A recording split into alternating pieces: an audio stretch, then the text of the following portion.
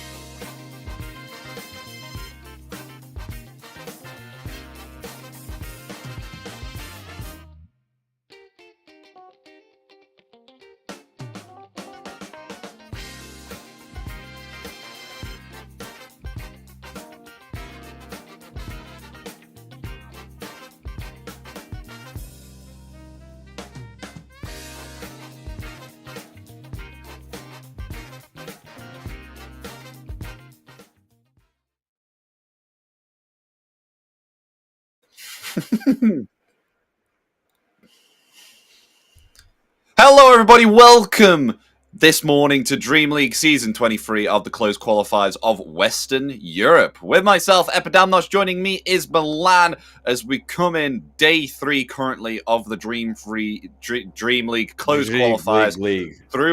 throughout here. Of course, with it being West EU, this is our first game of this region. So coming in, we're starting the bracket here. Only one team is able to qualify, and we've got a plenty mixed match of teams here that are all going to be fighting to qualify for this season of Dream League, with our first game, Milan, being Entity versus OG here. This is our home turf, as we may say. And I may correct you if I may. The two teams will qualify, but nonetheless. Entity versus. Wait, I said that wrong. Entity versus Tundra. Sorry, Entity versus Tundra. It's a morning. I'm sorry. So it is Entity versus Tundra, and two teams qualify. Not only one, like in East Europe, but nonetheless, there will be many unhappy faces in this qualifier. Like it may be two slots, but like if you look at the lineup, as you said, like Liquid, OG, Secret, Tundra, Entity, Mouse. These are some big names, man, and like only two can make it. It's same story as in for East Europe, where only one can make it. Just there's like a more, let's be honest, tier 1 teams here, or teams that are used to tier 1 results. Some of these teams like Liquid, OG, Secret, Tundra, Entity, they'll have to be satisfied with not playing Dream League this season. That's not in their plans. If you take a look at their notepad, that definitely says Dream League 23 played, but it's just the nature of these qualifiers. They're freaking bloodbath, and sometimes I'm glad I'm not in them. I still miss playing them, but it's a hell of a competition. Well, especially East Europe. I mean, those were some qualifiers for sure that we commentated on the last 2 days, with one game of Team Spirit going against one win. That was around about 100-minute game. I mean, my God, 1 hour and 40 minutes for a Dota 2 game. That was only game 1 out of a best of 3. And eventually, Team Spirit actually got eliminated from the close qualifiers, and one win went on further. So, don't know how they're doing at the moment. Possibly fighting against Virtus Pro.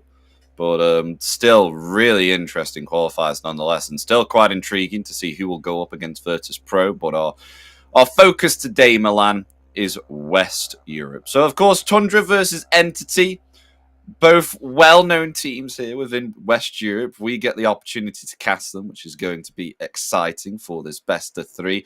How do you think they're going to fare against each other here? Do you think this is going to be quite balanced between the two, or have some changes recently made you unsure of the outcome here? I'll try to kind of describe both teams at the moment. We'll start with the Entity that I casted in the one-win series, 100,000 tournament that was going on for 3 days, like the last week, and Entity won this tournament, and it was the tournament where Spirit came fourth and Liquid came second, and in the finals they beat Virtus Pro. So it was a basically tournament full of tier 1 teams, and Entity caught me by surprise, and I think many others pulled out upset and pretty much dominated the whole tournament, winning Liquid in the semifinals and 2-0, and they did 3-1 versus Virtus Pro in the finals. So I think they are at peak of their form, like for as long as they made a new roster. Like when we did last qualifier, me and you, for ESL Birmingham, or maybe a last Dream League 2 that we did, like they were losing games left, right, and center. They couldn't beat anyone. Now they're stomping tier 1 teams, so I think they are at peak of their power. So I'm very pleasantly surprised by them. And then Tundra, they're a little bit of an enigma, right? We all remember the Dream League drama with kicking MC or removing MC. I don't want to go into details of this, but the fact is they have recently changed the player, a core player. They have added a new coach, and they haven't played for a while in competitive environment. So when it comes to them, it's a little bit of an X factor for me. But nonetheless, I have a huge respect for their players, especially like 9 class, Thompson, and Pure. I think these guys are like a generational type of players. I mean, Thompson already proved it. Pure and 9 class still have to, but we're in for a hell of a series, I think. And let's get right into it, Milan, as the draft gets well underway here for game one. We'll see the bans. So we saw quite a lot in East Europe with, Timbersaw, Centaur. I think we may perhaps see the same here. Timbersaw, the first ban here from Tundra. Is it a little bit similar to East Europe with the picks that are coming out for West Europe? Should be in the bans department, should be pretty similar, but later down the line, especially when you have players like Thompson in the lobby, it might get pretty interesting. I'm watching his public matchmaking. I see a lot of bounty hunter, lots of sniper, lots of omni knight, some pudge, some bane. You know, when it comes to Thompson, Thompson does what Thompson wants. Yeah. But for now, pretty standard bans. If you have a second pick, you ban the champ Batrider. Batrider got nerfed a little bit. I'm not sure how impactful it will be. And Entity will, of course, ban the 9-class Monkey King. This guy is like 13,000 MMR, Monkey King specialist. Tiny 2, a hero we have seen dominate games and just has a unique set of skill. And Tundra will remove Timber, Mars. And now they're deciding on their first pick. They'll ban the Shadow, and it's going to be DK. Yep. Okie doke. So Dragon Knight first pickup here for Tundra. Quite a common hero. I mean, especially we see it in the ban pool quite a lot here. What's so special about Dragon Knight, Milan? I mean, they nerfed him too a little bit, but I think not significantly enough. I mean, standard. A decent laner. He has a tower damage, has a stun, super tanky, buys the items that are good for meta. He can play fast, and then most importantly, he scales incredibly well into the late game. We always repeat this. When DK gets level 18 and the Agonist plus Manta, big black dragon slows everybody. It's very, very annoying thing to deal with, and Entity will respond with TB. A support TB that with refraction kind of counteracts the DK dragon, because he affects him. He gives him a taste of his own medicine. Yeah, but not for that long. I'm just having a look at the patch notes that it did say they reduced the corrosive breath duration from 5 seconds to 3 seconds. So doesn't last for that long anymore for the Dragon Knight. 2 seconds less. 40% loss. I mean, it's a pretty big nerf, but still this level 18 thing is there.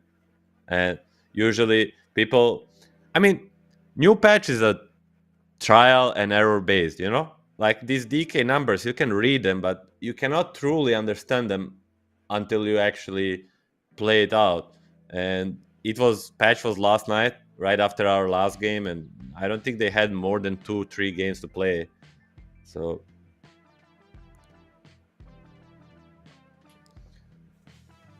okay, so ban wise, we have ourselves the Naga Siren ban here from Tundra Esports.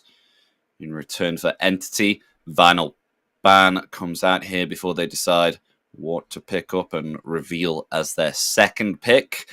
Already with the Terrorblade support, as you spoke about here, Milan, a great lane presence, especially with the reflection. Yeah. Keep in mind they have Watson, and Watson is a TB specialist. So yeah, we are now much more used to seeing TB support. But if it turns out to be a good TB carry game, he'll just take it, man. He'll just take it and he'll own the hell out of you with it.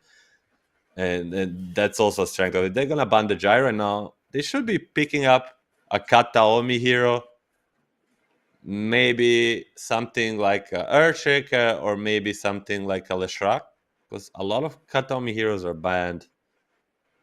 Batrider, Monkey, Tiny, they banned them all because Kataomi and 9-class actually share a hero pool in terms that really like to play similar heroes. But if I had to guess, it would be Earthshaker or Lashrak. He's one of the few guys that plays Earthshaker in this meta. I mean, that would be definitely interesting to see an Earthshaker, because we've just been getting the same heroes. I mean, I speak as it comes out. Rubik, another hero that we've been seeing quite a lot currently at the moment within these close qualifiers. Yeah. For us, it felt like Mira from Team Spirit plays like every game. But it seems like there's always some good spell to steal in every single game. And right now, versus the DK, Dragon Tail, or the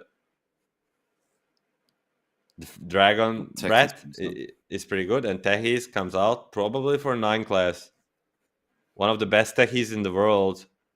And what is Whitemon rocking lately? He plays Tehis too, so maybe you got it. But his signature heroes are Elder Titan, Bane, and Aya. Maybe a Mirana. It's a pretty good combination with the Tehis and the DK. Basically, 3 of them can kill anybody, but it's gonna be his signature Elder Titan, as we said. So yeah, Elder Titan coming out. Not a hero that we do see quite often, but as you said, signature hero. And as long as you're comfortable on the hero and you're able to play the hero effectively, then anything can work. Now, Entity will either have to pick up a mid lane to keep the TB flex, or they can just make a decision, but definitely going to pick up the off lane, as we see here. Brewmaster, DM, the Brewmaster specialist. A hero that's never bad to pick up in the draft, because he's going to do his thing. And it's so hard to punish him. You know, there's only a life stealer that can maybe destroy him in the lane. But he does give free lane to some of the heroes. Most noticeably, like Faceless Void and maybe a Slark. They can survive through the Brew lane, and they are like a big game winners. It's not so easy. You have to execute it, but it could happen. And I think it's so hard for me to... Like, what does Tundra pick up if this TB is just a carry, you know? That's what I'm thinking. Like, what does Toby play to say, I screw with the TB? Like, maybe a Darkseer, but even that is not like a gotcha pick. So, I don't mind TB carry here. Yeah, TB carry looks okay at the moment. If they do want to go this, I think Entity are just deciding what to actually go for here within the 4th pick. Whether they could possibly still hide the fact if they want to go TB carry or support. Yeah, something like Pango mid could always be fine. Okay, so Kunkka comes out here. So they're kind of hiding the TB carry too, still. And I like this. You know, Pango, Kunkka are similar type of heroes, and Top Tundra will do Morphling for pure, or maybe even Topson. Topson is known to play Morphling here and there. And Kunkka is just like a hero pick mid that's gonna live through the many matchups, and you allow your 14, 15, I don't even know, man, 30,000 MMR carry rank 1 for 5 years. Get the overall last pick if he wishes. Like, I think that's a good approach. One hero that got buffed last night in this D patch is the Disruptor. His Q got buffed that it slows 0.4 seconds from the level 1, and Fishman is a Disruptor specialist. And this is a pretty decent Disruptor game. Versus the Morphling, versus the DK. Omni will be the ban from the Entity, so they expect Tundra to pick up Topson hero, as we said. Omni, Sniper, and Bounty are the heroes he's rocking in pubs. Do they ban the Bounty too? I have no idea how this hero works from mid lane. Like, does he have a good matchup against Kunkka? I mean, that's definitely a lineup that you just mentioned there. Bounty, Omni, and Sniper. Oh, they're gonna ban the Dazzle, another Another Thompson signature. Mm-hmm. We have seen Dazzle mid lately. It was Nicky it did Cool. get a bit overwhelmed. Yeah, Nicky Cool. He Yeah, got destroyed. But that's a much lower tier team than the Tundra. And Nicky Cool is a decent player, but he ain't no two-time TI winner. AA will be banned from the Tundra, so expecting the TV carrier just securing the Morphling game. And if they, like, depending what they want to pick for the offlane, I think they're discussing it, then they can protect that hero with a ban. What's left for Toby? Venomancer, he played a Sanking. Sanking got pretty buffed during the laning stage. He got 6 damage at level 1. Whoa. Almost, but he lost some strength gain. I think 0.4 Okay. strength gain. But I think it's an insane buff. This hero had big problems in the laning. You'll happily trade some late game strength for the 6 starting damage because it's a big number.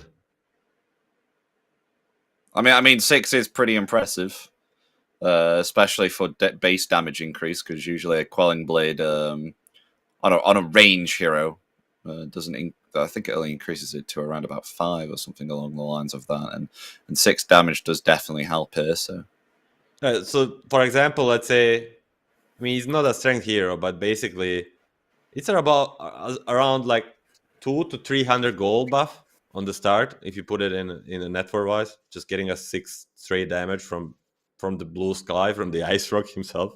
Draw will be the ban. So what are they cooking? Are they cooking something like, I mean, it's they're just protecting the Morphling. I feel like these are 2 heroes that really deal well with the Morphling. A with the blast and Draw with the also a healing direction and piercing the armor, the white armor with ultimate. And Toby hero will be, it's not gonna be a Toby hero, it's gonna be that bounty hunter that we mentioned. But still, it's a unique pick, Milan. We have not seen, a multitude of these heroes in quite a while during the day 1 and day 2. So we finally see Bounty Hunter come out, because I think they were banning that originally in East EU. I can't remember the team in question, but they did play the Bounty Hunter. It was Sanctity. It was Sanctity. Yeah, that's it. And it's gonna be a PL. Wow. At 14,000 MMR PL. That's a scary sight. It is. We're gonna be on camera again, but I'm glad to see you. You're very beautiful today. Thank you, Milan. You too. So they picked themselves up PL last pick here. I mean, having a look at the PL versus the lineup that they have, I think this looks pretty okay here for a PL. I mean, not much AoE other than, maybe perhaps like techies with Sticky Bomb during early. Once Toby gets himself to level 3 in Dragon Form, then he'll have the AoE splash damage in Dragon Form. But still not a lot to handle the PL, right? Or do you have a different... If this game goes even past 20 minutes,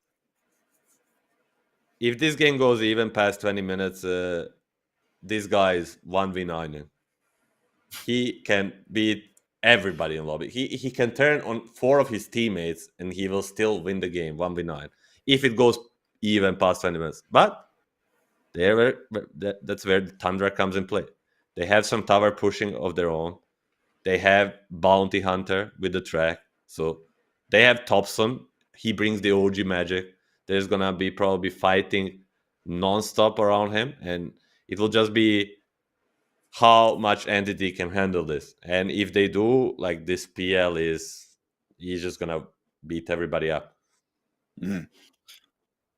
As ladies and gentlemen, we will soon be getting it into game 1, as the game is indeed getting underway. We can hear it in our ears, but it is coming shortly here. We can also mention quickly that Toby is an ex-Entity player. He got removed from that lineup around a year ago. So Pure is also an ex-Entity player. So these players and these teams know each other, know their preferences, and I feel like it's a lot of a friendly banter. So no bad blood between them, and it's gonna be very exciting. Oh yeah, for sure. I mean, first game of the day. I mean, first game of the region here too. With both of these teams going up against each other. And particularly of that to mention as well, some intriguing picks that we don't usually see come out. I mean, for my club, I don't know if they do more about here too, the last pick and PL. They're not very common heroes.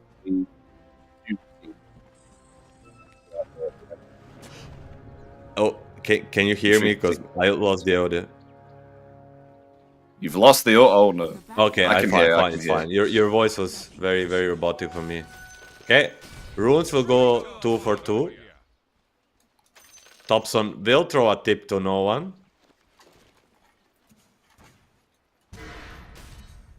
Oh, the Dragon Tail there. The Fishman. He's okay though. Not a problem. Terrorblade support. He should be fine here, you know. He gets himself level 2. Has the Metamorphosis. Start to have the ability here to start pressuring Toby and 9 class. That's the power of the Terrorblade support very early on here. Is able to trade effectively. Lag. I mean, we see bottom lane 9 class already starting to like bully both of them.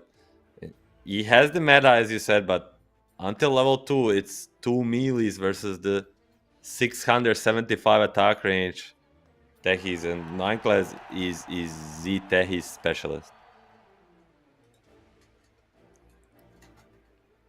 In the mid lane matchup with Thompson going up against no one here on the Bounty Hunter. Bounty versus Conquer. This is a lineup that I don't think I have seen personally in quite a long while here. How do you think this matchup will go between these two mid laners?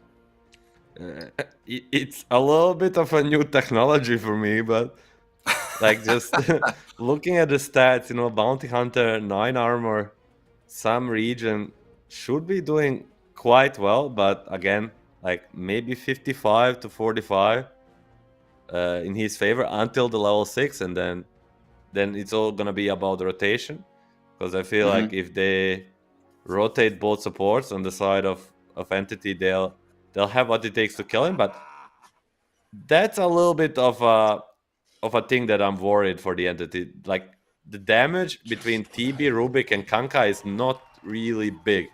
Like the moment you waste this boat, like what is actually left, you know? Like it kind of worries me a little bit for the early game.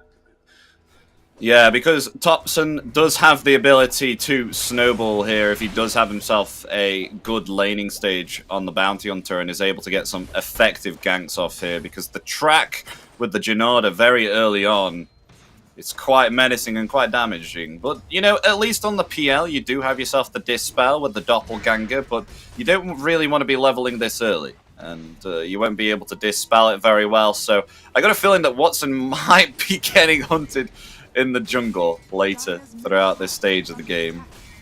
I mean, for sure. He's gonna be like priority number 1 if oh, did he mess up that Doppelganger? I cannot tell, but nonetheless, he's gonna try to dodge the damage. And these lanes are going pretty well for the Tundra side, just putting a lot of pressure on both side lanes. And this is what they need to do in this game. They need to dominate these lanes, make some sort of advantage, and then with the bounty, as you said, just try to snowball. I think Thompson is going to be taking more harass damage here pretty soon. I mean, a bottle is on the way for him, but level 3 on no one now, which means the level 2 Tidebringer is taking considerable amount of damage here from the cleave of Conquer. But a first blood on the top lane going to the hands of DM on the Brewmaster here, taking down Whitemon on the Elder Titan.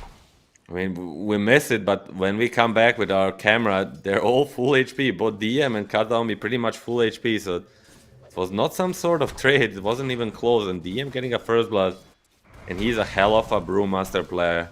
You don't want to be feeding this guy any more kills. And DM, for that mention as well, Milan, doesn't even have the thunderclap here. When the Cinder Brew and the Drunken Brawler, does the Cinder Brew have an effect with the Fade Bolt? Yeah, any magical damage you can trigger it even with a blood grenade. You can trigger it. Ah, okay. I remember when it used to be very specific, if you remember, just like kind of like fire spells only. Like, it was yeah, like that, and then it was like 80 damage or something. So there used to be a number. Oh, cut down. Yeah. It's gonna lift and steal the Lotus Pure.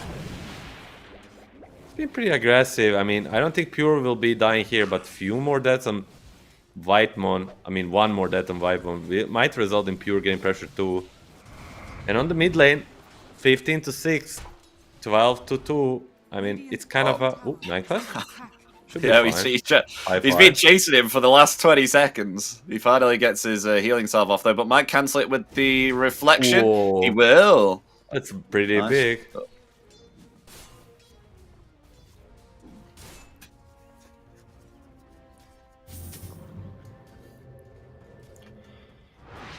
So Pure now on the Morphling. With the level 2 adaptive strike, starting to relay the pressure here onto DM, trying to harass him with the adaptive strike here, taking him down bit by bit. Though he does have himself 2 braces on DM here, so getting quite tanky here on the start of the game, getting that extra regen. As meanwhile, they will find a return kill here for both the supports on bottom, with Watson getting the kill on Techies. And of course, Toby getting the kill there onto the Terrorblade. And another kill happening top, with Katomi taking down Whitemon. That's the second F here on this top lane for the Tundra POS 5.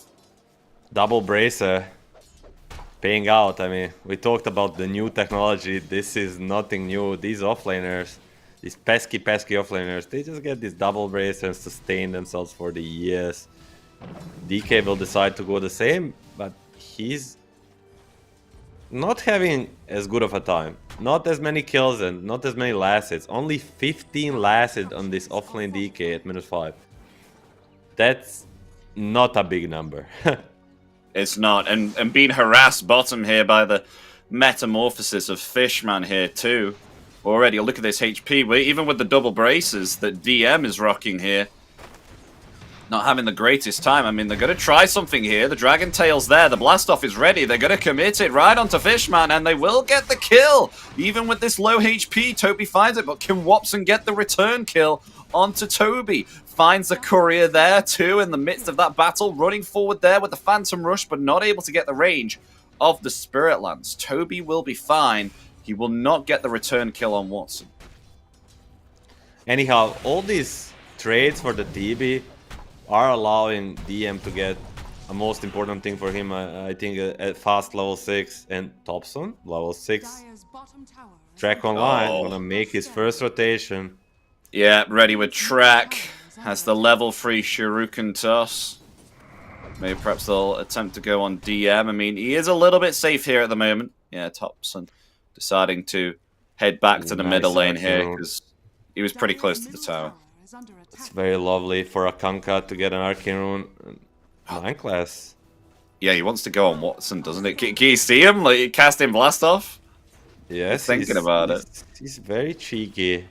A super clutch player when it comes to mechanics and using spells. Well, surprisingly, there's going to be... he misses it! It doesn't connect! They're going to attempt to turn this around now, slowing both of them down here with the reflection. But, of course, 2 points into the Dragon Blood, so... That's the biggest jinx ever, man.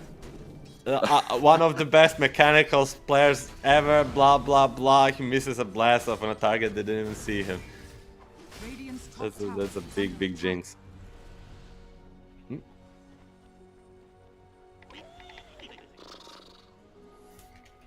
1-for-1 wisdom. Pretty standard stuff. And so no Thompson, one actually using this Arcane Rune to just farm. He's almost finished his Phylactery here, Milan, on Thompson.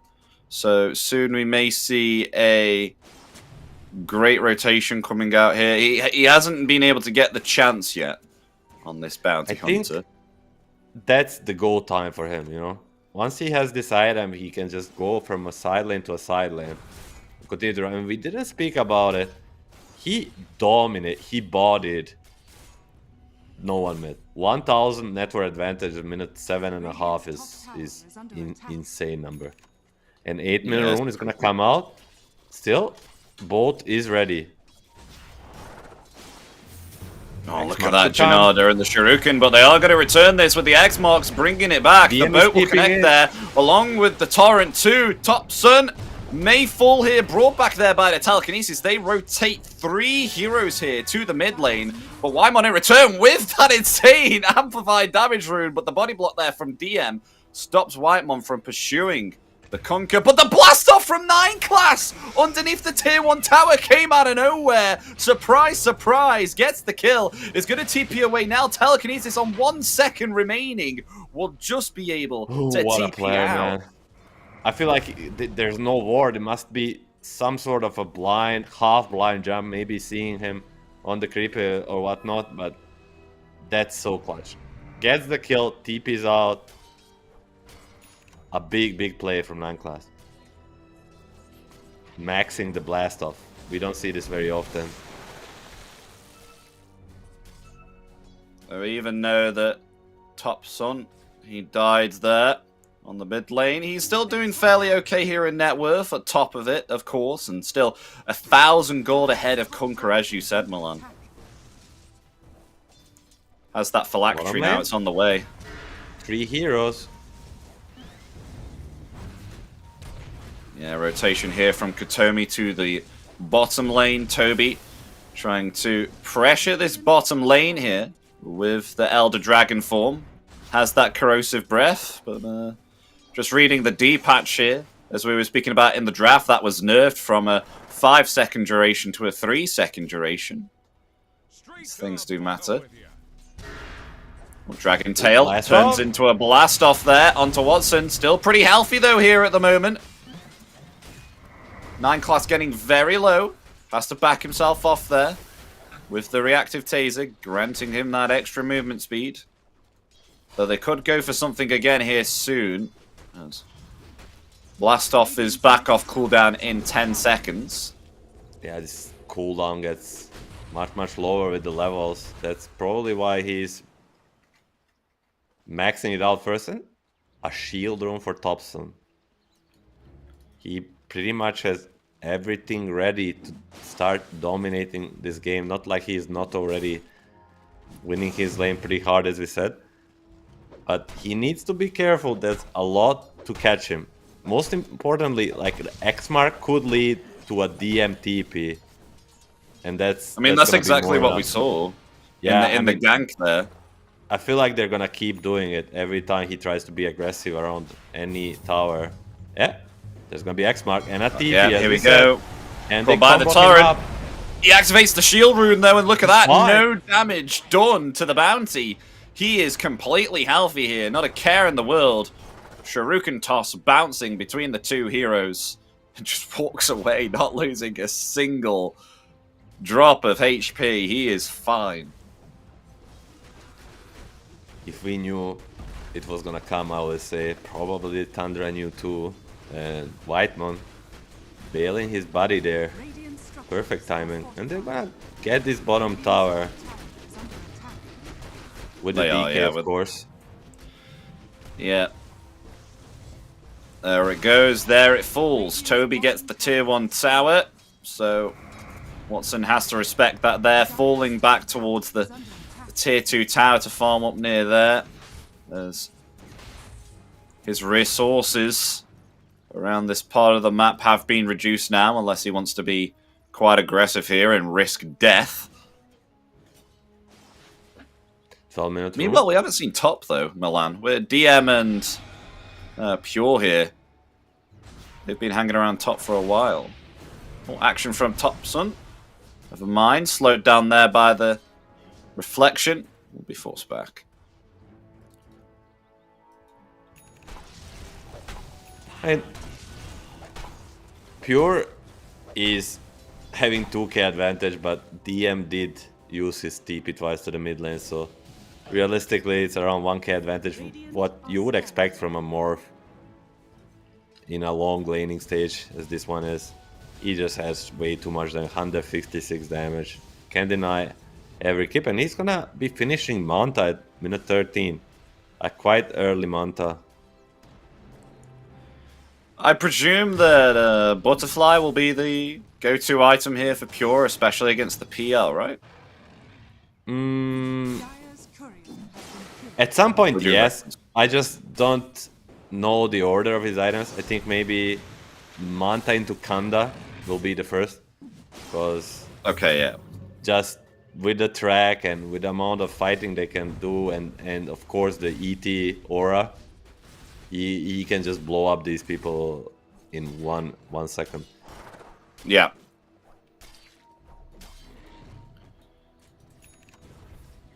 Still, only 7 kills in this game. I thought with maybe perhaps a bounty hunter and a conquer on either side of the teams, we were going to have some hectic game 1, but surprisingly, it's been quite passive at the moment. Not as many kills as But we still, thought that were going to happen. 4,000 network lead for the Tundra. They're doing this like non-kill pressure. They're gonna find top summit, or will they? He turns with the Shuriken. Safety bubble will help a little bit. 40 Maroon is a big contention point. Oh, it's a regen. Meanwhile, though, oh, they're going to jump right on top of there. If Katomi will not survive, taken down there by the bombs of 9 class. Explodes. Lovely blink usage. Now, with this, they'll attempt to try and find the tier 1 tower there. As Toby, with this blink dagger, is going to start upping the pressure here against Entity with this Dragon Tail. Radiant's middle tower is under attack.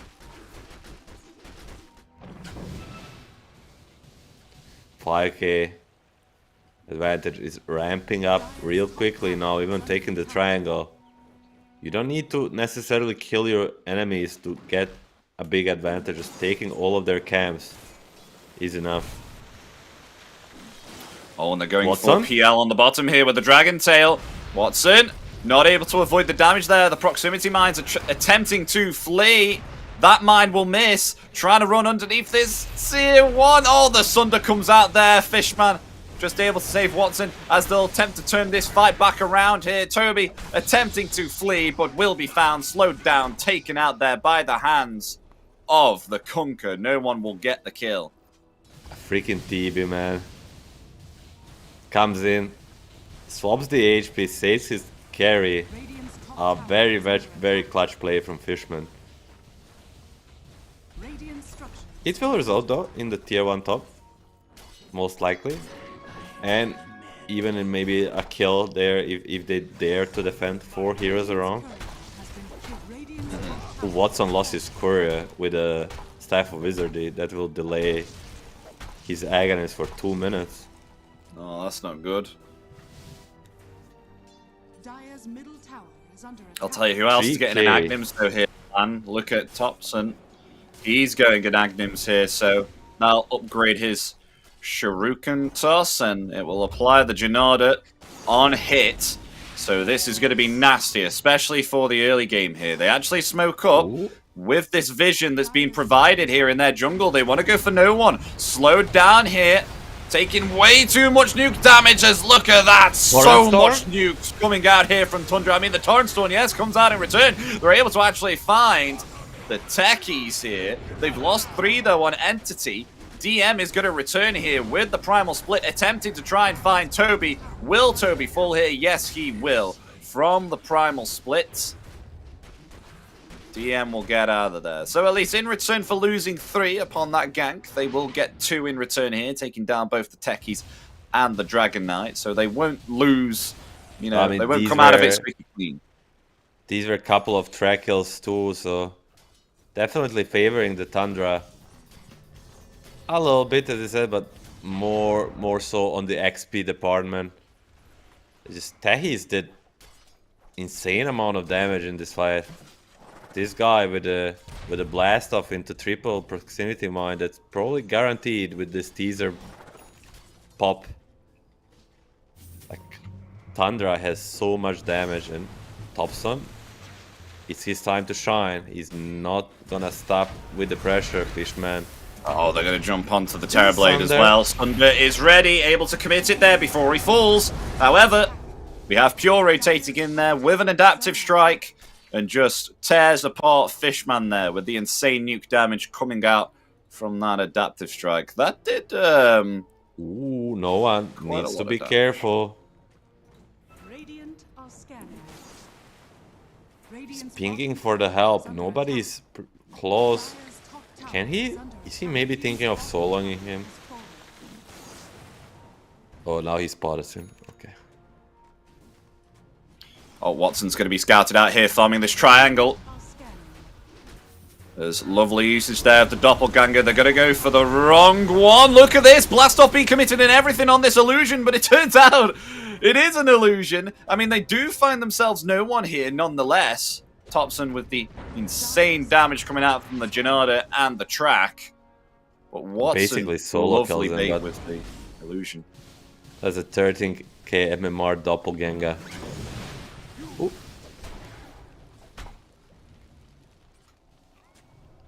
And Kanda will be almost finished on the Morphling. Oh my gosh, Thompson. That is a instantaneous kill there onto Katomi, but he may pay the price for this. Being slowed down here heavily by the Cinderbrute. Yes, he will fall, though. Pure rotating in. Easily finds a kill there onto Fishman. Now attempting to go for Watson. He has the backup here of his two supports if they do dive him. Beyond this high ground, Toby's rotating in as well, ready with the dragon form. Yep, slowly falling. Pure is. Will attempt to get away there, but the blast off comes down in return. DM will be nuked out before he can even use the primal split. The nuke damage was too much for him to handle, and Pure completely fine here. Yeah, playing on the edge there with the Brewmaster. Almost gets the split off, but a perfect chain stun from Tundra with the blast of Earth Splitter will turn out to be too much. If he gets the split there, it's a total different story, but no one. Tundra is so aggressive all the freaking time. Seems like they want to fight 24/7. And Katomi. Katomi's dead. There's no way that Katomi's going to escape this. And a free kill there for Thompson. That's so much gold. Insane amount. 11.5k net worth on this bounty hunter. I mean, Pure is beating him, though. 13,000. Has a Kanda and a Manta style. 20 minutes in. Basically, already one component into the butterfly that you mentioned. It's gonna be the next item on the list, and once he has it, there's not gonna be much to stop him. I mean, at least Watson's able to get a Diffusal Blade now, so we'll start to have more impact here with the illusions. They're going to bring back 9 class here with an X marks and a boat. No way is he going to blast off out of it. No, yeah, Watson will find him. Runs forward there with the Phantom Rush, gets the kill underneath this tier 1. Every kill matters. Yeah, it's 8 kill ahead. They're gonna get the rush. Everything is going their way for the side of Tundra, but this PL in this game, and especially on a guy like Watson, cannot be taken lightly. You know, you make one slip up, you lose one fight, he will take this game over. Radiance on the Brewmaster here also. Got that around about a minute ago on DM. So maybe perhaps we will see some impact. That's going to help him scale, as we know. Brewmaster, when he is a core, does have a hard time trying to scale if he doesn't get himself the XP and the farm.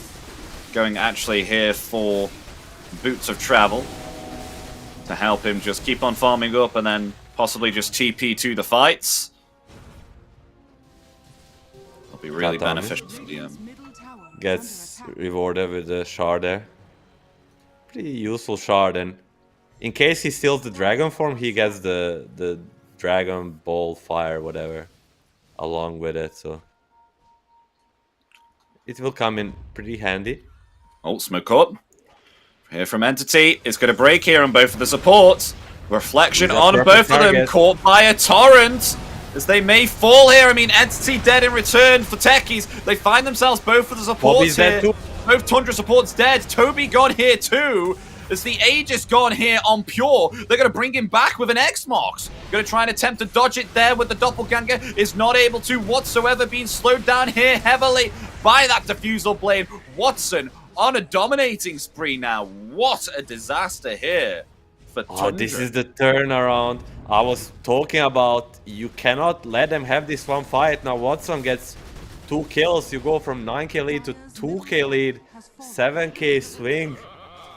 Oh no, this PL is approaching the scary territory. I mean, he's already there. He's approaching a scary territory, for the lack of the better word. And the graph, meanwhile, has just absolutely shot up. Look at that line on the graph here. It is still climbing. It's still climbing, just showing how much of a jump they were able to obtain after that one fight here. Crazy stuff. That Thompson will get a free kill. A dieback on Fishman. 60 seconds on the side. Ooh. Well, no one. They're going for no one here. Nice Dragon Tail. Torrent Storm? Well, yep, has to commit the Torrent Storm there and the boat. It's still okay for the time being. Will they pursue underneath this tier 2? Thompson, he decides to here, but it may be his life as he's brought back there by the X-Mox. Will try and go invisible, but because he's underneath that tier 2 tower, will be scouted out. Thompson is dead in return. Pure moving in here with a waveform. Oh no, this could be a disaster for him. It's the torrent! The torrent comes off now. The Morphling is dead too. Attempting to go onto Toby as the Dragon's Breath coming out. Watson still laying in the damage. They find the Dragon Knight. They've lost all 3 cores here on Tundra. Oh no, Tundra, what are you doing? I mean, you're getting a TB and a Ruby kill and pressuring no one, but this Watson PL is not being dealt with, and every fight he's just dishing out lance after lance. He's doing so much. This is the concern that I raise, Milan. I don't know if they have any AoE here for the PL. I mean, yes, you get yourself the butterfly, you protect yourself against the illusions, but what do you have to take down this PL when he's in a horde of illusions that he has created for himself? And now, with Manta finish going into hard, it's only going to be harder. Yes, you catch the DM again. They're doing a good job of pressuring the other heroes. But I just keep stressing. In my head, it's all about the PL. I don't know if you feel the same. He's the only hero that matters in this game. I mean, after the draft ended, I said he can 1v9. Smoke up. With the Manta, yeah. He feels more than ready. Level 18 also. Lightmon hanging around here. Pure's pushing the bottom, while Thompson is pushing the top. So they're actually going to head bottom here, seeing the Morphling Manta-style illusions. Oh, the smoke's going to break here. Oh, can he get the X-Marks? Oh, he gets himself the tidal wave, but the X-Mox just comes out in time! Brings him back! This may be a dead Morphling attempting to flee here with the stolen Doppelganger from that replicate. Hiding now in the trees. Is he going to be found? Yes, he is, Milan. He is gone. Brought back there by the X-Mox, attempting to waveform out of there. The whole of Entity on his butt, attempting to flee. Does not have himself enough mana. Is attempting here to use another Doppelganger here again. But he's going to be found, no matter how many times he uses it. Unstoppable spree for Watson. He makes them work for it, but nonetheless, he dies. The most important hero on this Tundra side, the most farm hero, dies. And they're going to TP top, try to catch more. Not successful so far, but 9 class. Oh.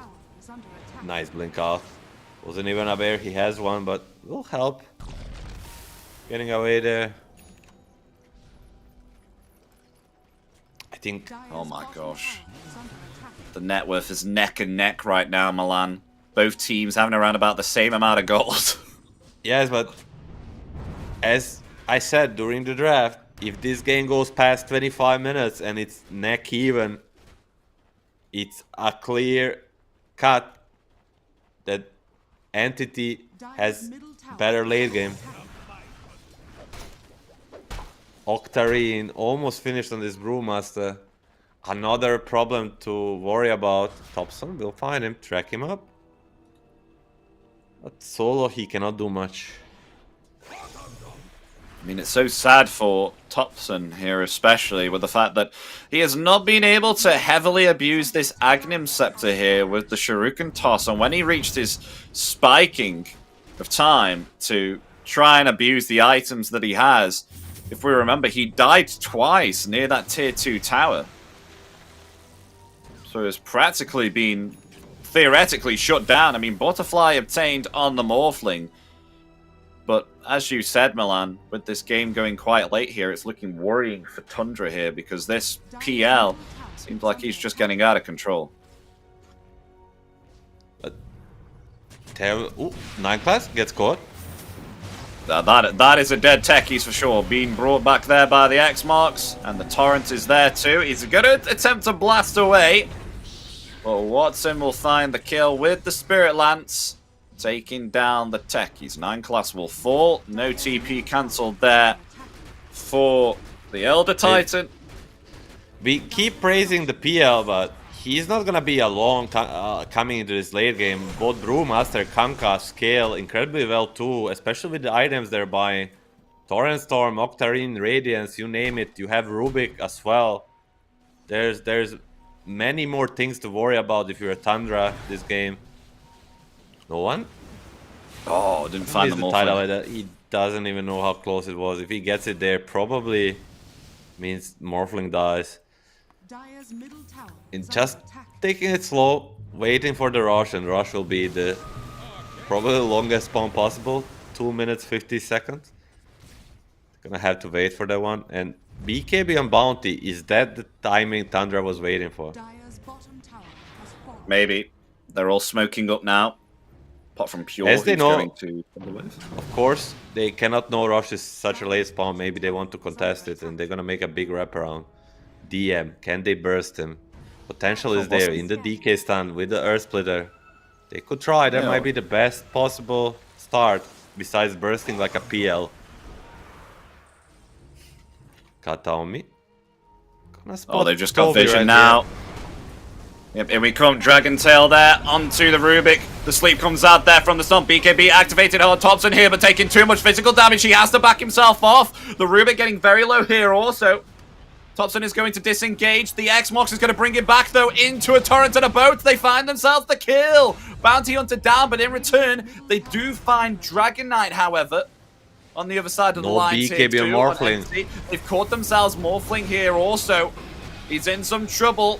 Being brought back, he's going to try and steal that replicate with the doppelganger once again. Brought back by the tidal wave. He definitely looks like he's dead here, Milan. Attempting to waveform away. Watson's he will very get low. back, but because of the vision that they have on this cliff, X-Moxing him once again. Torrent is there. He's going to attempt a doppelganger, but the tidal wave bringing him back. There's just so much control here from no one. 4 down here on the side of Tundra. Entity coming out on top again. I mean, there's just too much. As we said before the fight, there's just too much to worry about. These Torrent Storm, Brewlings, and then PL on top of it. They get maybe a good start on the Rubik, but Sunder comes out. This Rubik doesn't get bursted, pops the Greaves. And then with their vision on the hill, it was just all Entity in that fight. A little bit, and the proximity mind as Observer is showing that there's just too much in this Entity tank to deal with for Tundra. It's way too hard. I mean, yeah, Octarine core now on DM. I mean, if you thought no one was controlling enough with his tidal wave and all the torrents, he is about to complete himself here. Is this an Octarine core that he's finishing up right now? Oh, Kanka? Oh no, this is what is that? This is probably a Bloodstone. It's a Bloodstone. Bloodstone, yeah, it's a Bloodstone. Yeah, the Bloodstone is the standard item because it just, with the damage from the Torrent Storm, you just basically are invulnerable during this duration. So able to heal up massively during that Torrent Storm. It will be free rush after all, and Aegis on PL. It was a little bit scary during that fight. The one thing that can go very wrong for Entity is PL getting bursted, and the Aegis will make it twice as harder, at least.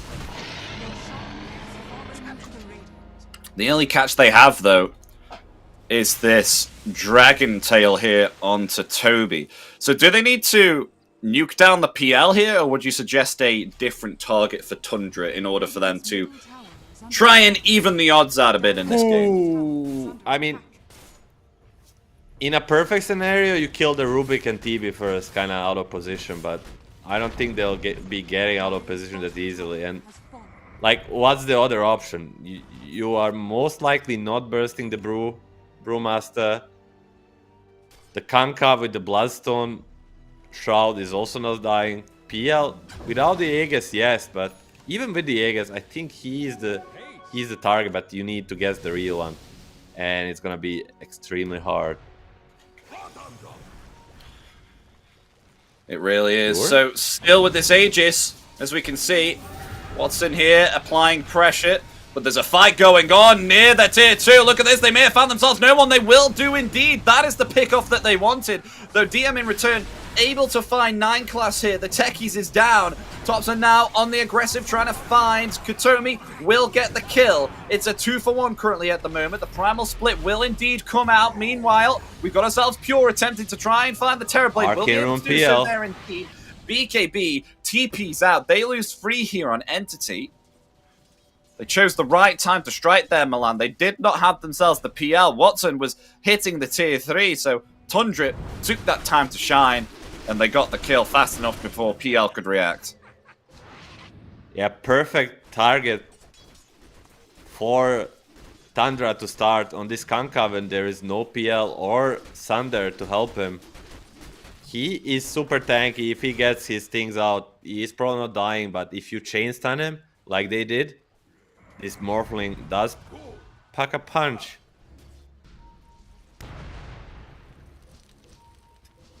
Dire's middle tower is under attack. As they've still got a bit of time left, though, on this Aegis here for Watson, so they can still go on the aggressive. It was just unfortunate that no one was indeed picked off here on the Conquer, so they can attempt to go for a second attempt.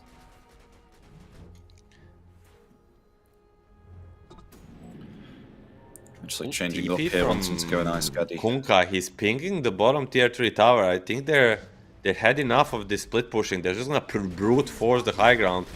Double Glyph is ready though.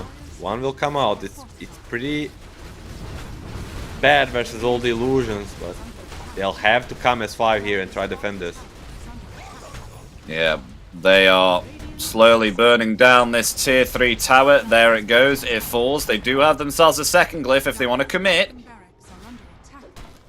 Nice echo stomp there onto 3, but taking the use of that. The Earth Splitter ready to be utilized. They will commit the glyph. Watson still laying into the barracks. Barracks still alive here for now. Did Tundra want to do something to protect this? This barracks is slowly falling. Damage being dealt there to Watson. That's quite a lot as the doppelganger himself out of there. But they still do get themselves a bottom set of racks. They're happy with that on Entity. They will pull themselves back. Objective achieved. Aegis, well used. Not only they get the racks, they also make everybody come home. They need to regen the mana on PL, and they're gonna be more than ready to fight. Ward on the high ground. That's not the place you want to fight around, and Watson knows it.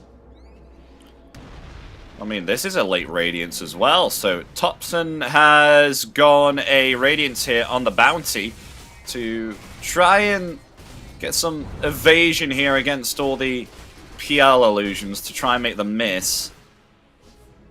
Hey, you said it yourself, no AoE on their side, and they'll have to like kind of buy it, you know. Radiance is one, Shivas is the other. We'll see if someone wants to pick it up. Anyhow, Radiance with the Manta is not too bad of an item, and DM is gonna get tracked and gets the D word. And also has the Aviana's Feather here on the Bounty Hunter as well, so getting even extra evasion on the Bounty, which is really going to help against these PL illusions. As Watson did want to go for a blow, he's swapping between two ideas here. He wants an Eye of Skadi, or he wants himself a Bloodthorn. The Aegis is going to expire though. Tundra's going to take this time to initiate straight away. Then the Earth Splitter takes down no one along with Fishman too. As the Primal Split is there, DM is losing a lot of his Brewlings right now. They're going to try and get the vision here to take down that Storm Brewling. But they don't have themselves the detection. It's way too fast with a movement speed of 525. That Storm Brewling will get himself out of there and DM will survive. But Entity were not expecting that. The insane damage coming out with the help there of the Earth Splitter. But look at the damage that Morph did in that fight. 3,000. What a clutch play from Tundra to attack exact same second, surprise everybody, us, and most importantly Entity. They will only get 2 at the end, which is not too bad, but it felt like they were gonna team wipe them. That's how it felt. This Aghanims on Techies, he was doing some god's work there. It was, yeah. The Aghanim Scepter on the Techies is so damaging. It's so annoying.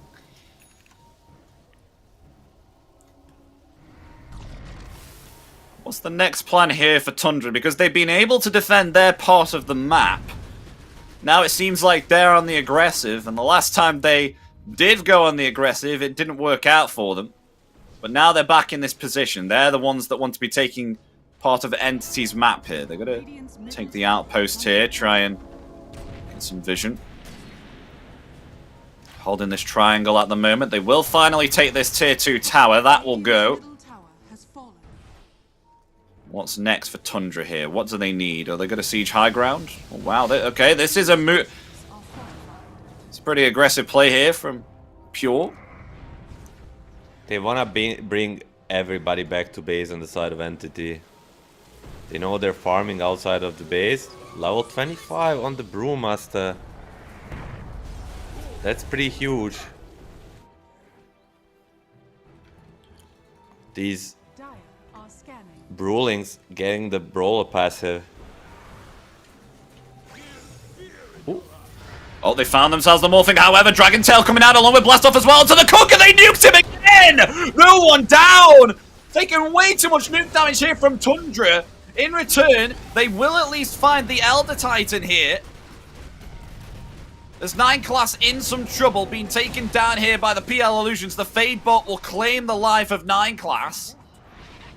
So they will lose 2, but again, Tundra nuking the living hell out of no one there. Just not able to get off the Ghost Ship, not able to get off the Torrent Storm.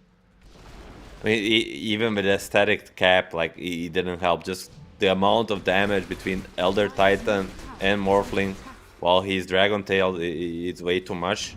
But you're using basically everything to kill the Kankai, and I feel like he's like a third most important core in this Entity lineup. Number 1 is, of course, Watson, with, honestly, DM on the Brew being a close second. Like, he's just so strong. Like, we saw after he used Split, basically everybody is running away from him. They just... And he's gonna have a refresher now. This guy is out of this world farmed. And he's 5k behind the Morphling. Out of this world farmed and 5k behind Morph. So, maybe can Pure bring it around, but it just... It's just so many things to worry about. Yeah, practically 6 slotted here on the Morphling. And wanting to go for a... I think this is a Disperser. I think a Disperser is really going to help Pure here, because we've seen so many situations where he just needs that extra movement speed or mobility to get out of a tricky situation. I mean, a throwback to what happened at the bottom outpost, how he was he had taken the morph there of Watson on the PL and just kept on using the doppelganger But if he had himself maybe perhaps an item like the Disperser, then possibly he could have got away.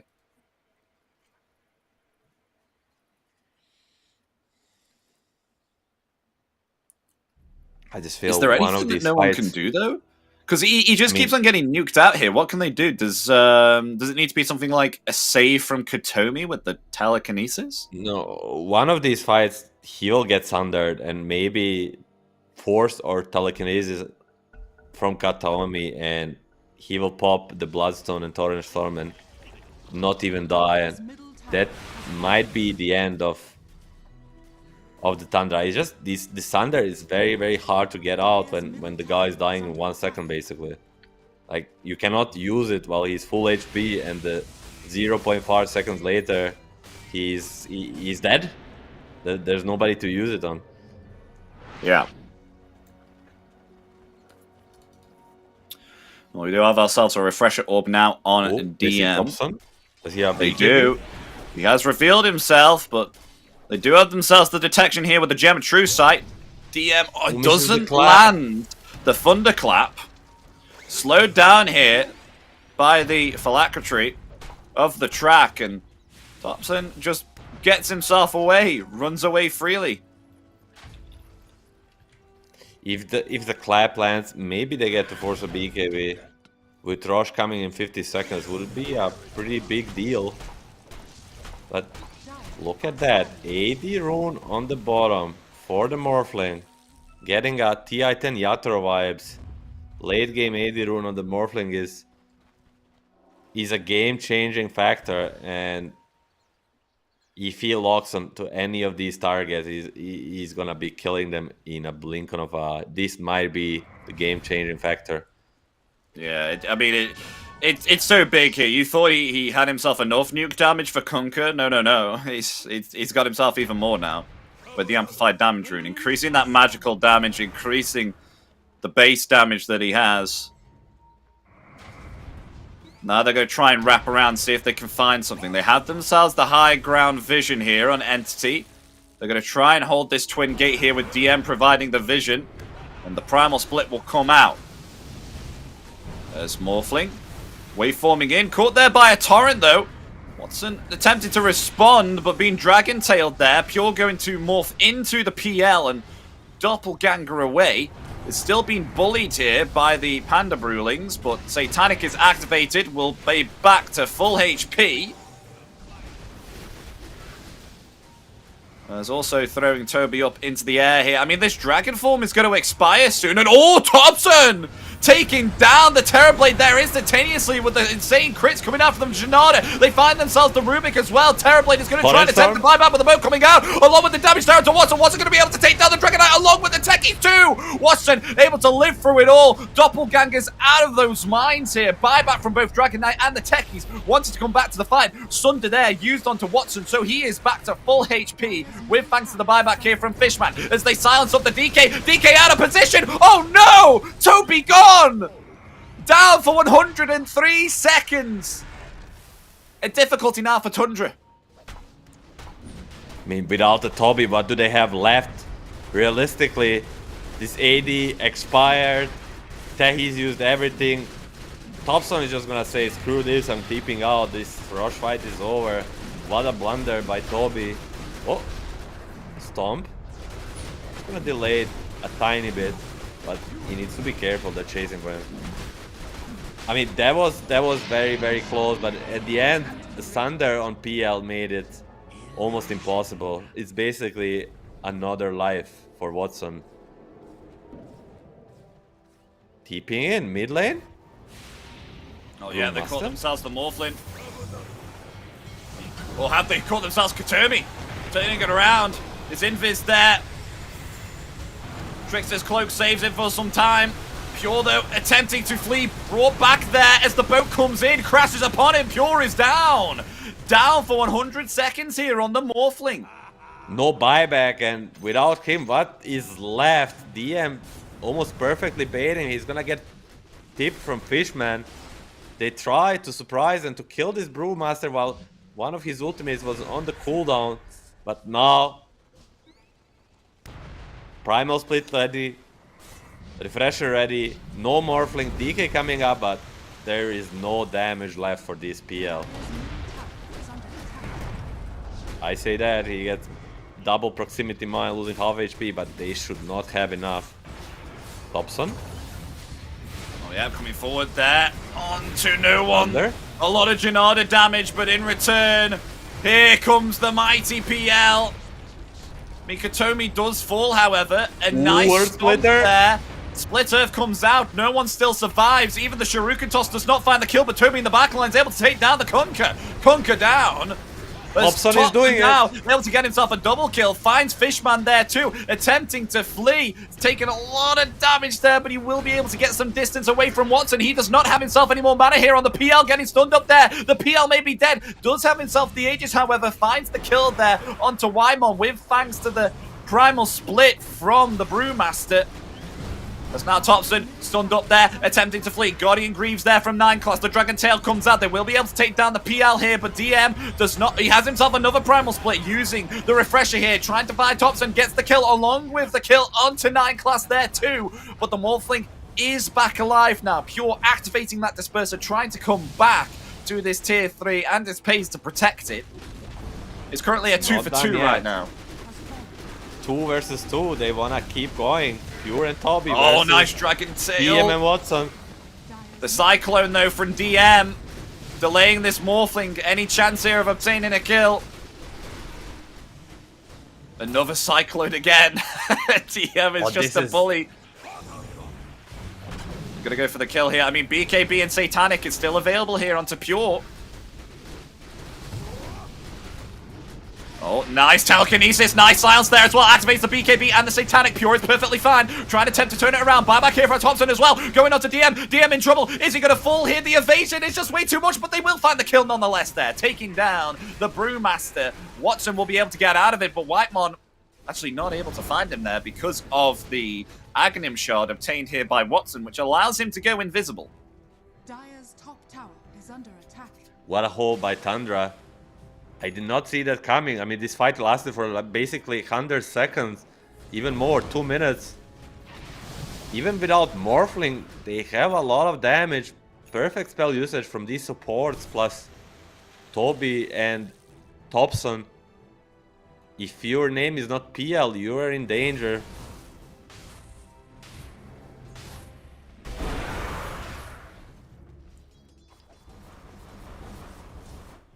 Thompson buyback though. Oh my gosh, Thompson's got himself a butterfly here on the bounty now. I mean, they have so much evasion, right? I don't know. He's rocking 60, 70% evasion. And, 61% evasion right now on the bounty. And a refresher on Pure as well. So has himself the double BKB. I'm wondering what he's going to swap in place, though, for this. PL is not a hero that likes to buy MKB, but 60% is a quite a number. Maybe he needs to consider it, especially when the board of the heroes have a huge amount of evasion.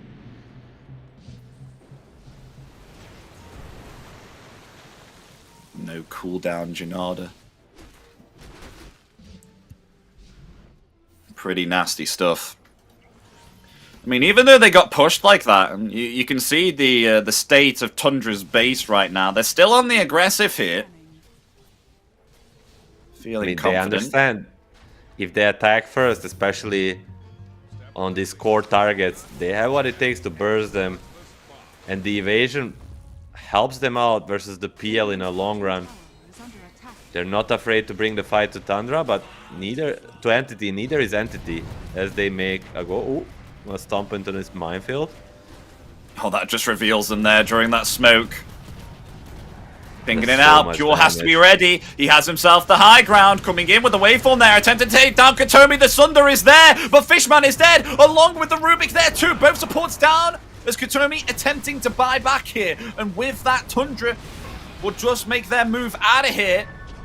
And Thompson having to activate the BKB. Are they going to jump back in? They're still hanging around here at this time. There's the Dragon Tail there. They're going to try and take down no one here with the insane nuke damage. The BKB is there, but he's still going to fall. The boat time, taking down the Kunkka. No one dead once again. There's just so much nuke damage coming out here from Tundra. As meanwhile, Watson in the backlines here wants to try and find Whitemon, but the telekinesis actually saves him. Never mind. Able to get the kill. There goes the Elder Titan. And with that, Tundra will back themselves off. Try and leverage some space here to maybe attempt to turn it around, possibly. Watson coming in forward here with the Phantom Rush, trying to find the Techies. Attempt TP is there, but will not be able to get away. Techies down for 80 seconds. It's just the 3 cores remaining here on Tundra. 3 big cores. But yeah, they kill both supports. Even TB twice, but Kunkka gets the spells before he dies. And Watson will threaten the throne. He's going for the tier 4s. He's taken down 1. No Dragon Form here for another 15 seconds, so Tundra just need a little bit of breathing room. And Entity, they will back off, so they will get that breathing space as they look to try and get the tier 2 tower top now. Rush potentially in 50 seconds. No one really needs to be much more careful in these fights. Maybe gets himself a blink or something along the lines just to join later. Because if they burst him without him getting any spells off, that's the key for this Thunder lineup.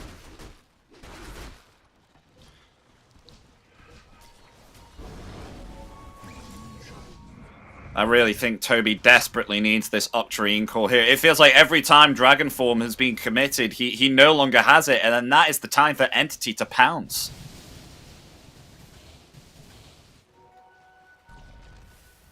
Buyback-wise, though, only buybacks available on the Techies and the Dragonite for the side here of Tundra. Meanwhile, on Entity, all 4 buybacks available except for Katomi, who did use that buyback during the last fight. As Roshan's going to be spawning up again here to Milan. Quite an early one. 15 seconds remains before the Roshan is back up. A Refresher Orb here too on Toby, so maybe perhaps jumps in with the BKB and the Dragon Form. Dragon Tail committed, Refresher, then the Dragon Tail again? Is that the whole case of this Refresher? Yeah, I mean, just multiple instances of all abilities, but it's all about who gets the jump first, and Watson, he's poking. I mean, the real PL is here.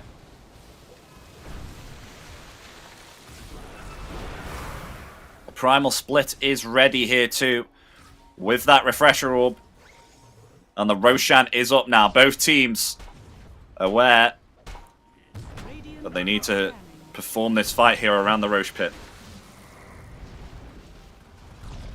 Trying to get rid of this Observer Orb, but it's gonna be too hard. Oh, this is a bad position for Tundra, I feel. Yeah, they need to be careful. The PL, the real one, is in the midst of these illusions. If they find the right one, it could be big. Lots of damage there being taken by Watson. There's now the Techie's minefield comes out to play, but there's no one here, so maybe perhaps that was committed a little bit too early, but the creeps are pushing in on middle. Yeah, exactly. Watson is pinging the base. They see Tops on TPL. Do they decide to chase, or they just walk straight in the rush? This is the Rax advantage coming into play. The stalemate always gonna benefit Entity. And there it goes, folks. Aegis now in the hands of Entity. Once again, Aegis in PL's hands. So a second life available on Watson. If he wasn't scary enough, now the PL has himself an Aegis. And not to be taken lightly, a Refresher on this No One Kunkka, double Torrent Storm, double boat fleet if he decides to take that on level 25. Oh, Tundra, they do want to try something though. Look at them on the high ground here. Maybe perhaps they see themselves the real PL. They're going to attempt to go for the Brew! The Brew is decimated here! Watson in the middle of it all, taking way too much damage here from the minefield as they found the PL there too, decimated also! It's going to come back now. The boat will be committed here early here by no one. The Torrent Storm will be committed here also defensively. As Watson now trying to lay in the damage here onto Thompson. Does have himself that evasion. The BKB there. Fishman is deleted here by the hands of Pure. The buyback there. They may find Watson. Watson's No there. buyback. The Torrent Storm's there along with the boats here also. They will catch themselves, the techies. But they take down this big behemoth. The PL. The PL will fall. Wow. I mean, I'm just so impressed by the way Tundra is taking these fights. Just these clutch moments in where they jump a hero with like 2-3 guys together and burst him in a matters of second. A big blunder by Entity and Watson to fight on this Tundra vision, but doesn't take anything away from them. They're playing out of their mind. This is some high end Dota, you know. This is as good as it gets mechanically. And Fishman had enough. Every fight, they burst me in one hit. They one-shot me with this Morphling Kanda. I'm gonna go get myself a drink, he says. I'm just making it up. Yeah, still hopefully he comes back really fast and everything is okay.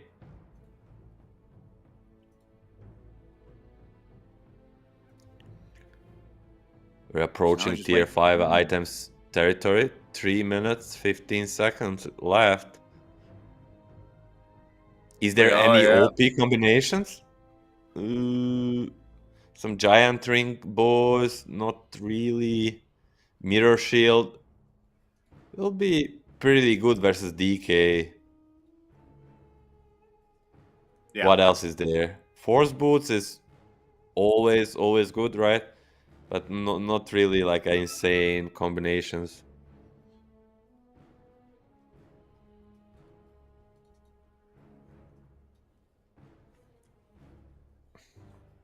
So they've been able to get off incredible nuke damage plays here against the PL.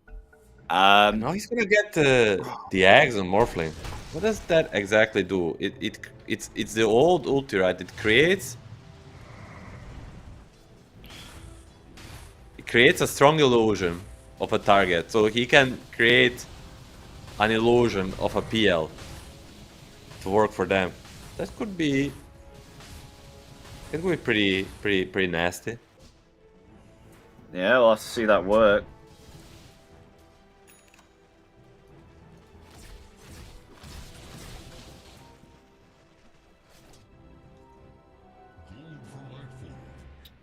As this kind of stops Entity in its tracks now. Was very confident with this Aegis, but with it being wiped out twice here by the hands of Tundra, Entity are just very unsure about how to progress this game now, because no one was having a superb time here on the Conquer with the boats and the torrents and so much control.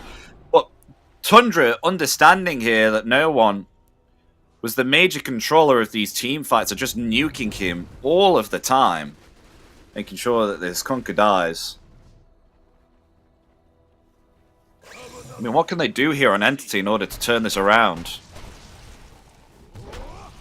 Just in the late game, more often than not, it's always a case of who gets the jump first. And in recent fights, they just keep getting jump first. Now they need to change it around. They need to get a fight on their own vision, get a fight on their own terms, get a jump on one of these heroes first, and most importantly, do not let your supports die so quickly. The key of the last fight was the Brewmaster getting decimated in 1 second on the start of the fight. That cannot repeat if Entity wants to win this game. Yeah.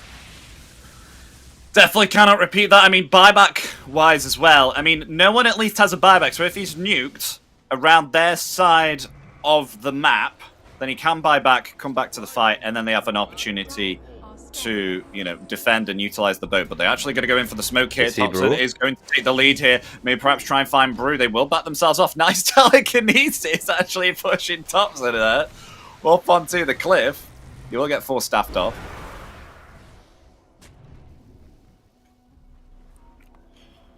Just trying to find an opening here at the moment. But this bottom wave is going to push in here, Milan, on the creep wave.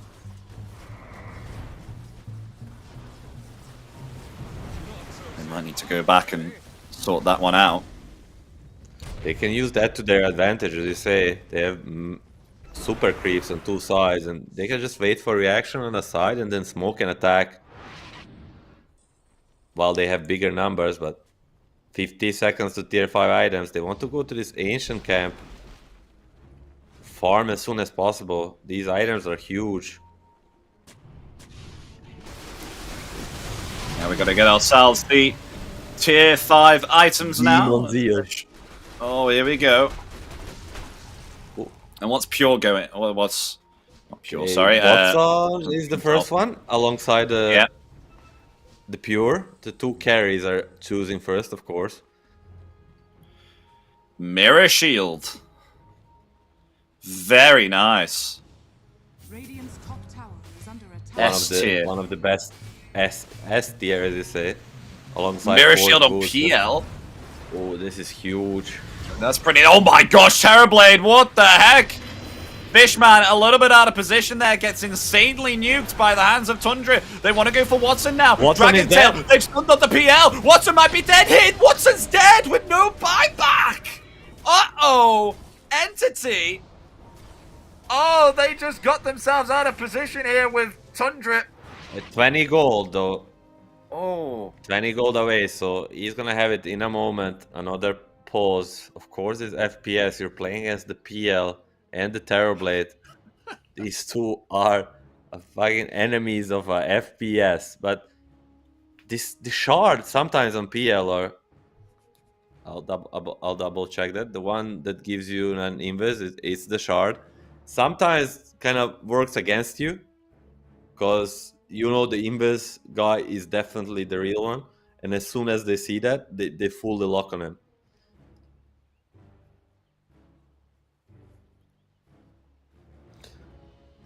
Night class is back, and they're still heavily pushed, though the creep waves are. So as you can see, the bottom wave has absolutely tons of creeps coming Tundra's way at the moment.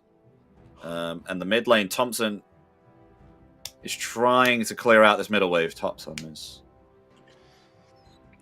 There's still no creep wave. Will most definitely try to force the buyback.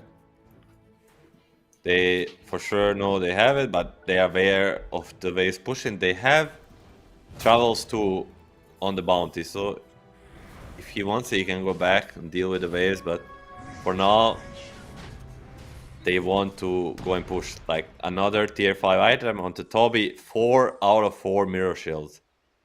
Oh This my is a bug game. gosh. Is this where we see 10 mirror shields? This is a patch bug. See, Whitemon is choosing next alongside the 9 class. Book of the Dead. Radiant's middle tower is And the under 9 what's class it? will go for 2 the Book Book of the Dead. too. Necronomicon galore. Radiant's top tower is under Oh, let's bring in all the Necronomicons. Look at that. 8 Necronomicons. Here we go.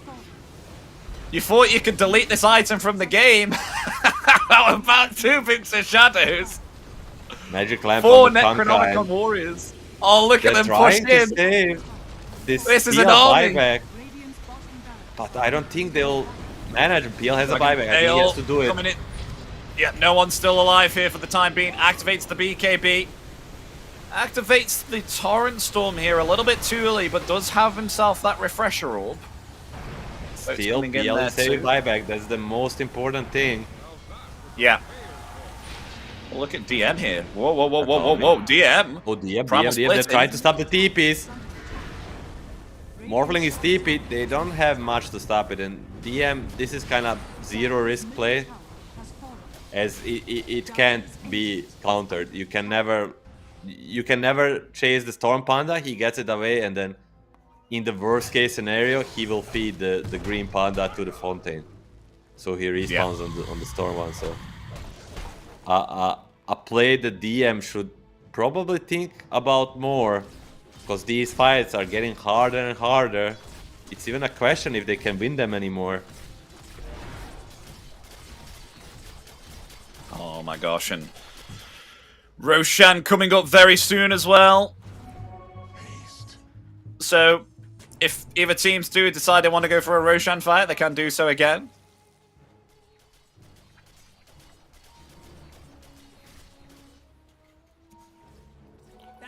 Just Entity staying in their base right now. They know that Tundra is strong. A smoke play, though, from Tundra, attempting to try and find something. Watson is going to be the first person that they see with this smoke break. Oh, but goes Invis there. They'll jump forward. They don't find the right what. PL is fine, actually. Activating the BKBs. Tundra will back themselves off. They have caught themselves pure. Will attempt to waveform away. Is fine. So all the BKBs committed here on Tundra. 2 BKBs wasted, but it just feels any moment one of these guys could explode, especially on the Entity side. So many things to worry about, and these mirror shields, they're just so obnoxious to play against. 10 buybacks ready though, Illusion Rune on the DK. I just have a feeling this game is not ending any soon. Last night we had a 100-minute game with Team Spirit. Are we gunning for the record? I mean, it's insane. Fishman, okay, he's the only one with a tier 5 token. What's it going to be for the Terrorblade? I mean, we've already got 5 mirror shields in this game. Absolutely not. Hard to Tarask now comes out for the Bounty Hunter Giant's Ring. Fishman here. It will actually help with Illus. And they get the Giant Ring effect too, so they can go high ground on cliffs, and you can just place them as an observer ward. Oh so my gosh, this giant TB illusion. This giant TB illusion heading in. Thompson going on the aggressive play here. The BKB activated the Dragon Tail as well. They may have found themselves the Rubik. They have done indeed. The buyback into Tail is here from Katomi as the boat's coming in. They're still living through it here on the side of Tundra. No one completely fine with that BKB usage. Stunning Gut Thompson again and again. The bounty will fall. There's now Pure coming in here with the waveform. Wanted to try and find Watson. Gonna have to use the doppelganger there, but he's being pursued there. The Dragon Tail just coming off in the nick of time there from Toby. The PL in some trouble. Watson gonna be able to get away, but they don't have themselves any detection here for this PL. As he will attempt to TP away, and he will be fine. He gets out. If that boat did not come in there, that would have definitely been a dead PL because of the rum effect. Yeah, rum effect, and Kataomi, we must say, a clutch telekinesis to the low ground saves him too. Buyback into save on this PL, a huge play. And with the tops of that, there is opportunity. Next time Bounty dies, Entity may look to end this game. And as we see, every single fight, Brewmaster just uses a split and goes for a split push. That's the name of the game for this Entity lineup. Rush is up though. Can they get it? Yeah. Radiant are scanning. Oh, the Rogue got a TP top hit. Nighttime near the Roche pit. Topso taking the lead again. He has to be careful. Doesn't want to get jumped on again. He doesn't have himself a BKB. It's on cooldown for 20 seconds here. AD rune on Pure. DM might explode here. Here come the Necronomicons. Scouting out. Granting the vision there. They see no one.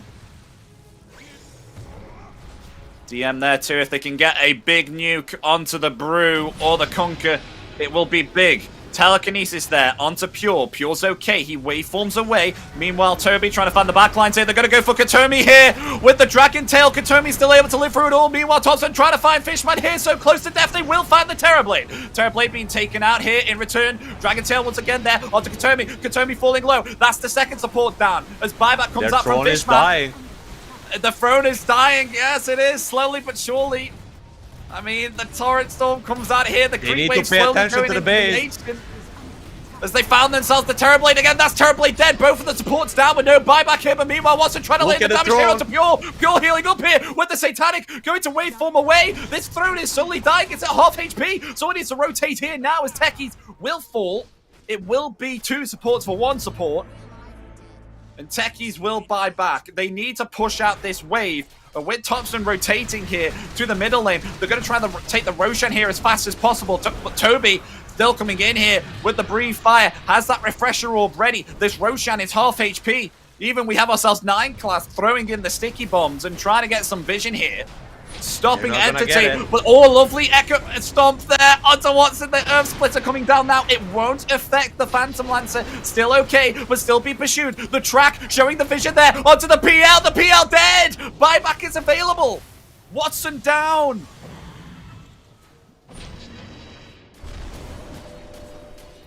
What a fight. Thompson actually TPing back to the base and then pushing out the creep wave and then joining back to the fight. They take the Roshan. Aegis now available for whoever wants to take it. I think it'll be Pure. Takes this. Yeah, it is. That should be a sign for this Entity lineup to just give up on fighting. Basically, just only fight reason for them is to make space for one of these heroes to go and try to split push this throne. Yes, Glyph is ready, but this Tundra lineup is just proving to be too much to fight against at this point. PL buyback, still ready. Does he want to use it for this side? Well, there was a Pure, lovely torrent there onto the Morphling with the Hex there too. Can he survive through it? No, he cannot. The Aegis will bring him back.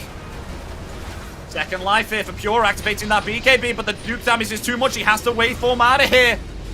There's the Panda Brewlings there. No one in some trouble. Thompson trying to pursue the Kunkka. Kunkka will be found. Buyback is available. Going to try and attempt to combat the fight, but the Torrent Storm controlling a lot of Tundra here. Yes, Thompson dieback. The Bounty Hunter down for 120 seconds, and with that, Tundra are going to try and escape. They may have found themselves 9 class here too.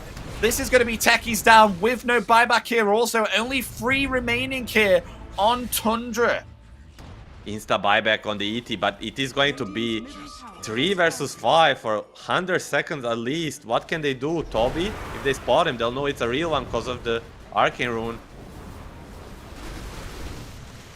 They're trying to cut the waves. But the Siege Wagons, they're so hard to kill at this point of the game without dying. Can they do it? Already at the bottom side, Pure is attempting to do some sort of split push. I don't know what's the plan, but 3v5, it's not gonna be easy, Kataomi. Oh, Toby! Uh-oh, he's on the cliff. He tries to attempt to use the BKB to TP away. He will be... Oh, wait, the X-Mox might bring him back. The X-Mox is gonna bring him back! Yeah, oh, no! He's being caught. He does have himself buyback available, though, here on the Dragon Knight, but still will be found here nonetheless as everyone on Entity hammers into this Dragon Knight. They're able to get the kill. 40 seconds left. They're holding somewhat, but these Techies, this Bounty, they're just such a big part of their defense. Can they do it without them? Oh, Pure. He has himself BKB in 1 more second. Telekinesis is there. He's going to activate it coming forward here with the waveform. He is completely on his own, though. He has to be careful. Oh, he's going to get bursted here, maybe, perhaps. Pure still living through it. He will finally be found. Down. The buyback available. Thompson, however, coming back in 12 more seconds. Can they hold this in time? Pure is here once again to try and lay some damage, but the Satanic is on cooldown here too. They're going to hammer into the Agent. They do have themselves the Glyph. The Glyph is there, but the Bounty Hunter coming back alive. What can they do in order to defend this? As the Earth Splitter coming out there. No one taking way too much damage there from the Earth Splitter. As can they take down Watson here? Still trying to lay through here onto the Agent with the Doppelganger. Can they stop this? The Ancient, it's almost dead. There it is. It's taken out. Entity get themselves game 1 out of this best of 3 versus Tundra. And ladies and gentlemen, this is just the first game, first series of the day here for West EU. What a game.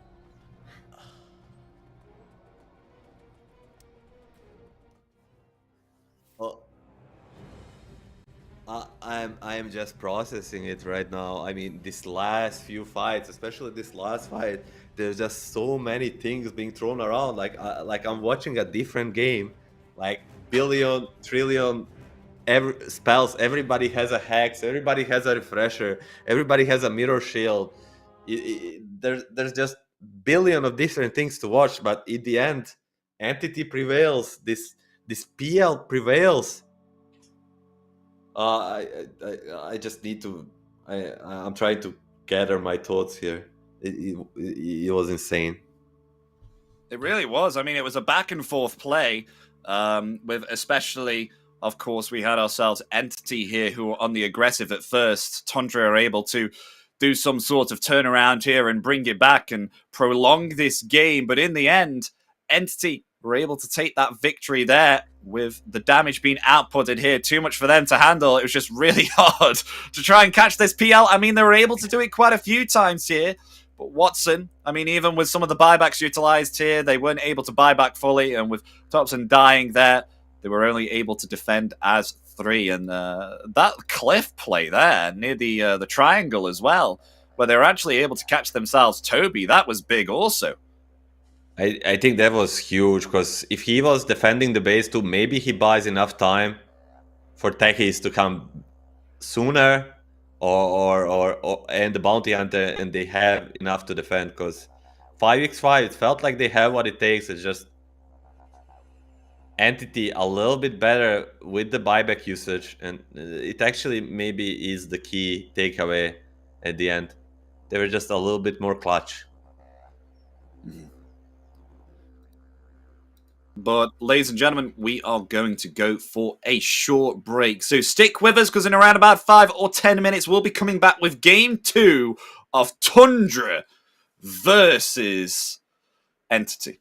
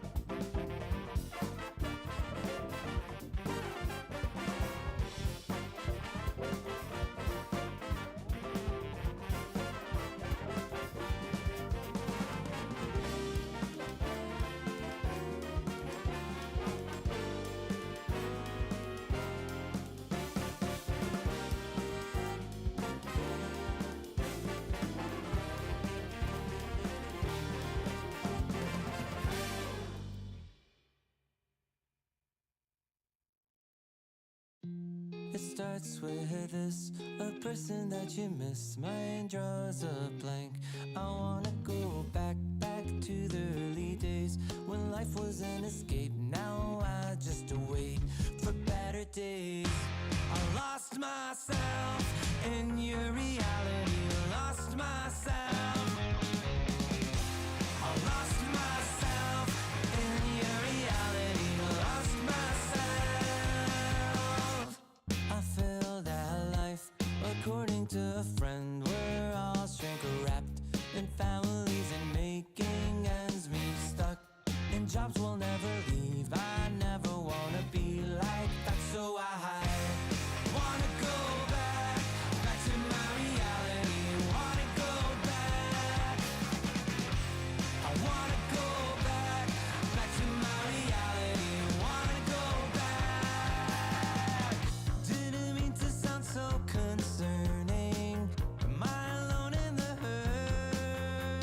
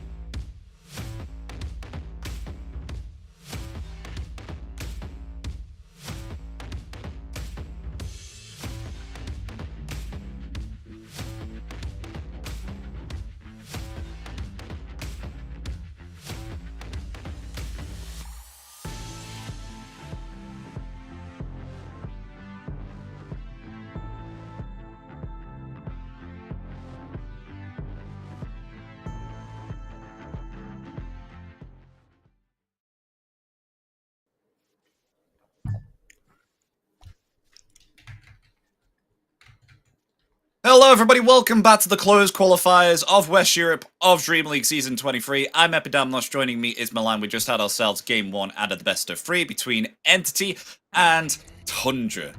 And boy, oh boy, Entity were able to take themselves a insane Game 1 coming out here. Will we be presented with an insane Game 2?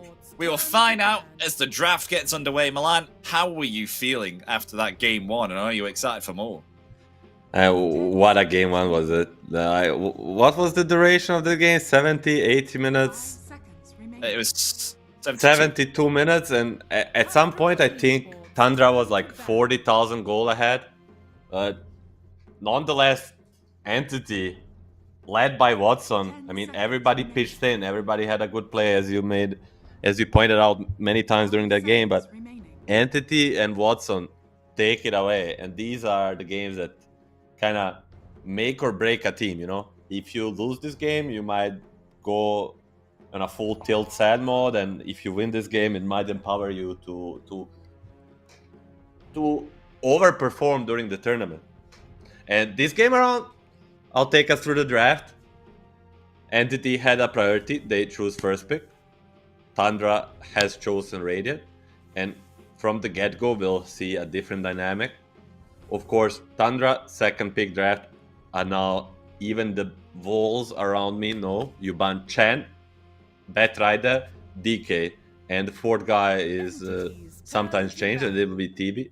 Entity will target Whitemon with the probably both ET and Gyro bans. Definitely a Gyro. Mm-hmm. 5 seconds. Definitely an ET, sorry. And the Gyro player on their team, it's a Whitemon too, so 2 position 5 bans. Okay. What is left in the pool of the big boys? Centaur and the Timber. I mean, the guys that we see every game is the Centaur and Timber most noticeably. We don't very often see a first pick support unless it's a Tiny. He is left in the pool too. And 2 heroes that are super important for this series is Monkey King and Tiny, and they're gonna ban Monkey take Tiny for sure. Yeah. Tiny comes out here for Entity, so they will first pick that. A flexible pick that they can either put themselves on a support or the off lane, or even the mid lane, for that matter. Not this team. I think Not this team. DM most definitely will not be playing Tiny. 5 seconds. There is a chance of a no one Tiny, but it is most likely gonna be Kataomi. And what will Tundra take? Will they go for Timber? Considering they have Toby and Thompson, probably not. They will go Rubik, yeah. Toby and Thompson, not known Timber specialists. Centaur, also not something that Toby is just gonna pick up straight up. So they'll go with the Rubik, a hero. Very close to both Whitemon and Night Class, and we spoke about it before. Every time you steal this Avalanche, it can just turn the game around. Mm-hmm. So it's Tundra Esports this time that will pick themselves up here. The Rubik. Go further into the ban phase here. 3 heroes remaining before we start to get into the pick phase here. I mean, Centaur still in the pool if they do choose to ban it, as it's come out quite a lot here. How is Toby doing in his pubs with the Centaur? He's not doing. He's 0 games in last 8 days. Interesting enough. TA will be the ban. A super signature for Pure. Don't want to be dealing with it. Sven alongside, so Entity decided to target Pure. Because Thompson is, let's be honest, he's not going to play the TA. So double ban into the Pure, and Tundra. Do they maybe want to target Watson? Because if they pick something light on the off lane, we might see an 18 game winner like a PL again, or a Morphling or any super hard carry that if Watson has a free lane on, he's gonna win the game. We will see. Final ban comes out for Tundra. What will they ban out? Is there anything that they want to protect here as they come in? Because they do indeed have themselves the second pick here. So they are going to reveal a second hero for Entity to try and work around here. They're taking their time. I mean, it's not an easy pick. Puck will be the ban into a Tehis. So a very standard kind of second pick opening where you just pick 2 of your support that are pretty good in the meta. So it will leave Entity to reveal their offlane first, but I don't think they mind. You know? It's like you probably just pick a DM hero. Flex heroes they can look at is the Kanka. Kanka is still in the pool. Mm-hmm.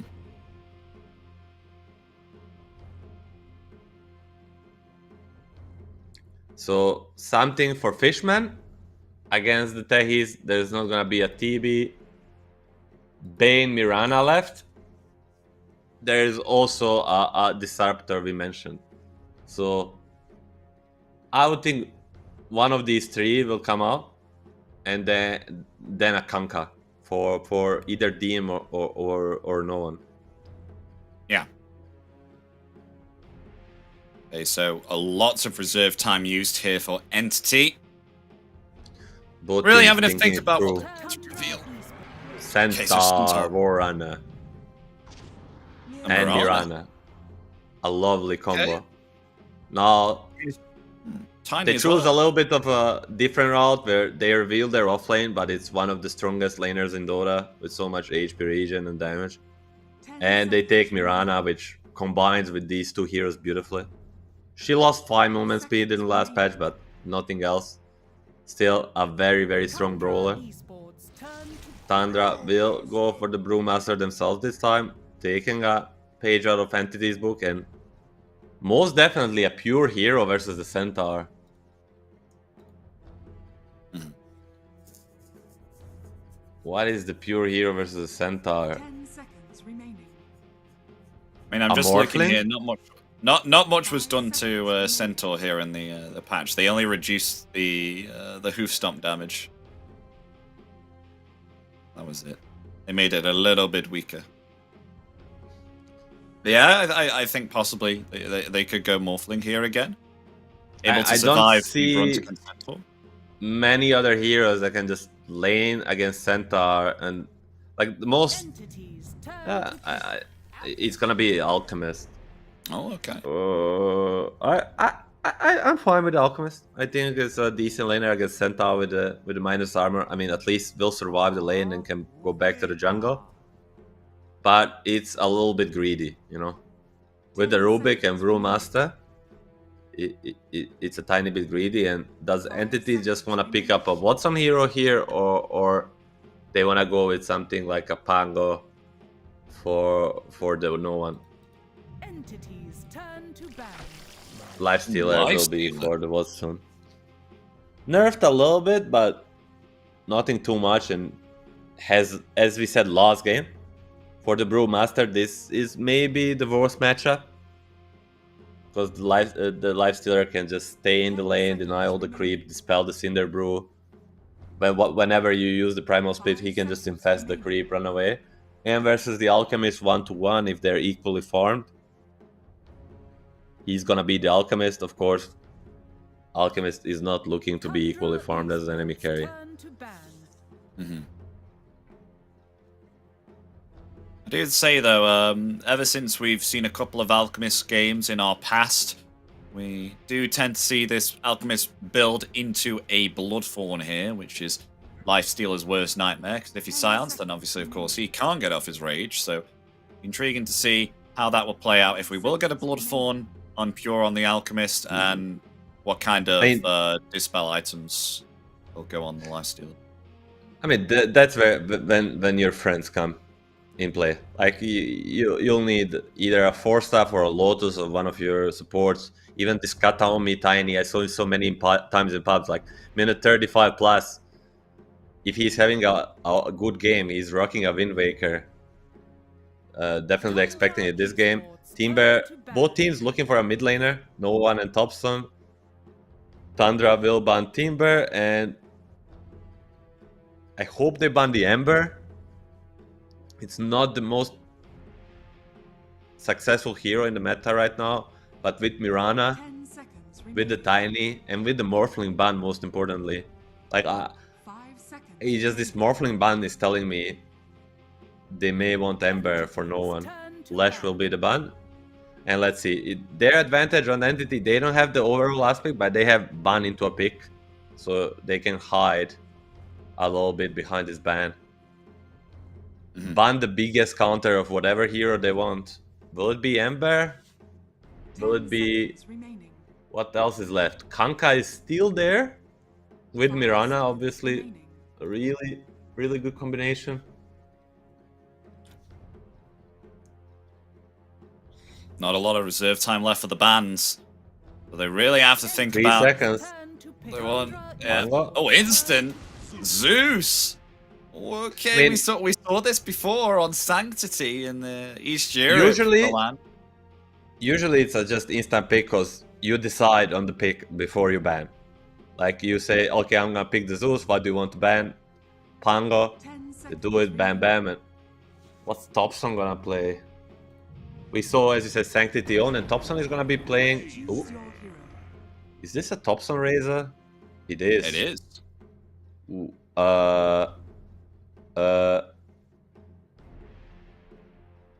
I mean, Static Link is good against Lifestealer, but there is Stampede to kite it, and the lane versus Zeus is not the greatest since he can just disjoin the Static Link. I would not have gotten... I would not guess this Razor Thompson pick in like a million years. I'm pretty much confused by it, but Tundra is an epic team. They must know what they're doing. And we will find out, folks, as Game 2 will soon be underway here. Tundra picking themselves up a hero that we don't see too much within the scene here, with Alchemist being picked up. He's not your usual common one. I mean, Watson will go Lifestealer, which is commonly picked up here, and no one on the Zeus. And you're all feeling Entity's draft, is that right? Especially with the, you know, they can disengage with the Stampede and break the static link. Is there any other factors that favor Entity for you? I mean, I just like their draft in total more, in a way that I like their support combination more. And I think Watson is, again, put in the spot where he can dominate the game almost alone. Like, he has a good lane in the game. There's basically only a static link to worry about, and he will have an early 4-staff on one of the supports, and most importantly, he will have the Stampede. So, and that scares me. I have casted multiple games of Entity past few days, and whenever Watson is set up for success like this, he delivers. The rank 1 player delivers. And I expect it to happen again. I mean, just another scary thing here as well. DM on the Centaur. 9 games this month currently on the Centaur. All of them won. 100%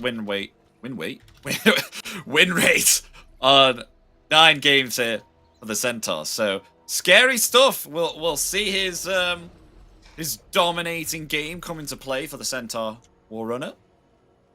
See how this one plays out. I can't believe I'm seeing this with my own eyes. That was genius. Tell you what, though, Milan, there's another speaking of mispronouncing names.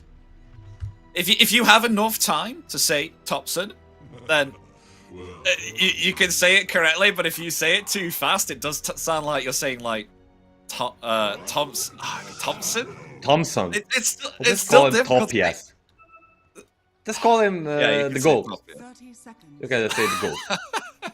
I mean, this guy did play. He made a debut on TI and won it, and then he came a year later and won it again. You know, so he's kind of a 1 in a million type of a player. I mean, a guy overall. So with this Razor, we'll see how much he can do early on. Should be a 2-for-2 rune split. You always want to get these 2 bounty runes, but bottom lane, they want to force some action. Kataomi, gonna spot Pure. They do. Blood Grenade committed. Pure. He's okay though. Well, maybe. Yeah, he's underneath that tier 1. Will be fine there, but has to eat a lot of tangos there, so he's definitely going to have to call in some regen. He's got more tangos on the way on Pure in the courier.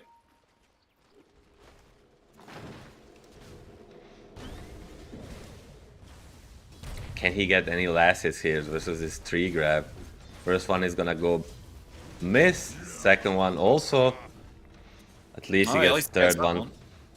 And the range creep.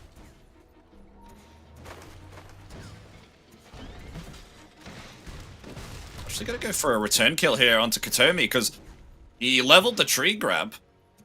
Whitemon further pursuing him there, committing the blood grenade, pushing him back with the sticky bomb.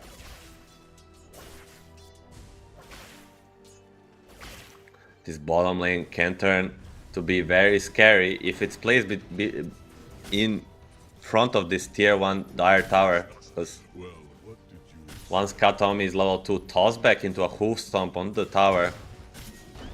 Insanely powerful. Yep.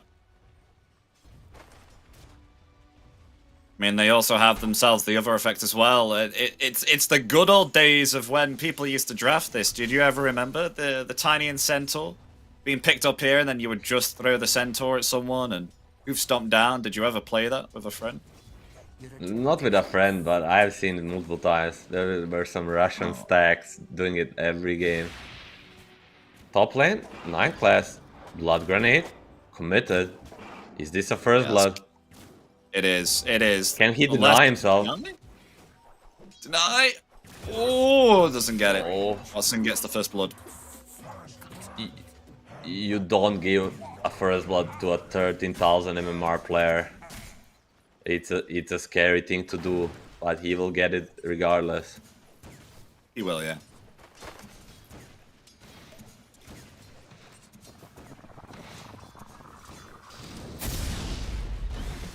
Concoction there.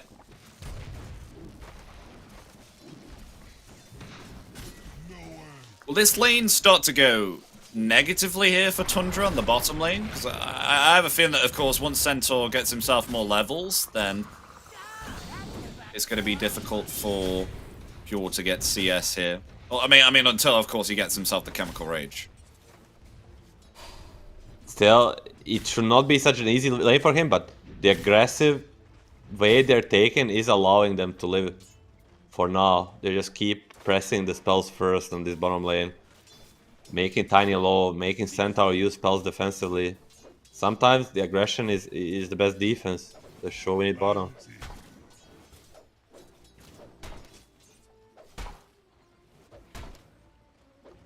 I'm pretty surprised with how Toby on the top lane keeping his own versus this Watson lifestealer. Yes, he has like a double wave under his tower. It should be equalizing. Not so much, only 13 CS. But he got the first blood, and he paid with some creep score for that. Yeah. Happy with the first blood. I mean, you do have yourself a Rubik and Brewmaster lane again, which is not all that nice. It's going to be quite difficult to even get a kill here on this top lane. But one thing we didn't mention, and we didn't hype, it's the No One Zeus. The Zeus ulti will be coming out, and that could change both of the side lanes, of course. Yeah. One more level required. Ooh, toss back. Oh, that might be a kill there onto the Alchemist. The concoction, will it be enough? Fairy Fire gets away. Pure is fine. Dancing away. Gets a Lotus Flower from the White Node while switching all the stats item. Ooh, Let him blast cook. off. Let him cook. He's cooking a concoction. Oh, but tossed underneath the tower as he was brewing that concoction. And is found there. They get the kill here on Entity. Gets outplayed there by Kataomi Tiny. I was saying how this guy, he's a tiny god. Kataomi. It's one of the best tinies out there, and he just throws it there. Perfect spell usage, outplaying a pure. Not an easy task. Well, gets another concoction though. DM. Some trouble. Never mind, he's okay. Blast off on cooldown there for Whitemon, so not able to follow up and pursue a kill there onto the Centaur. So DM is going to move back to base here to regen back up. Pretty even laning stage so far, but Zeus ulti is online. This could change everything. Better at the kill department on the Entity, but last hit is so far going better. Oh, Zeus ulti. Oh, easy. there's the Zeus ult. There it is, level 6. And no one is making a very surprising rotation. So is the Whitemon. Blast off. Oh yeah, turning it around here onto Toby. Maybe, most definitely a kill. There it is, double kill for the Zeus. Don't usually see A this on very, a very Zeus. early rotation by the Zeus. You don't usually see it, but it will give Yeah. up an AD rune to Thompson. Thompson finds no one. Oh, I It's a haven't TP. though. Yeah, he's out. Presence Nice of mind reactions to press it instantly. Kataomi. Ooh, he gets caught. Thompson decides not to go for it though. Oh, now he's deciding telekinesis back. The avalanche is there, but that should be a kill, yeah. Finds it with the Eye of the Storm. Actually, it didn't give vision. Plasma Field does hit him, but it doesn't give vision on him. That's why Thompson doesn't go for him instantly. But they'll get him nonetheless. And Toby. There's a TP from Fishman. Can he achieve something in this lane? Toby's still only level 4.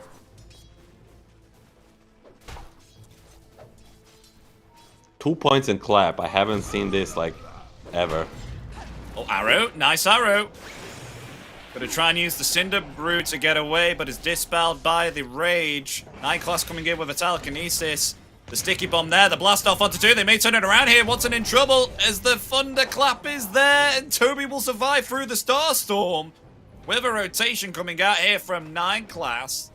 As will they get the kill onto Mirana? Yes, they will. Double kill for the Rubik. They tried to make a quick play while the supports were securing the Wisdom, but they just don't have enough damage to this brew. They overchase and they'll pay with their lives. If only they had Zeus ulti, maybe they get the brew and get away. Now it's online, but a little bit too late. 8-minute rune. Who's gonna get it? Kataomi, can he secure it? Oh, rotation here onto Thompson. The Razor's gonna be thrown back. Now trying to flee. The Stampede is there. Well, no one though dies first here. And Thompson, is he gonna survive? Oh, he The misses the Starstorm Starfall. finally connects. There it is. Gets the kill onto Razor, avoiding the Sacred Arrow.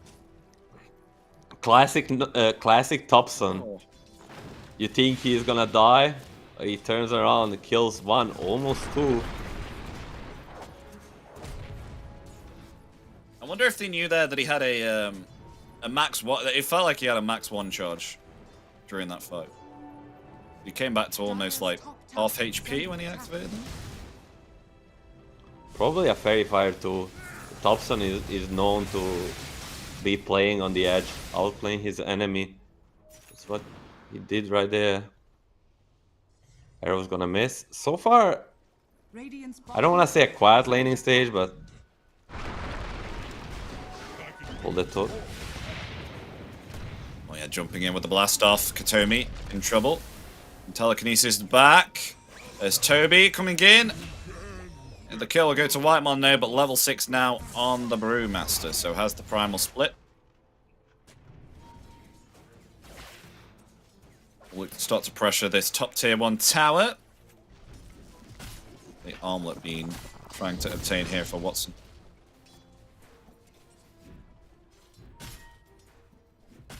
How's the Radiant's timing looking to you, Milan? Is it on track here for Pure? Definitely on track. Besides the one death he had during the lane on the toss back to the tower, like he's 76 CS. You can look at the net for probably topping the charts. It's gonna look at 12-13 minute Radiance. Dire's top tower is under attack. Scouting out a regen rune here for no one. Bottle that up. Very nice lovely. Indeed.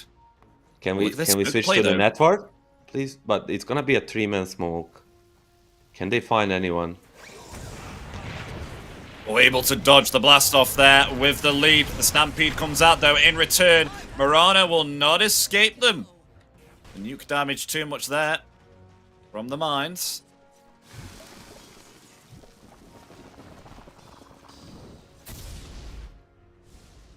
Dire's middle tower is under attack. Top Twin's actually doing all right here at the moment. I mean, net worth is above the Centaur right now as 6k gold for the Alchemist at the moment. Doing okay here. They're going to lay into this tier 1 tower, attempt to take it out with all these rotations from Tundra, and they will find it. So very nice uses there. Didn't even have to commit the primal split here in order to get that tower, so they can start to utilize that now top. As you can see, rotating the 2 supports and the offlaner from Tundra. Want to try and get this tower next. The 9 class is going to move bottom though. Senses something is up. Radiant's top tower is I wanna try and get a favorable engagement here. 4 versus 3. They may actually get it, but Watson is also coming. Stampede on the cooldown. Can they get Fishman? Oh, they're gonna go for Katami. That should be a kill. Yeah. That should Stole an definitely be a avalanche. kill. Oh no, that's a big one. Sticky bomb latches as well. No more leap charges. The blast off They're doesn't gonna chase connect. for him. They're still going to pursue. The plasma field slowing down Fishman, but the Stampede is used defensively there for the Mirana to escape. is under attack.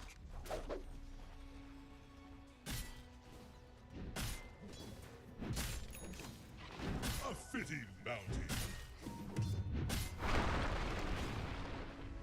9 class. All eyes on him with his stole avalanche. He can do so much. That should help. Radiance online on the Pure. Farming festival will start. It's not a good sight if you're an Entity fan. Radiance versus Armlet, same timing. But Watson still. Radiances, Milan. Toby wants to go for Radiance here too. I'll think about it, but a 4-man rotation onto Watson, 5-man rotation. TP escape. Can he get out? Oh, that Genius. full of that concoction. Look at it go. It's coming and boosh. Underneath the tier 2. Top tower is under And of course, oh, bottom lane, DM gonna get linked. He Stampede doesn't on have cooldown. Stampede. Yeah, he has to commit the TP. He will get out. No TP cancel there. It's out fine. Even I like a good bauble. Radiant's courier has been killed. About the double radiance, I think it's not like a grain baking. You would like to avoid it, but sometimes it's just too good. See, White Moon gets caught. Beating Arrow. Becky's. Do they have The enough high rest? ground. Of course. Stu Salt comes out. Attempted TP now here from Katomi. Will get away. Maybe perhaps with Fishman. Also, no more leap charges remaining. As the plasma field finds the kill there. So a trade for a trade on both the supports. Kills are being traded right, left, and center, but the towers are not. These 2-tower advantage for Tundra will come into a big play during the night time, when as soon as they get another item on the Razor and Alchemist, Tundra will start to invade both big jungle and triangle, opting for a Blink Dagger. Almost done after these 2 camps will be And with the next Chemical Rage and level 12, like, this Alchemist is ready to go. Yeah, Topson also has himself a BKB very soon here. Round about 600 gold remaining, and then BKB is online, and by that time, we'll have a Blink Dagger on Pure. It is actually on its way right now here. Radiant's bottom tower is under attack. It's actually moving the 500 courier gold. down bottom, though. I think Pure wants the TP. Yeah, he's gonna go. Yeah, I mean, this is the fast gameplay. You just go across the map with this Blink Dagger, try to surprise your enemy. Pinging out Kataomi Tiny. It's only a support, but it's a big enough kill to continue building this advantage. Most definitely gonna die here. Oh, Blink's right on reveal. top of him with a concoction. Easy kill there for Pure. And a creep wave. Gonna turn into a tower or the triangle invasion. Tundra steadily building their advantage. 5k almost at minute 16. Dire's bottom tower has fallen.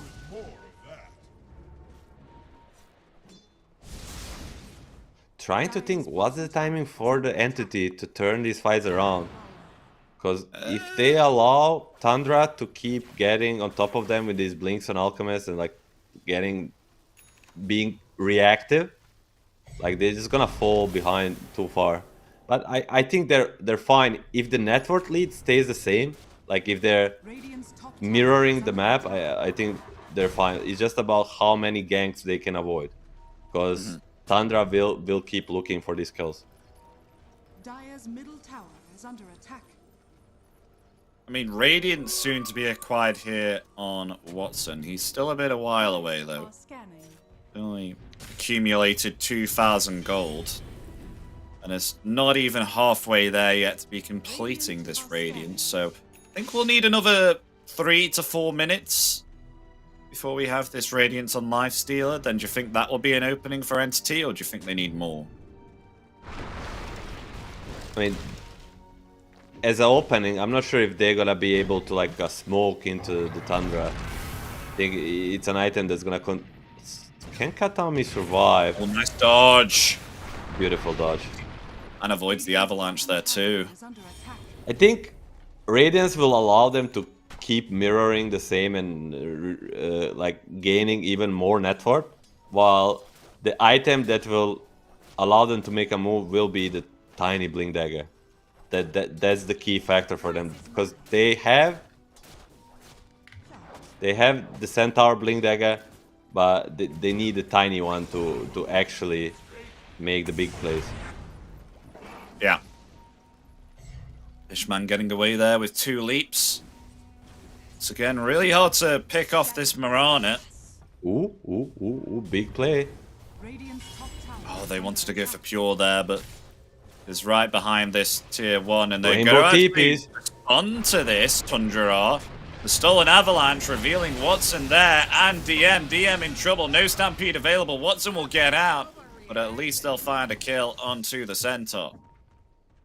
That was very optimistic. Even if they get the stomp on Alchemist, he still had Chemical Rage to pop. I know Lifestealer kinda burns into him, but Katami gonna get spotted. At least he has a haste. Should be fine unless Blast hits. And Does purges not. the haste. Oh, into an arrow! Thrown into an arrow there. But Katomi's TP will be cancelled by a concoction. Will be a 1 They're for looking 1 for once more. again. Only one leap on Fishman. He needs to press a TP. Should be He fine. gets the win. A very cute play by Dire's courier. White Moon there. Jumping with the blast off, then activating the teaser that actually dispels the target and removes the haste. Like, not many people know that it actually applies the dispel on the target alongside disarming them. A cute play there. Dire's bottom tower is under attack. Seems like Tundra are the ones taking control of this game at the moment. As you can see, just heavily invested into taking parts of Entity's map, even attempting to try and find a kill here onto Fishman to get away. Now actually DM? pinging DM, the Blast blast off is there. It will not connect. DM will blink away.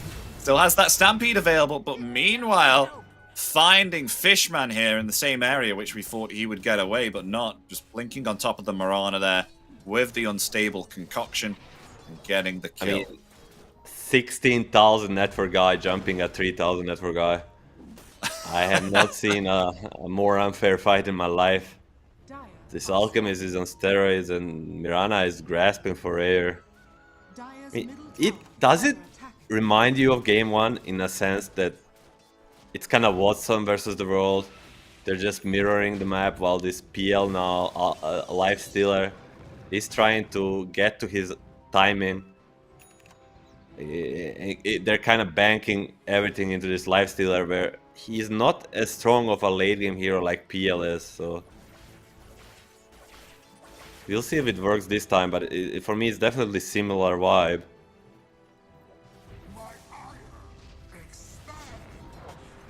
And we've got ourselves an Orchid now here, 2 on Pure, so most likely we will see many pickoffs now from Pure. Orchid really going to help, especially against many of these heroes on Entity. Finally Radiant's done. But Alchemist basically 2 items ahead. On the reveal there that they're smoked up, they all get themselves out.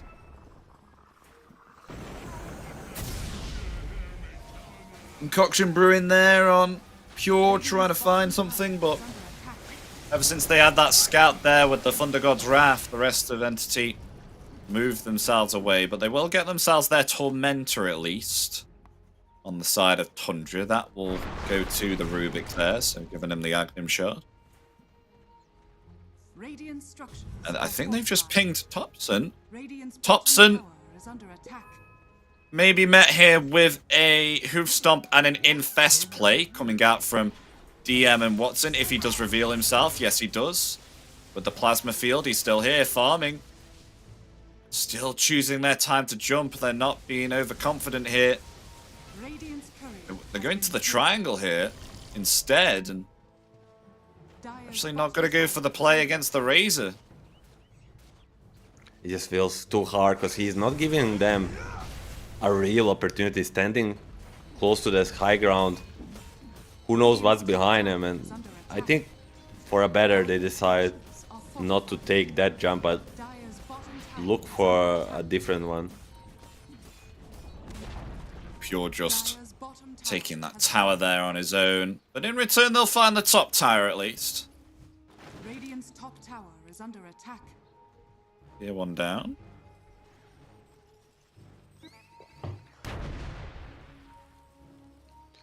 Watson going to reveal himself here.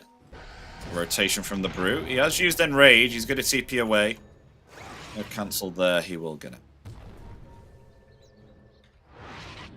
Quite a slow game, though, here at the moment, Milan. It's not much happening between either side. Tundra is trying to catch the Entity, but they are dodging very well across the map. But they're still building their advantage, and now another smoke from Entity trying to engage first. They think that's the key. Infest? Will it happen? Not for now. Bloodthorn almost ready on this Alchemist. That's the item you talked about before this game even started. Item that they don't have an answer to right now on the side of Entity, so Watson, Lifestealer, he needs to be extra careful, otherwise he might just die in a matter of seconds. I mean, he's going for a Sange here next as well. I mean, it's a nice item on Lifestealer, but you definitely need a Dispel here to help against this Bloodthorn, because if it's cast upon you and you're locked in place and stunned, then it's kind of difficult to escape, and you most likely will be dead.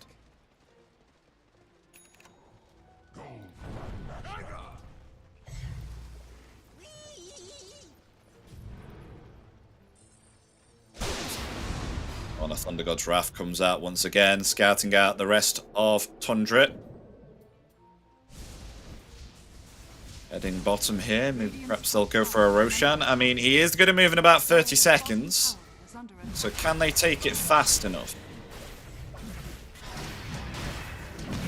Oh, I definitely think they can, actually. Yeah, that should be fast enough. 100 uncontested here, folks. Will get themselves the Aegis of Immortality. Going on to Pure. Pure is having an amazing game right now. Almost doubling the net worth here of Watson. 21,000 net worth here on the Alchemist at 25 minutes. That is also almost 1,000 GPM per minute. It's pretty He's definitely close. heading into that direction. Aegis on the Alchemist alongside the Bloodthorn. Still, only 8k overall net for lead, you know? With this Alchemist being so farmed, you can't escape but feel like it's a little bit inflated. Yes, he's insanely strong. Yes, he's out of this world farm. There's some record-making stuff, but still, I would not say Entity is out of this one by any means.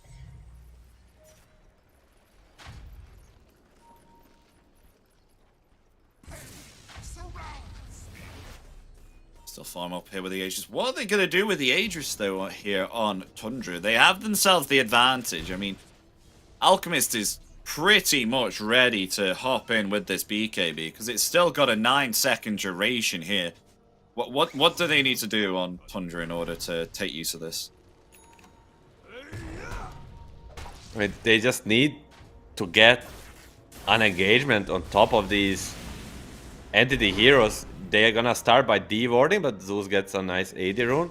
Like, they need to catch them around map, basically. That's what they're trying to do for last 6-7 minutes. It's just Entity is so good at reading their moves, and they just keep dodging. So that's the A option, and the B option is just brute force some of these towers. They're gonna start with the tier 2 top. And this Zeus ulti will help again.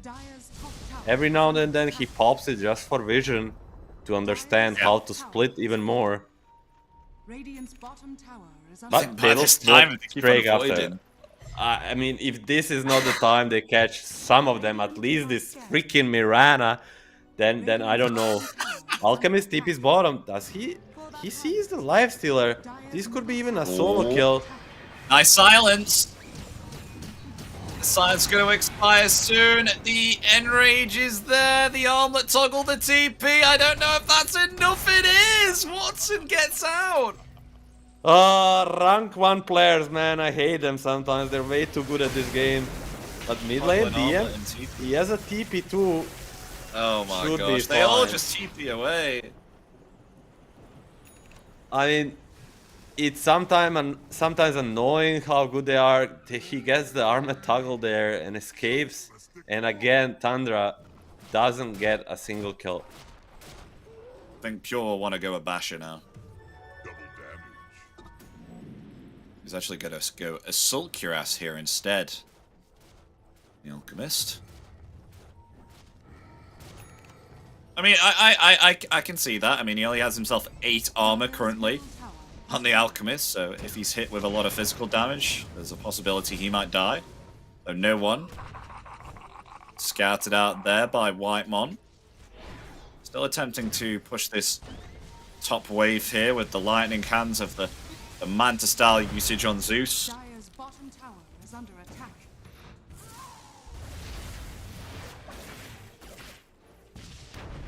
Oh, I hear a concoction brewing. All Pure comes forward, finds Fishman there. So at least able to get a pick off. Very nice. Still 1 minute remaining on this Aegis, but still not wanting to push the high ground. AC now obtained though.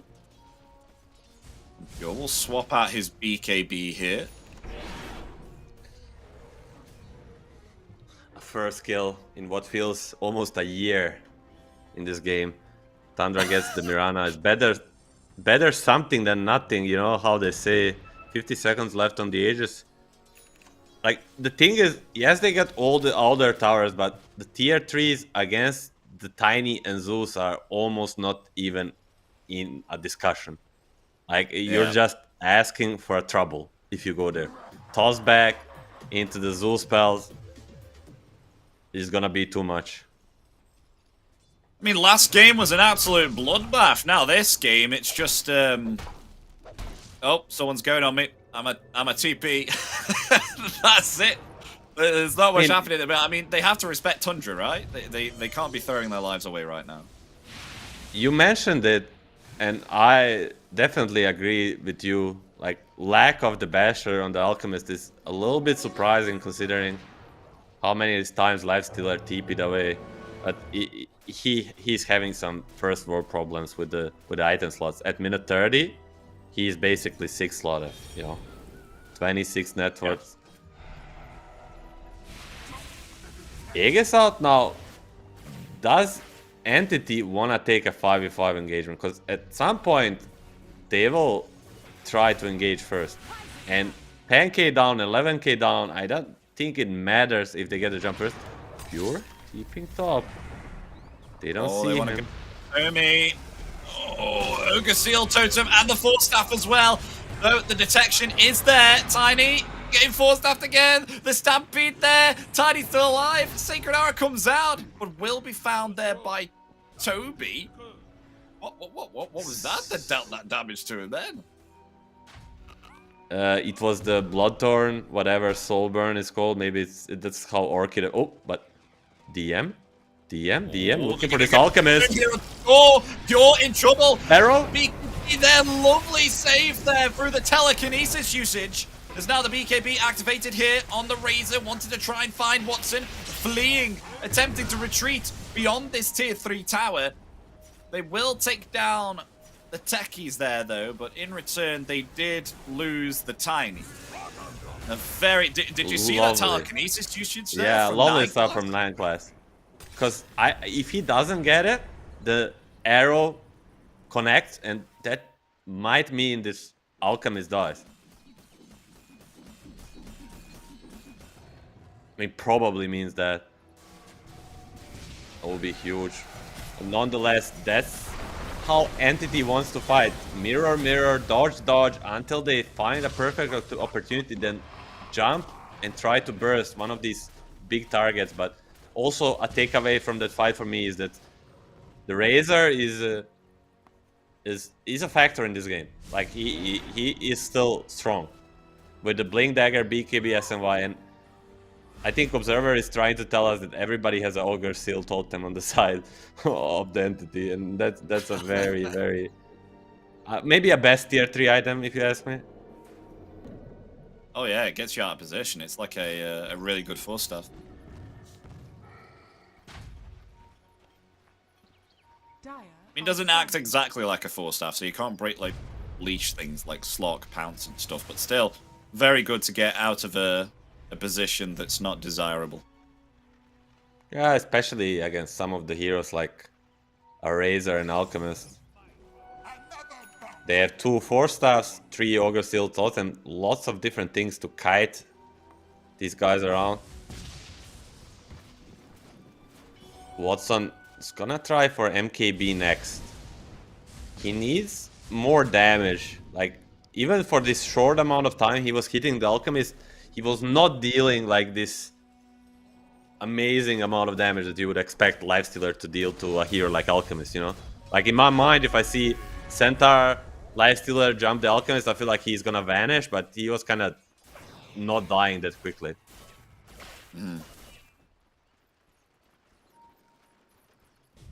Lotus Orb almost obtained here on DM. That'll be very helpful here to dispel any Bloodthorn that comes the way towards Entity here. So maybe perhaps if they cast Bloodthorn here on Watson, they can dispel it here with the Lotus Orb. Attempting to try and go an MKB here next now on Watson. Able to get through this evasion on the Radiance.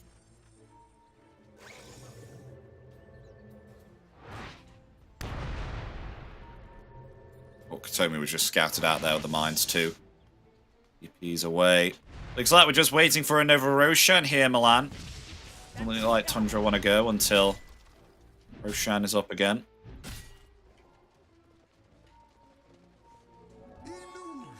One minute 15 seconds. Definitely gonna be a point of next big contention. Lifestealer, can he finish this MKB before next fight? As you said, Radiant, double Radiance, plus the Butterfly coming out on Razor could be a key item for the Entity lineup. They're gonna smoke before it. 5-man smoke from the base.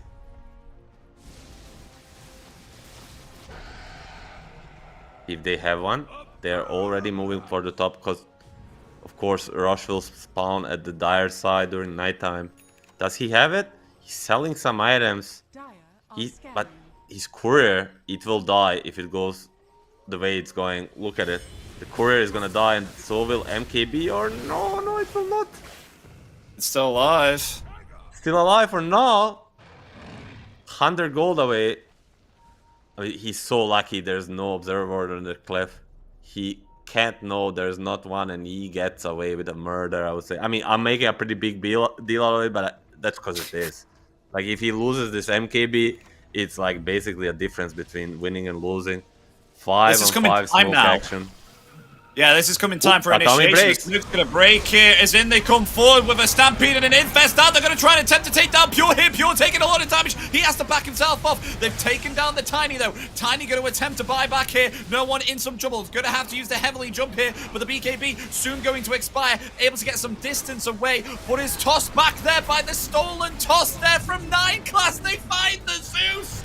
Buyback here from Marauder 2 in return. Thompson, he's taken out as now they attempt to try and find DM in return here. Pure further chasing here. This Centaur brewing up a concoction. It will connect, but the Lotus Orb returns it. DM no chemical rage. get out of here. Watson further pursuing here. The Alchemist ready here with the Enrage. Where's the TP? Cancelled. There it is. Pure's not able to get away. He will be found. Taken down. There he is. 3 lost, potentially 4 here. There we go. Double kill for Watson.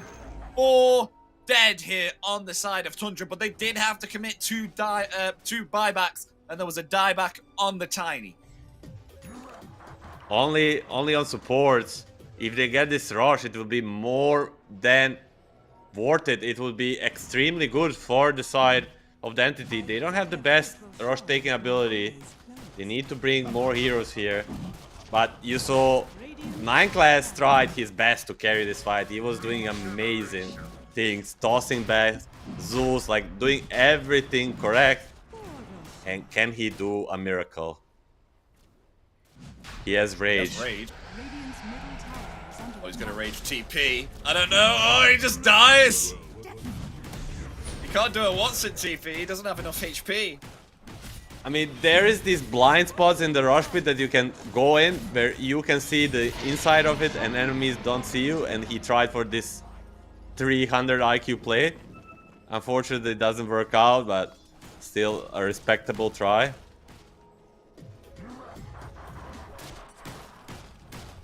I thought they forgot the cheese there for a second. They did for a second.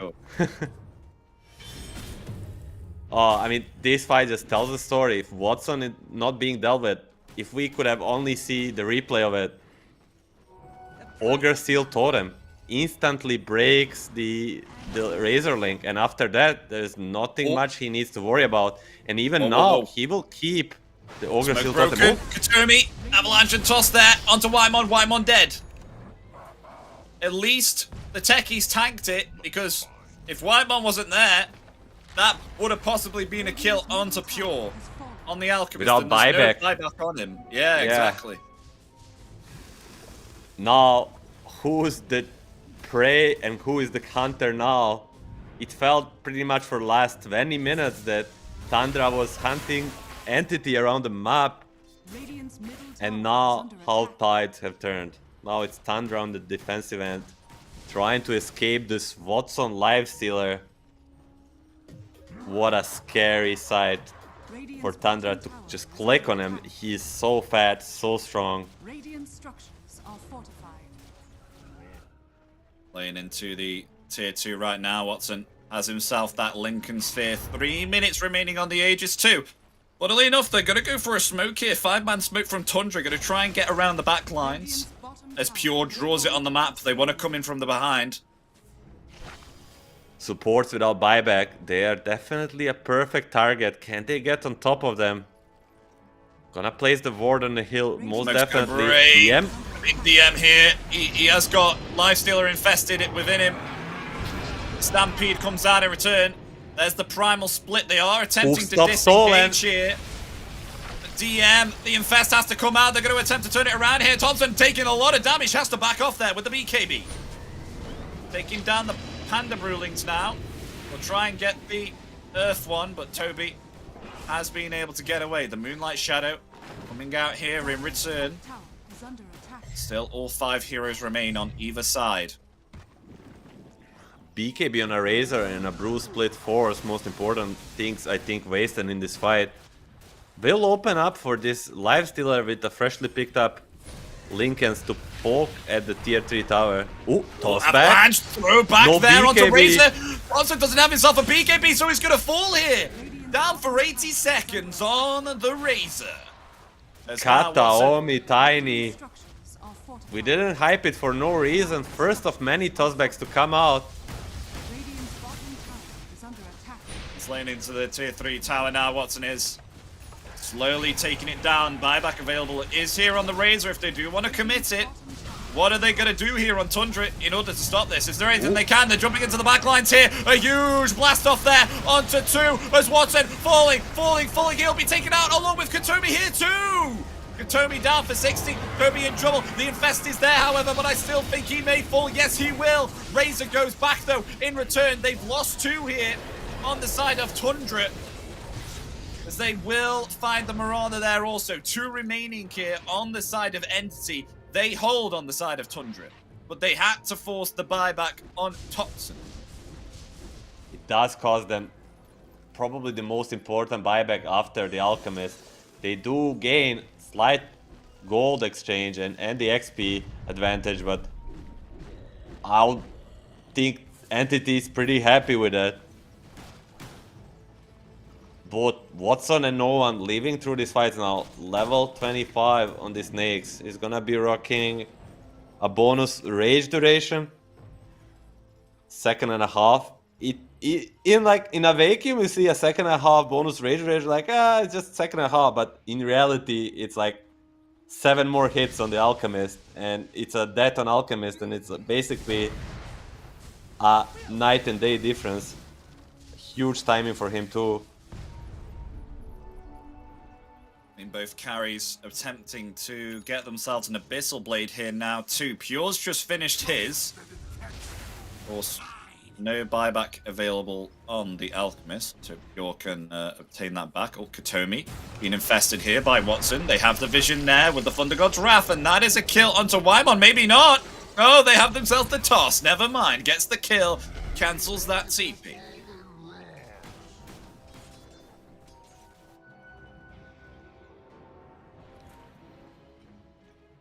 Abyssal in backpack, this Alchemist. He was 6 slot at minute 30. But did not push the advantage enough, you may say. We saw in the last fight, I think one takeaway for Tundra is that this Alchemist, if he gets to hit for a couple of seconds on the Bloodthorn, he can even kill Lifestealer with ease. It's just a matter of if he can lock onto him against so many Force Staffs and other saves. Well, they're going to do another Infest play here again. Infest is ready. I mean, with the Ninja Gear, Katomi is ready to pounce if he sees a target. Sure will be revealed, but they're not going to go for it. In return, they will smoke up as 5. Radiant's middle tower. Gonna go top here, but Thompson has already returned back to base here. They won't find a Razor in the triangle, so I presume the most that they'll just head important, top. the most important thing is that Rosh is spawning in 2 minutes, and even if they don't find a kill top, taking over this top part of the map, starting controlling it for this Rosh that's gonna come, and it's a third Rosh with the Aghanim's Blessing, it's the most important thing that's coming up. If Entity were to get it, who would you DM? place the Aghanims on here? Definitely Lifestealer, right? He doesn't have... Yeah, he doesn't have his. That will... that will do quite a lot for him. We usually see nowadays, with Lifestealer being so popular in the meta, we usually see him pick it up on his own, but he prioritized some of the other items with a big reason.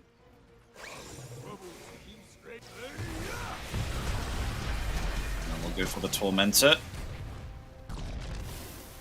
And there is a shard for the Razor. Oh, that's a huge one. With the level 25, if he gets to link the Lifestealer, it's basically a fight over for the side of Entity. Like, static link steals attack speed is one of the best level 25 talents in the game. And with the shard, he should be able to lock onto him. Dire are scanning.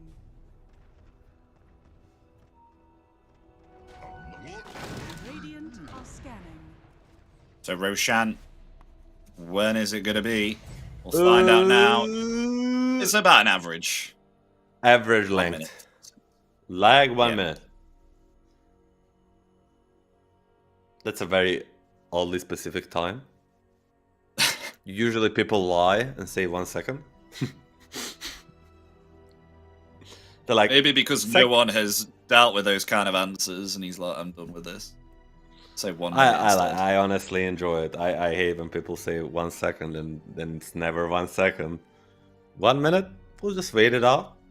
See, this remote average Roshan spawn does favor nobody, I would say, because Tundra is close if they want to contest it, and that's how I feel that's what's gonna happen. They're gonna smoke as soon as possible while Kataomi is on the mission with this ninja gear.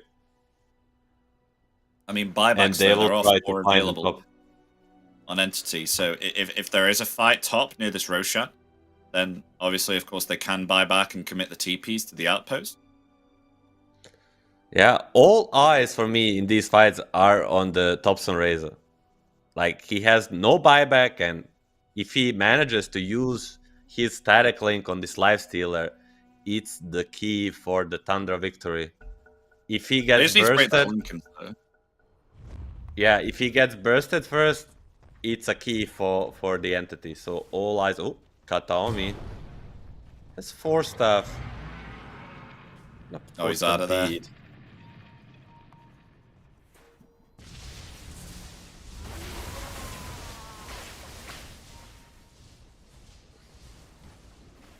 Okay, so they smoke up here as 4 on Tundra. Knowing that the Roshan Very possibly spawning lit. very soon here.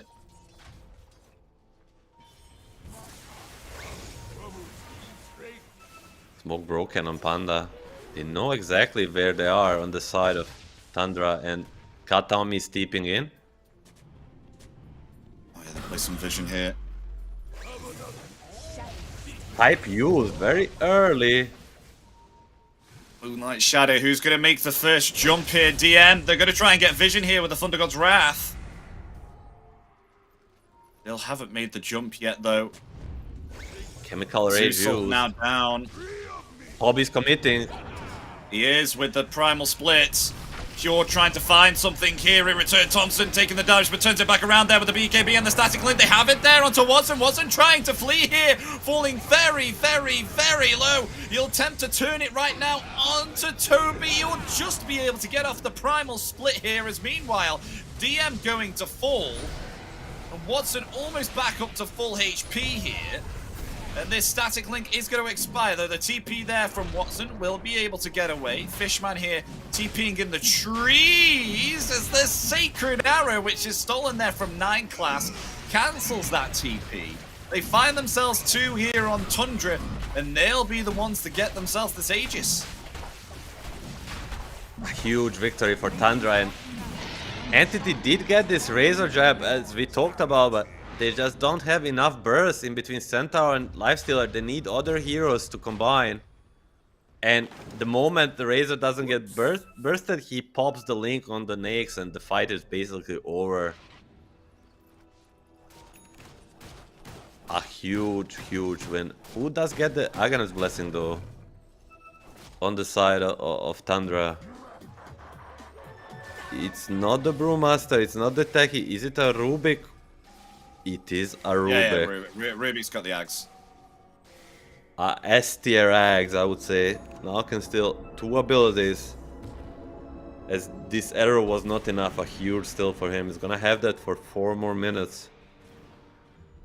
I mean, Pure's just bought an Agnims here too, so he's able to give an Agnims to someone else on his team if he so wants. Probably Thompson. Come, Thompson. Come to me, little buddy. Oh, here you go. You're my friend. Well, there we go. He has the Eye of the Storm upgrade now, so he can strike 2 different targets, and it will also target buildings now too. Still, Zeus Tiny high ground is impossible. If they wanna grow their lead, Thompson. Oh, Thompson, Top this of is the a bit ward. aggressive here. Oh, he's been cliffed. Uh-oh. On top of the cliff, he can't escape. He's found, and the Aegis is going to bring him back. He does have himself a blink, though, to blink off this cliff. Yeah, there we go. He's out. But they take down the Aegis here on Entity. Very nice. Basically for free. Freaking Kataomi. Presence of mind there to instantly cliff him there with, of course, level 20 talent toss requires no target. Wind Waker ready. We talked about this during the draft. He's gonna get there a little bit later than expected, but nonetheless, this Tiny is a real annoying piece of wizard.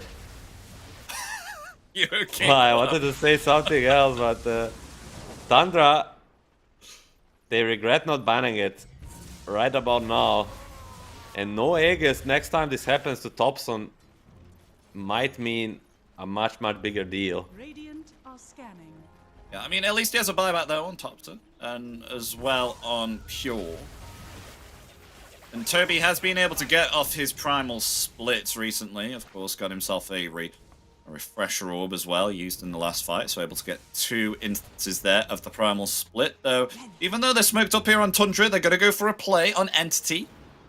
Protected there by the Moonlight Shadow coming forward there, found themselves the techies attempting to get the kill right now onto Wymon, will activate that Ghost Scepter. Pure attempting to turn it around, but Watson's the one with the big damage here, trying to find Pure. The Stampede will come out there in return. Pure able to avoid there the damage coming out from Watson, but they're still on the aggressive. Avalanche there, onto 3. They take down 9class. 9class attempting to come back right now, but Thompson has himself that static link there on top of DM, as meanwhile Pure trying to lay damage into Katomi. Will he find the kill? Force-staffed away. Pure taking damage now, attempting to flee. Watson still living through it. They will finally find Pure. Pure taken out now, focusing the damage there onto Thompson, but Thompson has himself too much damage here, but healing back up there with the open wounds. But Thompson still able to get the kill there onto Watson. Watson down for 97 seconds. They found themselves the Zeus there too. No one dead. Attempted to flee right now here onto Fishman, stunned there by the rock from the primal split. 3 kills obtained here, but 2 buybacks having to be committed here onto Tundra. Buybacks available. They'll have to commit on some. Entity.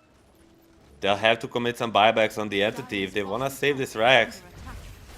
Both Carry in the mid lane, Noah and Watson might need to come back here. First, it will be the Fishman. And he's ready. And double buyback. Avalanche. Toss back. It won't have a big effect. The static link there as well. Katomi in trouble. We'll have to use the Wind Waker to get away. All the buybacks being committed right now onto Entity. Try and find something here in return, but they won't. They'll just disengage here on Tundra. Happy with 2 buybacks committed on the cause here. Watson and no one buying back for that, as well as Fishman. And they'll just get away here.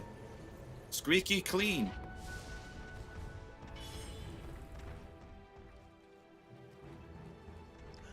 Trying to Toby's going think on the what hook can they though. do next fight to change the outcome.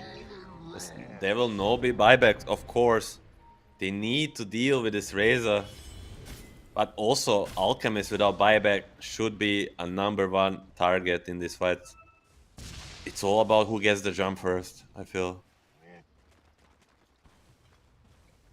Radiant's middle tower is under attack.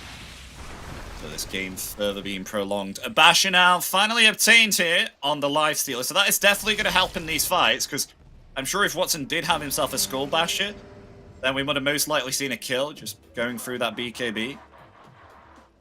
Yeah, there's some extra lockdown. It would have been amazing.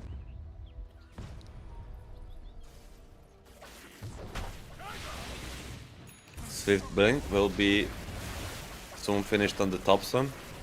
And 9 class in these fights with the Aghanims, of course, was doing so much. So many different spells he has stolen, and most importantly, the Avalanche right now, alongside the open wounds. Oh, the smoke just broke there. Thunder God's Wrath comes out.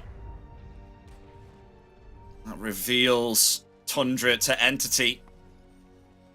Like Shadow being played here. But they do have themselves some vision here.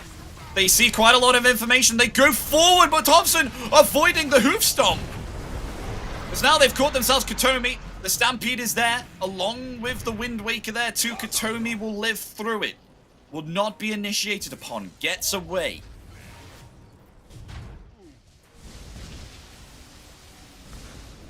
A very clutch blink out, because if that connects, I mean, still, the Razor is the key factor. He may have a buyback, but preventing him from draining is the key.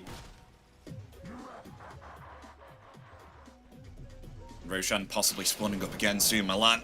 1 minute remains until we know for certain. What is this Roshan timer going to be? 5 minutes remains until we are again into tier 5 territory. Oh, here we go. And the Razor with the Force Boots is a insane hero. Like, Entity fans pray so he doesn't get it, or you're gonna be in a big trouble. 4-man smoke, 5-man smoke. They know also Rush is around the corner. They want to make a play right here and now. Yeah, they got themselves Aeon Disc 2 on the brew. So if Toby gets initiated upon, he's definitely going to be able to have some time to activate the first Primal Split. So they can't nuke him down anymore. Ob Sentry plays, but they see it. Or no, that's a purple ping. That's a 9 class pinging it. They don't see it. This he's just out of range. Would they place the other one? Whoever comes here might just die in matters of seconds. Seems like it's gonna be no one. Oh, they're all going to respond here on Entity. They have themselves some great vision here, but they'll find it on DM. They'll take out one Only of the one. observables. The other one stays. Might be surprising. They're pinging it. They're saying they're not gonna find the other one, but Entity still not stepping. Rush will be a pretty early one. 30 seconds remaining. Lag, how many minutes or seconds?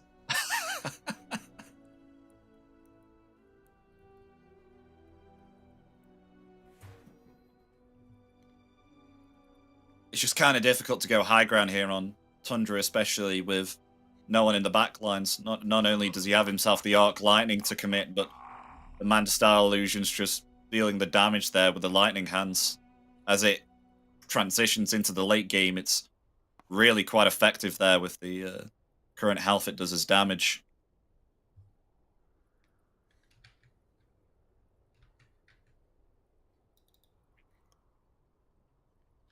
So 35 seconds remain for this Roshan to spawn back. I wonder if they're going to do a play around here on Entity, because the only buybacks they have available here is on the Centaur and the Tiny. Do you think they will contest the Roshan on Entity here, or do you think they need to stay back beyond the high ground? I mean, depends on the waves state. If their waves are nice and they have a smoke ready, I think they might go for it, because it's fights in the base are definitely the best for them, but there's no need for Tundra to give it to them, and they can still win a fight if they get a jump first. So they just need to be smoked with the Ob Sentry and just try to get a jump first on one of these heroes on Tundra. It is risky, but to win these games you have to take calculated risks. Rosh will be on the menu. He's gonna roar. Not while he's Bloodthorn. Okay, Zeus ulti will spot it, and it's just dead. Oh, yeah. They're going to take that way too fast for even Entity to just respond there.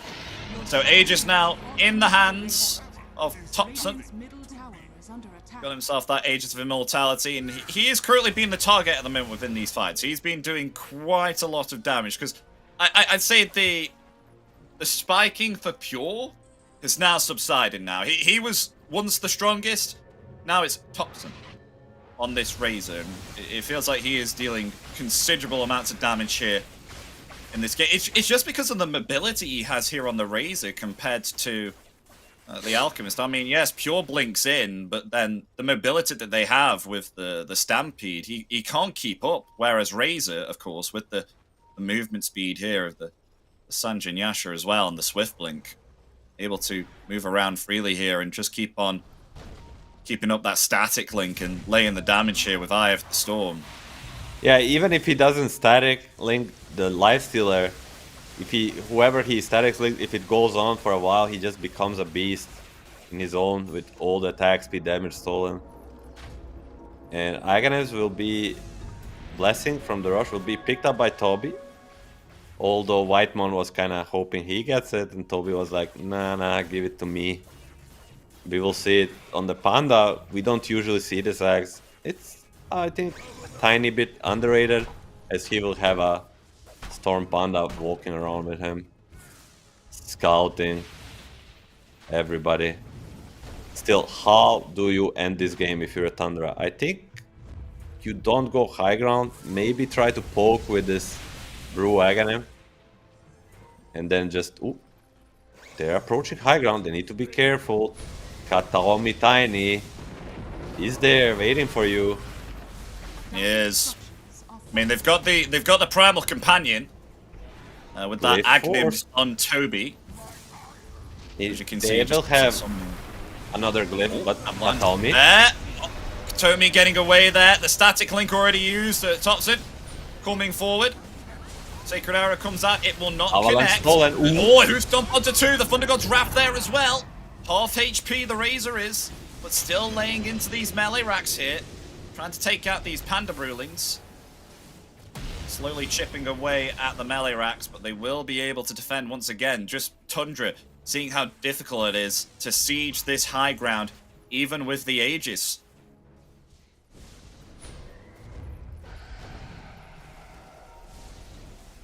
Maybe perhaps if they go in a little bit too far out the base, then Tundra might take advantage of that and try and get themselves a pick off here. They're just waiting for the right moment because they can't just dive in, because we saw what just happened. Epi. I know we're very used to 100-minute games, but the 60-minute is approach. Oh, hold it on. Oh, there onto Razor. Razor, can he activate the Satanic there in time? The telekinesis save is there. The BKB now, along with the static link. Two Thompson's actually surviving through it. Look at that, he's full HP. He's back. He's alive. They take themselves the middle set of racks, but DM blinking right back in a hoof stomp there onto three as the This comes out there along with the Primal Split there too.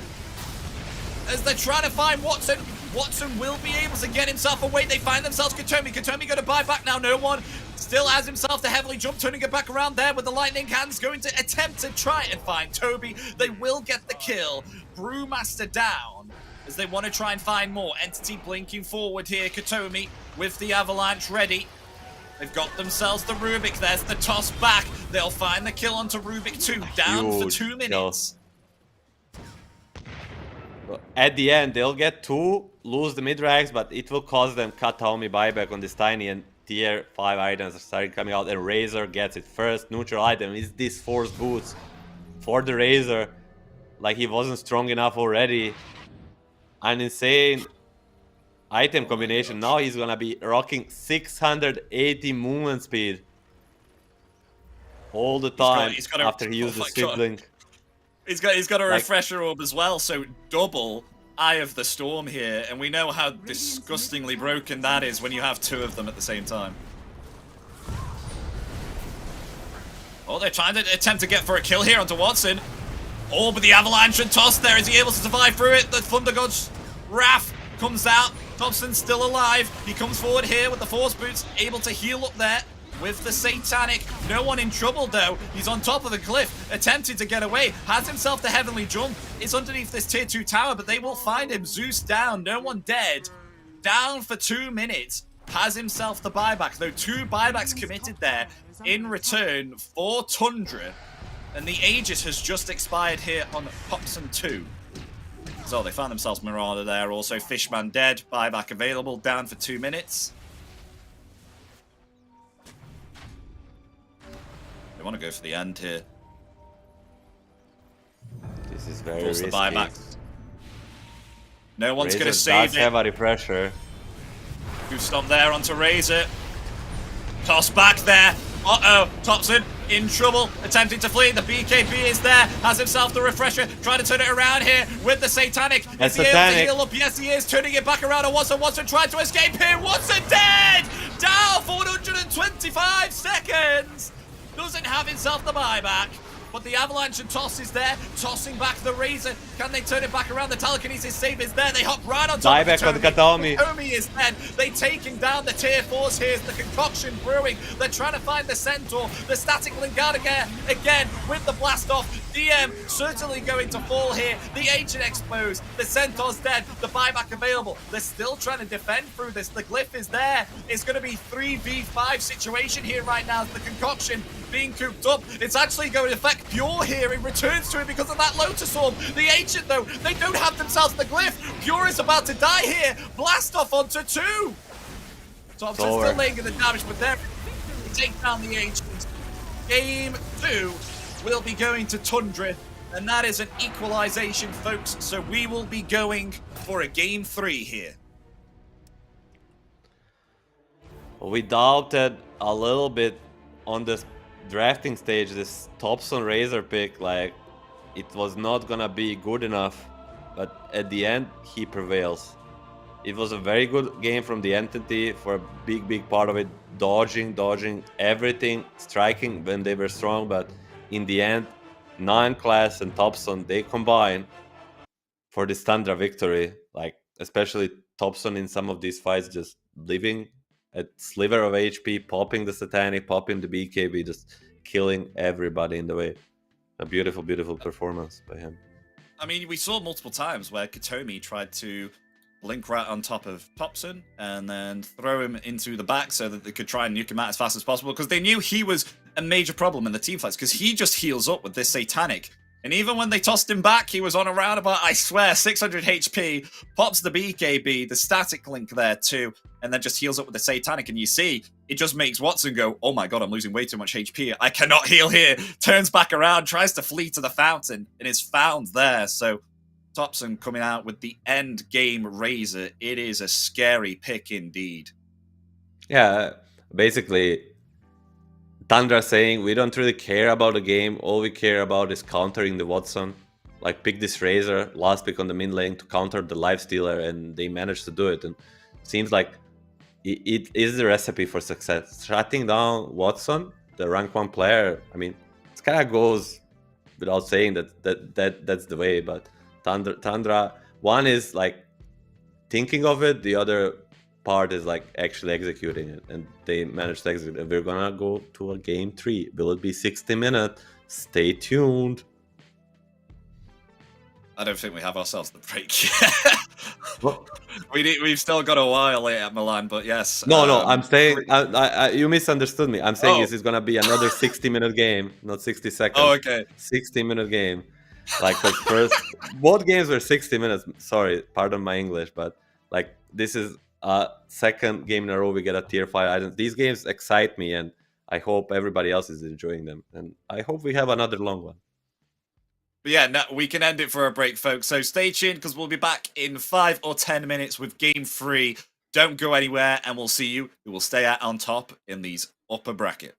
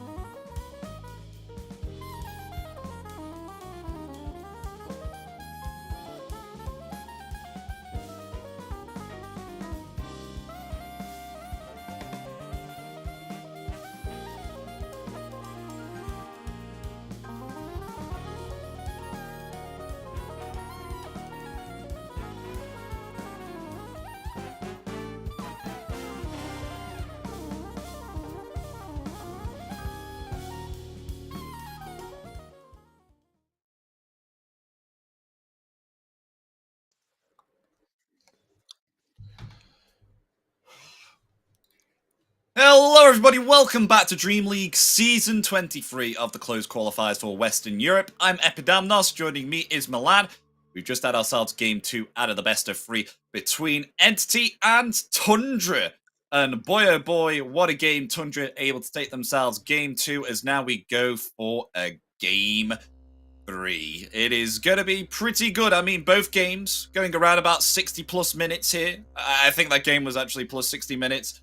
And that means we're going to get ourselves some more hype games. And it's going to be on the line here to see whether they can stay in the upper bracket or the lower bracket. Just to highlight, neither of these teams are going to be facing elimination here. One of these teams who will lose this best of 3 will just go down into the lower bracket. But still, it will decrease the amount of games that they have to play, and they'll go on forward and be able to fast track their way into the grand final if they're able to win the next few games. But yes, Milan, are you excited for this next game?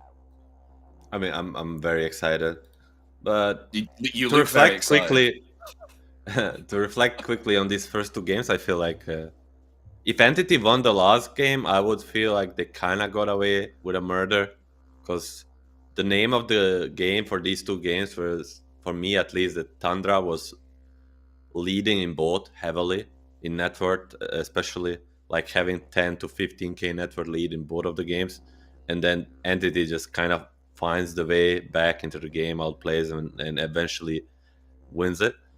It happened game 1, happened game 2, but the game 2 difference was that Tundra had this razor, had this late game power to come out on top.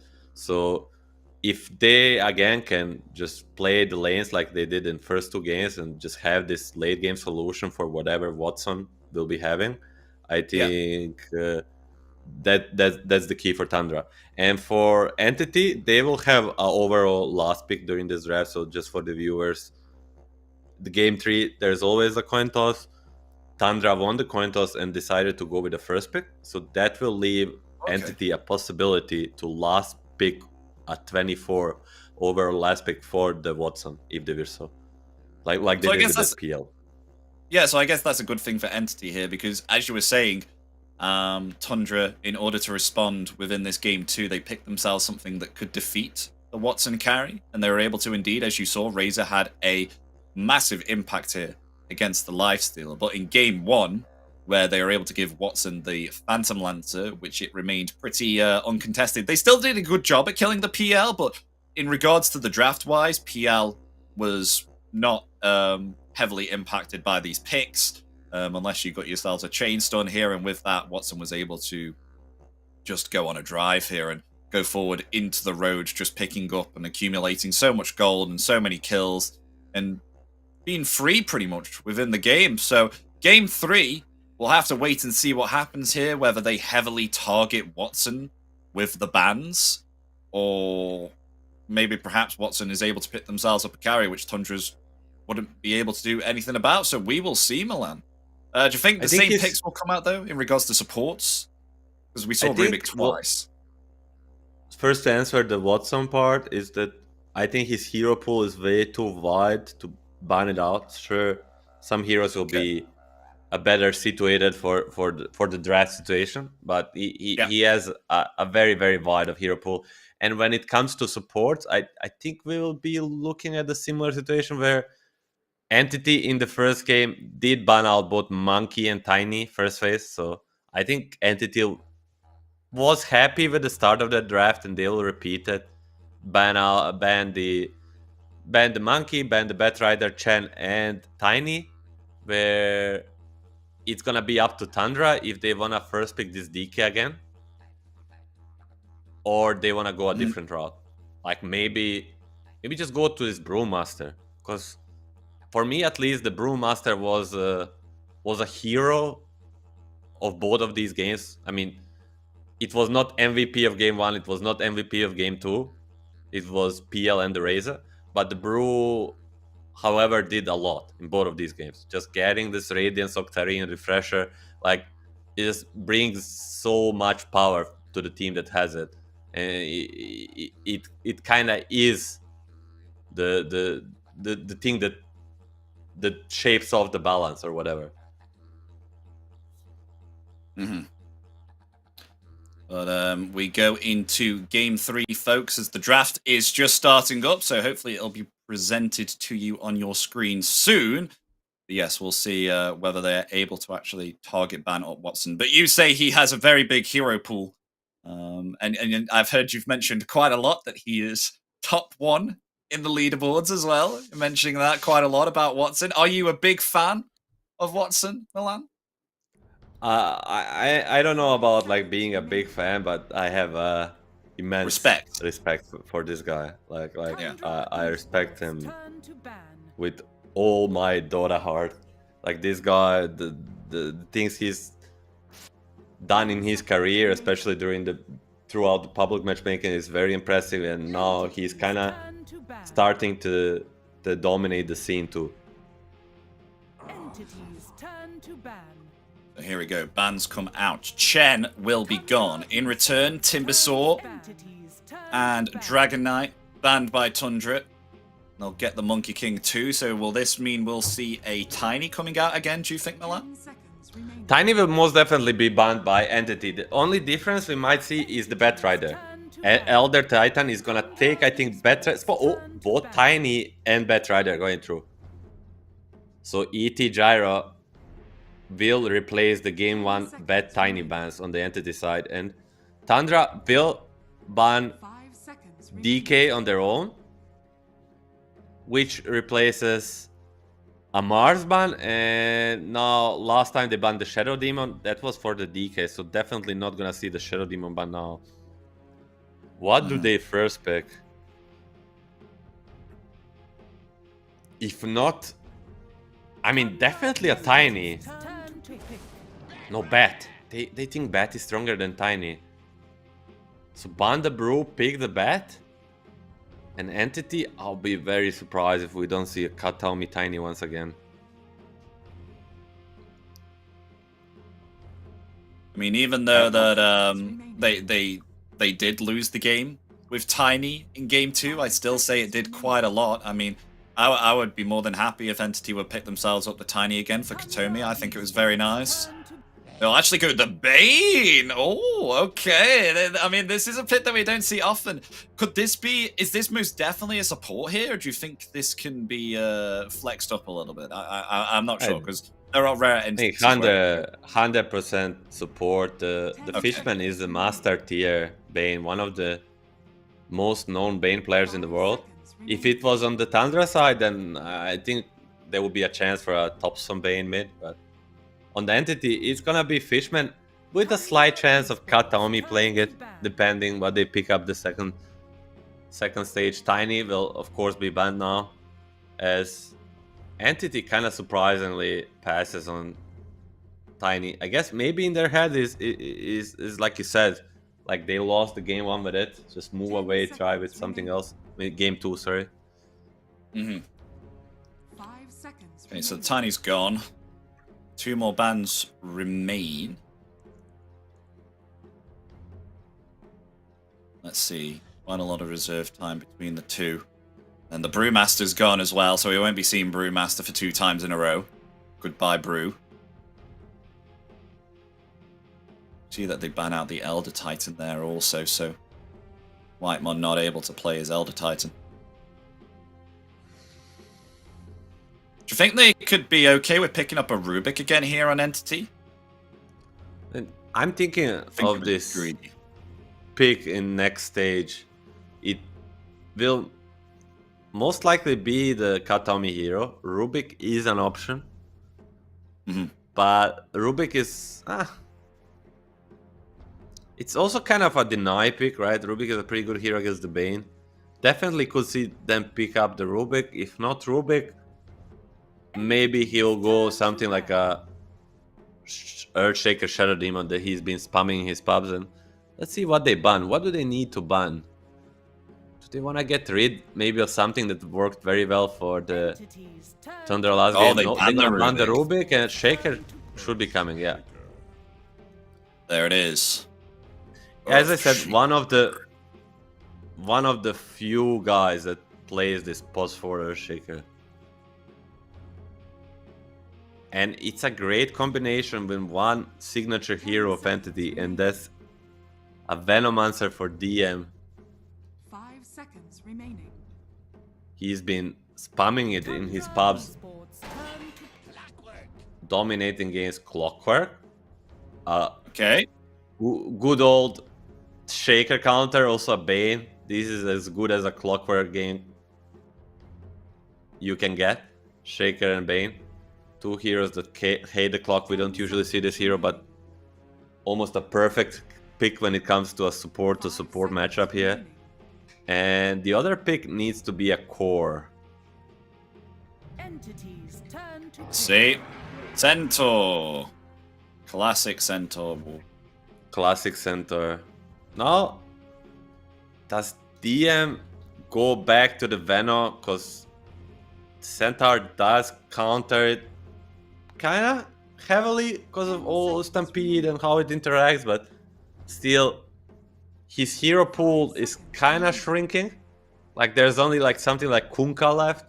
Brew is banned. Timber is banned. DK is banned. It's in between a Veno and a Kanka for him.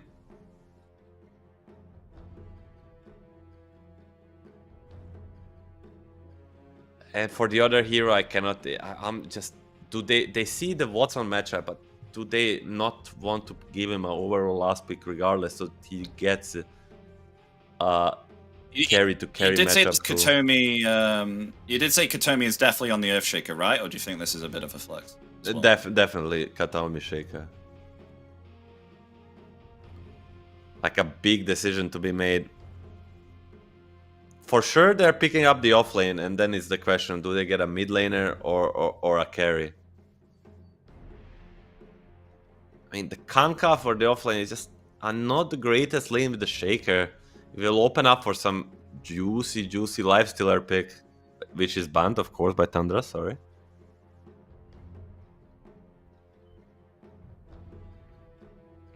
I think you go with the Venom.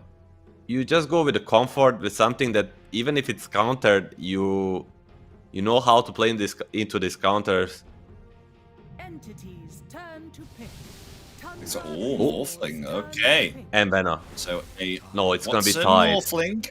Oh my god, look at all this control. Echo Slam and Ravage and Bane Grip. Though I do have to say, very nice ultimates, but very long cooldowns. You have to make sure to utilize them effectively here. Also, I don't think they're going to have a nice time. I mean, at least they have one or the other, so if one is already committed, then they have another to rely on, but still, they do have some long cooldowns on these ultimates.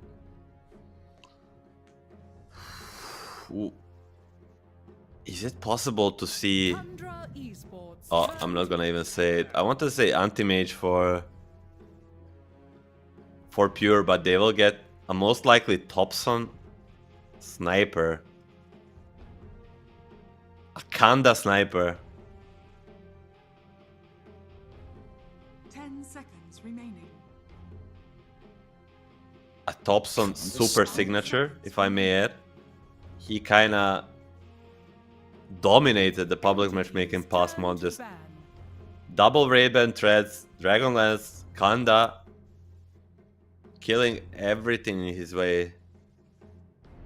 But Tundra will be looking for a pure hero, and Entity will be most likely looking for the no one hero. What does counter sniper?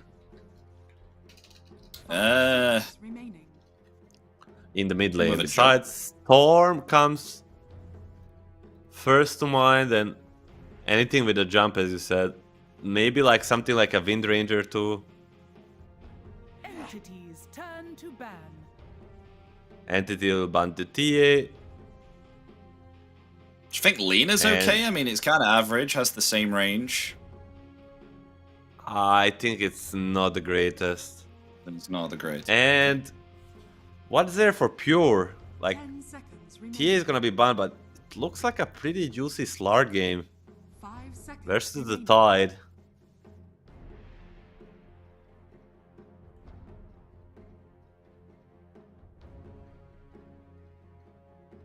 Only Or 30 maybe seconds remain. Tundra Esports turn to Draw Ranger, Wow. that one. Yeah, I mean, I mean, first I game can understand that. Yeah.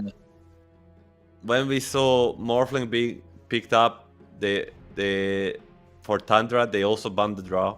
They really respect this Aghanim Scepter and its 10 ability seconds to remaining. counter the morph heals and to pierce the armor, of 5 course. seconds remaining. It has been buffed a little bit as well, the Drow Rangers, so they reduced the cooldown of the multi-shot arrows. Now Tundra needs to make a decision what they want to pick for pure and what they don't want let no one to have. Is it the Storm Spirit? There's not much reliable lockdown for a hero like Storm.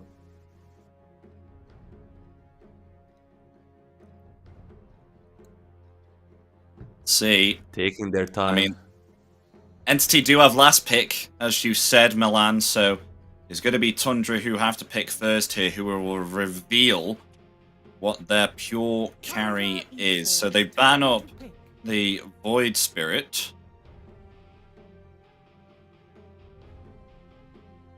What will they go for carry-wise here?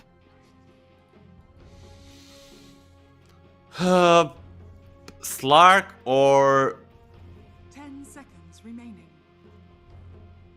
Slark or 5 seconds. maybe a Troll Warlord. Oh, yeah. That would be my call. Luna. Luna? Okay. It's always Luna. Whenever we try to get the carry, it always the Luna comes out, 101 carry pick. And now I would be very, very surprised if Entity doesn't pick up the Storm Spirit. Like, I would be shocked. But Tundra, they must have been ready for this. They know it's coming, and they're just fine against it. Thompson is saying, I'm gonna body him in this mid lane. Just let him have it. Let's see if you are right, Milan. 24 seconds remain. Could it be a Storm Spirit, or will it be something else here for the mid lane? As you said, they need to maybe possibly get a hero that has the ability to jump and catch, Storm Spirit being the first hero that comes to mind. What will Entity pick up here for the mid lane? Is going to be a Zeus, so not exactly a catch. So they'll go themselves no one on the Zeus again. Are you happy with this pickup here for Entity, or did you really think that they need it? I mean, they've got themselves Earthshaker and Tide with, with Blink setups here, and Morph can waveform in, but are you happy with the Zeus pickup? I'm not the biggest Zeus expert, but from what we saw in the East Europe, right? Like, most noticeably, like for Sanctity, like this Zeus hero, if put in the right situation, the right hands, he can dominate the game.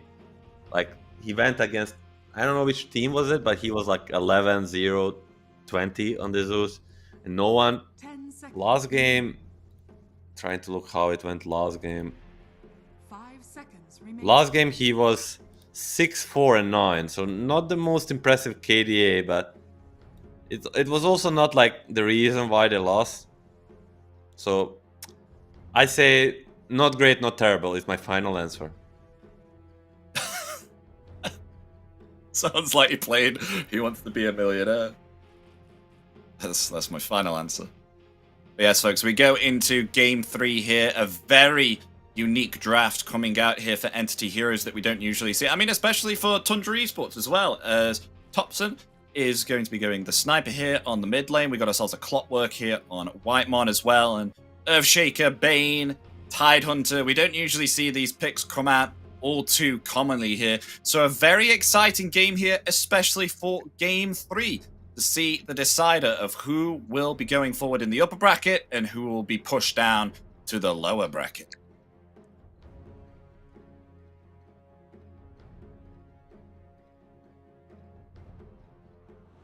What is your thoughts on both of these drafts here, Alana? Which side would you favor out of the picks that you see? Are you going to go with the more comfortable side here, that being on the side of Tundra, or are you going to go for Entity here with their quite unique lineup? I'm taking a minute to think here. Like it's a pretty good Morphling game. Like, so whenever I'm thinking through the entity, I'm always thinking like, what are the Watson chances to 1v5 this game? And they're not bad, but it's pretty hard to bet against Thompson Sniper that's gonna have kind of a free lane. So I think the draft is pretty much 50-50 in terms of like who all drafted who. I think both teams got what they want. Yeah. And it's all gonna come down to the execution.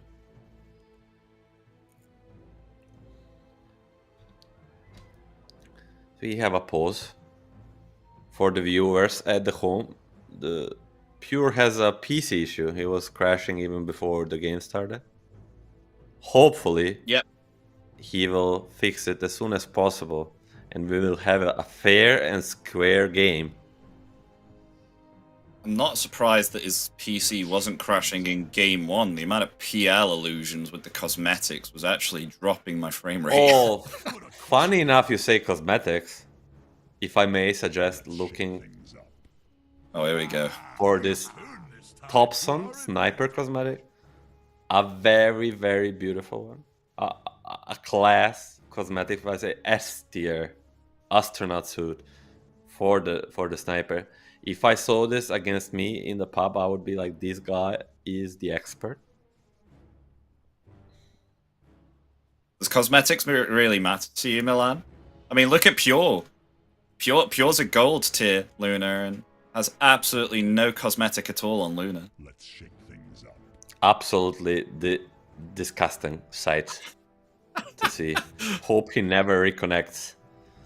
How dares he not have a single cosmetic? I mean, jokes aside, I think I don't mind it that much, but I kind of enjoy when seeing some of these pro players have like the good ones, you know, like this Thompson and Luna is back. Like this Thompson cosmetic is just not something you see every game, and it does look really cool.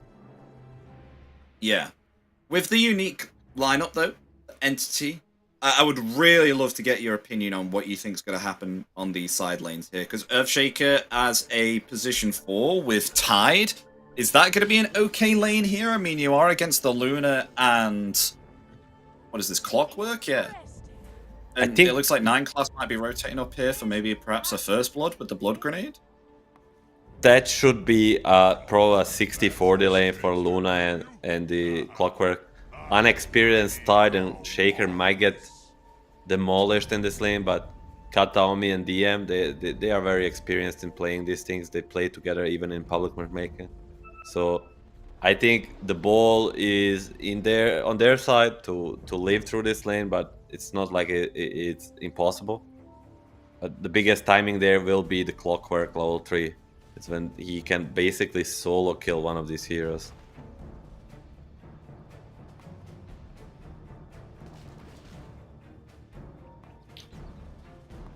It's both teams just staying away from each other here at this moment. Don't think there's any smoke plays going to be committed, any late smokes from either team. They may just reveal themselves here close to the river. They've got an observer ward in the exact same area. Near this tier 1 tower on Tundra side. Here we go. Oh, Toby, 9 class and Whitemon. They're going to be aggressive here, try and find this bounty rune. Will push away Watson here, does not want to hang around. They'll get themselves 3 bounty runes. Luna getting the top one here alone.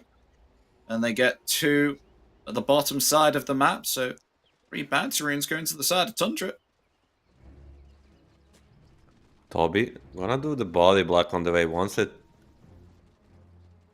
to push into him, but look at the Watson, he's gonna do the same. Can Bat stop it with the flame break? Pretty easy, but Fishman? I don't think it's gonna work at the end, but good try. And Watson needs to be careful. Hoofstop is coming. Oh, disconnect.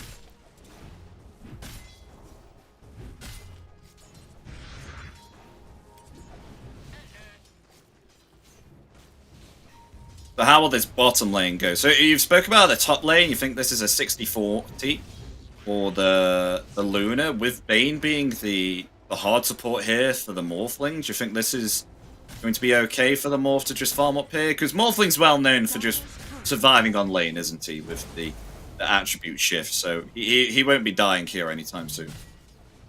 But can he get CS? Question. Exactly. It's more like a 50-50 lane where Morph should just be able to farm, but Fishman Bane, he can get in trouble if not careful. He's got the brain sap, only level 1 though. And once they start getting more levels here on Watson, then maybe perhaps they can start turning it around here. Fishman should be dying here. Might fall. A very easy kill. First blood, right off the bat. As long as the support dies here, but not Watson, we'll be fine. And the mid lane, this is I gotta say, a really old matchup here. Zeus versus Sniper. Takes me back to the days when I first played Dota 2, and these are the early heroes that came out. I'm not an oldie, Milan. 2016 was when I first started playing Dota. But I remember these coming out all the time in my bracket. I think that was like 2000 MMR back in the day. I just feel Those were the days. every new player is just given the Sniper to play, you know? Or the Zeus, you know, just press ultimate. Dire's middle tower is under attack. On Whitemon being Impact terribly guaranteed. annoying here with the battery assault top. TM. Getting tickled there. Thankfully, it's only a level 1. Once that gets level 2, then the battery assault will be a bit more annoying, a bit more troublesome.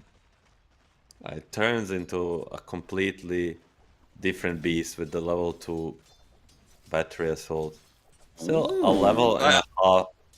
Oh, say it. Look what happened bottom. So, 9 class was just making a stack there then, and Fishman came in and just placed a sentry there as the camp was about to stack. So we'll stop 9 class from doing so. There is another stack though, just below it.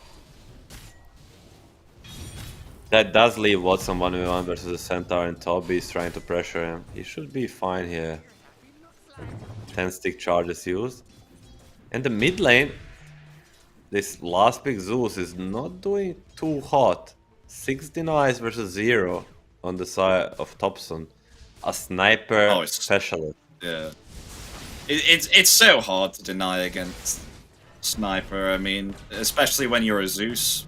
I mean, if you are very, very good at getting last hits as a Sniper, then you are going to get these last hits instantaneously because the attack animation is just so good on a Sniper.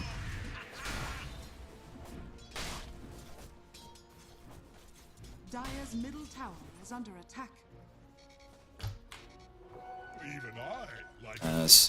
How's it looking here at the moment on Fishman? Getting stomped up there by Toby.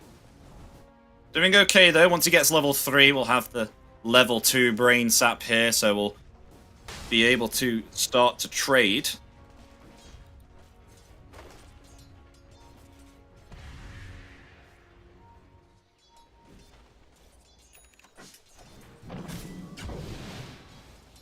As how things...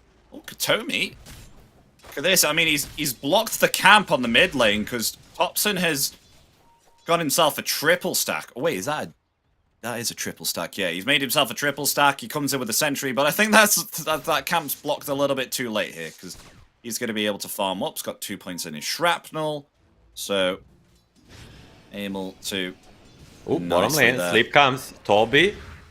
Will he die here? Committing? Diving underneath 2-1. He does get it kill.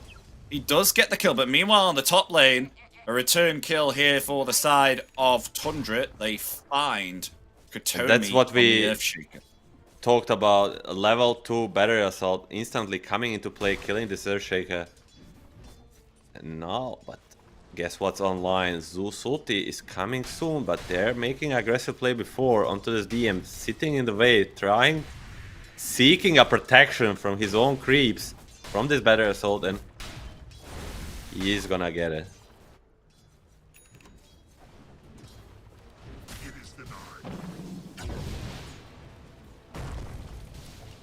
Oh, nice rotation here from Katomi, actually blocking the way for Toby to escape. That actually rhymes there. Toby and Katomi at each other's backs. The blood grenade is there. Katomi will be on the pursuit, but the Centaur will deny himself through the neutrals. And the Zeus ulti. Oh, not getting He the just kill. came a second too late. They're gonna miss the kill. Toby Katomi, they used to play together on the lane for probably a year. I don't know the exact time, but year and a half. They were teammates. They know each other very well. DM. That's very deep, bro. But 9 Oh, class? TP cancel. Nice TP cancel there from Whitemon. And we've got Pure who's going to rotate in. Katomi will be found on the bottom, but on the top. Maybe they'll get a kill onto the Tide. Can Fishman steal the Wisdom too? DM? Oh, Fishman? Of course, of course. He gets it. Fishman himself. Look how much space this Tide is creating, though. I think he's going to try and deny himself just to the tier 2. Yeah, he doesn't want to hang around here anymore. He's not getting anything. The kill will go to Pure. Oh, no one. Maybe gets a kill onto 9 class. Will do so indeed. It's actually even happening on the top here, too.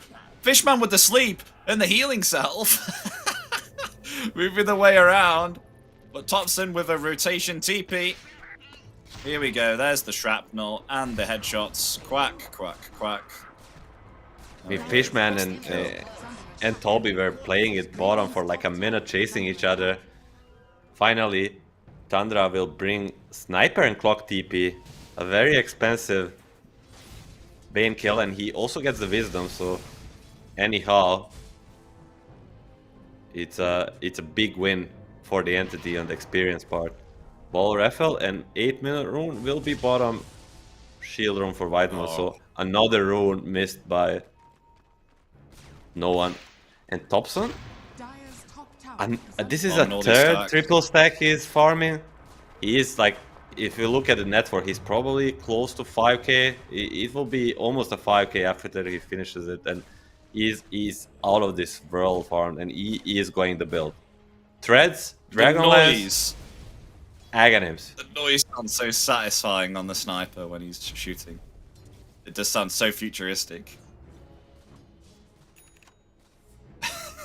I can actually listen to it all day. That's why I hype that Cosmetic is one of the greatest in the game. And I mean, I'm just wondering, what can they do to stop this Sniper later on? Yeah, sure, there's some waveform. There's some, maybe a Shaker Blink Dagger. But he will not be hit. Like, his hits will matter, but the Aghanims plus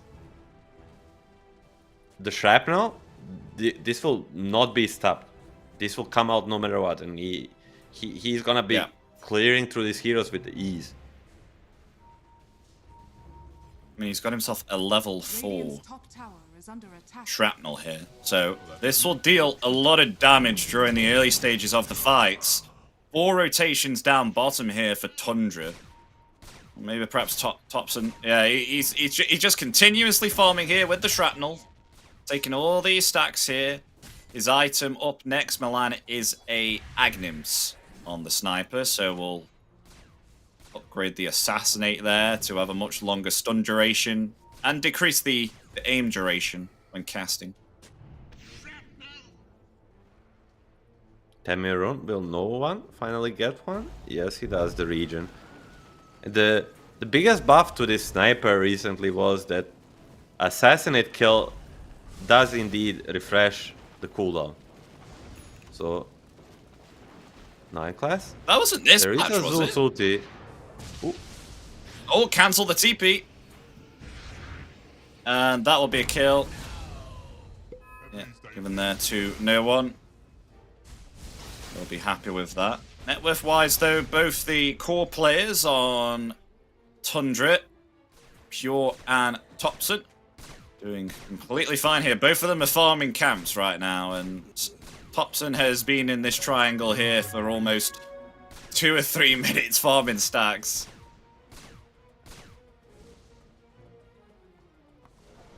He's finally out now. Still no Ravage killed on the Tidehunter. Level 7. On the level 8, he'll probably be getting it. But can he make anything happen? It just seems that Entity right now with their lineup, the potential for making plays is not there.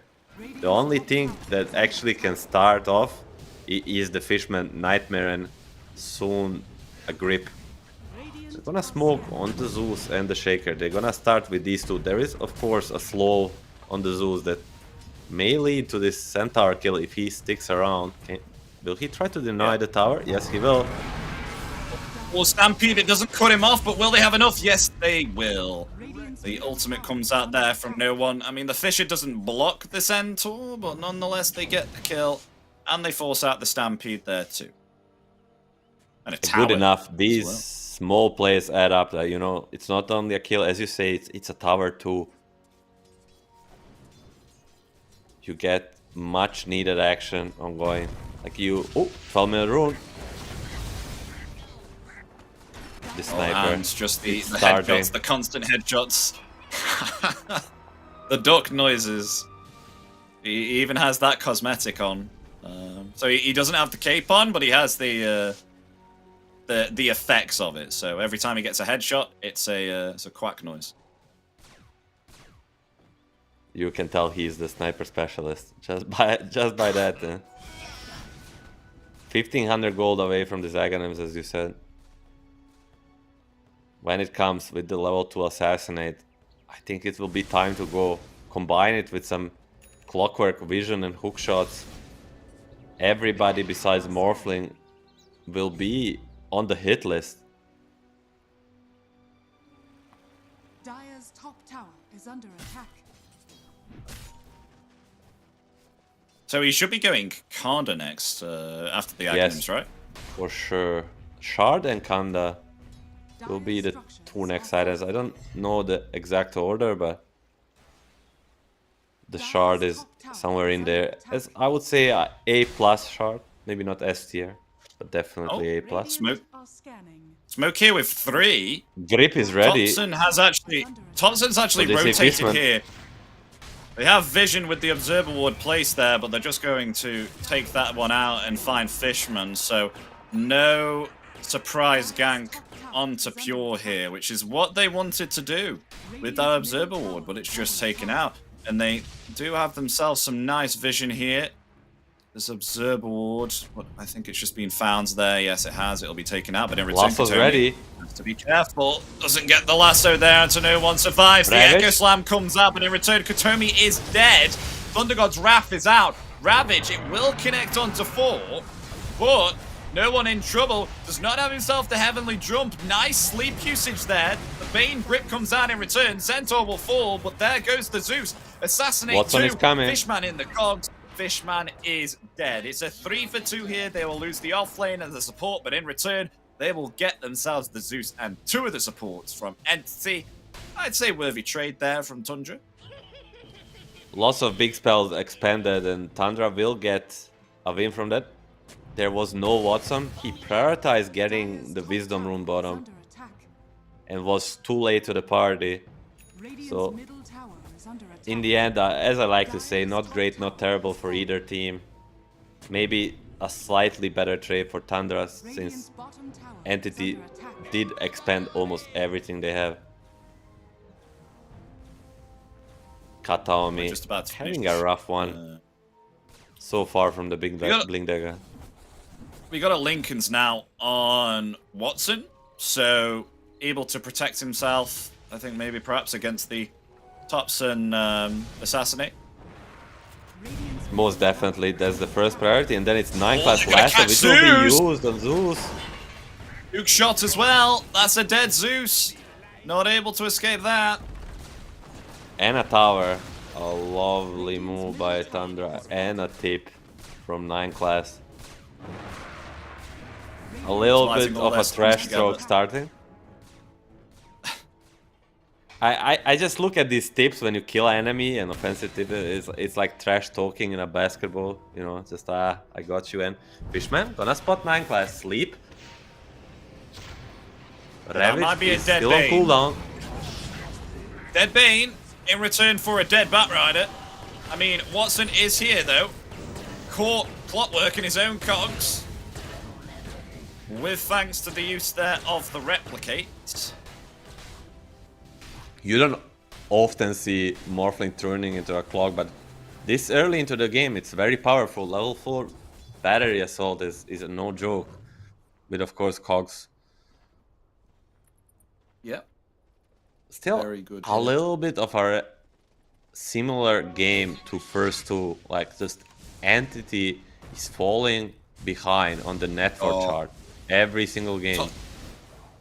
Thompson's going top here with the haste rune, ready to reap havoc. Fishman? He's going to run right into Fishman, though. They do have themselves the Fiend's grip ready. They're going to commit it there onto the sniper. Where's the Echo cancel Slam? here for the grip? They don't have it. The Echo Slam comes out, able to find Thompson and 9 class there, too. Has got themselves a Blink Dagger now onto Katomi, which is big for the Earthshaker. They may even find themselves Toby here on the Centaur. He does not have himself He the has no blink. Stampede. Or can they Oh, scout can him he out there with the juke it? lightning bolt? No Not one. the His no spider one. senses able to help him find Toby. Jump in Up the movement 3, speed, 1 more 2, second for the lightning 1. bolt. There it is. No, they got it. There it is. Oh, I just Fishman want to will shout get out it the there with the Fishman. brain That position there to get a sleep onto Sniper, then a grip onto him. Thompson thought he had a free kill onto the Katami Earthshaker, but the Fishman at the right place at the right time. That's probably the reason why we see a first pick Bane only from this team. Just a heavy play there. Lovely stuff from Fishman. We have some big Blink Daggers coming out now. Blink Dagger on Earthshaker. We already spoke about that. Katomi was able to get that after that team fight. And now DM has got himself a Blink Dagger here too. Has the Ravage ready, if they do want to commit something here. But they are scouted out at the moment by this Observer Ward. That Sentry just able to get it. Fishman, he will deward that.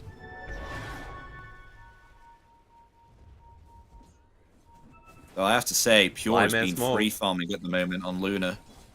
And he has the AD rune. But the Ravage is ready. Luna is very strong offensively, but defensively, she might just get burst in a matter of seconds. Ravage comes out. It connects there onto Thompson. Thompson instantaneously dead here. In return, though, they will find no one and Fishman. So it's a 2-for-1. I mean, they came in with the initiation here from Entity, but even though that they lose themselves Thompson, very nice counter initiation. They get a return kill. They get the mid laner and a support. So if anything, works out for Tundra. And Ravage is expanded for that. So definitely a trade favor in Tundra. They expected sniper kill to mean a fight over, but the Luna with the AD rune and everything expanded onto the Thompson sniper. She just cleared through the both Zeus and a Shaker.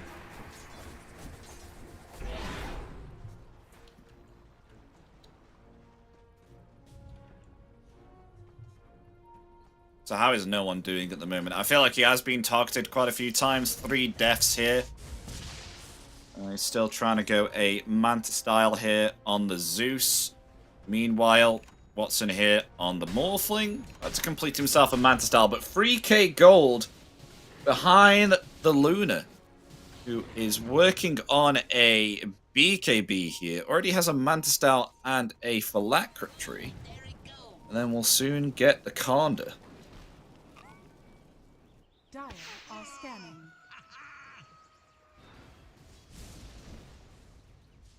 Very nicely played here on Pure, on the Luna, but Thunder God's Wrath will be committed. So just grant some vision there on the opposing team, revealing Tundra at the moment. So it seems like just a farm up here until we get some core items. Do you think maybe perhaps they'll go forward once they get themselves Manta, or do you think they're just waiting for the Ravage to go off cooldown? They are most definitely waiting for a Ravage, and where the Tundra is waiting for this Luna BKB, and then it's all gonna be about this rush bottom, whoever can get it first. And BKB is on the courier for Pure. 16,000 net worth, minute 21. Ooh. Tormentor, who gets the shard? It is Fishman. Not the best one, but still, at least Brain Sap is level 4, so it's gonna be okay. I mean, I think it's pretty good if you're near a creep wave, because you can just get all your HP back. If you're pretty low. No, they just use a lot of resources for this Tormentor, trying to get a kill into Rush with this BKB on Luna. It's the name of the game for the Tundra. Just use this BKB, win a team fight or get a pickup, and then go for a Rush. Can they do it? Can 9 class get the jump? Now smoke from Entity 2. The tension is growing. Who gets the jump first? Ravage, Echo Slam ready. Yeah, they're all grouped up on Tundra here. Whitemon ready with the blink. Fishman will take the lead. Smoke may break here on Toby. Or break on 9 class actually, hiding in the trees. If someone's around here, Blink's right on top of him. What a jump! As dead in the water from DM, slowing down the Batrider. No escape for him. They get the kill on 9 class. That was a... I mean... Was that just a blind blink? I think, as some may say, remove the impossible, and what's left is the answer. And that's what DM equation was right there. His smoke broke. He didn't see a hero. He jumps in the trees ahead of him, and he finds the Batrider. A presence of mind to do it. This might give them the rush. I wouldn't be surprised now if everyone's going back, question mark, after that play. But yeah, they still have the Ravage ready. All the ultimates ready to be committed here on Entity. And Roshan is hanging around here on bottom. I feel like they could take themselves Roshan on Entity or Tundra. I mean, Entity, like they want to... Entity will go for it, but Tundra will not let it go for free. Both Sniper and Morphling are farming away while other 8 guys are together. This Morphling really wants the shard before the next fight. Will prevent a burst. Of course, with the shard he can morph during the stuns, and there is no silences on the Tundra side. We don't have a reason yet. I'm getting anxious.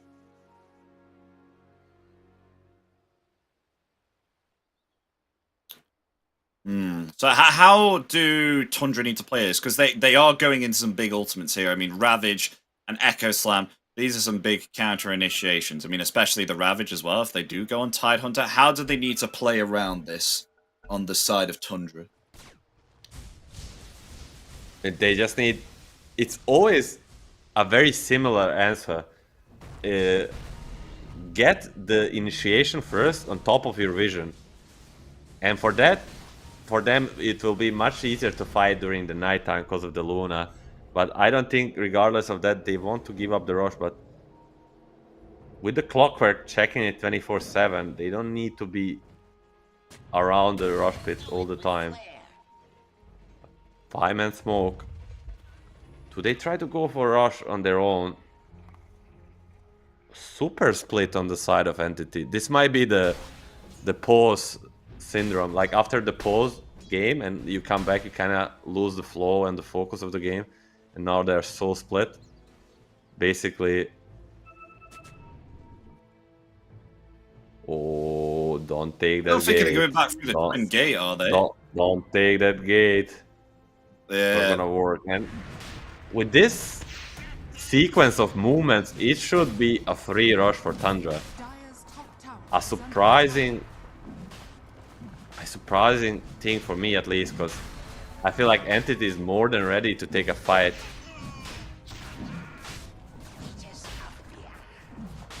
Well, I thought this definitely could have been contested here from Entity, don't you think?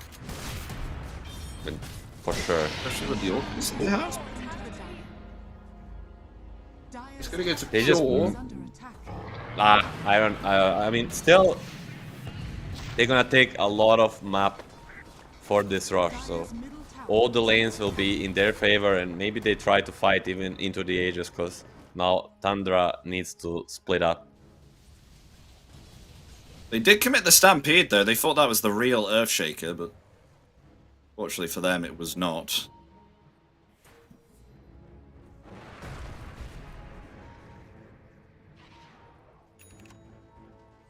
So what's the play now? Stampede's down.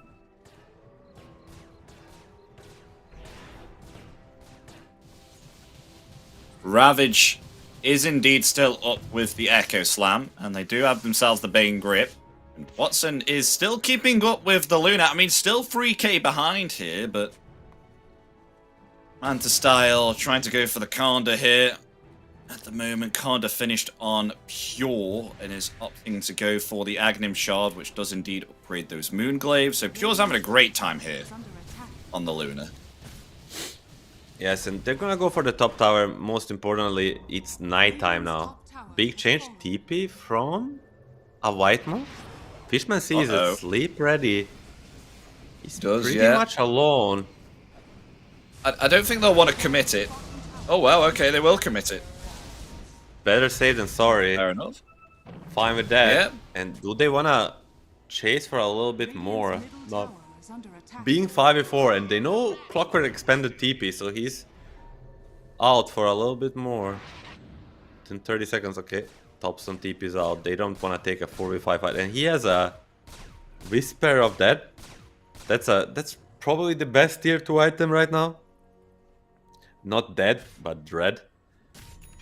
As it gives. So increasing really the spell amplification? Yes. Yeah, spell damage increased by 10%. Yeah. Dire's bottom tower is under attack. Reduces the daytime. BKB obtained on Zeus, which will be very nice here. They can still catch him though, especially with the hook shot or the Batrider lasso. That's something you have to be careful about here. Playing the Zeus here on no one.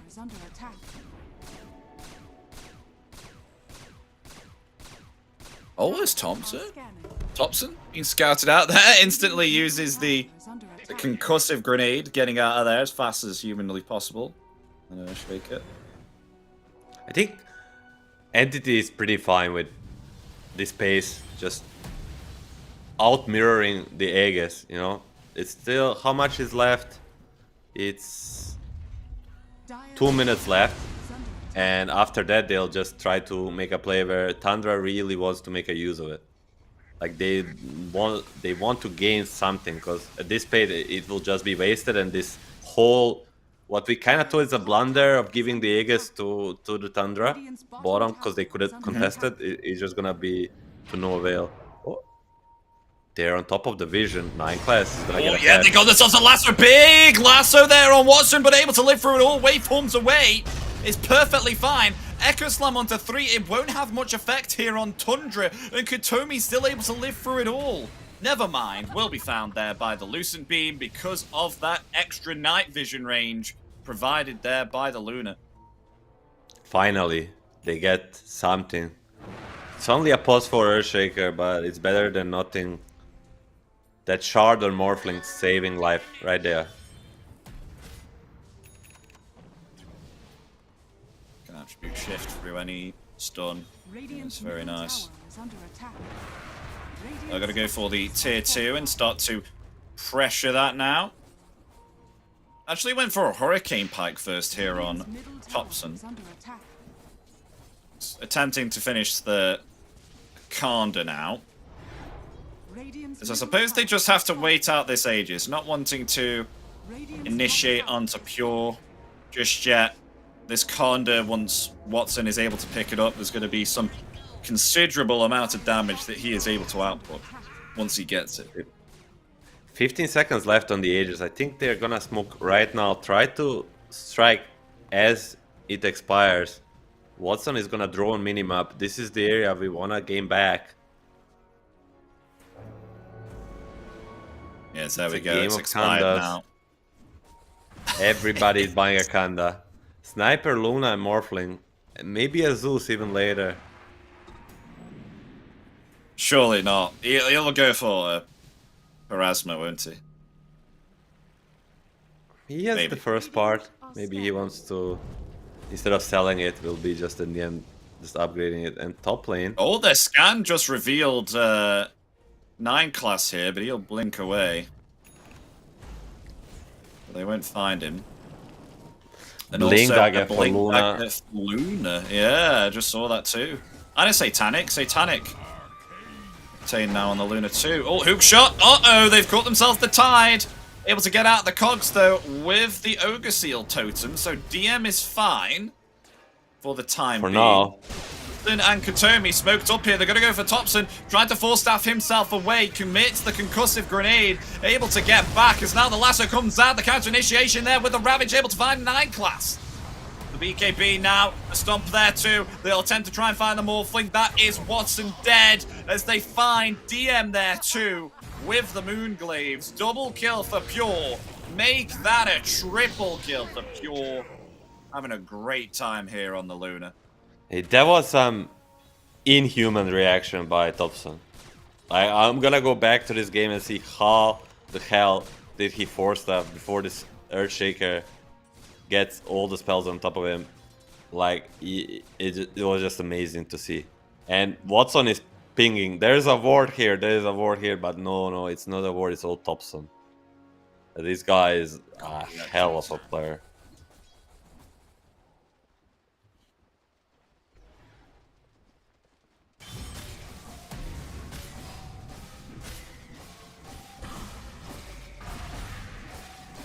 And he's got himself a Carder now too. Surviving that fight. He's going a Revenant's Brooch next, so he's going to make the physical damage coming out from his Assassinate Magical. This is going to be a lot of damage, and especially has himself the Enchanted Quiver as well, so an extra 350... Wait, no it's not. It's, yeah, 250 plus bonus magical damage, so it's going to have a massive effect here on the Assassinate once he has himself this Revenant's Brooch.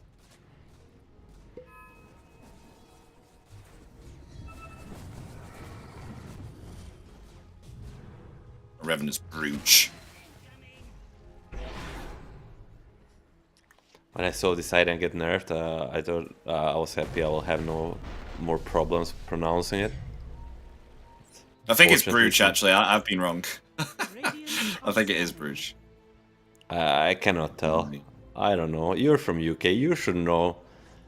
Few hundred gold off this Swift Blink, and we didn't hype enough Pure Luna and his farming ability. Like, this is some alchemist network territory. Like, he's just been playing insane.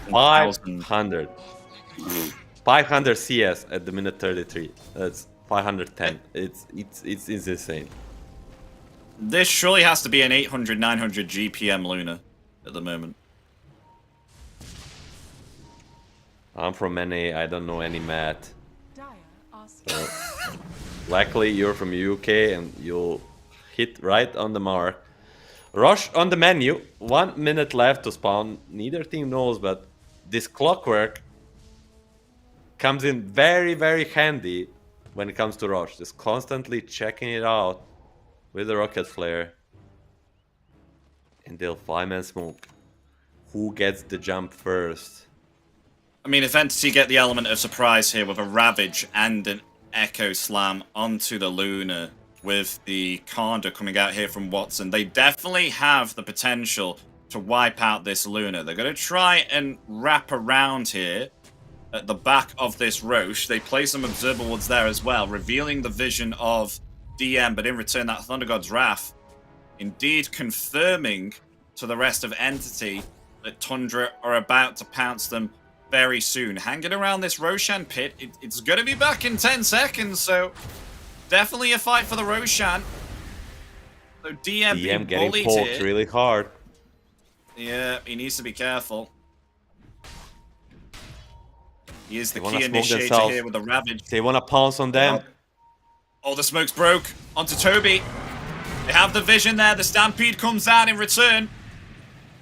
But with that Stampede, not able to find anyone. Watson hiding in the trees. Really want to go for a lasso here onto the Morphling. With the illusion bait, he's doing it on Watson. He's doing it. Do they have a read? Oh yes, Echo Slam onto 2. They find the Centaur straight away, but in return, Katomi is instantly wiped out. Ravage there onto 3. They'll attempt to take down the Batrider. Batrider on Centaur coming back to the fight. They found themselves the grip though onto Pure, but there's no follow-up. There's no follow-up onto Pure. As meanwhile though, in the backlines, Dobson taken down here by the hands of Watson.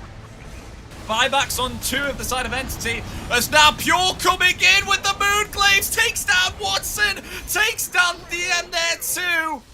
Oh, the damage is too much for them to handle. Blink coming forward, cancels the TP there into no one. He attempts to flee, will be stopped in his tracks there by the hoop stop. Goodbye, no one.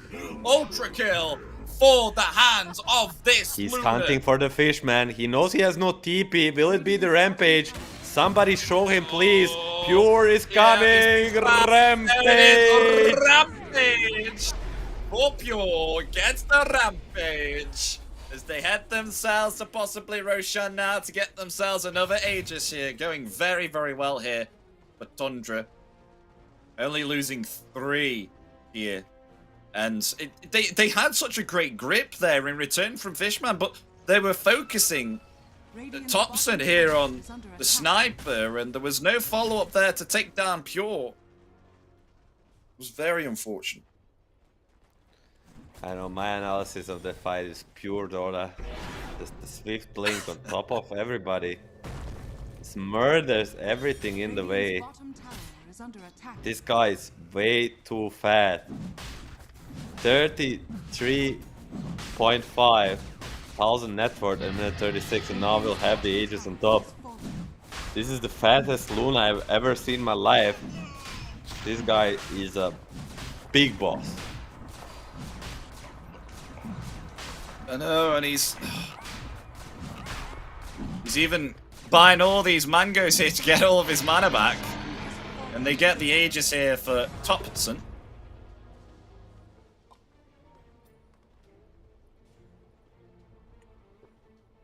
As they could potentially look now to siege the high ground here. As Eye of Skadi, the next item for Pure, really going to help against this Morphling here to stop the amount that he can attribute shift. As interestingly, they did. What was that Stampede used for there? Did you see? I have no idea, but it doesn't really Was that a matter. misclick? I'm just surprised that Pure actually gave Aegis to Thompson. Like, I guess he's just so sure he's not gonna be dying with the Skadi. But right now, he's playing without a buyback. Oh, what they're doing hanging around here, Entity? They're split up. They need to get out here as soon as possible. Uh-oh, 9 class hot on their trails. Finds Watson, though DM is going to take one for the team and fall here, so that Watson can get away. And buyback available for the... No buyback actually available for the Tidehunter, because he has just bought himself the recipe for the Shiva's God. So if they push high ground, no Ravage for 70 seconds. A very interesting choice to buy out there. Because this Pure Luna will definitely push the high ground at the pace he's playing this game. He has no chill. He has nothing to fear. Great was here. Blinks forward there, trying to find no one on the Zeus. The glyph is there, tied back in 40. Don't really know if you can do anything here without the Tidehunter.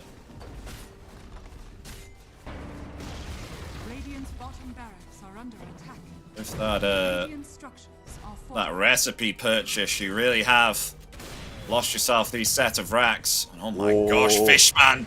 He's dead! Pure blinked forward there with a Lucent Beam. The damage from the Conda and the Assassinate. No There's too buyback. much for him to handle.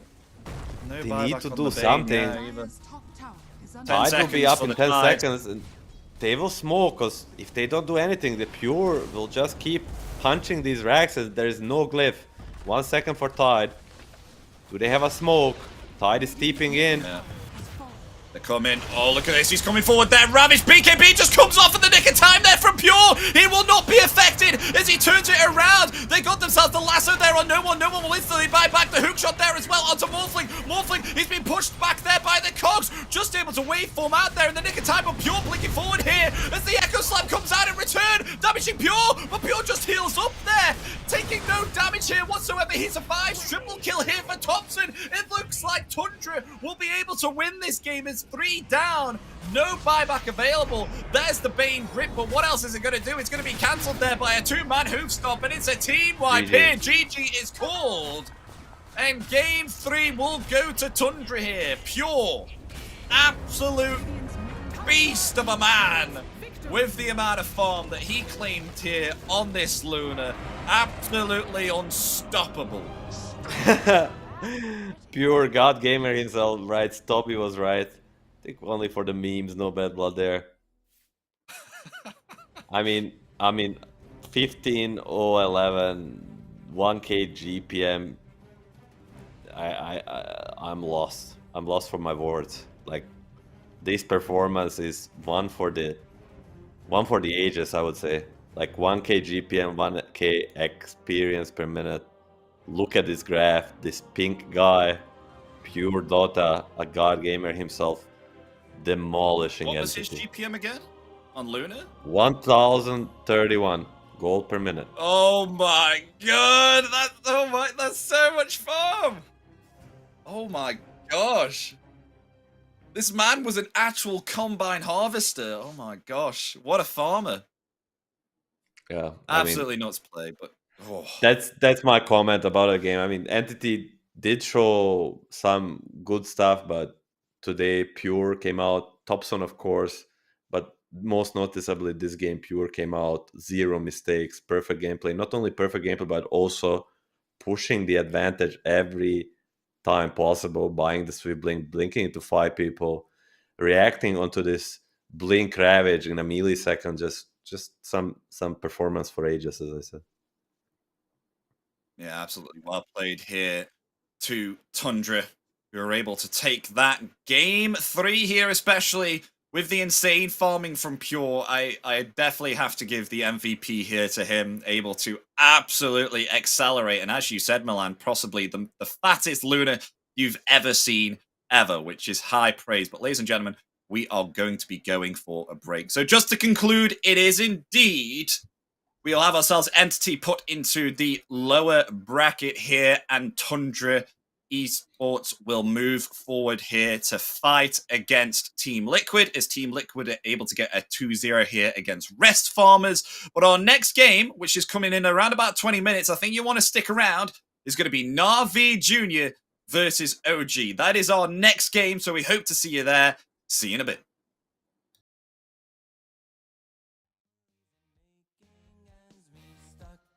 Jobs will never leave. I never wanna be like that, so I wanna go back to my reality. Wanna go back.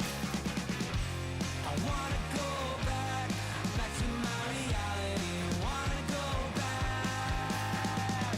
Didn't mean to sound so concerning.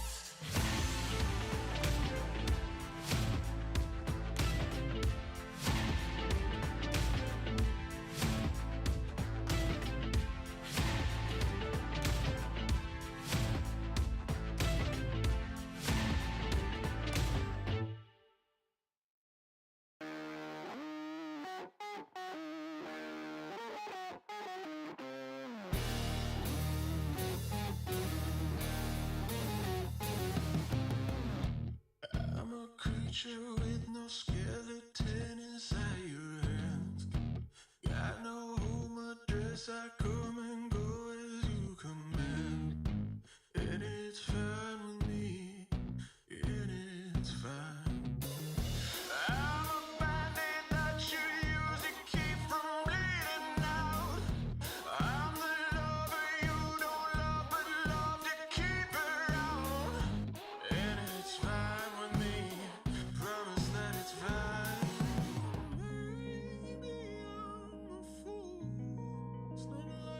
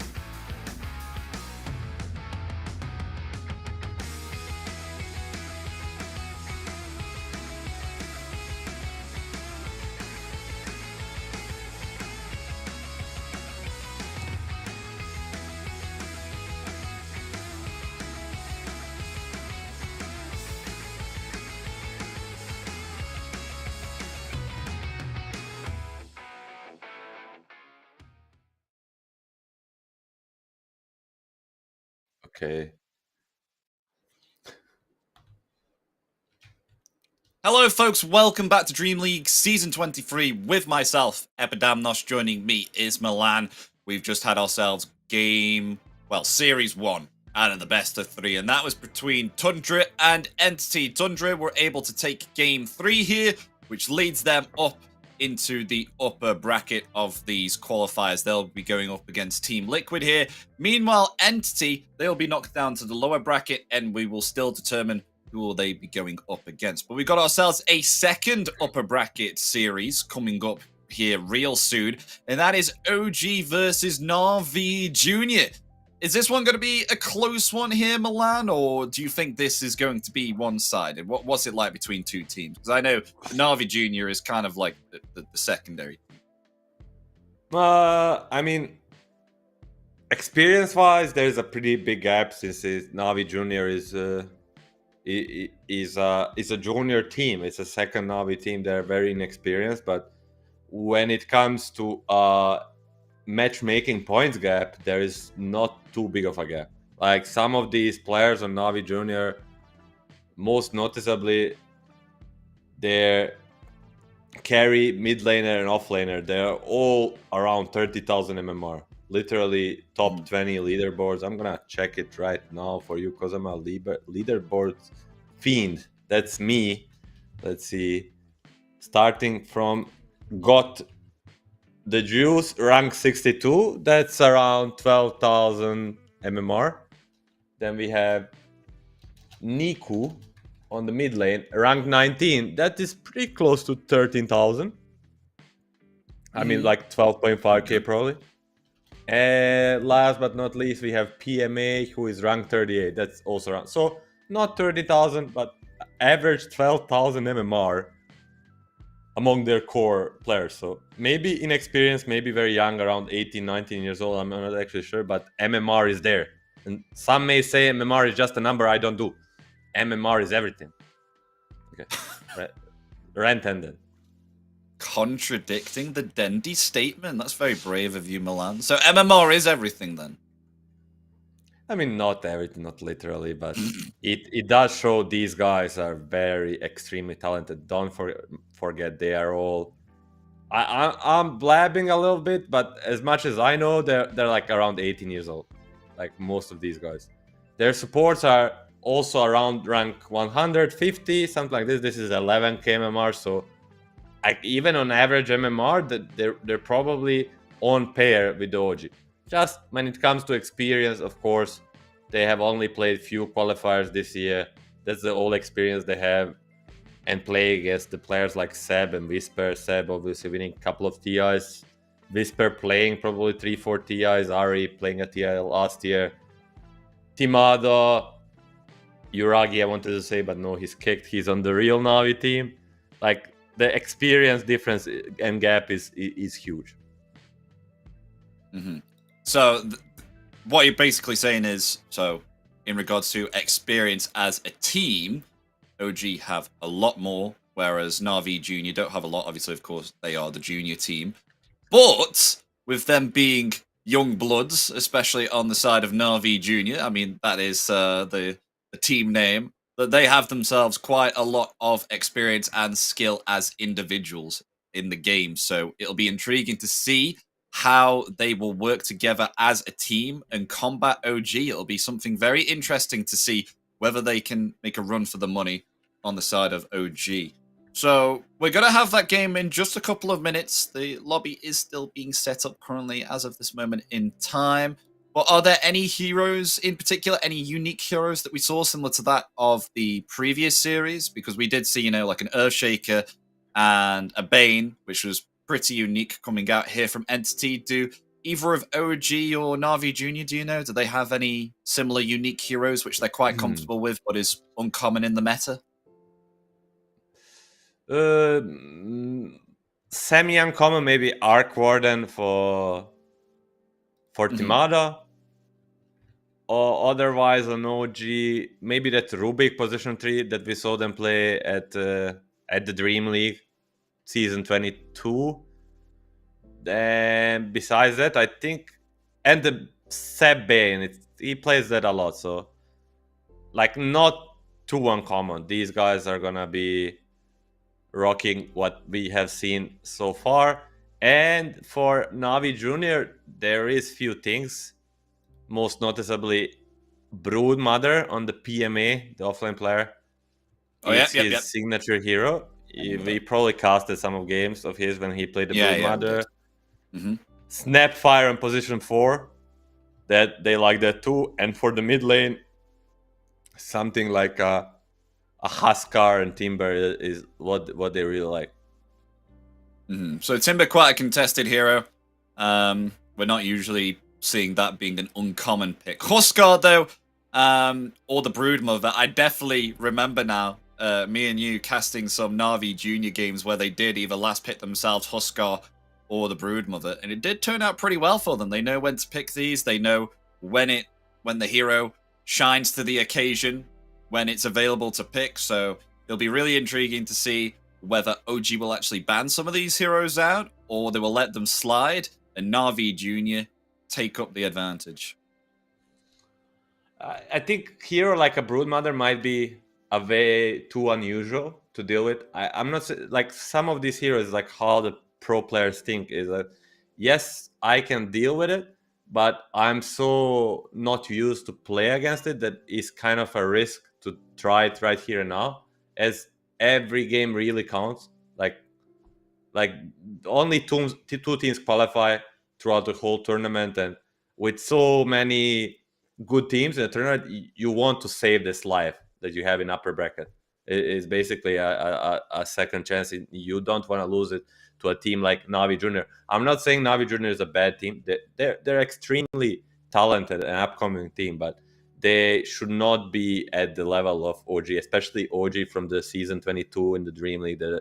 That they were on the rise. They were going up. They got top 6, not the greatest result ever, but they heavily improved in last month, and I'm looking forward to see if they stay on this trajectory of steadily improving.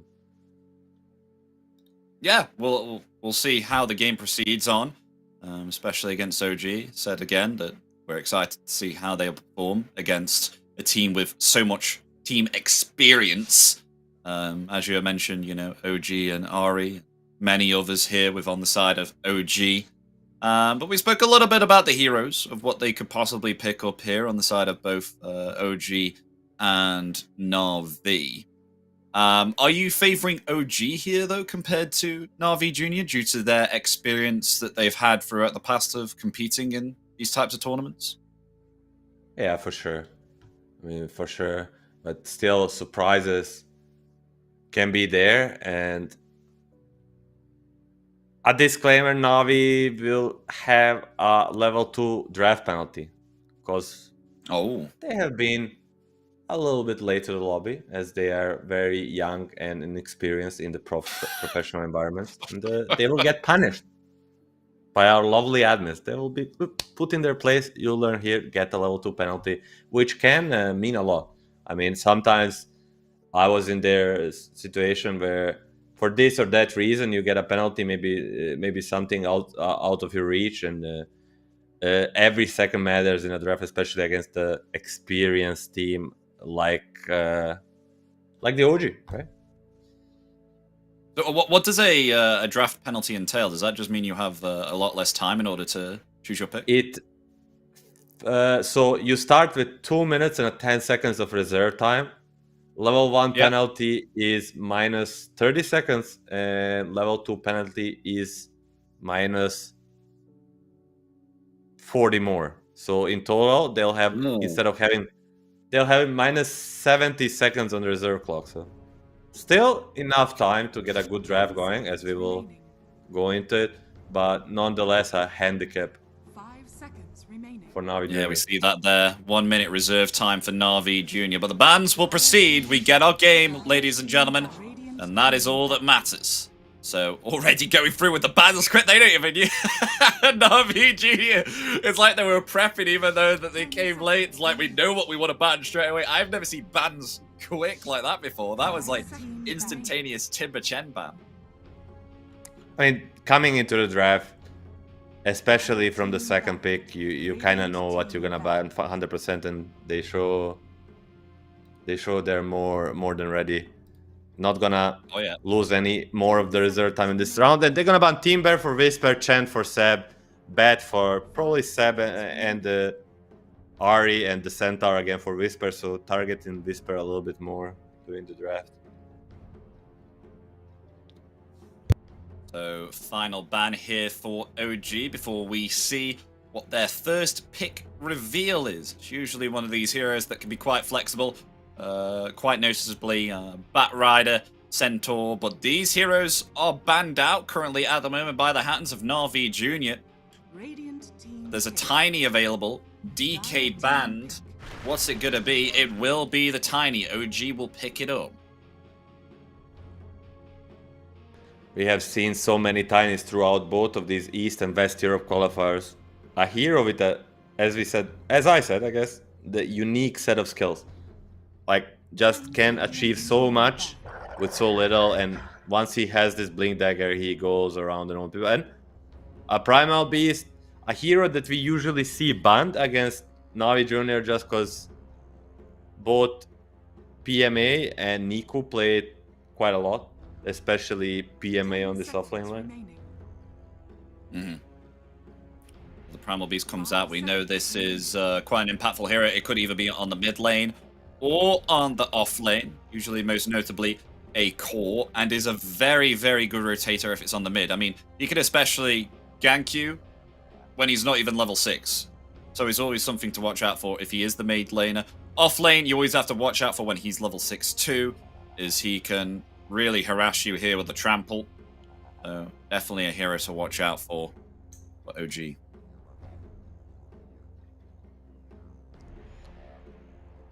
See, OG, will they want to ban the Rubik that we usually see people do when they pick up the Tiny? Or I think giving a Primal to Navi is a little bit dangerous because it is a flex between mid and off lane, and you can easily kind of forget about this Broodmother waiting in the corner for you. Like, the drive goes and you're like, Primal is off lane, blah blah blah. You pick your own heroes and then bam, 24 pick, Primal mid, Brood off lane. So in that way it's dangerous. They're gonna ban Beast and Razor. So for me it says they're sort of planning to pick a Lifestealer on the side of OG. But we'll see. SD will be the ban into a Crystal Maiden. Okie doke. So Crystal Maiden comes out. The strong laner support. As we've actually seen some Crystal Maiden late games. 225 attack speed. Cartel comes out in return though. But OG.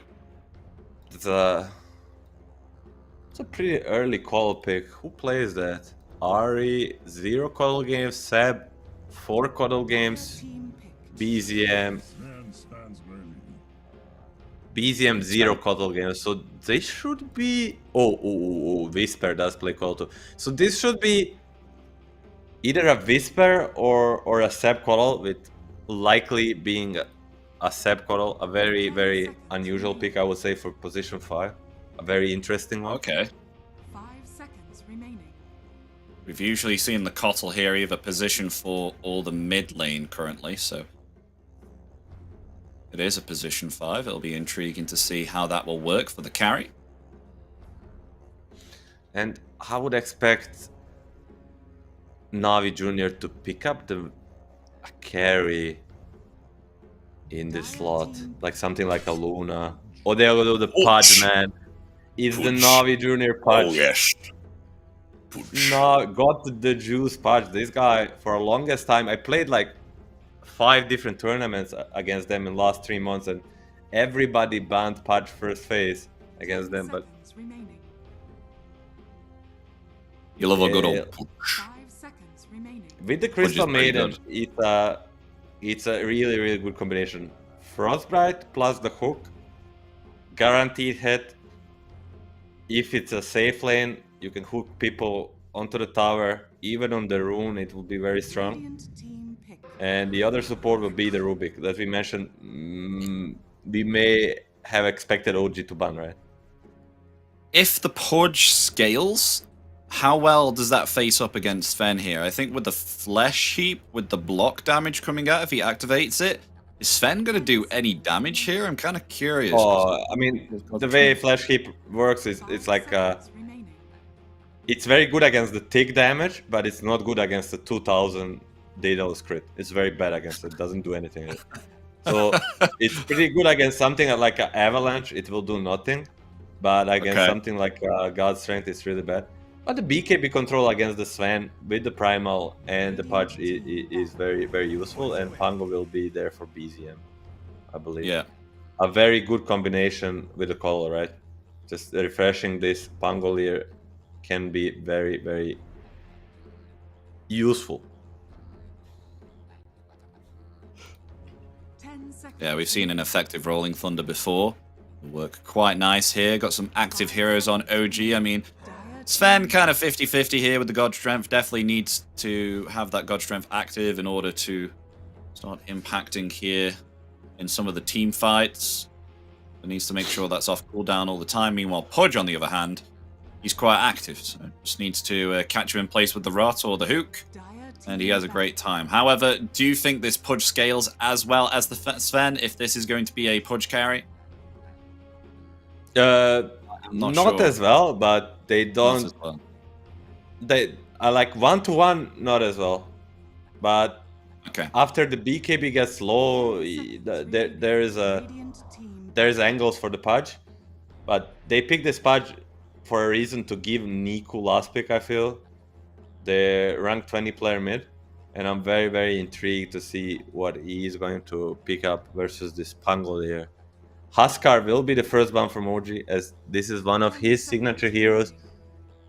Maybe he actually just plays Primal. Primal has a pretty good matchup versus the Pango mid. We may see some PMA hero coming out. Broodmother. Is this They a banned good the Brood Huskar. game?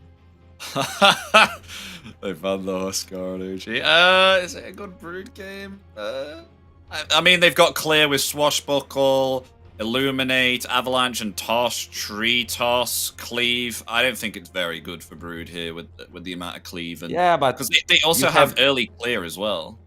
You have not seen the new technology. That's why What I'm is saying. new technology? New technology is Kanda Brood. Just killing you from 1000 range. Ooh, face the light. Dawnbreaker.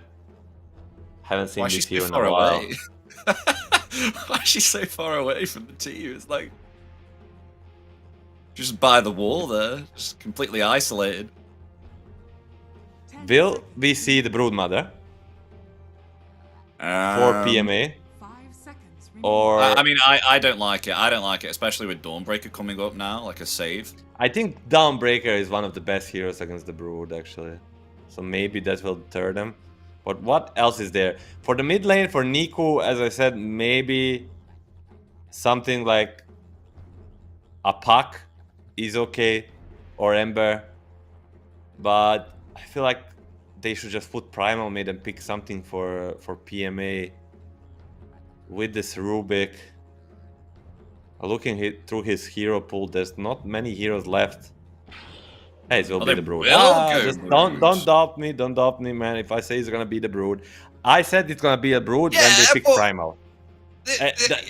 On the Primal pick, 10 minutes ago, I said it's gonna be a Brood. We shouldn't have discussed it more. Yeah, but you've got to look at these heroes. Come on, Milan. I mean, Dawnbreaker, Pangolier, Sven, Kotl, and Tiny. These are all heroes that can potentially handle the Broodmother here. I definitely didn't think if they're really this confident that the Brood can do well here and Navi Jr. will win this game over like PMA having an amazing Brood game. So I know he's a Brood specialist. I will be gobsmacked. I will be gobsmacked if they can do something great with this Brood here. I mean, prove me wrong. Prove me wrong. I mean, yes, all the heroes are in theory good against Brood, but these Brood specialists, they know sometimes some angles that we don't. So Okay. I think OG will clearly be happy about this Brood last pick. I feel like we expected this. They did it anyway. We prepared. We pre-countered it pretty well. I agree. But then Yeah. again, this PMA guy is also saying something along the lines, just give me the brood, I'm gonna own them anyway. So will he be able to hold up to his words is the question. I don't know. For me, I'm on your side. I think this is a very good lineup versus the brood. But then again, this guy may know something that we don't, being that big of a brood specialist. I mean, they have one save. They can save each other, but there's not like an actual spell save, like, you know, like a disruption or anything like that. So, you know, anything's possible. But we'll see how this comes out, folks, as really this is quite a unique pick of heroes here from NAVI Jr. Very exciting. Got the juice. Carry Pudge. Wowee. Along with a Brood off lane. Even though that we had doubts that Brood would be good here, they still pick it anyway. So let's see if NAVI Jr. can prove us wrong here and have themselves a fantastic Broodmother game as Game 1 gets underway. OG versus NAVI Jr. Exciting stuff.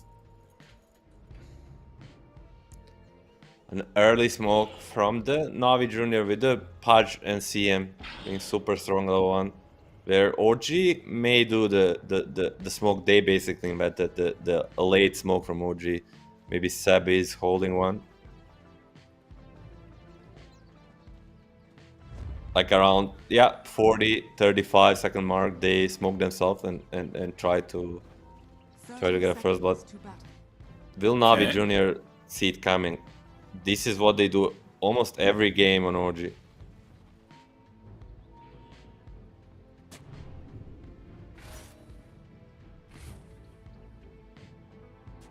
Going around here, having themselves the high ground. The smoke will break.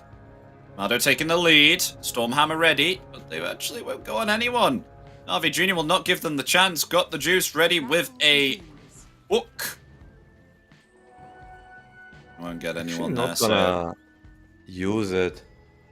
Surprisingly, a little bit too scared, because keep in mind, once you hit the hook on the rune, it does get you get the mana back. I want to apologize in advance, Milan, because I will be pronouncing hook a bit weird. I get a lot of atting for my my ook words. Fine. Scottish. I wanna keep attention on this bottom lane. How will PMA do here with his blue mother? Yeah, that's a question that I have in my head too. I mean, I don't know if you can go onto anyone here because Seb leveling the blinding light, which is going to be very nice to stop the diving underneath this tier 1 tower if they so choose with the Brood. I think level 2 he will get the mischance, the whatever it's called, and then Silken Bowler? he can Silken Bola. With Silken Bola, like Sven basically has 0 threat, and it's actually a really good nuke. Like it slows, and it also does a lot of damage. So with that, they might get a kill, surprising kill on this bottom lane. So yeah, we did indeed have ourselves this Primal Beast on the mid lane. How is the matchup versus Pangolier here? Because of course BZM on the Pango, you can escape here using the Swashbuckle. I mean, even with the reduced range, they nerfed the Swashbuckle. You can still escape the grasp of Trample here, right? How is the lane? Oh, look for hook. these two? Ari? Hook. Does he have anything Ari? to escape? No. Oh, got the juice. He's going to hold his ground. They get the kill, but in return, the Celestial Hammer finds the Pudge, so it's a support there for the carry. Still a first blood for the side of NAVI Jr. and Crystal Maiden will use the gold probably for many mangos and tangos just to keep fighting this lane. I think Primal, to answer your question, Primal and Pango is kind of 55 to 45 in Primal favor lane. And then it all comes to the runes. So far Nico is doing pretty well. Yeah, utilizes the onslaught there just to make sure that this creep wave can be pushed into the tower. But BZM is actually doing a very nice job here with blocking this creep wave from doing so, so the creep wave can stay on his side. Well, they're going to go for a kill here onto Riddies as the hook, bringing Ari into the tier 1 tower, but I think Got the Juice wanted to save the Crystal Maiden there with the hook, right? Oh, yeah, at least wanted That's in case. to help him in any way possible. Another kill on top, but still, lanes are going pretty okay. There's gonna be a Frostbite onto this Whisper. There is. He has. Oh, misses the hook. If he hits that, there was no hammer ready. I mean, there was Maybe a kill Avalanche on level this. 2, but Ari. I absolutely hate Broodmother webs. They kind of. Why? It just makes my head hurt a little bit just seeing them placed on the lane. It's a very, very different thing that I'm used to be seeing. And Nico, 21 and 9 versus 16 and 6. That's pretty much 55 to 45.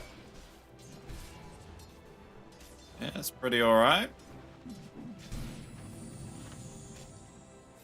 Tomato's been able to get some CS lately. I mean, he was at the bottom at the moment with 10. So this Brood actually giving Sven a little bit of a hard time here on the lane, obtaining CS. But not to worry for Sven, because he can rotate to the jungle with his great cleave. That's usually what goes around comes around. As meanwhile, uh-oh, this Porge carry in trouble. Got the Juice. Will just be able to get away. Yeah, the Stormbreaker and Tiny. A combo to be feared here on this top lane. Avalanche and Celestial Hammer, along with that Starbreaker there too, is very dangerous to go up against, especially if you're a Crystal Maiden.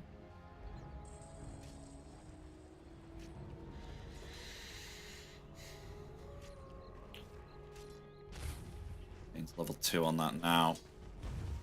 As we may start to see some rotations soon here. I wonder if Riddies will leave Got the Juice, because I feel like if this Pudge is left on his own, then there's a possibility of him dying here. I mean, there's a pull by Riddies. Try and bring the creeps towards this tier 1 tower. I agree. The moment he leaves, this Pudge will get dull. But usually every pulse 5 checks the 6-min rune. So we should expect him to leave soon, and Pudge probably just to go and play really defensive. Yeah, both Maiden and Tiny, but Tiny will be late, so with Pango being in base, should mean Primal gets a 6-min rune. We got the bounty rune here too. The rune will actually spawn bottom here.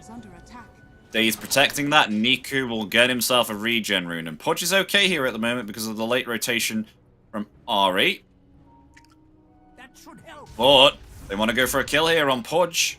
Got the Juice, will avoid the Starbreaker, but in comes Ari with the Avalanche and Toss ready. Still going to save it for some time. Tosses back the Pudge. Got the Juice in some trouble. There's the Blood Grenade along with the Avalanche there too. The hook comes out in return. It will not be enough to take down Ari before he falls. And a killing spree for Whisper. 3 kills for this Dawnbreaker on the top lane. As good as it gets for the early game. But no. Broodmother, level 5. Closing onto level 6. Just a couple of creep waves. That's when the real deal starts on the bottom lane. It may look like Sven is doing good here as well, with quite a bit of CS. Oh, some action actually happening on the top lane. Can't ignore this. In comes Niku there with a big onslaught charging in. Grabs the Pulverize. It will be a kill for him. Takes down that killing spree. I was just going to say, even though you see a lot of CS here on the Sven, don't make that let you think that he's doing well in the net worth, because I think those are the small creeps that he's killing at the moment. And Pudge has actually got 400 gold more than the Sven at the moment. Being able to acquire the power treads here too. PMA really applying the pressure on the Brood, and we're about to get ourselves level 6 very soon. Not actually leveling. Insatiable hunger here. I mean, he is the Brood player. Meanwhile, though, Niku going to charge straight out of there, was tossed away there by Ari. Ari? All the way back to the tier 1. The Pulverize comes out there, though, in return, along with the Trample as well. Will it be enough to take down the Tiny? Yes, it will. Though, bashed up to the high ground here, Niku. Oh! Able to avoid the Rolling Thunder with Seb actually using the Blinding Light there, but they will get the kill nonetheless with the Swashbuckle. They get the Very return big kill on for the Pango, and he's gonna get AD Rune 2, trying to dive the Daze. Not gonna get him, but this Pango, really a dangerous hero to give these early kills to. Yes, you get Ari, but you trade yourself. Ooh, Solar Guardian. Go for the Brood, caught up there. Oh, decimated there by the chain stuns. Ready with the God Strength. Lovely rotation in there from Ari, setting up, ready with the Avalanche and toss as they send in with the Solar Guardian to that Starbreaker. So they get the kill. Oh, you see someone? Look at the Riddies. Twin Gate. Oh, nice hook. But an Avalanche into 2. It could mean a disaster here. Got the juice falling very low. Going to use the Dismember there, but will fall first. They do indeed get the Dawnbreaker there in return. And Nico is going to attempt to heal up Ari. He doesn't have himself a TP, so they'll just find the kill. There we go. Double kill there for Niku. But Got the Juice is not having a fun time here on the Pudge, Milan. They knew everything. Oh, nice hotkeys. I like them. So they knew everything on the side of Navi Jr. and still decide to take the engagement. They take 2 kills, but they lose. Got the Juice. A little bit surprising. Hook is going to miss as it's blind hook. So laning stage, sort of 50-50, but I feel like OG will be happier with it, since Navi Jr. does have some heavy investment into the early game where OG should be having better late game. Arcane Rune? Night. Won't be there for BZM, but thankfully you have yourself, Seb, on the Cottle. So Chakra Magic all round here. We got a Solar Veil Guardian now. ready in 10 seconds, and with the smoke, Tiny and Coddle, they wanna get use of it. Whoever they find could be in danger. Maybe not Pudge on the tower. He is very tanky. How many points in Flash Heap? Oh, with the BZM for sure they have enough. Will they defend the Pudge? No. Oh no! Pangoliers here too. Got the Juice in trouble. They need a rotation if they want to save this Pudge. I don't think they're... Okay, never mind. PMA's coming in. Nice hook there, catching Ari. As in we come Niku with the onslaught. There's one. Pulverize coming off cooldown. Will grab the Pangolier into the ground. Getting the second kill there and stopping the Starbreaker. Lovely telekinesis. They'll attempt to get more. Funny hook from Got the Juice. Bringing back the Broodmother there. But they will find free in return. I didn't see that coming. I didn't see that coming. I don't think OG did either. I think they would just let these 2 heroes die, but they bring everybody to trade and they'll get, as you said, 3 for 1, a really good trade. Just this Primal Beast is proving to be a beast in this early game. Every engagement he can take, he will do. And also a Brood rotating. That was the biggest surprise for me. He comes and defends this top tower, and a big victory for Navi Jr. Radiant's middle tower is under attack. As a grating healing Lotus. Sorry, great healing Lotus, not greater. Great healing Lotus on the Brood as well, so able to heal 400 HP and obtain 400 mana. Very nice. At 12 minutes. He's just going to try and pressure this bottom tower now, because Sven has been left alone here at the moment and is starting to recover. As you can see, surpassing the Pudge. Meanwhile, though, there may be some action happening middle. The Invisibility Rune and the smoke here. Rolling Thunder coming in, Got the Juice. Slowed down here by the Solar Bind. He's still okay. Oh, Dismember. It's cancelled there, though. The Frostbite there in return. BZM attempting to flee, but will be found first. Daze, killing spree, charge forward. Niku gets another kill. Maybe perhaps they can get a triple kill here. Niku, is he going to dive Whisper, stolen swashbuckle? It will still not be able to kill Whisper. Yeah, they're not diving that tier 3. They're going to get themselves back. But 2 kills got once again here on Navi Jr. And look at this. They got themselves the stacks here too, Milan. And they got the Whisper too with the Daze swashbuckle to snipe him there. We didn't see it on the camera, but a beautiful play from this Rubik. I mean, Navi Jr. fighting. These guys are crazy. Oh, I really wish I hadn't moved my camera away to see that there. I definitely thought that, you know, Whisper would have gone back to Fountain, but... Heck off. This changed swashbuckle. Now it does 3 hits instead of 4. So okay, yeah. It actually does more damage than previously, but it's much more balanced with the Diffu. It's kind of okay. So for a hero like Rubik to steal it, it's buffed. But for a Pango, it's a little bit nerfed. And now he has the Avalanche. I mean, this is a hell of a Rubik game, and Daze is performing. 4k net worth at minute 14, almost level 9. Swapping out the smoke will go on a mission. Where it will be, we'll see. With this Avalanche so strong. Has got the juice doing. He's trying to get himself an Agnims here. Though Tomato does have himself some breathing room here on this bottom lane with him not being harassed currently at the moment. Echo Saber now obtained for the Sven. As what is PMA going here for? True. Oh, this annoys me so much as Broodmothers when they can do this. How they just send out the spiders in every direction. Yeah, I call it map hack. You know, when I play with a Brood guy, I'm like, do the map hack thing. You know, do the map hack thing where you send these spiders and they basically scout the whole map. It's very annoying to play against.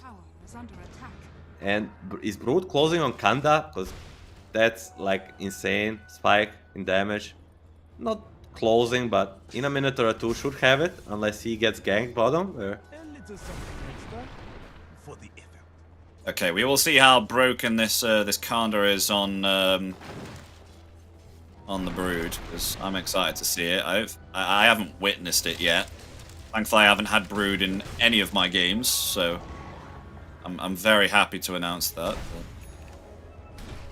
See how this one goes. Blink Dagger now obtained on Daze, having an amazing time here on the Rubik. The richest support at the moment here with 4,300 gold.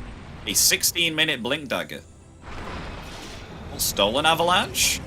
In return, Rolling Thunder coming in. Riddies in some trouble, getting stunned up there by the Rolling Thunder, but the Rolling Thunder cancelled with thanks to the use there of the Pulverize. Blade Mail utilised now. Will they find BCM? He's attempting to get up, but the Stolen Avalanche finds the kill. It's a 1-for-1. Timado rotating no BKB on Timado. Well, I mean, there's no Dismember. Got the juice. He's still completely fine here. Is he going to find a hook? Hook off cooldown. Stolen Avalanche there with the help. Gets the hook. The Sven's dead. Daze is absolutely doing work on OG right now. This Rubik. My lord. I mean, the Daze and his Rubik. Styling on OG. 504, Blink Dagger acquired, level 4 Stormhammer acquired. This guy is playing a game of his life. And OG, they're losing to Navi Jr. right now. Very surprising, but these guys, as I said, mechanically, they're really gifted. Maybe they're lacking in experience department, but they have no fear and they're all gifted players. BZM?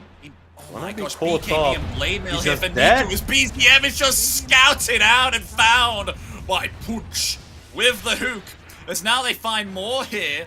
with Daze scouting out Whisper, but will they have the TP cancel? They don't need it because the Fade Bolt comes out, the tips are there again. Daze, a Rubik position for on an unstoppable spree at 17 minutes. He's just demolishing them. Okay, the jump bottom, Ari, toss back, Yeah, they onto do. the Timado. DNA. They have more than enough. Very nice pick off there from OG. So at least they get themselves something here. Very good from Ari. Has himself that Blink Dagger now, so can start to initiate here with the Avalanche and Toss. Maybe perhaps this will be a turning point here for OG to start utilizing their Blink Dagger here.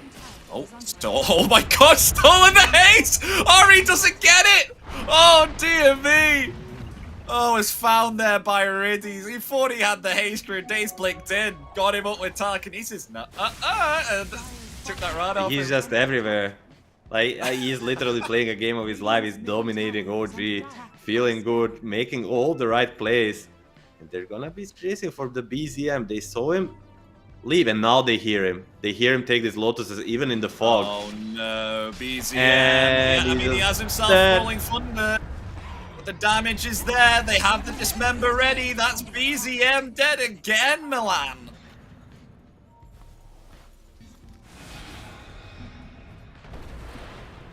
And now he got himself a hammer stolen.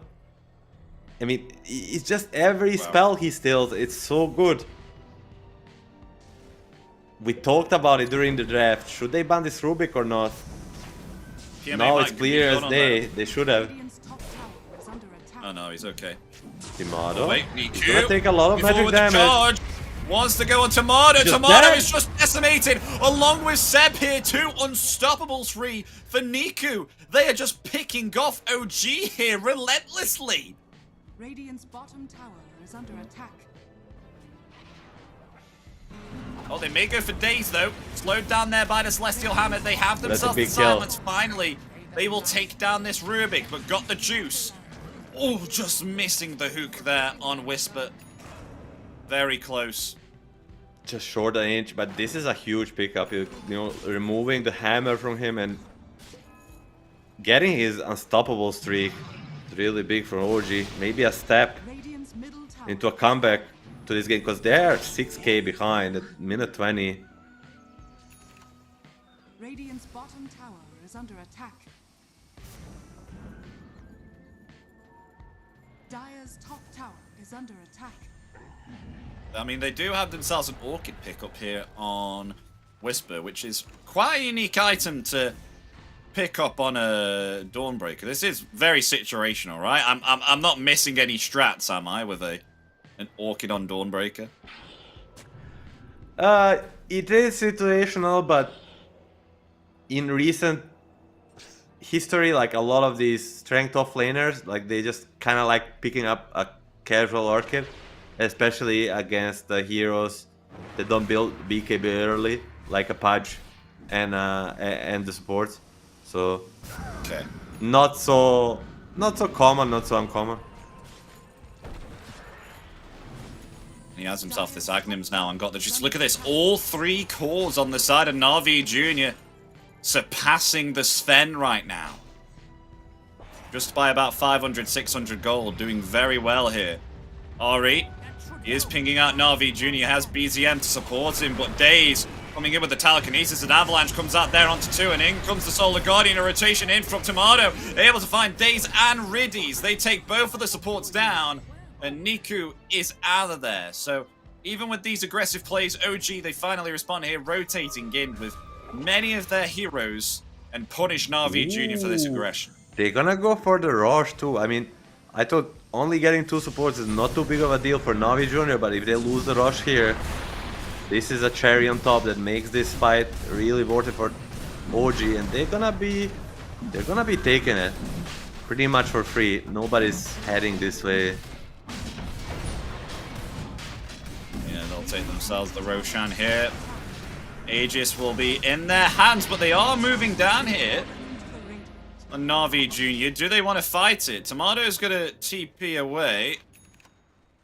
Maybe they're gonna ambush them, maybe perhaps. Look at this, got the juice and Niku, along with PMA2, they're on the way.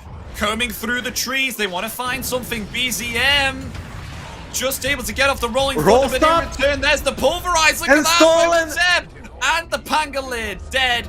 Stolen. He rolling has it on thunder Rubik. here also. This is a dead pack. They just got themselves the Aegis, and NAVI Jr. just come in and go, nah, me. I'm taking this Aegis right off you.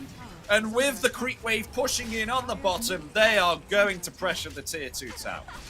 Oh, what a play by NAVI Jr., but it's a little bit of a blunder by OG not getting out there, not reading the map, that without God Strength, even without with the Aegis, NAVI Jr. will make aggressive move and they will defend mid and take a bottom tower. And for me, all eyes on this Days Rubik still. Now with the Rolling Thunder, Blink Dagger, Aetherlance, like he could solo the next team fight.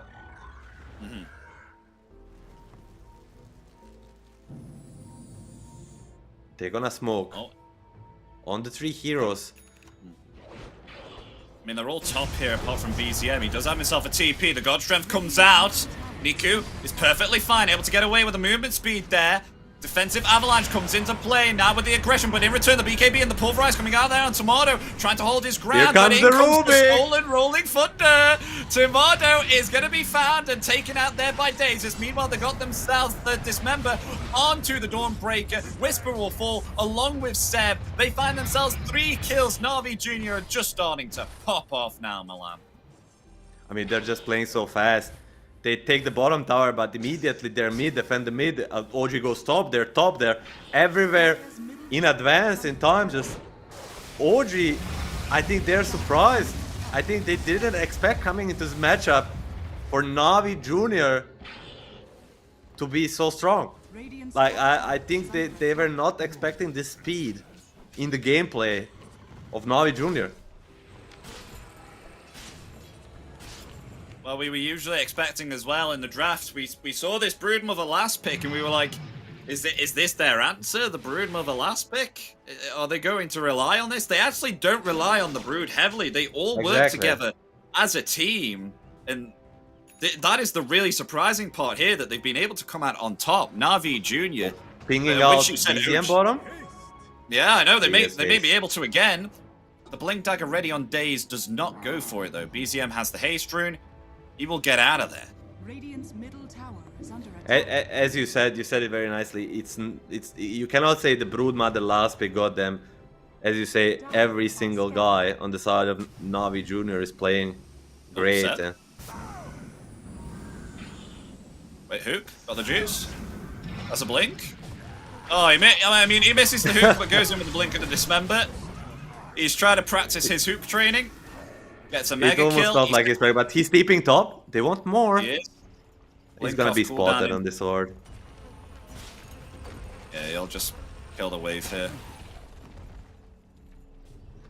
Still, nothing comes for free for OG. Oh. NAVI Jr. is defending everything. Oh, blink! Oh my gosh, he made Tomato God Strength! Oh my gosh! Days Rubik, Grandmaster. Checking PC. That's my call. Checking PC. What was that blink? No vision, no anything. Just bam, I'm out. Nice God Strength, bro. I'm not sure if they're even aware, to be honest. But no, I don't think so. Tomato just brushed. Not Tomato, sorry. Days probably just brushed it off. He's like, yeah, it's completely normal. You know, with the plays that is being performed by this Rubik. He probably has it. He just brushed it off. It really is a hell of a performance. BKB Sanj on the Broodmother, and we were a little bit worried how they're gonna scale into the late game, but with all the right items they're buying on NAVI Jr., they're gonna scale incredibly well. Like, so they still got themselves OG the Agnims on Primal. Oh wait, they're gonna meet BZM. Vision. Charging forward, there's the telekinesis as well. The Pulverize comes out in return. They have themselves enough nuke damage. Yes, they do. With that card to spawn Spiderlings. You told me about that, Milan, and it's working out pretty nice. Big nuke damage. Dire's top tower is under attack. There we have it. Taking down BZM once again. And just dominating all this side of OG's map. with the Brood here too. Middle tower is under And the attack. spiders. Top tower has fallen. Tomato's trying to go Radiant's middle tower has a fallen. Daedalus here. We got ourselves a Lotus Orb 2 on Seb, which is going to help for some of the single target spells coming out here from Na'Vi Jr., like the Pulverize and the Dismember and any dispels that we can get up to.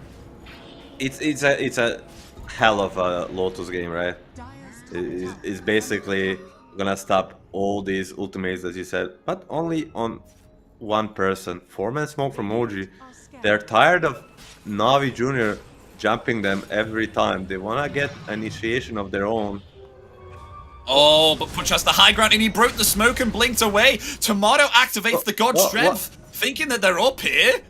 But He has blink ready, Na'Vi though. Jr., they're gonna get ready to turn it back around here. There's the telekinesis play. The BKB will be activated here. Daze is gonna fall though, but in return, Tomato will. I mean, it's support for a carry. I think Na'Vi Jr. will accept that as they find themselves the off lane there too. Double kill for PMA as they're on the pressure now to just go and find more.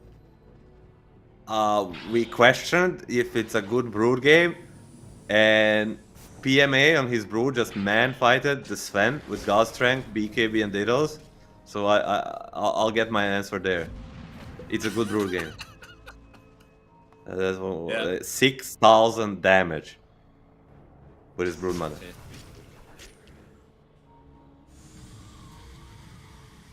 I mean, Ari is cutting wave though. Tiny, so or at least delay the creeps from coming in on middle, but Seb just able to TP away there behind the trees. BZM is rotated bottom here too, so they won't find anything top other than a tier 2 tower if they want to take it. You don't have a Rubik here. Need to be a little bit careful. Of course, OG doesn't know, Radiant's top tower has but fallen. if Rubik shows bottom, they might try to attack 5v4 BKB next on the menu for days. A 30-minute BKB on Rubik? Hell yeah! You see that every day, no, don't you? Wait, what? Oh? Okay, Daze is going a BKB, yeah. Very surprising. He's around about 800 Navi gold Junior. away from a BKB. They don't find anything, at least not for now. Are they smelling the tomato or what? No, he's just cutting the way. I was like, there's no way they know. Now BKB on Pudge. Last fight, they were focusing him, and there was a chance of killing him, but now with the BKB and basically 40 armor, No, he has craggy coat as well, so so it's even that's an more. extra 12 armor. Yeah. How the heck did you kill this Punch? Tomato, don't. even though he has a Daedalus, I don't think you can kill him. That's the twist, you don't. I mean, who do you go on here as Sven though? Like, what's your you can't kill the Pudge. You've got a Blade Mail on the Primal. Did you just go for the supports in the backlines here as Sven? Supports, maybe a Primal pre-Blade Mail, Uproar, maybe a Brood while he's chain locked, because Brood has only 18 armor though. I say only, it's not a little, but if Sven gets a chain locked down to him with some Pango, like he can burst through him. We've got a Scaddy on the Broodmother now as well, so if Tomato is planning on going to Satanic, there's going to be no heals here, and the heals won't work as well when Seb or Whisper come in with their BZM heals, as they gets found four. themselves BZM. He has He does have Lincoln. himself the Lincolns, yeah, so he's able to get away there with the Rolling Thunder.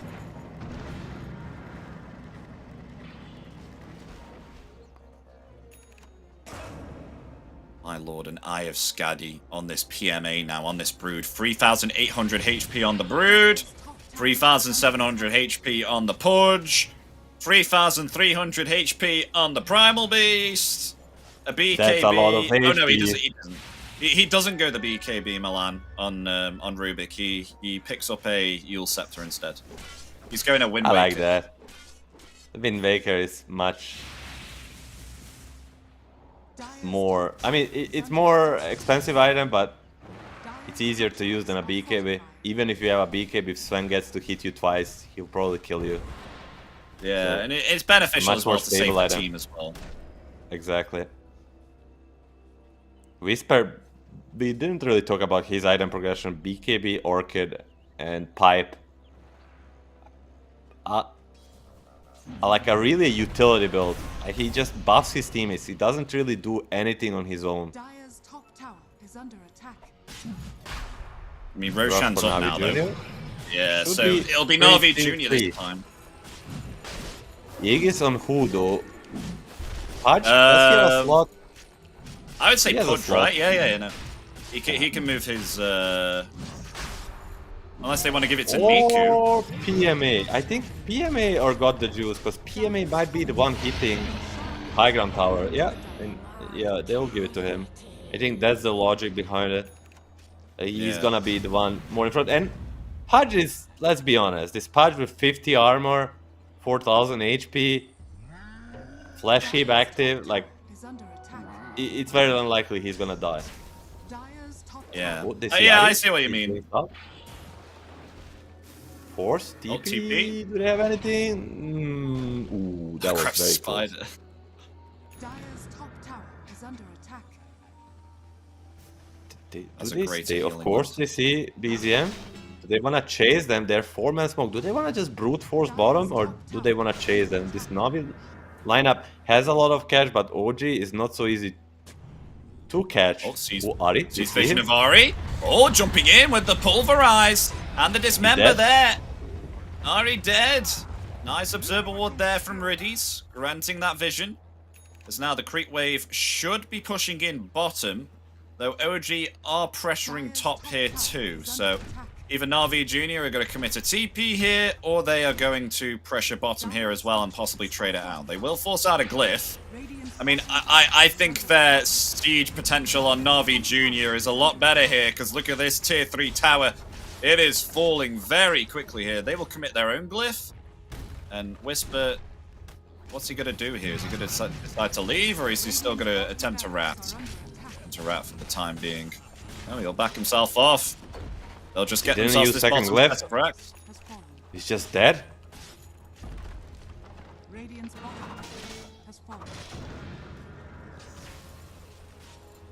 Oh, he's back. He's pushing more. They're just ignoring Whisper, though. They don't care. They're going for more. Is under attack. Trying to get this second tier 3 tower. Oh, out comes the avalanche and the tossing back into the tier 4. he's But just fighting PMA back. healing up. There's the hook onto Tomato. The Brood is still alive. Gets away, but the Rolling Thunder coming into play. The Brood close to death here will finally fall. Meanwhile, though, the Pulverize coming out there onto the Pangolier. BZM in trouble, taken out. Pangolier down with no buyback available. PMA has come back alive. Toss But back. they stole a toss! Tossing back Ari. Though they will find the kill onto the Rubik. 3 remain here on Navi Junior. They come forward here with the God Strength, finding the kill there onto Niku. Triple kill for Whisper. Could it be an ultra kill as OG attempt to turn this around here? Got the juice coming out here with the dismember, but cancelling it there with the toss. Got the juice, still surviving through it, but he will finally be found here with the avalanche from Ari. PMA, the only one surviving, will TP here within the trees. He will get out. Lovely turnaround here from OG. Big fight coming out for OG, but Daze maybe feeling himself a bit too much there. You know, having this big performance against OG, jumping in, tossing out Ari, basically killing himself there. Navi Junior. This is not by any means a game over, but they make a big throw, and OG, they basically sell a little bit, and OG is there to buy. OG is not giving up on this game anytime soon. Do you know how much of a gold increase that was for OG? Probably like 7,000 to 8,000. I don't know exactly. Has fallen. Satanic soon here for tomorrow. Yeah, he's going around now. 10,000 gold net worth thing onto the Wow. side of OG. Almost a full comeback net worth wise. Now, 800 gold for Pudge, 900 gold for the Primal Beast.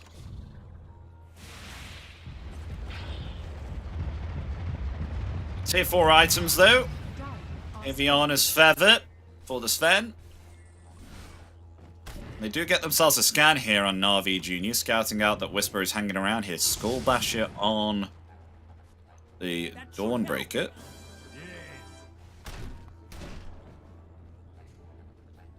Silk Caress and Basher with an Orchid, BKB, and a Pipe. Very a mix of utility and core here on Whisper.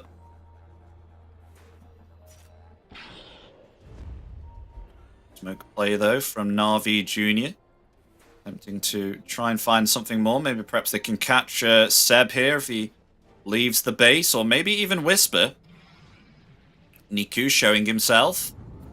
Oh, nice catch here. Oh, not able to get off the dismember there though. Got the juice. Activating the BKB there. Now has to flee. A little bit of a misplay there from Navi Jr. There's Ari coming forward, the Avalanche, and tosses. Tomato gets the kill there onto Riddies. In return, though, in comes the onslaught there. They'll find the Tiny there in return, but the God Strength is doing a lot of damage there to Niku. Just able to get away. The Brood has been stunned up here. Can they find the kill? Onto the Brood Mother. Yes, they can. 2 down, 3 down on Navi Jr. As Daze, he's going to TP away. And Niku will get back. Now OG are starting to come back into this game now. And give Navi Jr. a taste of their own medicine. One fight lost at the high ground is bearable, but the second one is already a full comeback from OG. Timado Sven just laying out the damage. Like if you go into fight recap, he did insane amount of damage. 6,500 damage in that fight. Just demolishing Navi Junior Lab at 50 seconds of Brood and Pudge. This is 1 Rax down for sure. Maybe even a second lane. They do have themselves the Glyph. That is available, but it looks like they'll just let themselves take this middle set of Rax. Not a problem, I mean... Well, meanwhile, Niku... Oh, this is pretty aggressive. I mean, that's a lot of damage there to defend the freezing field. Meanwhile, with the Pulverize coming out there and the Stormhammer too, that might actually be able to find Tomato here as there are only 3. Never mind, they take down the Crystal Maiden. Very nice attempt there, but nonetheless will not get the kill. Tomato is out of here. Who uled the Sven? Somebody uled the Sven. It must be Rubik. He's the only one having the ult. Did that save him? Yeah, I mean, it was Daze, yeah. The only one with a Yule's here. A big misplay by the Rubik. Maybe the pressure is coming to this Navi Junior lineup since they are a very inexperienced team and they had OG on the ropes 10 minutes ago now. With these big throws, maybe it's in their head. What did we do? We had this game. A little bit of a misplay there. Now Wind Waker finished up on the Daze. That will help in a fight with whoever is getting focused by the Sven. And the Rattle Cage right after the whatever the tier 3 item for armor is called. That was the Craggy Coat. And now the Rattle Cage. I mean this he has 61 armor. Holy shit. That's a lot of armor. But still, it didn't save him from Sven last fight. It didn't. I think that was the cleave damage there too. It really helped.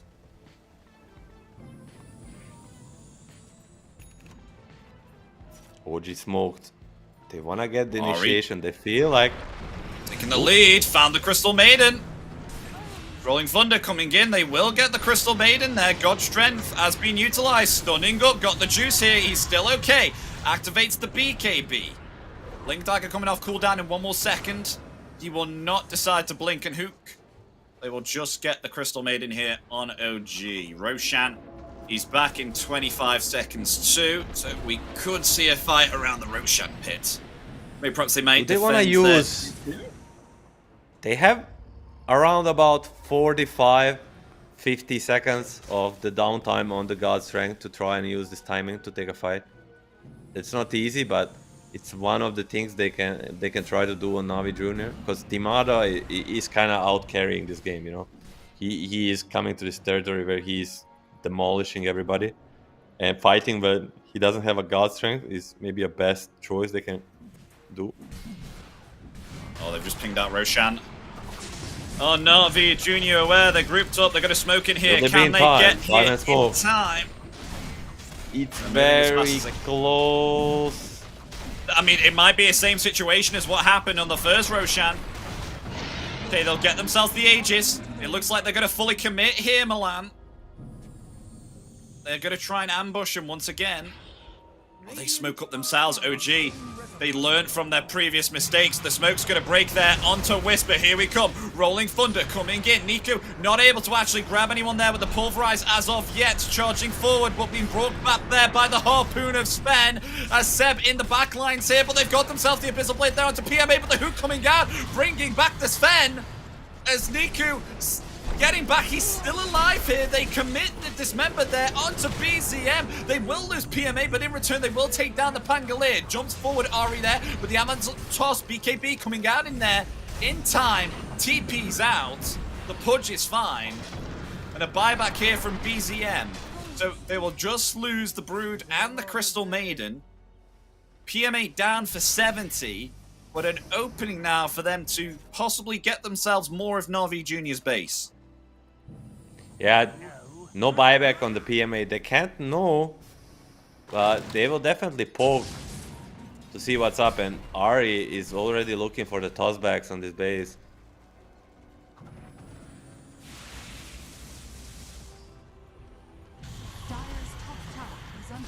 Yeah, they're going to head themselves top here. God Strength on cooldown for 15 more seconds. This is definitely a second lane gone. They can try whatever the hell they want. But it's gone tier 2 tower. Bottom will save them from the mega creeps. Now Refresher level 25 on this Pango.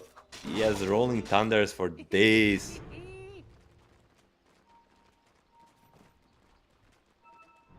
So he's gone the minus 16 seconds rolling thunder cooldown. PMA back alive now. Buyback wise, just in not enough gold here at the moment. Only 3 buybacks available on the side of Navi Junior. Question is, will they go for a fight outside their base again?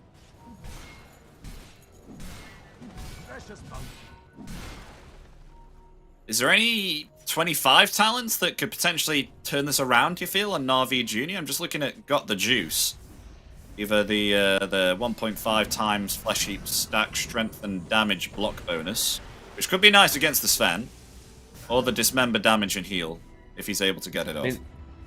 The biggest one is the base attack speed on the Broodmother. Low 25. That's the one that can turn the tides, but he's pretty far away from it.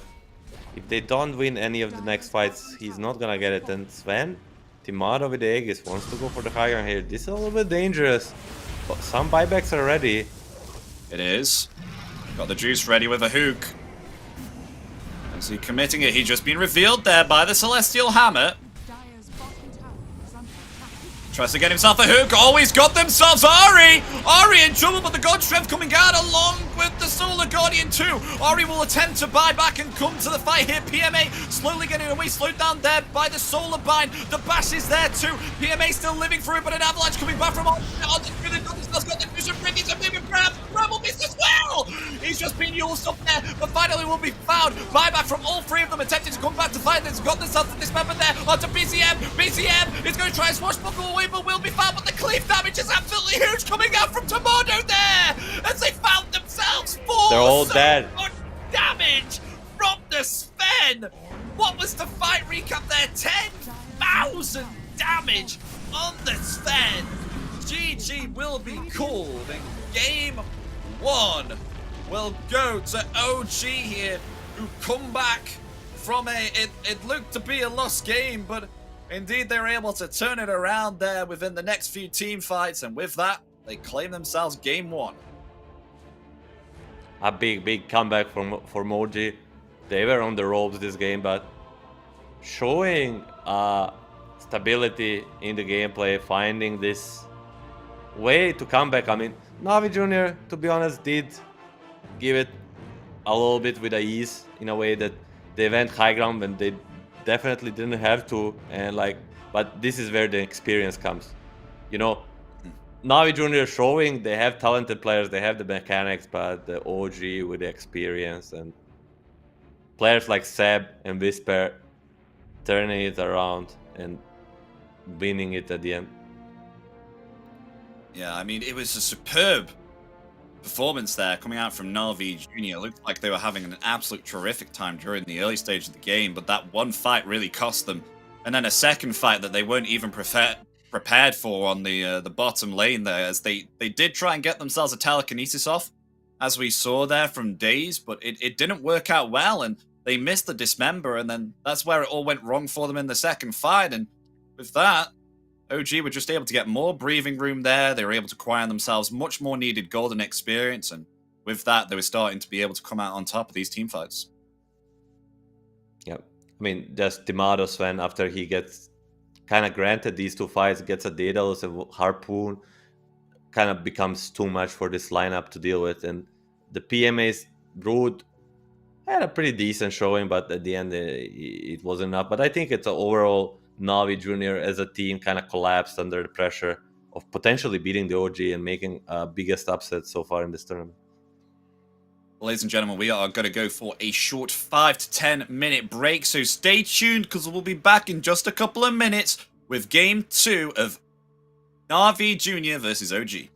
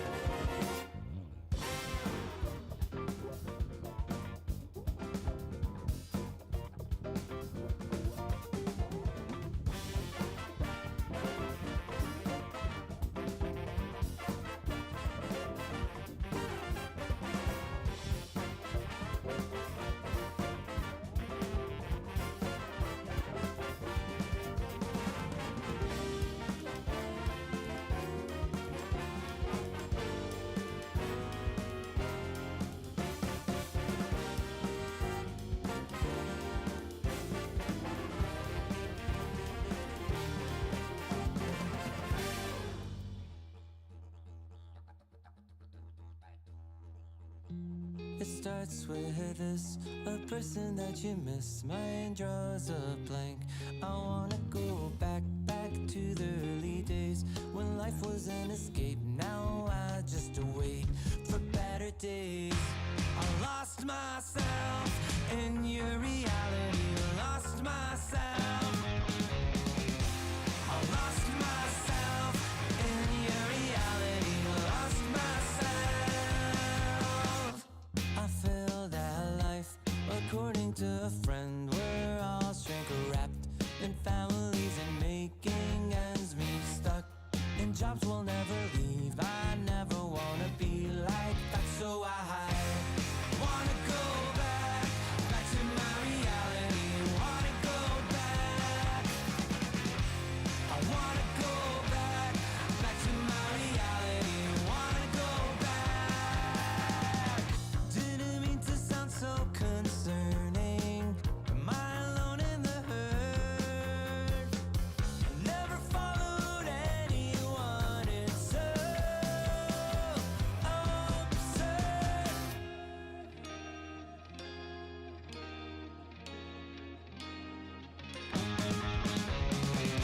I wanna go back to my reality. Wanna go back. I wanna go back to my reality. Wanna go back. Trying to go back. Gotta go back. Gotta go back.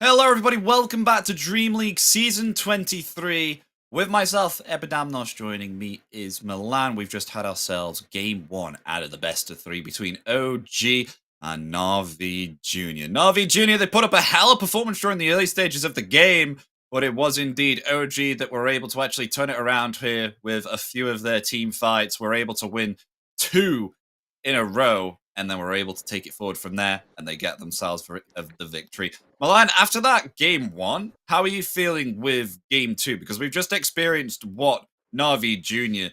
can pull out of the pool, especially with heroes that we have some concern with, and they did a pretty good job early stages of the game. I mean, I think the answer lies in your question for me too. Like, we have experienced what Navi Junior can bring.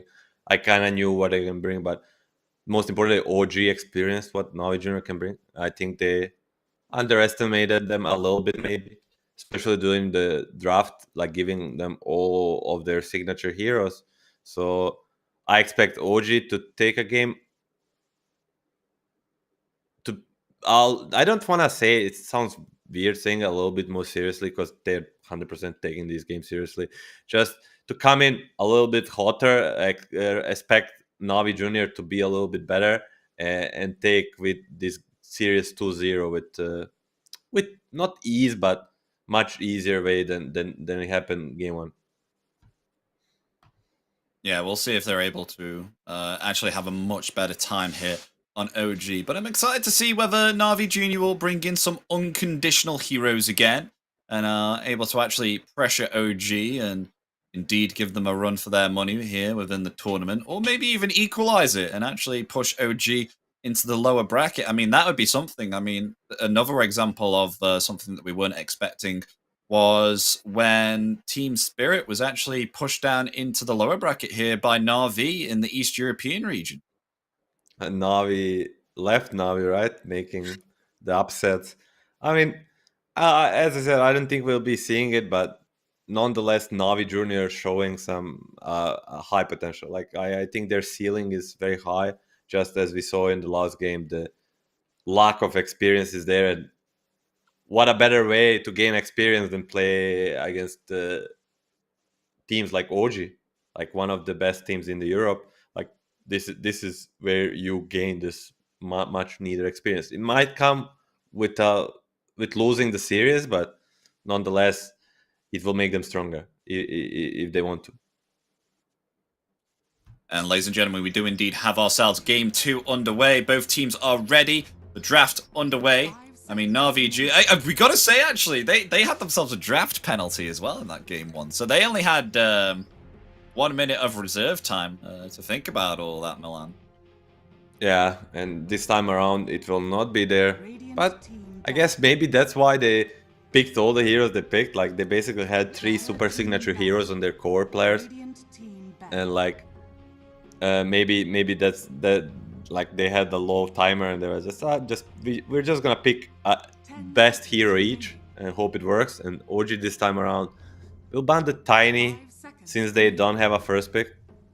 Usually we see this ban. They'll ban Timber, a very signature hero for Navi Junior, also a standard ban. And now one thing to consider is that Navi Junior doesn't play Chen, so we're probably not gonna see the Chen ban if OG did the prep.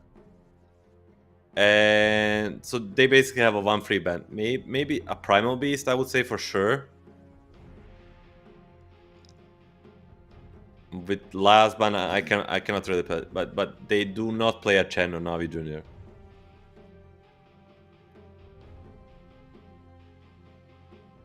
So we will see 3 bans remaining. Okay, Meepo. they ban out Meepo here on OG. 10 seconds remaining. And they have to really research here what Navi Junior play within their games. You think they're just to preparing right now? Yeah. Their team ban. Maybe. Oh, 100%. Bat Rider will be the last one. So Primal in the pool. Navi Junior will ban the Primal, ping the Centaur. Usual heroes that we get Centaur is the Sven, and no, the Seb will just pick up the Chen.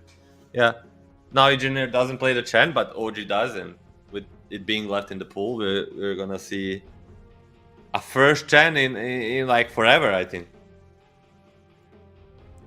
There we go, Chen coming out. Did they do anything this patch with Chen at all? Movement slow decreased from the Penitence. And the Divine Favor bonus armor decreased as well, so quite a bit of nerfs there for Chen, but still. Somewhat, but I still think it's one of the most broken heroes in Dota, just conceptually. And Navi Junior taking a big gamble with giving it away.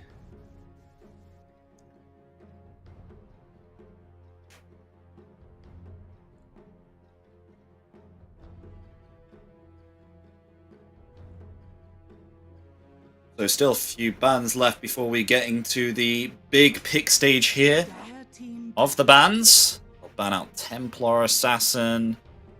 And probably, Bans I mean, remaining.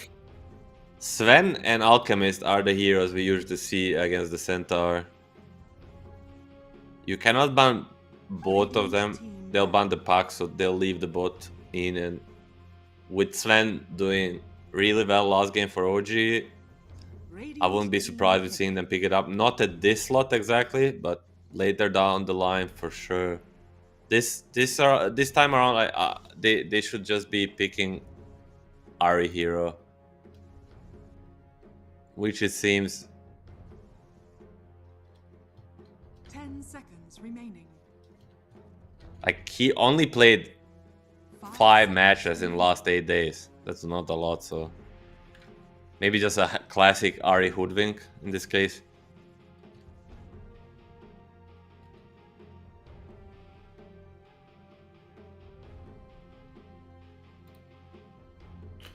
So lots of reserve time being used here by OG. Up here.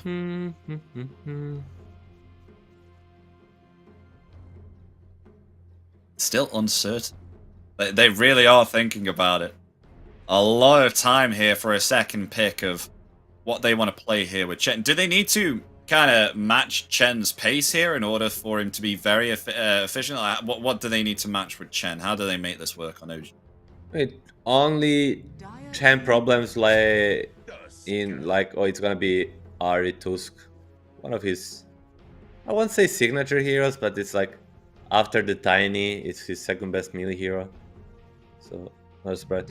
They need to match Chen lack of catch, and that's about it. TB Venge for Navi Jr. Is this could be a support duo. Actually, yeah, it could be, but it also could be TB carry, right? With the Venge, we'll see. And now 5 seconds. Sven got kind of worse, but still, I think they will do the Sven plus Whisper hero. And Whisper plays pretty much anything in Dota, maybe a Darkseer. Like a Sven Darkseer would not surprise me from OG right now.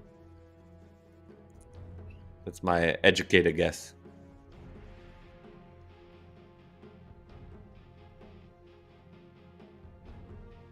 There's only 15 seconds reserve time left. They have to pick something now. OG come out with the Mars. So there's some control. I mean, they have a little bit of some, especially with the Tusk too. It's much needed. As we said, Chen lacks the control. Tusk brings some, but not as good against the Centaur, and Mars comes out as a classic Centaur counter in a way that Arena really counteracts the Stampede and the Leshrac. So they wanna Timado to have the overall last pick. Interesting. Although he sees his lane. 10 seconds remaining. 5 seconds. So with the Leshrac and Tusk, can these be flexed here, or are we for certain who these heroes are going to be? Pretty much Dire team back. should be a carrier left for OG and a Snapfire. Could be a mid Snapfire. It's something that Niku does play.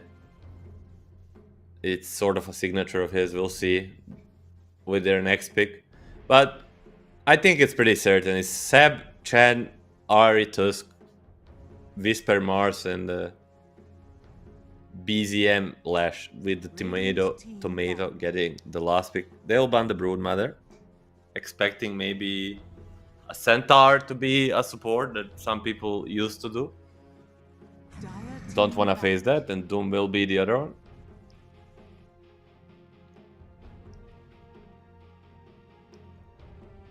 So Snapfire, another unconditional hero. Navi Jr.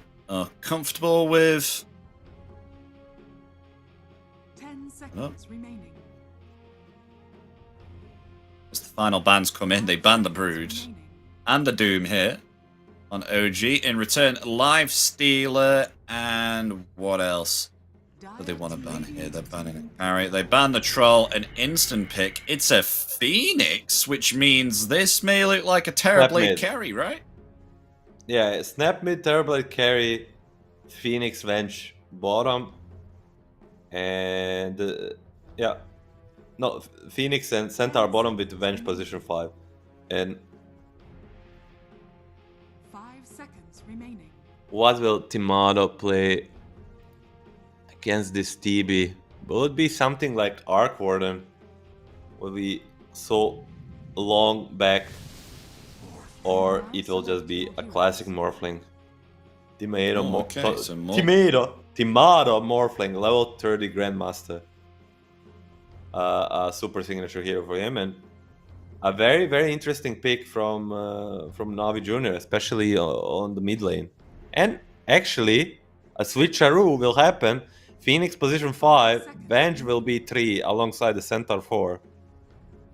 So all around new stuff from Navi Junior. For Centaur, mid Snapfire, they're pulling all the tricks on OG, trying to surprise him throughout the draft. They are indeed. Intriguing stuff. I mean, Snapfire mid, haven't seen it in quite a long while. So we will see how this one goes. For Niku here. I mean, he is against BZM on the Leshrac. How's this lineup go? Snapfire on Leshrac. What would you expect out of these two? The Snap versus Lash, is that what you're asking, sorry? Yeah. I think in the lane, Snap is pretty strong, but it's like a 50-50 lane, and where in this mid game, the Snap ultimate can kill with basically one stun from Bench or the Centaur. So I think it's not too bad. Snap is kind of good against anything mid, but it kind of does fall off throughout the mid game, where Lash kind of gets the Bloodstone, gets the BKB, and then Snap doesn't have much to offer against him anymore. Yeah.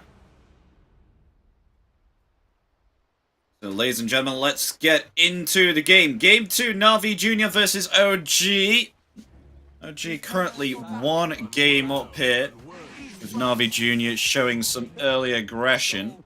We'll see if they're able to output the same. Their heroes quite differently paced compared to the previous draft that they drew out here, having themselves a Terrorblade carry. How does the Terrorblade carry feel against this lineup here, against Leshrac, the Mars, and the Morphlingers? Is it okay here for Got the Juice, or do you think he'll have some trouble? He's too fast. He's not gonna get caught. If they were there with more heroes, maybe they catch him, but should be fine. So about this lineup for TB, I think he's just fine. It's not like there's no big counters to a TB. He likes playing against everybody besides Mars and Morphling, I would say. So kind of goes 50-50. Morphling can burst him later down the line, and Mars can prevent him to do damage, but Got the Juice, they're gonna catch Tomato here. Do they have what it takes to take him down? Oh, they're gonna dive right beyond these trees. They get the kill. Tomato dead. For Nico on the mid lane Snap.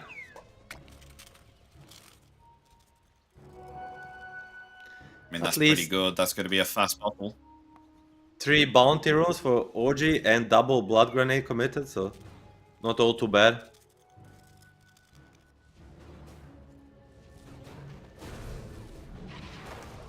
And wait, no way are they diving again. Look at this. They're going to get themselves stabbed, maybe underneath. I mean, he got the juice here. Carry Terrorblades. That was the craziest thing ever. Carry Terrorblade and +5 Phoenix, ganking a +5 Chen at 0-0. They're gonna be late to this top lane. They're gonna miss first 2 creeps.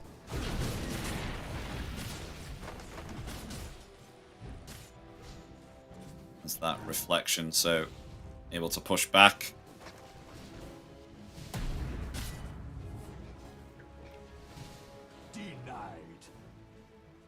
So when does Chen start to come into play here, Milan?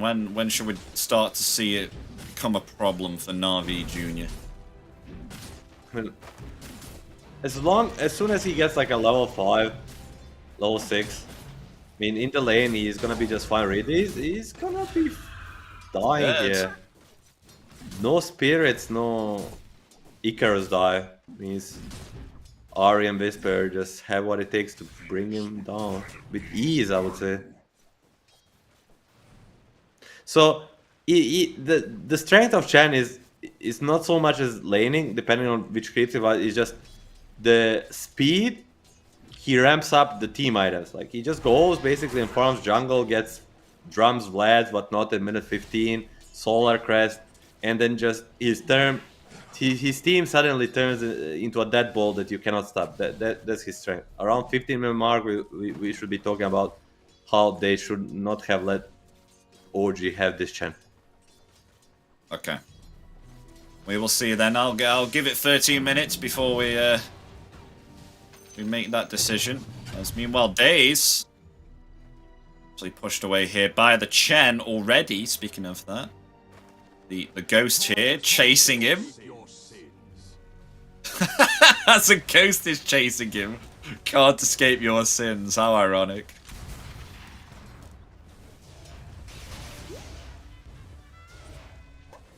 And we didn't talk about it, but on the mid lane, Niku is doing super good. I mean, he did have a first blood advantage, but on the CS department, he's smashing this mid lane. I did just want to highlight here too that this is a Vengeful Spirit 3 and a Centaur 4. Awesome.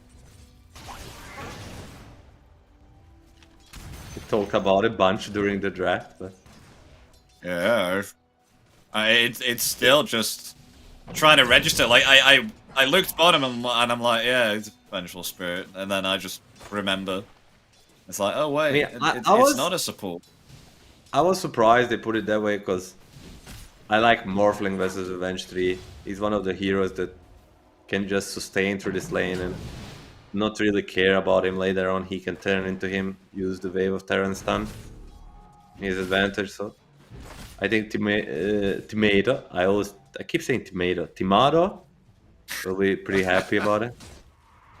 Because I want to call him Tomato, like some people call him Tomato, and I'm just stuck in between.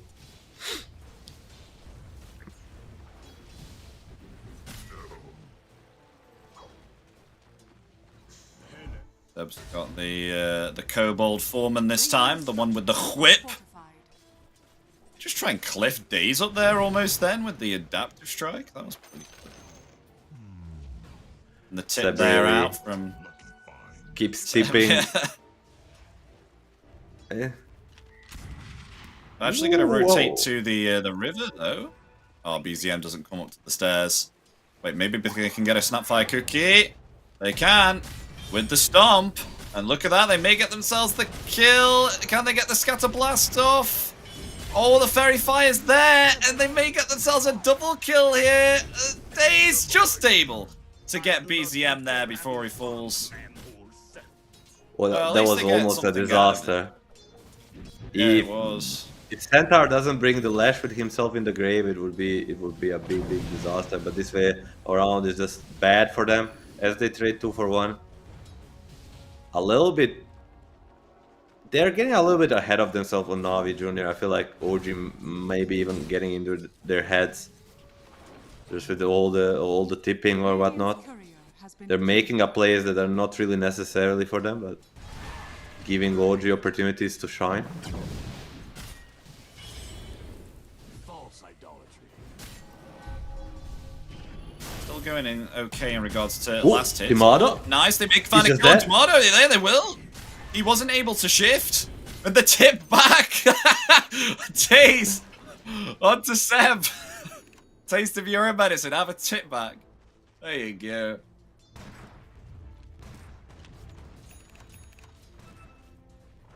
Well, there's going to be lots of tips, I feel, this game.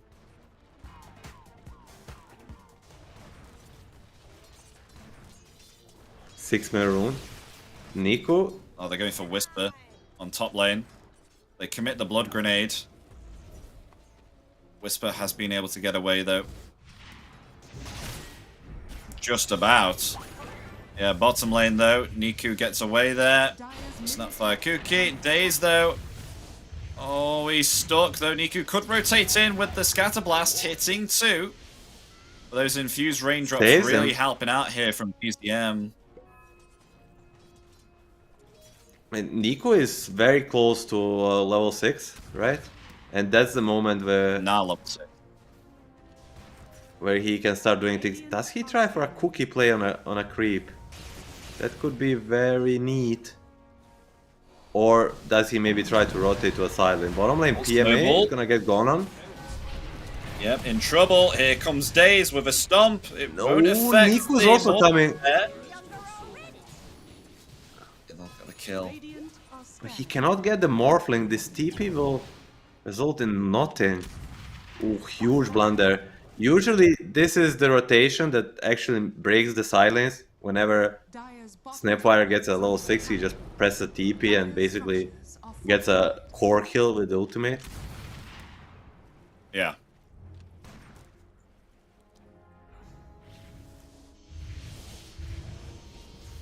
He's got the juice is doing okay here. Just farming up 1v1 versus Whisper. Top of the net worth here.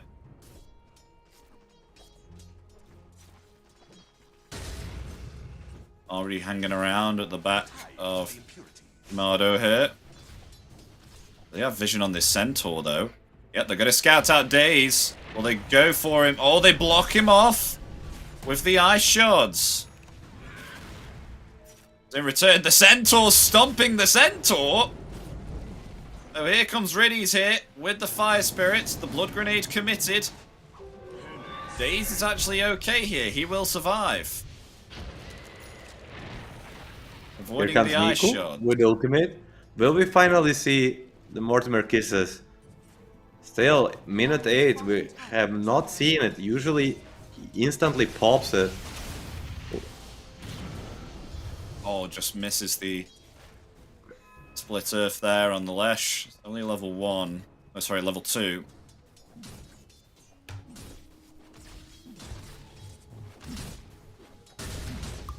Just missing there with the radius. And now the farm fest for the Chen starts. He's one of the fastest farming jungle heroes at this point of the game. And he's basically gonna turn into a 4th core for the side of OG. I wonder how that feels for Seb, just playing this. Oh, Arena comes out. Snowball there. They find a Phoenix. Very easy kill. As Daze is actually contesting the jungle here. It's the Centaur. Niku's around. Just I feel like don't find these creep. Snap desperately wants to use this ultimate, but the OG is just not giving the opportunity, or he's not finding one. Either way, these Mortimer kisses are not being used for first 10 minutes, and that's not something you expect to see from your mid lane Snapfire. Yeah, still haven't used them here yet. Actually, Nico, he wants to use them now. Coming forward here, they find BZM. Oh, the Hoofstomp comes in though. Just about. They'll find the kill there onto BZM, so they get a kill there finally with the Mortimer's Kisses, but in some trouble, attempting to flee there with the Stampede. Lovely magic missile. Turning it around there to Ari. The snowball in return is their PMA with the swap. Will they find the kill? Yes, they will. Onto the Tusk, but a very... What a pause. Oh, I was gonna check that since we are in the lobby. I was gonna do the Merlini police. The inspection. He disconnected way too fast. I can tell you that you are rocking 27 ping. Very nice, sir. Nice ping. Is that me? You have 27 ping. But fight continues. PMA PMA? is gonna Okay. be dying. Oh, okay. Riddy's no Strike will dive. find it. Icarus dive on the cooldown should be dying too. Well, maybe perhaps they can kill... No, Tomato's fine. No way. Another adaptive strike finds the kill. Double kill for him. On the Morphling. And Daze. Meanwhile, Daze has also been chased here by the hands of BZM with the Diabolic Edict. Finds a physical attack there will be enough to take down the Centaur, and Seb spamming the "Can't Escape Your Sins" voice line again. are scanning. That's the second time he's used that. And not that short, anyhow. Whisper has Arena again, and Whisper kind of shown how to use your ultimate. You know, at the moment he got level 6, he called for a rotation, killed the support, put his ultimate on the cooldown, and it's having a good game, but not as good as for got the juice on this TB. Like I'm kind of surprised he has this amount of farm. Oh, he's TPing mid, as I say, and he's gonna be cancelled by guys TP cancelled. Whisper. New Sunder. Dire's bottom tower is under attack. Dire's bottom tower has fallen. And that's a bottom tier 1 tower found there by the hands of Imado. Ultima's Kisses, when they back online? Oh, they are back online now. They want to go for something again with the Kisses, then they can do. Dire's bottom tower is under attack. Yeah, I'm hanging around here, not a lot of mana. Ari, slowly hanging around here too with the snowball ready. Chen and Tusk attempting to try and find the Centaur. He has to run away. Look at Seb with the damage here of his little creep army. Mustn't know where the supports. Taze is trying to attempt to flee. I think Tomato might just find him here. Oh, and they will, yeah. Taken out. Can't escape your sins. Once again, spamming the voice line, though in return they will find Whisper top, so at least they get themselves something here on Navi Jr. Very favorable. They're also gonna expand the arena on the Mars. So Navi Jr. kind of keeping themselves into the game. Like I can't escape. I think they should be getting stomped here, and everything but the stomp is kind of win for them in terms of how these two teams match. But Radiant structures are fortified. Navi Jr. truly showing a potential in the series that they have what it takes to fight with the best. But OG again will make a move top and show why they are clear favorites in the series.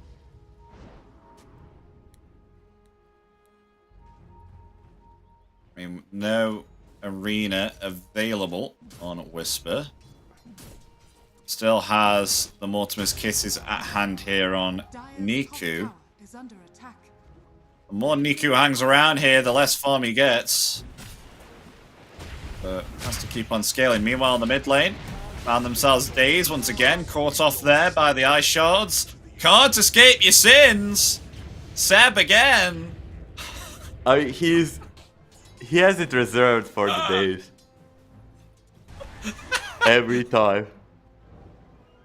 Dire's middle tower is under attack. Radiant 3k. This is just gonna be a thing now. Watch the OG socials now. Just like type out saying "can't escape your sins" and then that's it. That's all they'll put on. Probably. They're good at the memes.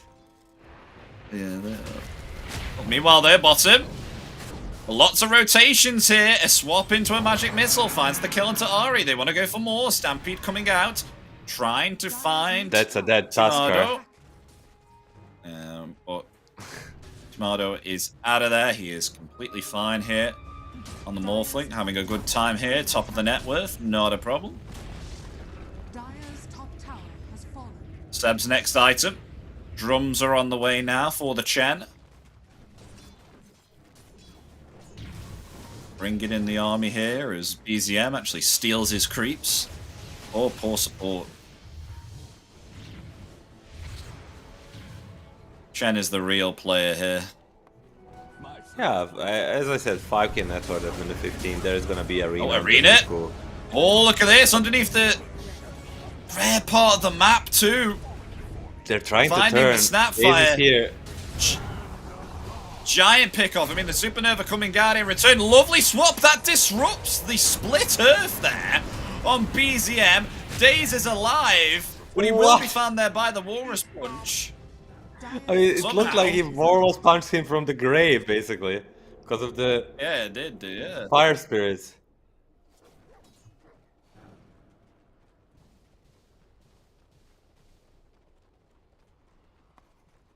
Seb forgot to tell Daze, can't escape your sins.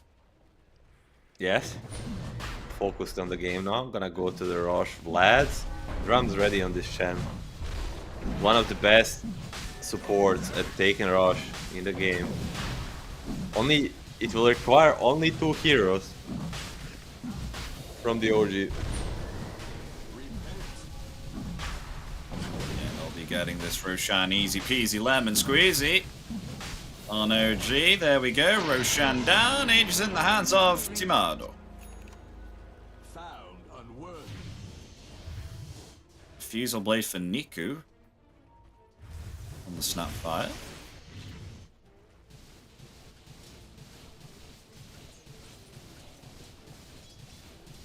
Next item, BKB. Oh, PMA. You're going to be ambushed here by the Tusk. Swap comes out in return. PMA now trying to flee, but has been stunned there and War is punched up. Stampede comes out in return, and PMA is fine and alive. Still attempting to try and get that Agnims there. 600 gold off. Uh-oh, Daze is going to find an army. Uh-oh, Daze has walked into an army. The Skelly boys find him. Big arena. Just able to get away as the arena comes out. It catches two there. Niku dead. Got the juice. The only one remaining in this arena attempting to flee. Does have himself the Sunder. The snowball coming for him now. The spear just missing. The Sunder's there in return. The supernova comes off as well. Timado morphing as Niku there on the Snapfire, able to take down the supernova in an instant. Yeah, lovely stuff from Timado. We didn't even think of it. And the presence of mind that in the moment he morphs into this snap and just demolishes Egg. Has fallen.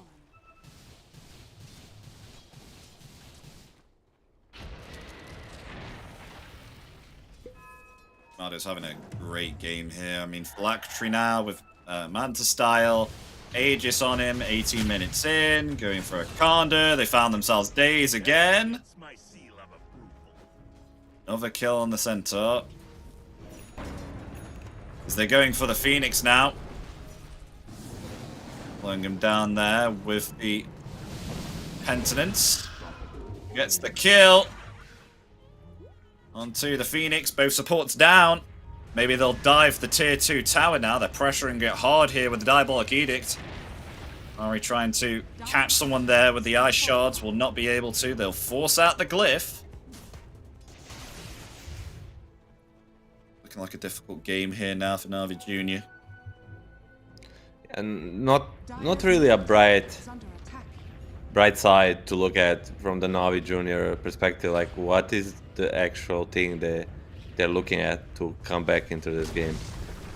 Because Yeah. OG is hitting a timing that they're just gonna be unstoppable. They're gonna be too tanky to kill, even if they like gather for all the spells perfectly from the side of Navi Junior. I feel like just the tankiness on this slash and Morphling will be too much for them. Radiant are scanning. Dire's top tower is under Deb's got with him the courier moving around, following him. Oh, Ari. Forward, trying to escape here. Well, Ice Shard himself, but within it we'll find Daze. We'll get the kill down to Tusk. Maybe perhaps they can look to try and find more here. PMA has been found. He does have himself the Agnims. As the Supernova coming off, along with the Mortimer's Kisses, but they do indeed find that Supernova. But Timado has himself no mana. Will be found with thanks to this Diffusal Blade on Niku. Mars The buyback. buyback here from the Mars doesn't get off the Snapfire cookie there onto the Morph. Actually used the Adaptive Strike there too onto Daze, whilst the Snapfire was TPing away, so doesn't get that cancel. It's PMA now trying to protect Daze here, but he will be found by the buyback from Whisper. Vengeful respawn on the illusion right now. Oh yes, he will too. They're gonna kill PMA again. Oh, nice swap there using the illusion. PMA okay? I think not the engagement OG was looking for with the amount of advantage they had. Like they kind of got caught off guard by this Venge Aghanim's and the Phoenix Egg being too strong, but nonetheless still heavily in favor of winning this game. And they're gonna make a play for a Wisdom Rune. Oh my gosh, Walrus Punch there. Oh my Just Jesus. Got the juices decimated. As the rest of Navi Jr. They retreat here. Has to use the Yules there to stop the Conda there from destroying Riddies. We get the Tormentor 2, and the shard goes to Seb. So upgrading the Holy Persuasion allows him to now target Ancient Creep. So here we go.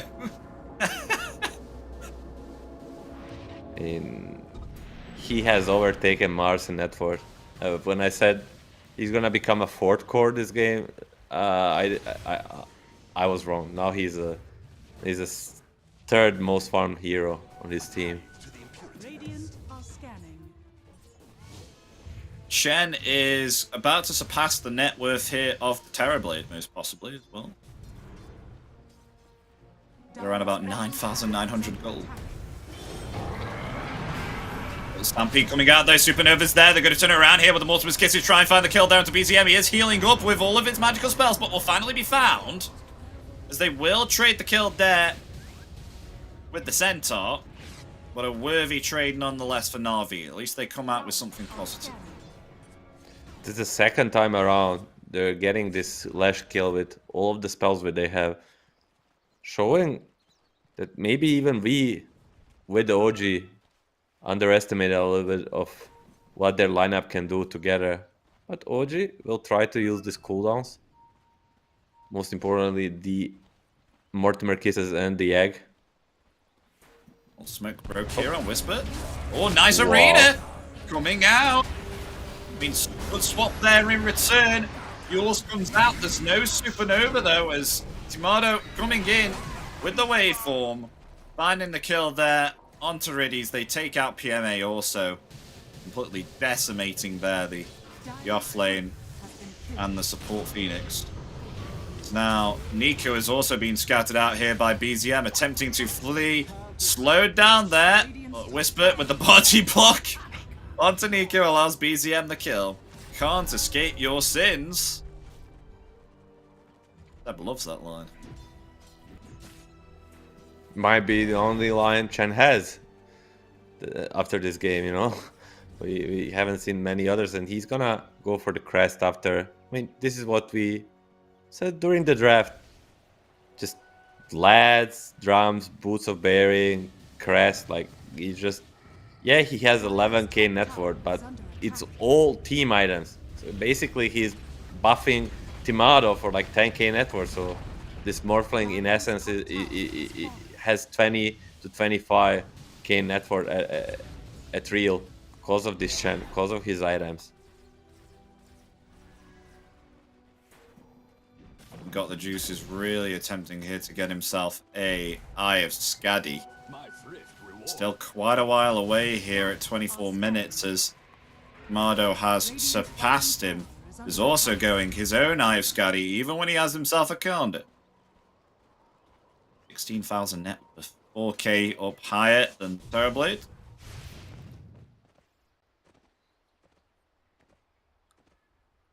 Has Seb got himself an Ancient Creep? Oh, he has. Yeah, he's got himself the Ancient Frostbitten Golem. Looks like a happy boy. Time Warp Aura. Speeding up the cooldowns of all nearby allies. Pretty good, actually. That's a pretty good here, creep. 12%. I don't think many guys or our lovely friends in the chat know about it. No, I actually didn't know about it. Time for. Seb also has himself the Ancient Granite Golem, so increasing the HP to everyone else. 17% HP increase.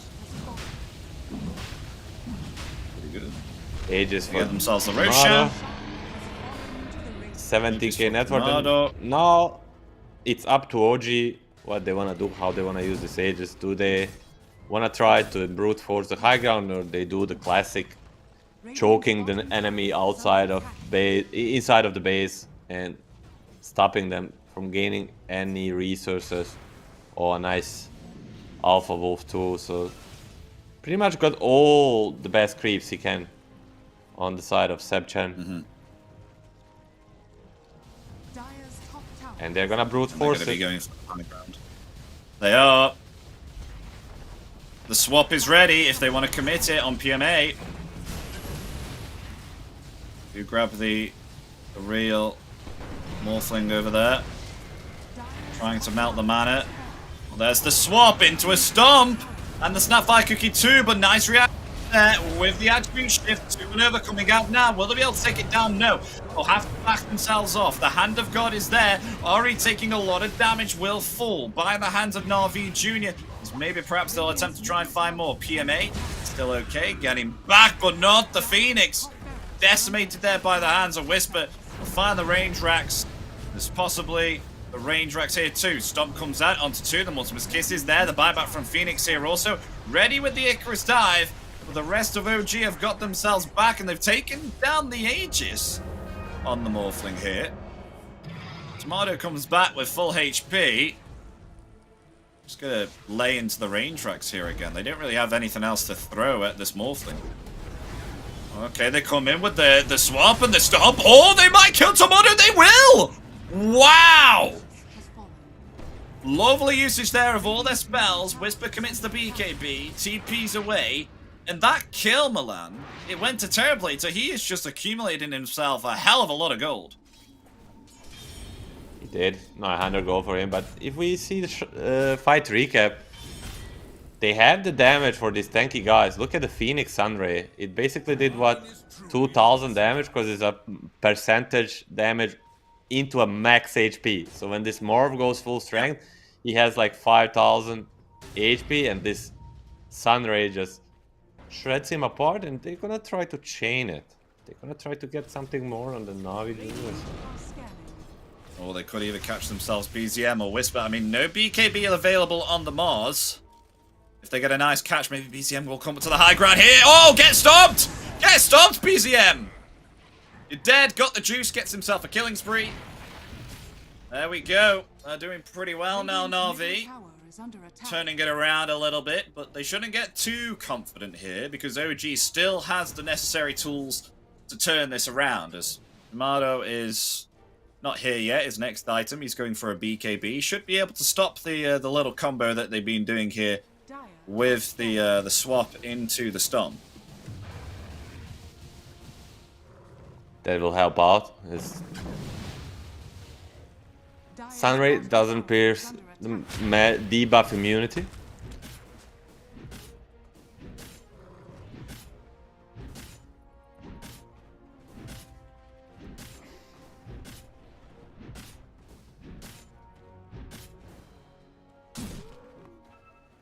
Just trying to farm up more here. I mean, still even though that they were able to defend, 96% win probability in the favor of OG here. That is what Gaben says. As the... What happened there? BKB now on...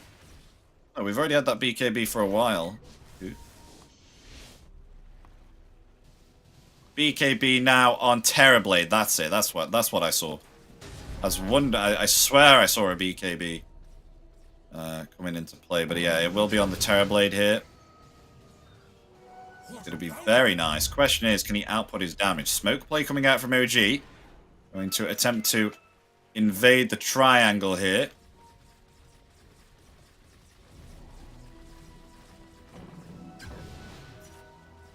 Oh, maybe perhaps I can bait with a TB illusion? No. No, it's fake. They're running forward here. They don't have Tomato with them, though. This is the thing. He's quite a little bit away back. If they go in for the initiation now, there is a possibility that Navi Jr. could turn it around. They will actually not do that. They will back themselves off. They won't get ahead of themselves there and jump.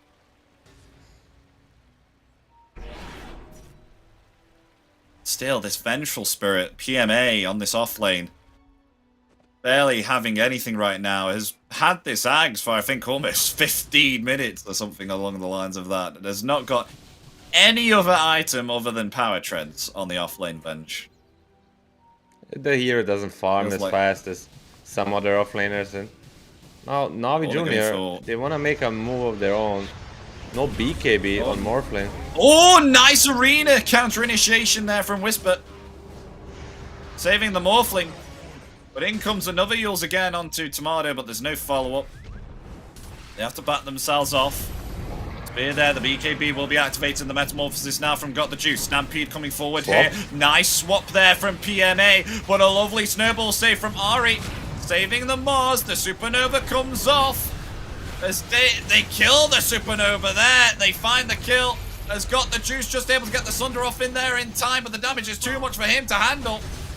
Seb even manning up, finding the kill. They've lost 4 here on Navi Jr.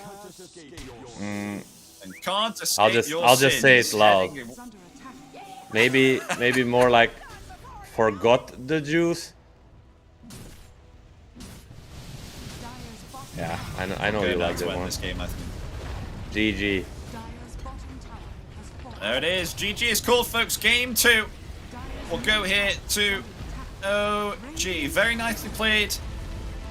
Both games here from Navi Jr., but it will not be enough to defeat OG. OG come out atop here, and they will take themselves game 2 out of the best of 3.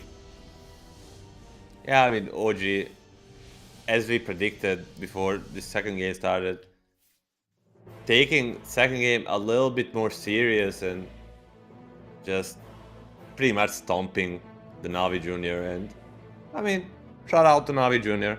Almost beating OG once is a achievement in its own for a young and upcoming team. So not too bad for them, but OG will be moving on to the round 2 to play against.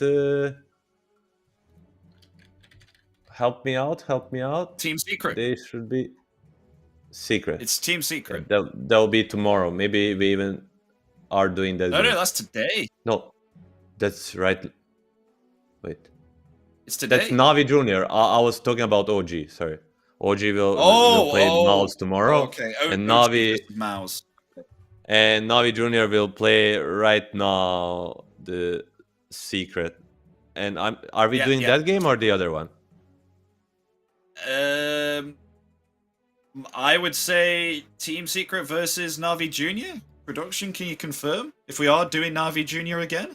Yes, we are doing Navi Junior again. So we will be seeing them play up against Team Secret. So, ladies and gentlemen, if you do indeed want to see Navi Junior go head-to-head against Team Secret, then I advise you to stay on this stream, because that one is going to be an interesting one. If Navi Junior Game 1 gave OG a run for their money, then surely we're going to be intrigued as to what they can do against Team Secret. Is that going to be a game you're intrigued for here, Milan? I mean, I'm gonna be intrigued to see this new Secret lineup. Basically, they swapped out the player, but it's a hell of a day for a Navi Junior, for a new team to go play OG and Secret in like a 3-hour span, especially Secret and elimination game. That's a hell of a day for them. So I'm definitely looking forward to see if they can pull out a big upset there.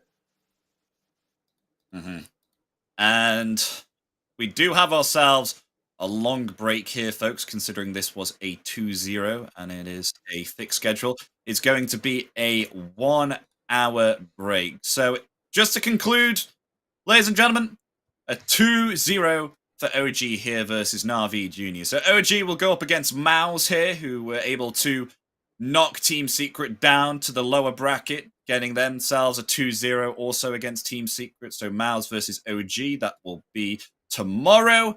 And then we have ourselves coming up next in around about an hour, Team Secret versus Navi Jr. So hope you will stay around for this 1 hour.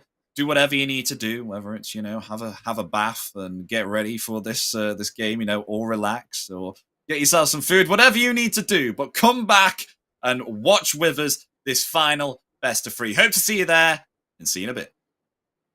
See you in a bit.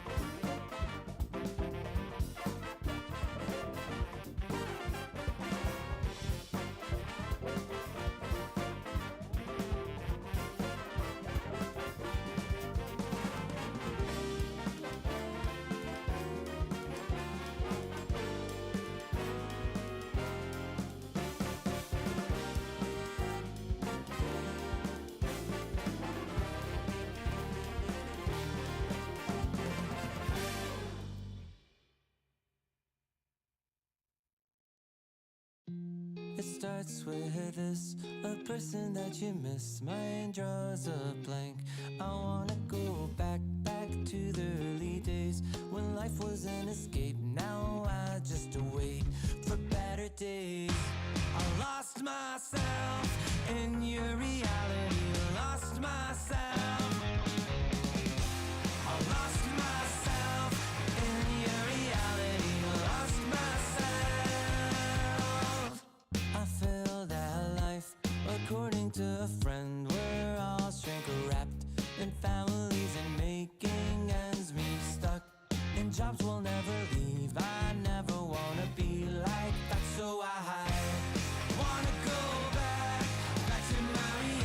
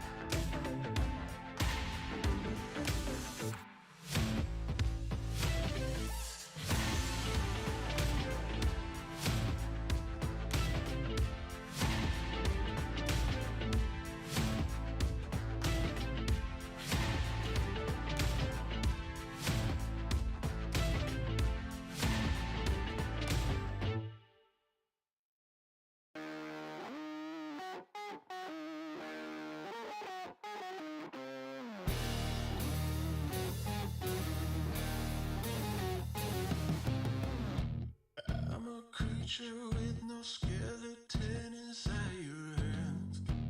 Got no home address, I come and go as you command.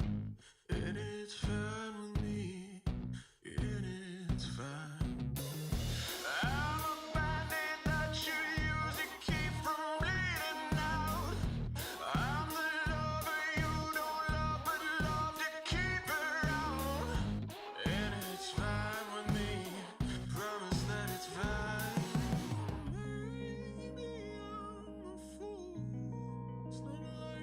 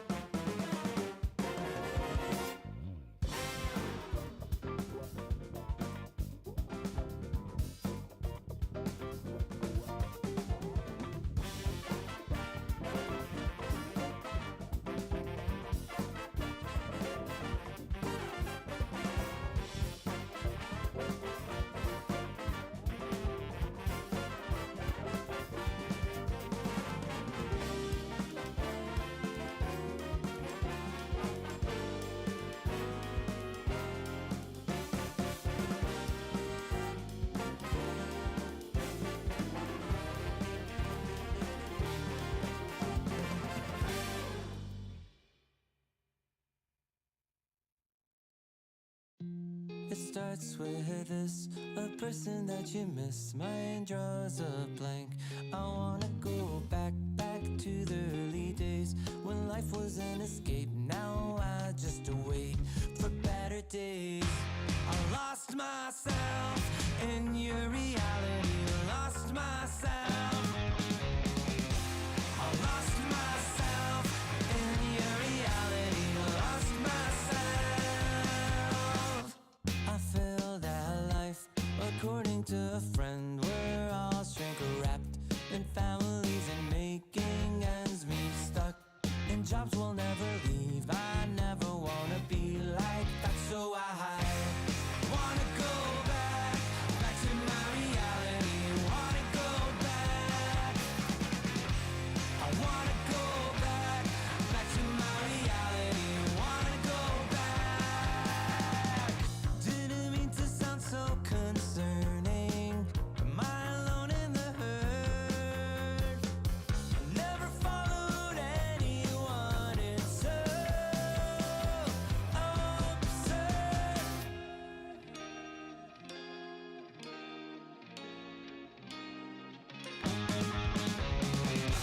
I wanna go back to my reality. Wanna go back. I wanna go back to my reality. Wanna go back. Trying to go back. Gotta go back. Gotta go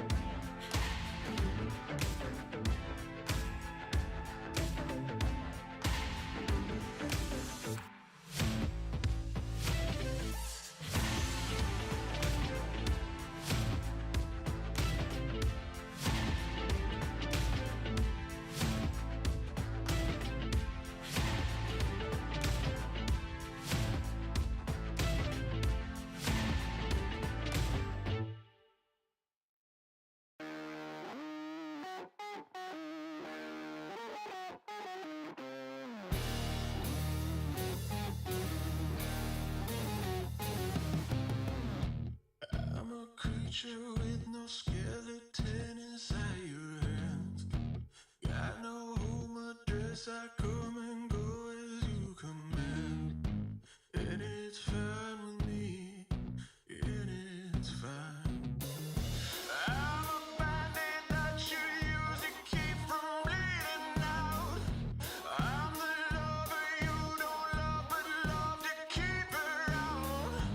And it's fine with me, promise that it's fine. Maybe I'm a fool, it's not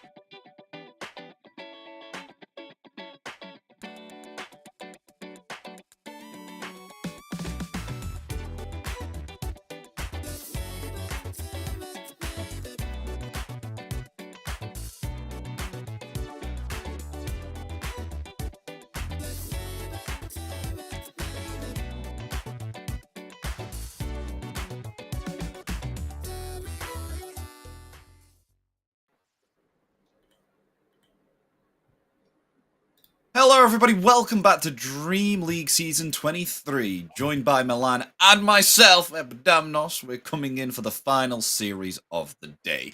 We just indeed had ourselves OG versus Navi Junior, where OG were able to secure themselves a 2-0 victory and move on forward here to go up against Mouse. Now, what this leads us with is Navi Junior going down to the lower bracket, but they'll be facing up against Team Secret, and that is indeed our next game, Milan. How are you feeling for Team Secret versus Navi Junior for our final series of the day? I'm just excited when it comes to elimination games. There's something. It's back against the walls for both teams. I mean, Secret a clear-cut favorite, although they got pretty destroyed by the Mouse earlier. I'll check for you the duration of these games, but should be around 30 minutes each, and 2-0 for Mouse. For Secret, yeah, 29-minute one game, 39-minute other game, and Secret, coming in a lot to prove. They haven't had success in a while, and playing against a team that is capable of putting up a show, putting up a fight that they proved in the game one versus OG, right, a few hours ago. Mm-hmm. So they have had a recent roster change. They swapped their position for Eki for Arfu. So we'll see if this is able to do anything for them. They did this, I think it was like a few days or a week ago. Maybe perhaps somewhere along the lines of this. Basically just swapped him out on the bench, as they said. So we'll see how this goes. Announced 2 days ago, but they did it. Bless you. They did it. They did it probably a few weeks ago.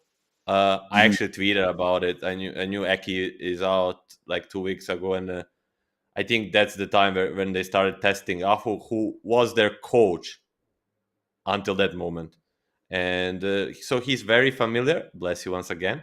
So he's so he is very familiar with the team, but he hasn't played in a while, of course. I played at TI now 7 years ago. I don't know. You were following Dota from 2016. Did you watch TI 7? Maybe. It's the liquid one. The Miracle. Miracle Matu won this TI. Do you remember? Like that, I don't remember. So basically, in this TI, Ahu played for LGD. They placed third, and most memorable from that TI. Was this the Aegis Steel with Earth Spirit? Yeah, with the Earth Spirit 1v5, like all these things. So this guy is a legend in a way. So I'm really excited to see him play. But then again, these Navi Junior kids, I'll call them Navi kids, because they're all like, I have recently learned that Niku, the mid laner, was the youngest 12k MMR player ever, with like hitting 12k MMR day after he turned 15, by the way. I'm pretty much 14 years older than that guy, so these guys definitely have potential, and we'll see how they face off against, once again, a very experienced team like Secret with Papi Ahfu on supports. This is probably oldest support duo right now in Dota. So pretty much youngest guys on the one side in Dota versus the oldest guys, at least on the support positions, even overall. So it should be an interesting matchup. Do you think it'll be an even game with the performance that Team Spirit have been having these last couple of months? Or do you think Team Spirit will be able to come out on top? The statistics and logic suggest it should not be a stomp for sure, but for me, with the amount of experience Secret has, still should be a favorite. And they just, I don't know, they still have Crystalis, second place at TI, Boom, a pretty solid player, Corden, 13 KMMR player, but by the name, Secret still has it. The results weren't there for a couple of months already for this or other reason, but this should be the series. They should win pretty convincingly, I would say. Okay, fair enough. Well, and we do await for this game to still go ahead. Both teams are trying to get into the lobby as we speak at the moment. We've seen the potential from Navi Juniors with their unconditional heroes being picked up. Didn't work as well in Game 2 against OG, but in Game 1 they really gave them, as they say, a run for their money, didn't they, in Game 1? Game 1 was a lot more impressive here from Navi. I would even go ahead to say that the Game 1 was pretty much in the bag for Navi Junior if they played more discipline. Of course, OG baiting them into unfavorable situation and making the comeback, but they basically could have won Game 1 with ease with the amount of advantage they have gotten. But this also was the game where they got all the comfort heroes, and Secret was probably following that game closely. And other important thing is Secret got their coach back. And since we were already talking about TI7 and Liquid, the Keen was the coach for Liquid at this TI. So TI winner from a coaching position. As now, folks, we get into Game 1 out of this best of 3. Navi Junior versus Team Secret, the final series of the day. Just to remind you, this is indeed a lower bracket best of 3. So one of these teams will be continuing on within the lower bracket of these qualifiers, and one team will be eliminated. There's actually 2 teams that can qualify here, according to what I see within the West Europe qualifiers. So they can go through the lower bracket, but the upper bracket final as well. That will allow someone else to qualify. So 2 spaces available here, Milan. Yeah, but I think this is like pretty much the only, let's say, easier matchup through this bracket, if you can call it easy even.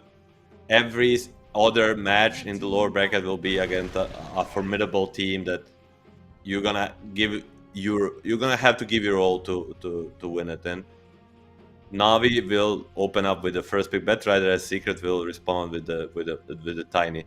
Like, these 2 heroes seem to be exchanged like for a few games now already, depending on which team favors which. You know, the Navi last game they first picked the Centaur, didn't work out. Now they're gonna ban it, get the bet, and Secret will grab the Tiny. That seems like one of the strongest heroes right now in the patch. Yeah, Tiny has been very strong here. We've seen him in multiple positions, whether that be position 4, mid lane, or the off lane. Mostly on the position 4.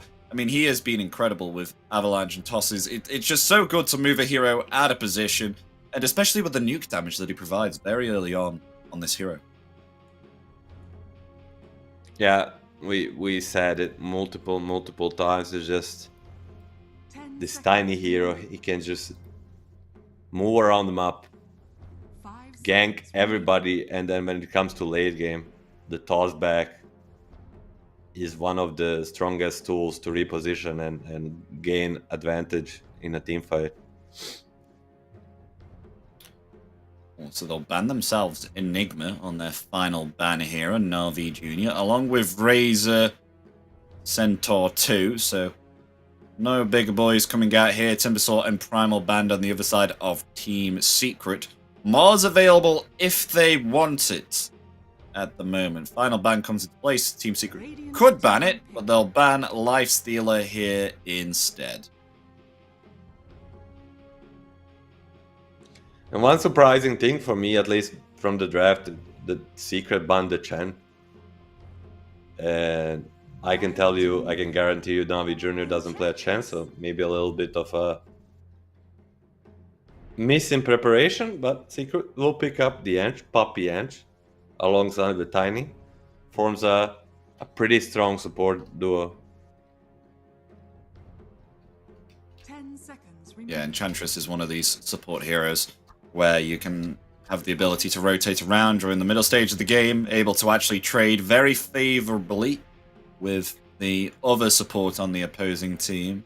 And you have a heals for the lane as well with the Nature's Attendant. So you can do a multitude of things early on. And Navi, oh, look at this. The punch is coming out again, and they pick themselves up a Lich as well. 2 unconventional heroes that we don't see often. They're treating us to a Pudge game again, Milan. And he played a pretty good Pudge game last time around. No Crystal Maiden to pair it up with. They'll go for the for the Lich. A hero that we don't see very often, but I think it got slightly buffed. Check it quickly. Is this for Lich that you're looking for? Yeah, Lich. So his Frost Damage, Shield yeah. damage was rescaled, so it does less at level 1, but does more as it's leveled, so it should do 10 damage more once it's at level 4. And you can now select the Ice Spire as the initial target with your Chain Frost if you do have the Agnim Shard. Or you have the Ice Spire.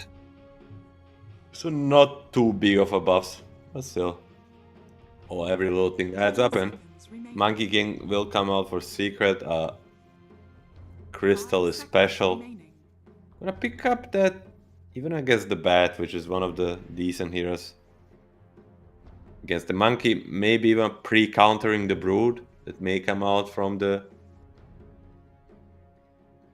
PMA. And what will they take for Boom?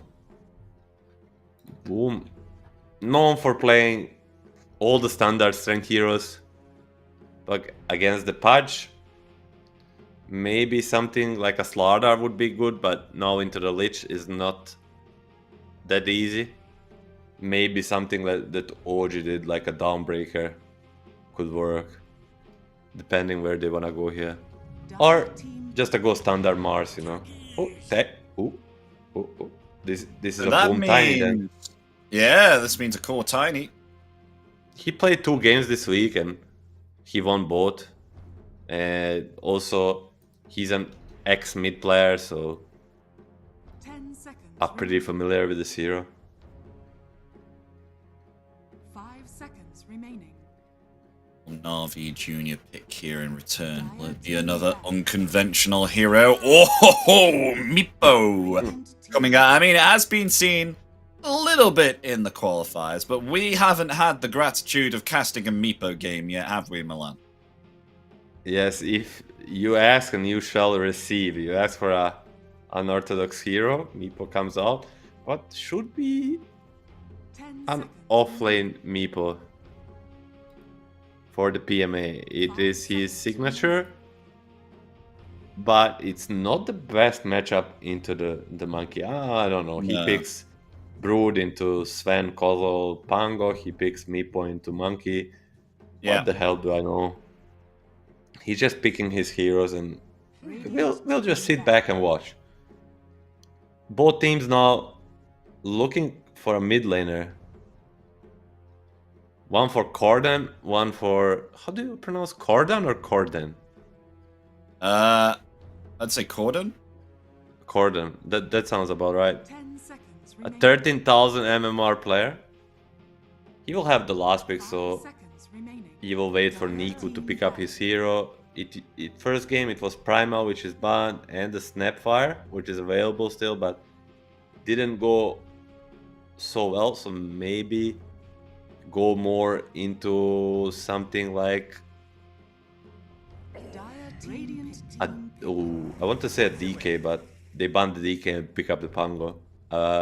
You know how I say, when in doubt, Pango out. Like you can't go very wrong with this pick.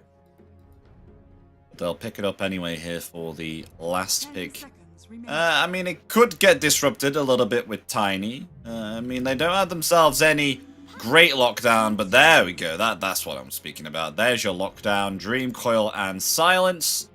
And that will be on the mid lane here. Corden versus Niku Pangolier on the mid.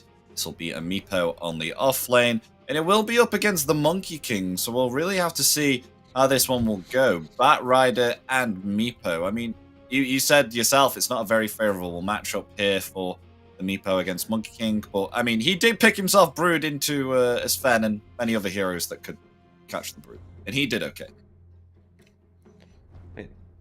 It's a pretty decent Corden Pug game. It's his best hero, I think, by far.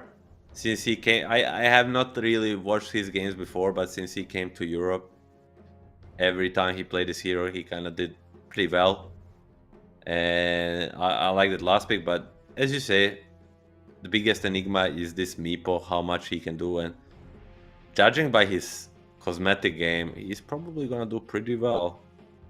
That set is pretty slick. What the hell is that? On who? On Meepo. That mask or something. Did you see it? Or maybe we see it in this screen. Please show the Meepo. So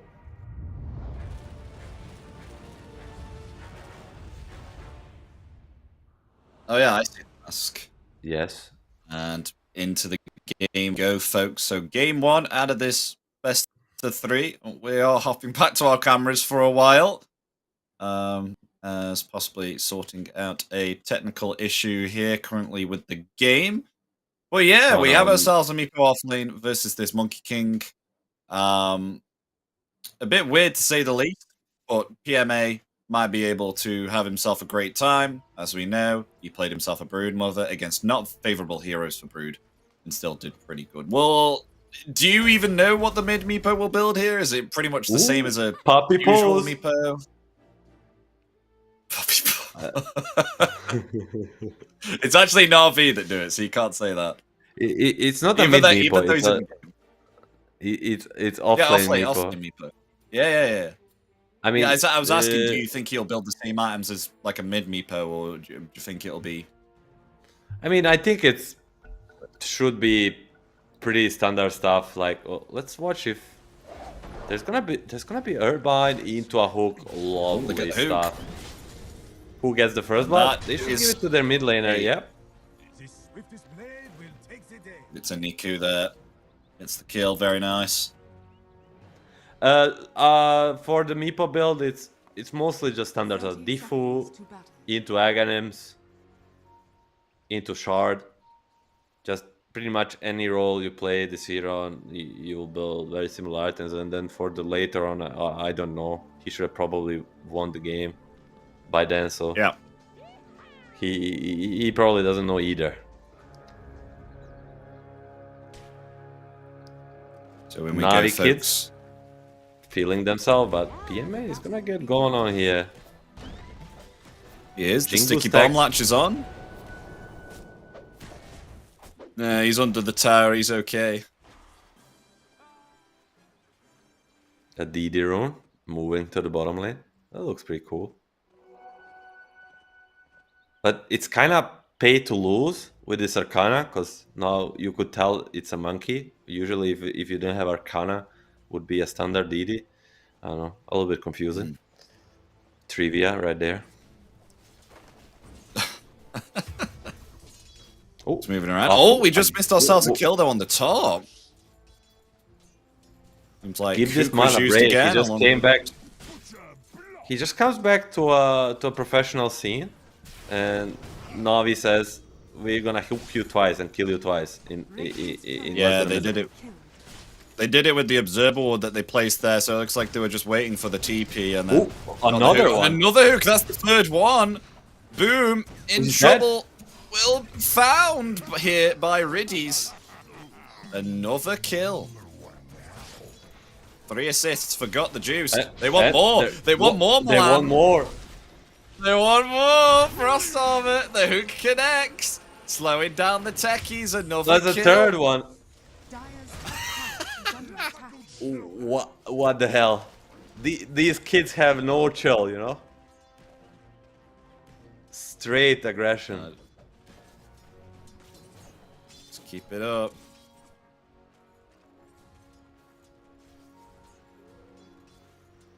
Not enough mana Even for another when- hook though, so they can't do the same. Soon Not enough he will mana have on it. Riddies either.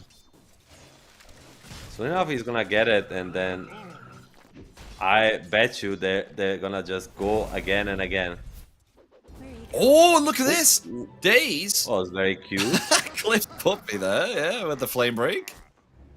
Just TP's away though.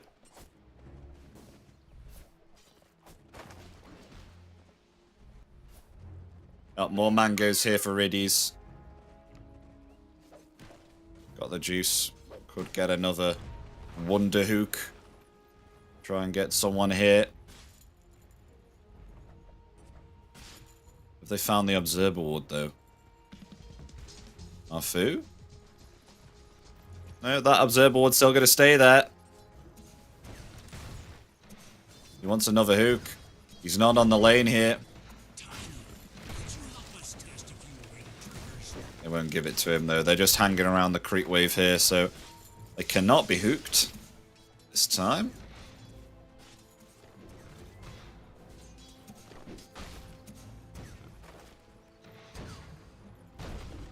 That was bottom lane looking here. PMA doing okay, but once Monkey King reaches level 3 here, Crystalis will start to have a fun time here with the Jingu stacks. Level 2. Because I don't think Daze can do much here on the Batrider at this time on the lane. I mean, Poppy with the enchant grabbing the creep and the harass here. It's kind of difficult for Daze to trade here, especially being a Batrider. Or they're just gonna poke. But the Batrider also gets strong at level 3, but the enchant level 2. Oh. Let's go for a kill here onto Daze. Gordon. He's Very low. Oh, that swashbuckle doesn't fully connect there. I think only got one strike out. Meanwhile, on the top lane, they're going for another kill here. Got the juice ready with a hook.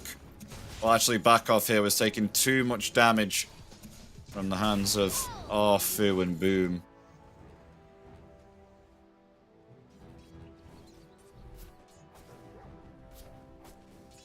They'll be okay. Lane heavily pushing though on top. Riddies will look here to try and pull it if he can. Yep, grabbing the creeps. Gonna try and get hit. There we go. We'll pull 3. Very nice.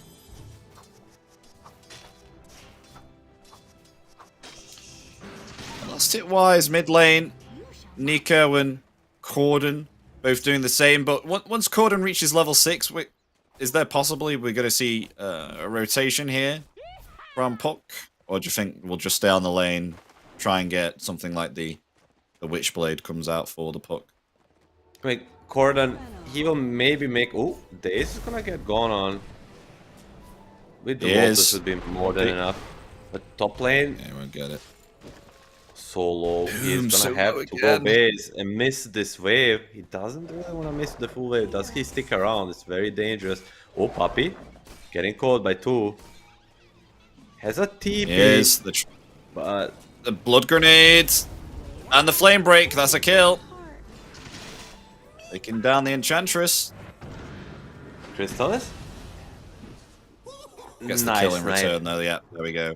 Boundless strike. So pretty much Puck is nowadays it's a very greedy hero. He doesn't rotate early. Maybe if he gets a good rune, he'll do casual rotation, but otherwise he's just AFK farming his Witchblade because he needs levels. He needs this item to contribute.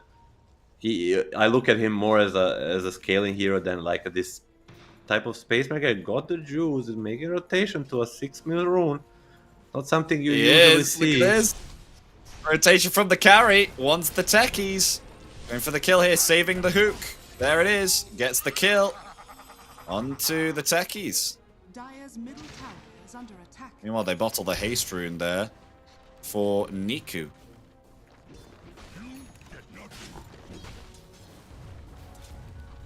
Got the juice almost top of the net worth here, following in the footsteps of Niku on Pangolier. He's been getting quite a lot of assists here, quite a lot of kills, but doesn't have the most CS. Meanwhile, on the bottom, find themselves Crystalis here with a rotation in from Niku. A blast off there will connect onto 2, but the Rolling Thunder comes out in return. Finding themselves the techies once again with the Rolling Thunder. There it is. Gets the kill. That's the 5th death now for Arfu. Dream Coil comes out. They'll attempt to try and find Niku, able to avoid that illusory orb, but they will find the return kill there onto the mid laner. So a worthy trade there for the supports. They're more than happy with that. Ooh, PMA. Or maybe He's just gonna poof out. That'd be fine. Yeah, he's out of there. Nonetheless, pressured out of lane for a little while. I mean, this awful tech is 0-5-0 basically. Can't catch a break. Yeah, not good. Soon we're going to get Pudge level 6, though. Just needs to take down this catapult, and then maybe perhaps they'll have some kill potential here against the Tiny. Oh, just not able to get it. Literally 6 XP off from Dismember. And that's pretty close. Arfu rotating to the bottom here with Puppy. Trying to find PMA, but PMA ready to poof away. So needed. Yeah, we'll just get gone. But will be slowed down. In comes Crystallis here with the Wukongs. Valor Strike ready. There it is. PMA very close to death. Will just escape the Wukongs. Daze will die here in return, but a rotation from Got the Juice with the Dismember. Not a care in the world for this Monkey King. Going to find the kill with the Rot. Killing spree for him. Has himself another hook ready, so Secret, they are out of here on this lane. Ah, beautiful rotation. They do get the bat and almost get a meepo, but Dispatch, unconventional carry, ready to rotate minute 8. Gets a kill on enemy carry. Not something you see every day, but got the juice. Radiant's courier has been killed. Ready to fight. Very early, 3-0-3. Ooh, Corden. Yeah, they got a kill onto Corden there. Very nice there. Is he gonna chase? Sorry, not Corden, PMA. They got a kill onto PMA. Corden got the kill. Pinging out, they have a vision, but there's no ward there. Maybe a Corden making a read or getting a call from some of his teammates that Meepo is low. Nonetheless, a big pickup, and this Meepo, we questioned how this Meepo is gonna work. At least during this laning stage, he's the one having the saddest time. He can fortunately farm the jungle fast, but bottom net worth of all 6 cores.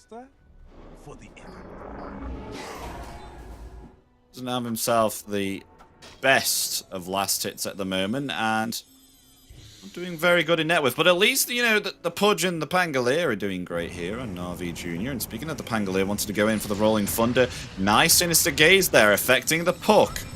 We'll be able to avoid the Rolling Thunder, but maybe perhaps Niku's going to come back in. No, we'll just jump up to the high ground there. Just no more follow-up against the puck. Dream Coil ready though. Monkey's rotating. Oh, Happy and a pause pause here. Oh, it's Corden pause, sorry.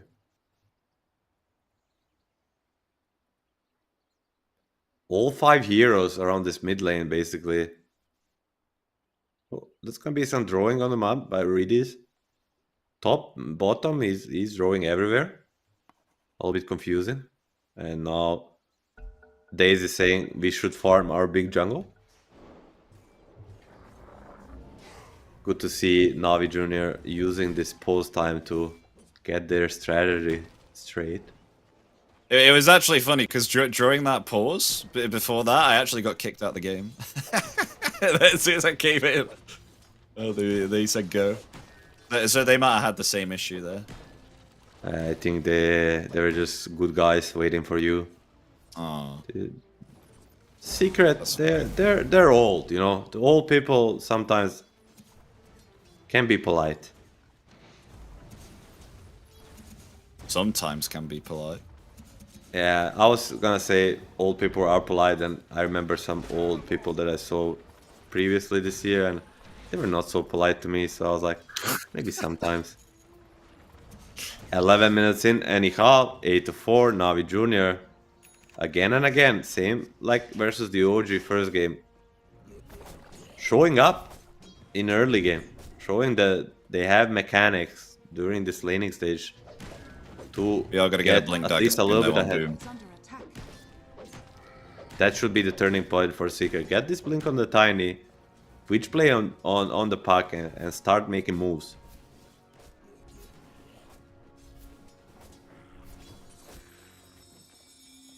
So got the juice. Trying to go here for an Agnims. That'll help him accelerate his farm here. As meanwhile, Crystalis going for a early Echo Saber here on the Monkey King. He's currently on his own at the moment, just watching PMA. Right in front of him.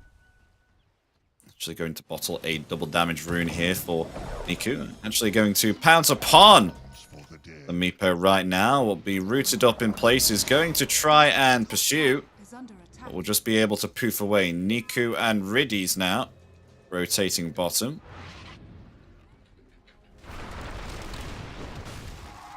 Just not a lot of action happening here at the moment. But I'm just thinking, NAVI, what do they... How will they be able to get themselves the puck here? I definitely think they need this Blink Dagger on Got the Juice. It's going to be a long while here. I think like another 8 minutes, because Corden is relatively safe here at the moment. I mean, I think the only thing to catch is maybe a hook, Sinister Gaze, you know, things like that. Does actually see Corden. Going to go up here, maybe perhaps fake out the hook. Oh, the hook doesn't connect. Oh, that was very optimistic.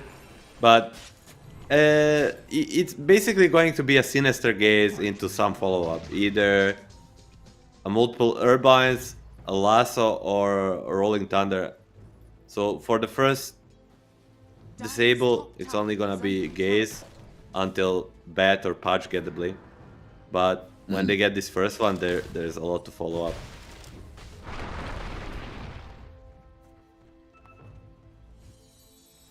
Radiant's bottom tower is under attack. As always getting himself the second piece to his Agnims. Got the point booster now. Is doing incredibly well on the farm.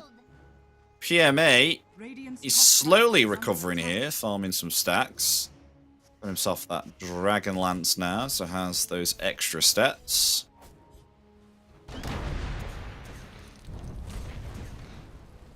Meanwhile though, Daze being chased here by the techies. Lasso comes out and quite a lot of damage there from... Oh, nice! Avalanche and toss though. Boom, revealing that Blink Dagger. Oh, Fu will survive. I thought he was actually going to die there to the Flame Break with the sticky napalm, but he's okay. Boom comes in to save the day.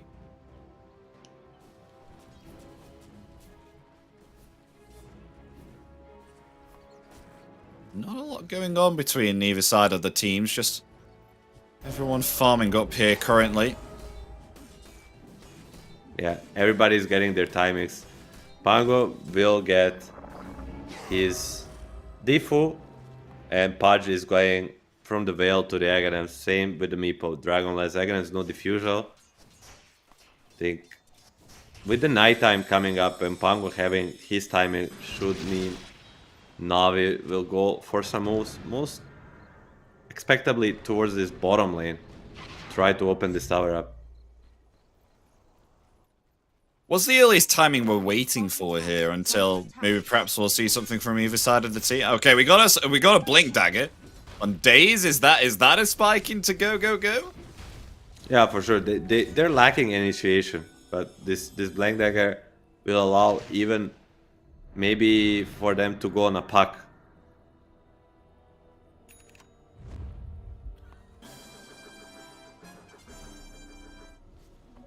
Smoke up here. Oh, got the juice has been scouted out there. The Wukong's command comes out there.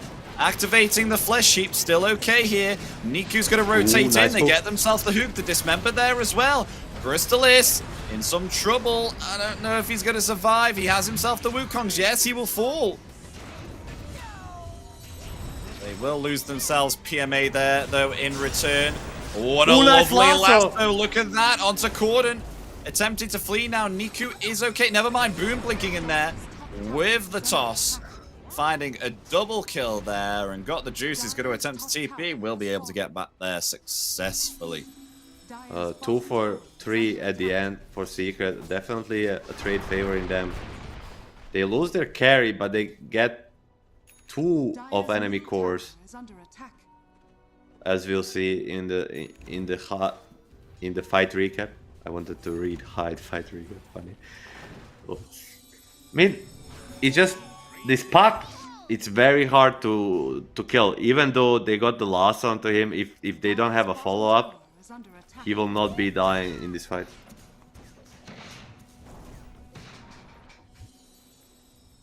They do have themselves the Agnims, though. Now on to Pudge. We're able to deal a lot more damage here with his Rot. Has the ability to farm up a lot better. And Meepo actually catching up here to the Monkey King, who wasn't having himself the greatest of times. Is going for the Agnims next now to get the Mega Meepo. Watch your step. It's 6 feet down.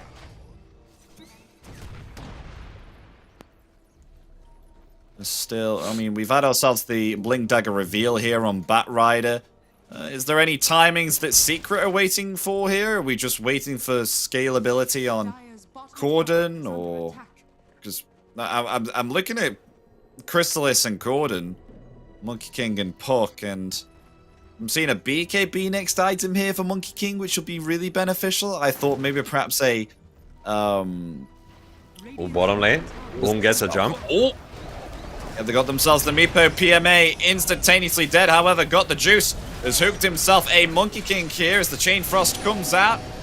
With that rot damage, Riddies will still fall here from the large physical damage here of the Monkey King, but will still survive. Meanwhile, though, 3 found here. As Niku will attempt to flee. Big blunder, but Boom is chasing. He wants more. He does. Niku, swashbuckle in 3 more seconds, is trying to attempt to break it. Or be tossed back. Is still okay for the time being. As himself, the shield crash will finally fall. Because meanwhile, I think Got the Juice tried to attempt to take out Puppy, but got denied there by the big creeps. Oh no, Nice as he hook. found himself Lich is coming in. there as well. The blast off will not be enough to escape. Unstoppable spree for the Pudge. Got Juju's solo carrying Navi Jr. at this point. 11k net worth, mid 19. He's the one having the best game, and Boom cooking again. Decides to blink out. As it's wise, because whole Navi team is coming Is under attack. to him. They are. Dire's middle tower Got is under Juju's. Does he have it? Oh, not gonna try for a miraculous hook, of course. It's not a Puppy pose, it's a Navi Junior pose. Did you know, you're a young Dota player in terms of ages, did you know Puppy used to play Navi? I did. For many, many years, winning I've a watched first TI. I've watched all the history videos, Milan. All the history videos. Oh. But you missed the live moments. The first TI, Navi versus the... Oh, no, that was 2... Versus the E-Home in finals, I think. 3-1. Or... Whatever. 3-1, they win the finals. With Artstyle as their carry. And Artstyle is now coach of Navi Junior. So... a quick little trivia that we always do during these poses.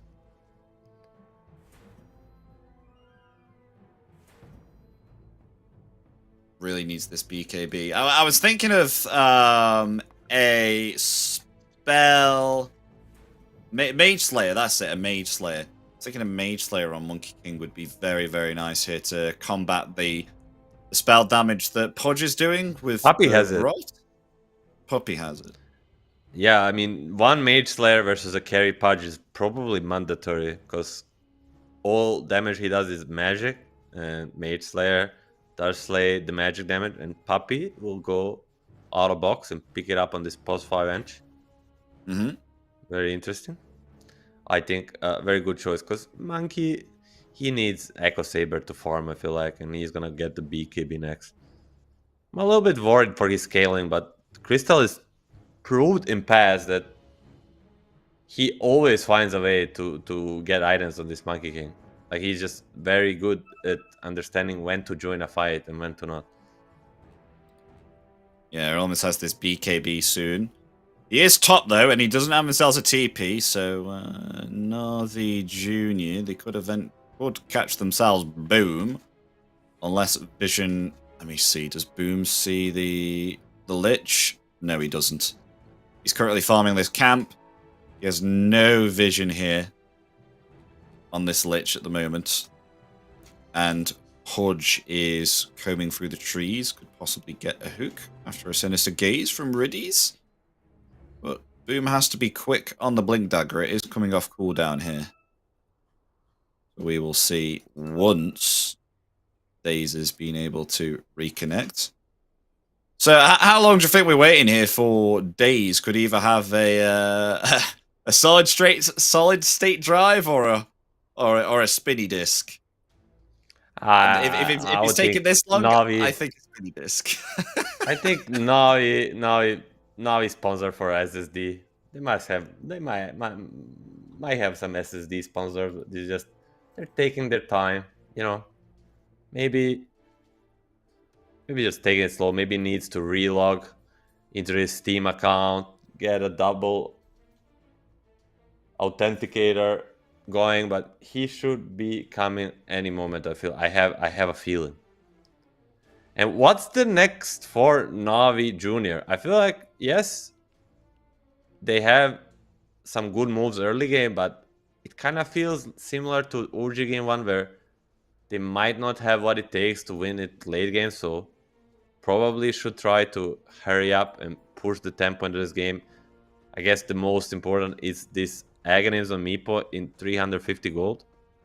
That's when they probably go for a big move into a rush, I would say, and try to gain a significant amount of advantage.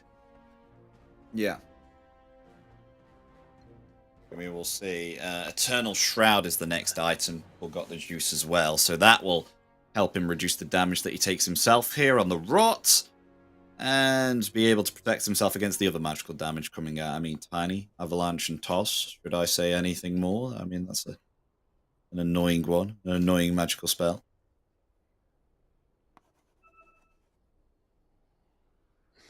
At this rate, I do think it's a spinny. I do think it's a spinny Malhada. There's no way it takes this long for a crash PC if it's on an SSD. There's no way.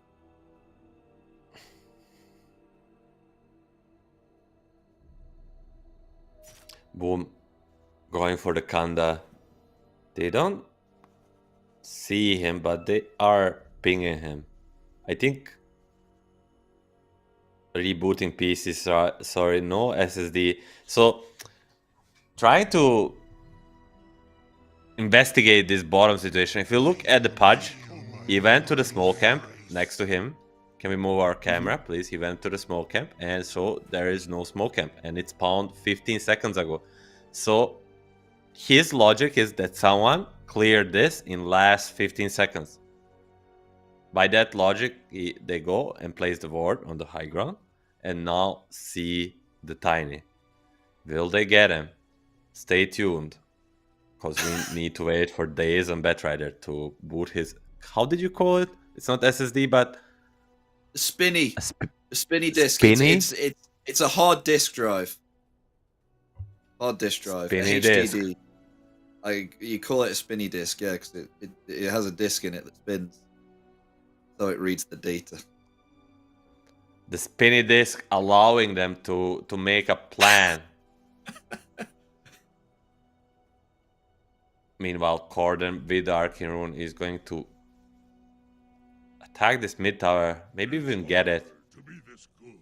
If Secret is focused during this game, during this pause, they should see top lane being attacked by the creeps, see the mid lane being attacked by the creeps, and by the pure logic of deduction, understand that Navi Junior is doing something on the bottom lane. So we'll see. After the spinny disc does its work, is Secret focused or not? Another interesting factor as well is, in around about 400 gold, we'll get ourselves the Mega Meepo as well. There's around about 400 gold left from getting the point booster. So that will definitely help in the fights as long as there is there's no silence here from the puck. Because the puck can disrupt Mega Meepo here. I'm trying to think if there's anything else exciting upcoming within either side of the teams. I can see that Corden is going the the Maelstrom Agnims build, where you get the rapid fire, the green like that coil, build. and then you're able to proc with the Maelstrom. It just turns the pack into literal hard carry once you get few of these items going. Like it's not easy to play against it as someone like Batrider. It's hard to deal with this pack. And then you've got yourself you got yourself Boom here, who is about to get pounced possibly, unless he blinks away. He is opting to get himself this Kanda, and we have seen it multiple times within these qualifiers of how damaging it is. Where did this whole Kanda idea even come from? Do you know, Milan? Tiny? It's just a new item, and basically that's it.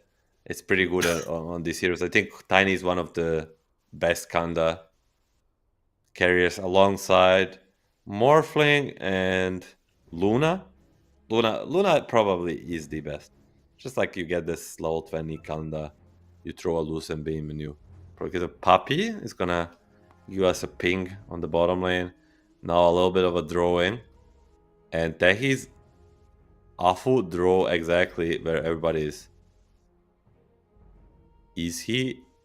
Are they stream sniping? Not saying they are. This is following a question because they just draw everybody. Hello, Secret. If you are watching, we like you guys, but don't do it. A joke. Disclaimer, it's a joke. If he blinks away, confirm stream snipe. If he blinks away, just should tell that they had enough time to think about everything. How long do Navi Junior usually get on pauses? Is it like do both teams get 15 minutes? Oh yes, never mind. No, I don't want to speak about it anymore. Days is back. Around 10 minutes per tournament. Depends from tournament to tournament, but it's 10 minutes. Go. The spinny boy did his work. Finally. And let's see. Does Boom get caught? Oh! Another pause! Are you serious? With triple R. That makes it all fine. I mean, they need to get a Sinister Gaze on him. That's the only way. And unless he stays here to clear this camp, it's almost gonna be impossible. Oh, Papi is pretty mad. He's gonna be drawing the minimap. This reminds me of this whole pause thing, speaking of pauses. That situation where they introduced the behavior score for community, but then only certain people would be allowed to pause the game if they had above, I think it was, what was it, 6,000 behavior score? And only even yeah, but only even one our person observer can check it. Yeah. Only one person had the ability to pause in a game. And what they did was they paused and then they went to bed. And the game went on apparently for around about 12 hours or something stupid. Oh, it's a story. Oh, that's amazing. All these other toxic people that didn't have a right to pause or unpause definitely deserved it. So shout out to that guy. What a legend. Yeah, you can't do that anymore. I don't know who he is, but he's a legend. And we'll still post here. Play a game. Can we draw on the minimap, me and you? We could play a game of X. We've got to go. We've got to go, ladies and gentlemen. I'm just part of the game. We've got the game back and going. Boom, though. Oh, yeah, he doesn't know. You'll blink to the camp. Attempting to farm the creeps. Ook. Oh, grabs the alpha one. That's not what you want. That creep lived on 1 HP after the Echo Saber hit. If it dies, Tiny dies too. So lucky or unlucky. Oh. Pretty unlucky. For the Pudge, that is. It's basically you every time you hit, you roll a damage because you don't hit always for the same amount. Radiant's bottom And he tower rolls is a under low attack. number there, and ooh, boom. That's a Pangolier mid, just dying like he's made of paper. We didn't watch it, but I can imagine only. Radiant's bottom tower is Boom under with the attack. Echo Saber. Yeah, he got destroyed there. As Boom is he's heading top, ready with the Blink Dagger. The lasso comes out, actually catching themselves Puppy. In comes got the juice. The Chain Frost is there, bouncing back and forth here onto Tiny and Enchantress. Boom is There we dead. go. 2 kills come out in return. It's a 2 for 2. Trying to find the Monkey King now, attempting to flee. Will be brought back there by the Flame Break, and it'll be a 3 for 2. Well, technically a 3 for 3 because Daze brought back for that fight. Maybe a 4 Corden for with 3. DD wants to stick around. No, he's gone, Corden. He's alright. Hey, that looked amazing with all the spells combined on the secret, but then comes the God Juice with the Blink Dagger and basically cleans the house. 12.5k net worth at minute 21. This is the fattest patch I ever saw in my life. Ooh, Afu gonna make a sneaky play.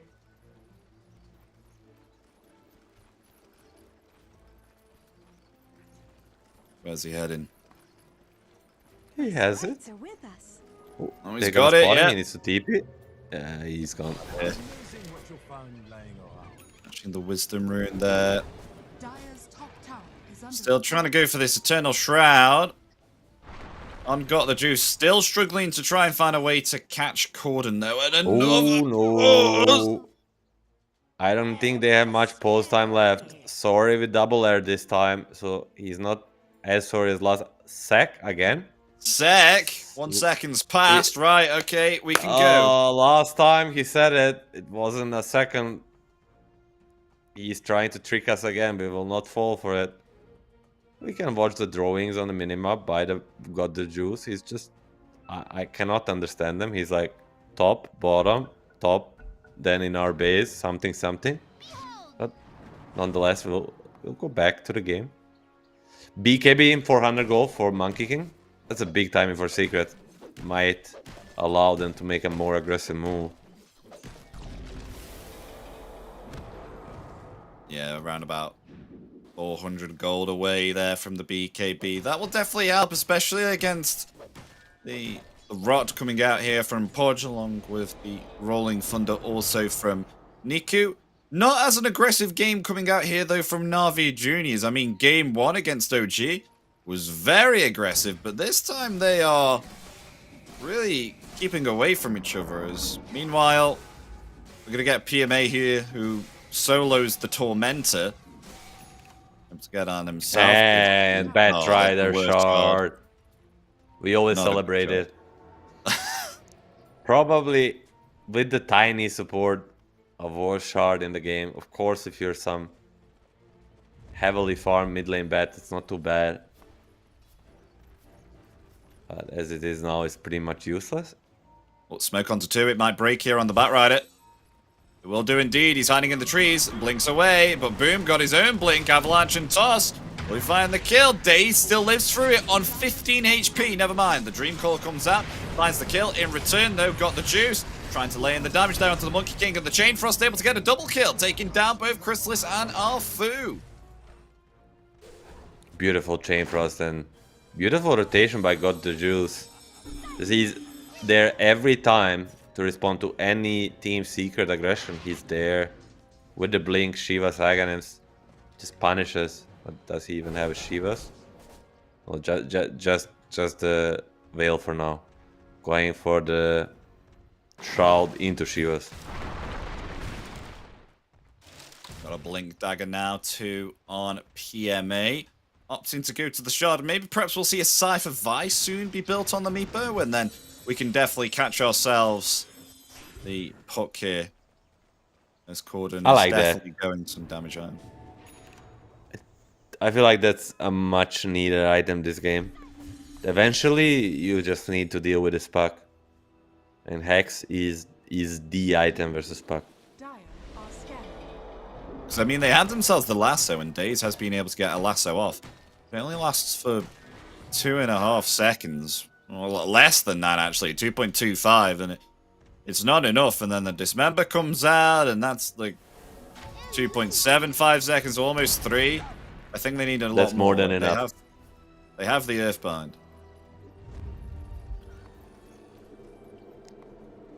Secret is gonna try to make a move top with almost everybody around. Only 3 smoke, but Tiny Empac can connect with ease. They're gonna go for the puck blink. here. Oh, can they get no? Able to blink away, Gordon. Was in the phase shift. Dire's bottom tower has fallen. And be getting that kill. Gordon escapes once again.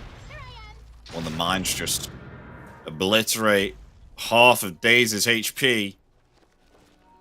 I feel like they need to smoke up again and do something. They only have themselves 1 tower though on Navi Jr. Dire's top tower is under There's attack. Boom pressuring it, level 18 with this Conduit. Dire's structures are Some fortified. big attack damage. They force out the glyph. Radiant's middle tower All stuff is under obtained attack. here as well on Daze, so has some further range to pull back an enemy hero here on Secrets.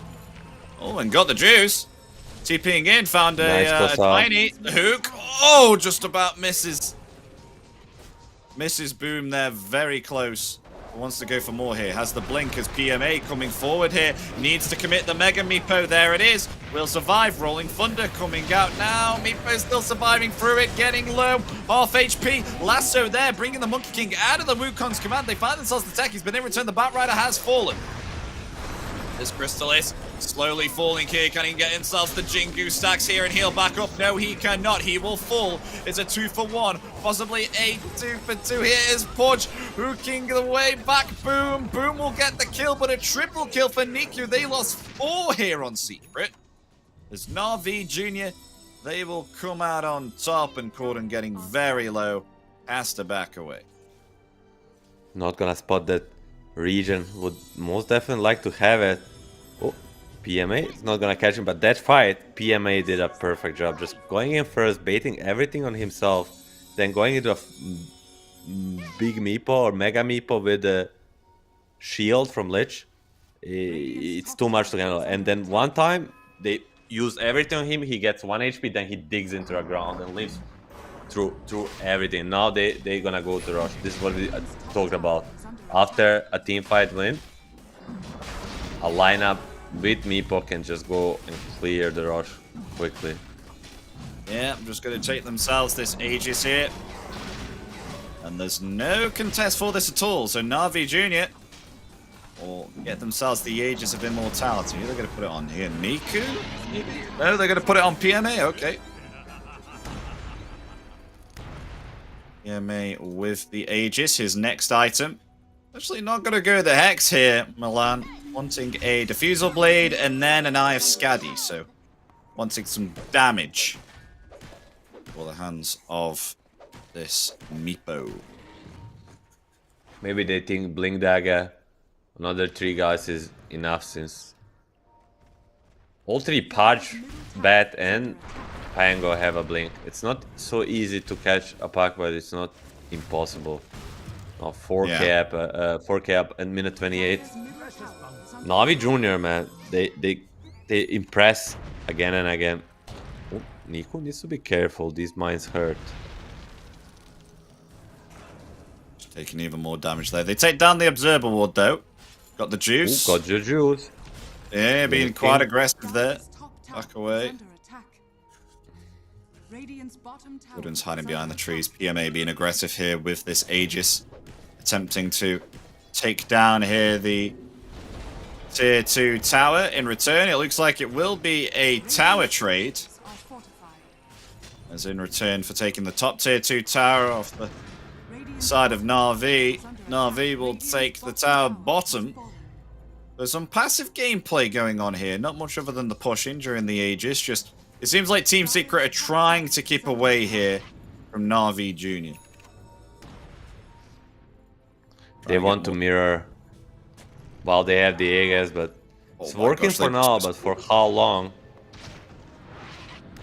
eventually, I feel Navi Junior must hit the point with so much cash that they have. You know, if they only had one hero to catch, then I think maybe Secret can dodge for full duration of the Aegis, but with so many different ways to catch, eventually they should be getting them. I mean, Meepo starting to accelerate in net worth here. 16,000 net worth. Way ahead of this Monkey King at the moment. Doing well at all. If anything, funnily enough, Puppey catching up to the Monkey King on Chrysalis here.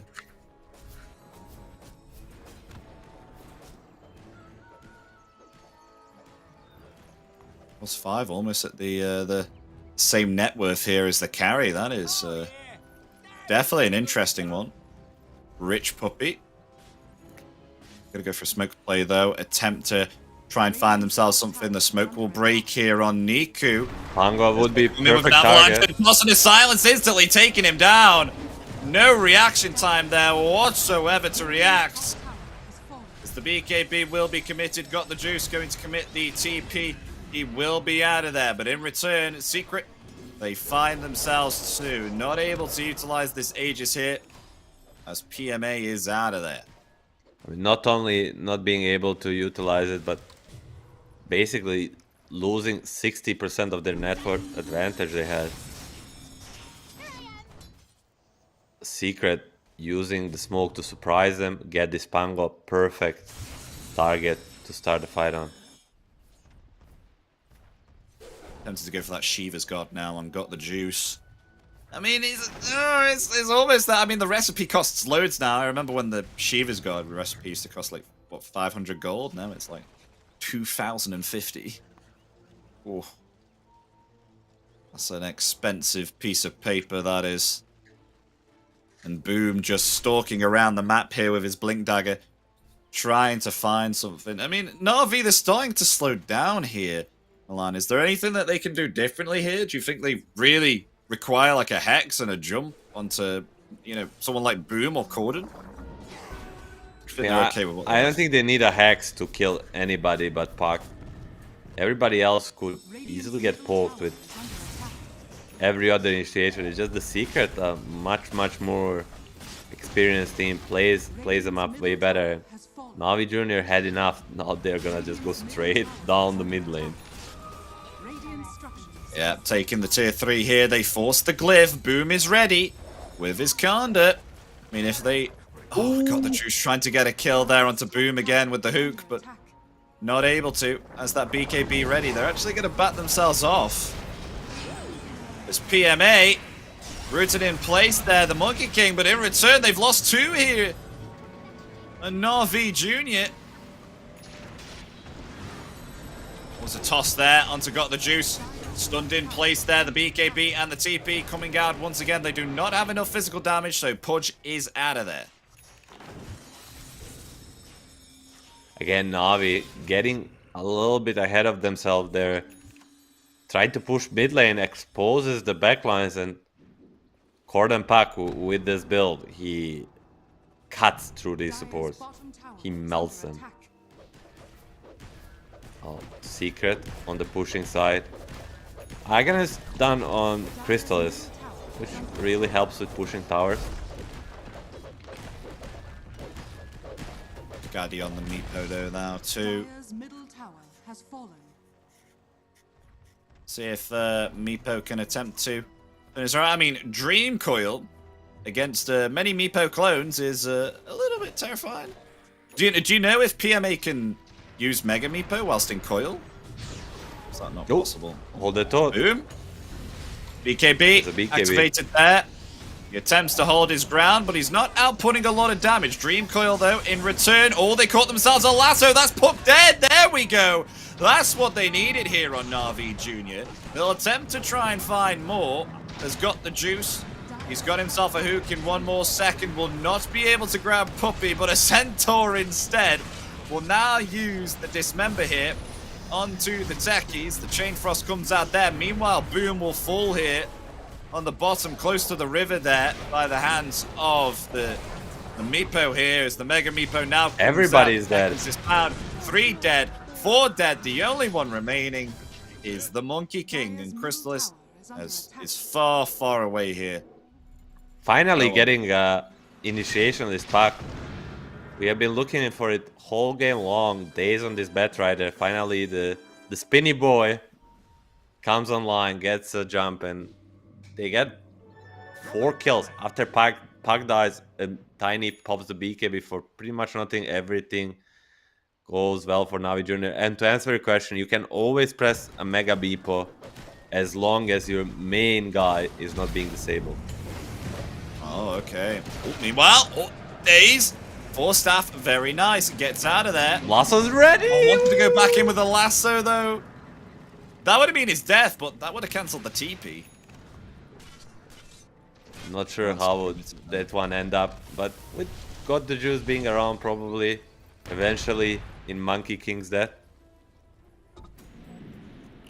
Oh, Milan, it's like they heard. Like Navi Jr. are listening to the radio casters. Got the juice. His next item in his quick buy is a Scythe of Vice. Wants a Hex here on the Pudge. Smart choice, and haven't talked much about this Puppy Ench. I mean speaking of Puppy Ench, they have vision.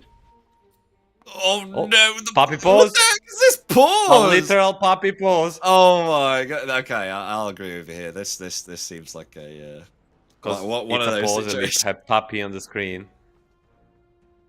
Not because of that. Not because of that. But this looks like they're ready to pants. But They're ready. 5v5 engagement. Yeah, Corden and Boom are smoked up right behind here. So if they initiate on the supports, they could possibly clean up here and turn this around. Is the worst target possible. If they jump him, it could be a disaster. Yeah, they're going to go for Puppy. They're going to instantly try and take him out. He is actually still alive. And the hook actually connecting there onto the techies, trying to flee. But got the juice. Not actually able to get the kill as they hop onto got the juice. Boom and Crystallis do. As the Pudge in trouble will be found taken out. As they actually lose 2 here on the side of Navi Jr. As Niku will attempt to TP away.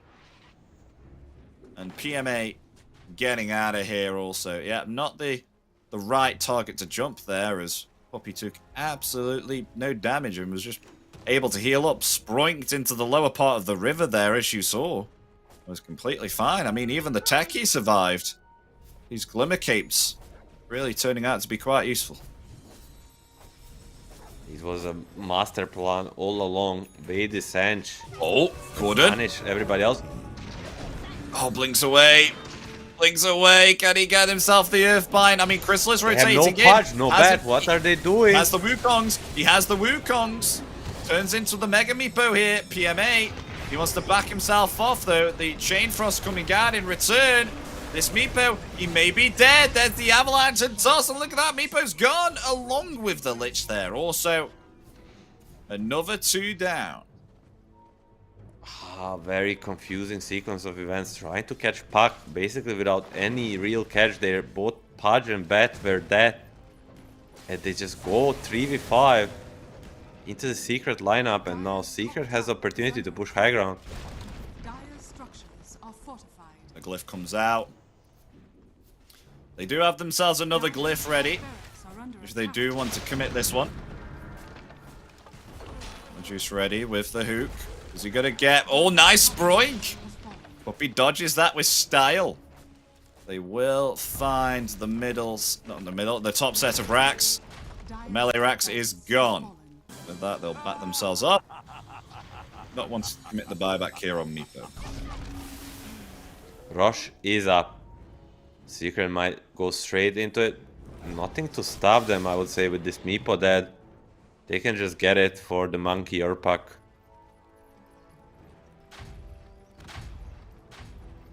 Where they're going now, they smoke up as 4 without the Meepo. I mean, Meepo can TP to the outpost if they are taking this Roshan. So this could be a close fight here. Secret are going to head in, try and take it. Secret, I mean, Wukong's commander BKB is online. It's gonna be close. They sold the Puck for a second. They get Rush the is puck, getting this low, big. but... And in the vision there, They think someone's in the trees. They don't get the hook. Gordon realizing his position's being compromised, he moves away. But they will get themselves the Aegis, it looks like, in the hands now of the Monkey King. Will they decide to jump in or will they retreat? Now on the aggressive here, Secret. They want to get themselves something, but got the juice. Being scouted out here, the Batrider there too. Yules just comes in the nick of time. Rolling Thunder there, the Chain Frost comes out in return. Got the juice. He's not able to get the Dismember off. Boom is completely fine here, but Crystal is taking way too much damage here from the Meepo, able to heal up there with that Jingu Mastery and the Boundless Strike. Now PMA has to get himself out here. He's gonna try and get out with the Mega Meepo, but they're still laying in the damage. Will they be able to find themselves? Boom, boom, falling lower and lower and lower, but another Balance Strike comes up. PMA has gone along with Got the Juice. They've lost 4 here on NAVI Jr. Wonderful fight from Navi. Doing almost everything perfect. Crystal has looked for a moment. He's just gonna die there, but gets a Jingu stacks and then puts a Boundless Strike on all the Meepos. Heals to full 8,000 damage in the fight. Of course, inflated with his Meepos. Nonetheless, Secret probably a winning most important fight in this game. Pudge no buyback.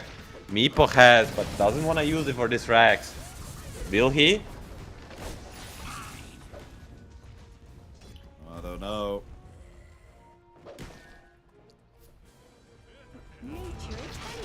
Puppy solo pushing.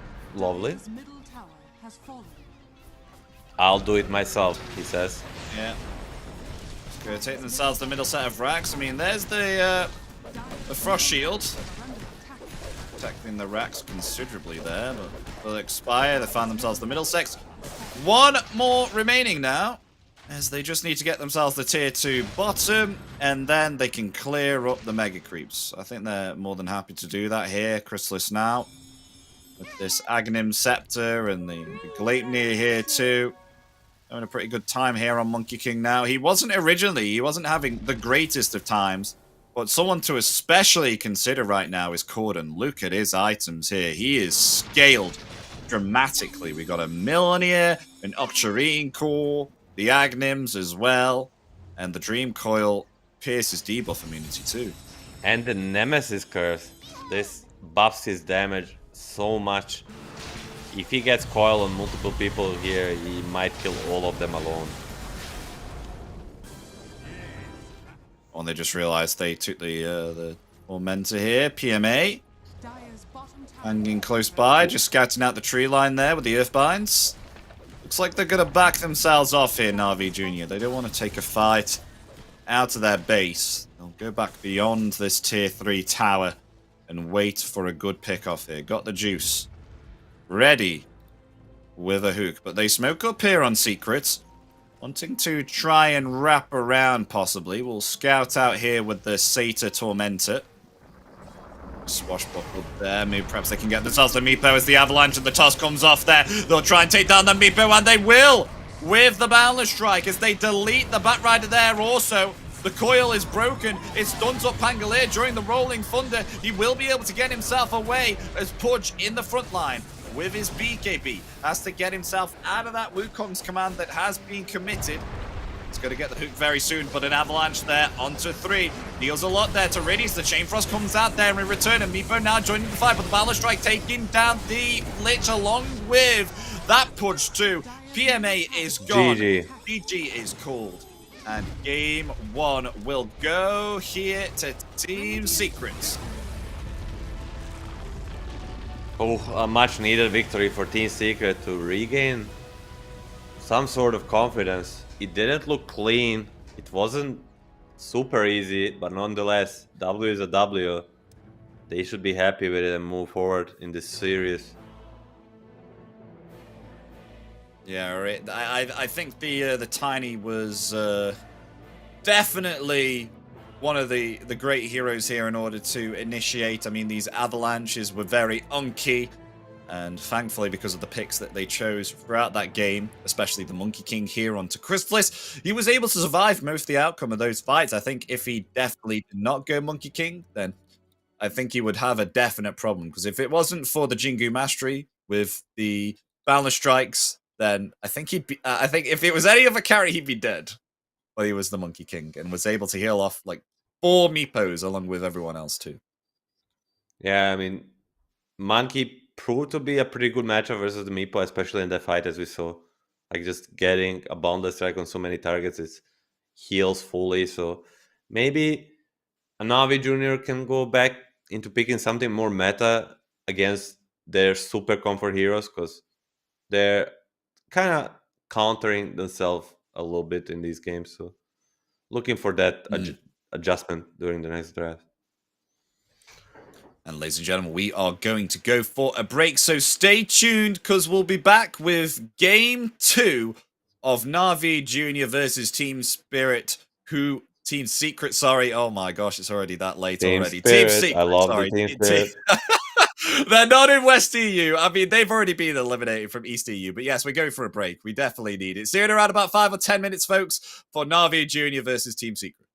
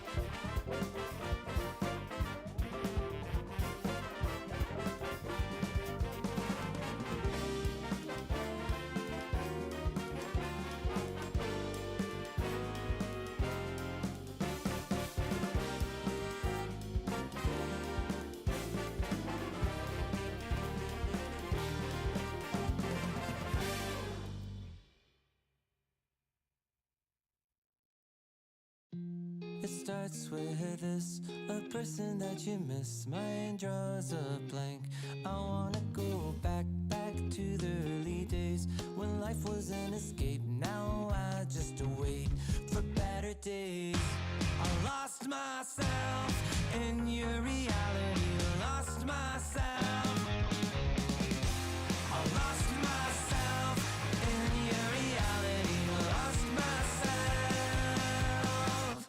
I filled that life according to a friend. We're all shrink wrapped in families and making ends meet. Stuck in jobs we'll never leave. I never wanna be like that, so I wanna go back to my reality. Wanna go back. I wanna go back to my reality. Wanna go back. Didn't mean to sound so concerning. Am I alone in the hurt? Never followed anyone. It's so absurd.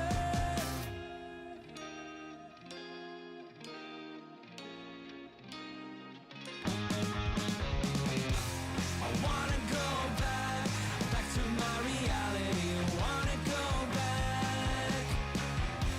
I wanna go back to my reality. Wanna go back.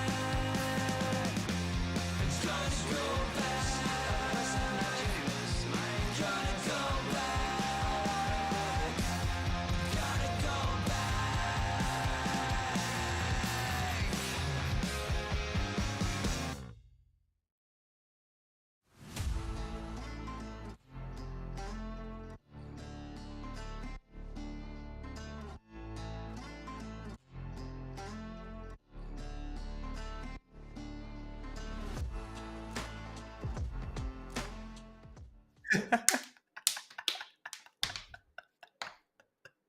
Hello everyone, welcome back to Dream League Season 23. With myself, Epidamnosh, joining me is Milan.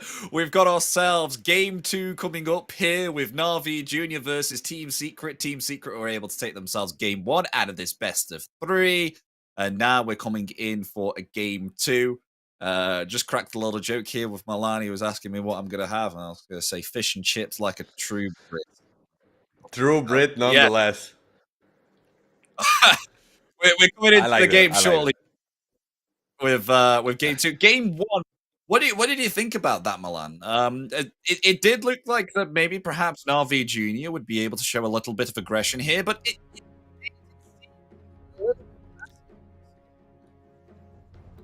Oh, 10 seconds remaining. production, I lost Epi. Is it just me? Or we lost Hello? him? No, I'm still here. Oh, Am I here? Okay, I hear you again. Hello? Now. I hear you again now. I hear Okay, you. very good.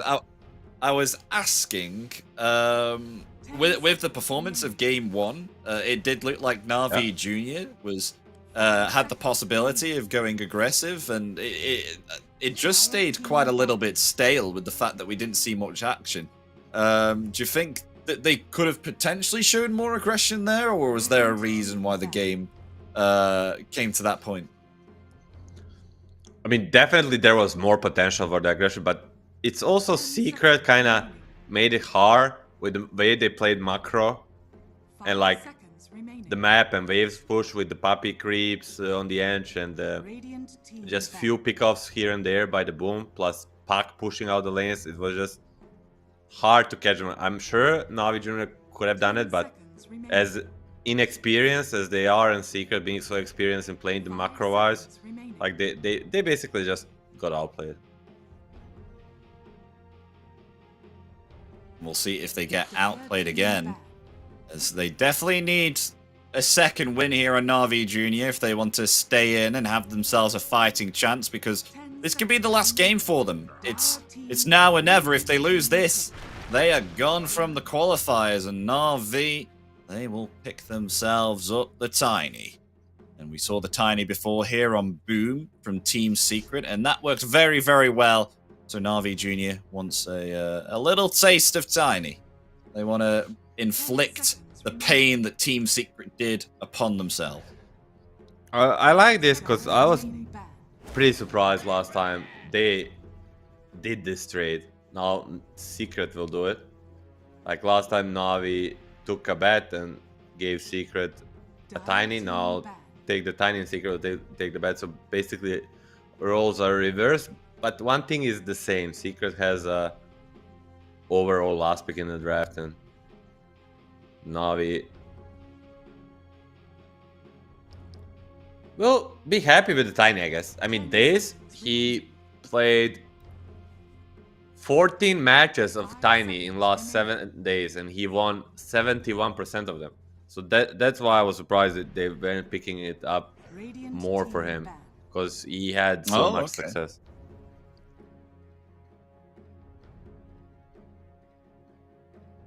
So the final ban for Team Secret, what's it going to be? They've banned the Primal and the Crystal Maiden, along with Timbersaw as well.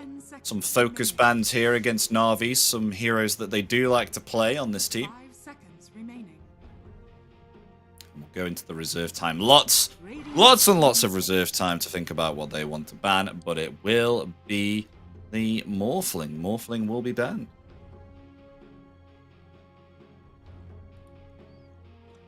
One of the Got the Juice favorite heroes, and they will let Pudge through again.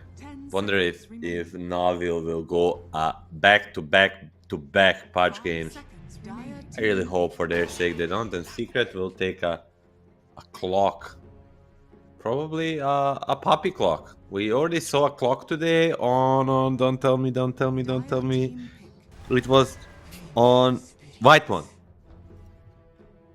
For Tundra versus Shaker and Bane from Entity. And it did quite well. Here Navi will take Venge and TB, and earlier today we saw them take this combination, and Venge was position 3 and TB was a carry versus the OG, and it didn't work very well. But here I do expect a similar roles, like Tiny 4, Venge 3 and TB a carry or position 5. It might be a position 5 TB.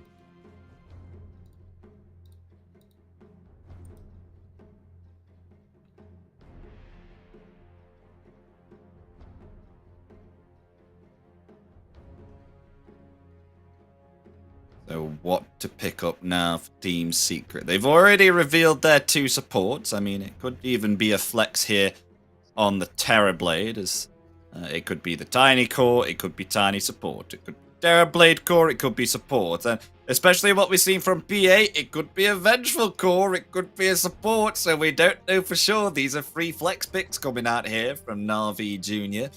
So I understand why Team Secret are taking a lot of reserve time here to think about what they want to pick up, because they need to think what would be the best approach here to pick up against this trio at the moment, and they go the Brewmaster.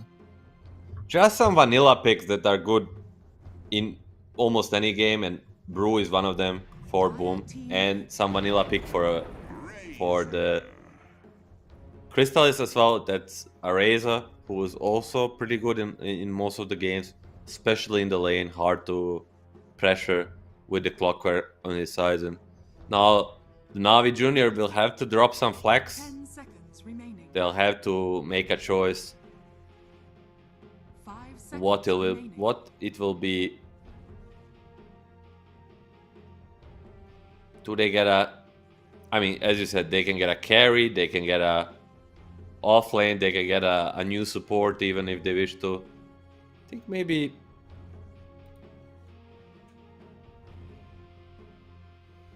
just new carry for God the Juice, like not a Medusa, but like a Faceless Void could be okay. I feel that's one of the heroes he plays a lot.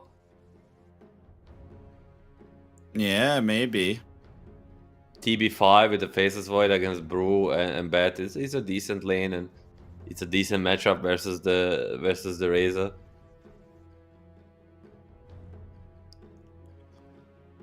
I don't really see like an insane position 5 if you put a TB carry, and they're gonna pick a mid lane right now. Still leaving everything at the table. Of course they'll have to show it first, since they have a next pick too. Apak, a pretty good hero this game, especially against the Bat and Clock. I mean, they can somewhat 5 seconds control him, remaining. but if he plays well, he should be more of a pain in their ass. Radiant And Brewmaster and Razor don't really do anything to Puck. Mm-hmm.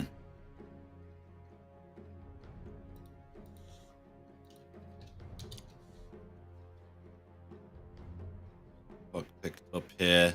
Bans come out. Dragon Knight will be gone. That's a kind of late Dragon Knight ban, I have to say. 5 seconds remaining. Usually we see the Dragon Knight get banned quite early. Yeah, I agree.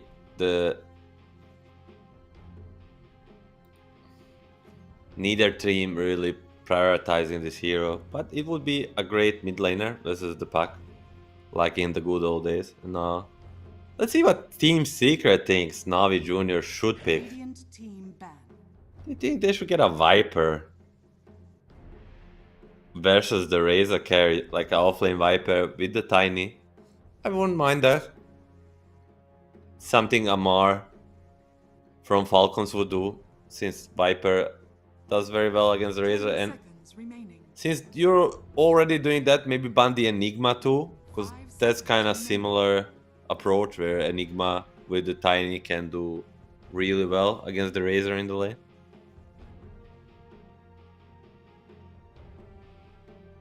Or maybe just ban the Broodmother. Dire team ban. Yeah, exactly. Yeah, that's another Good job, option. puppy. Okay, they'll ban out. I have a puppy on a hotline.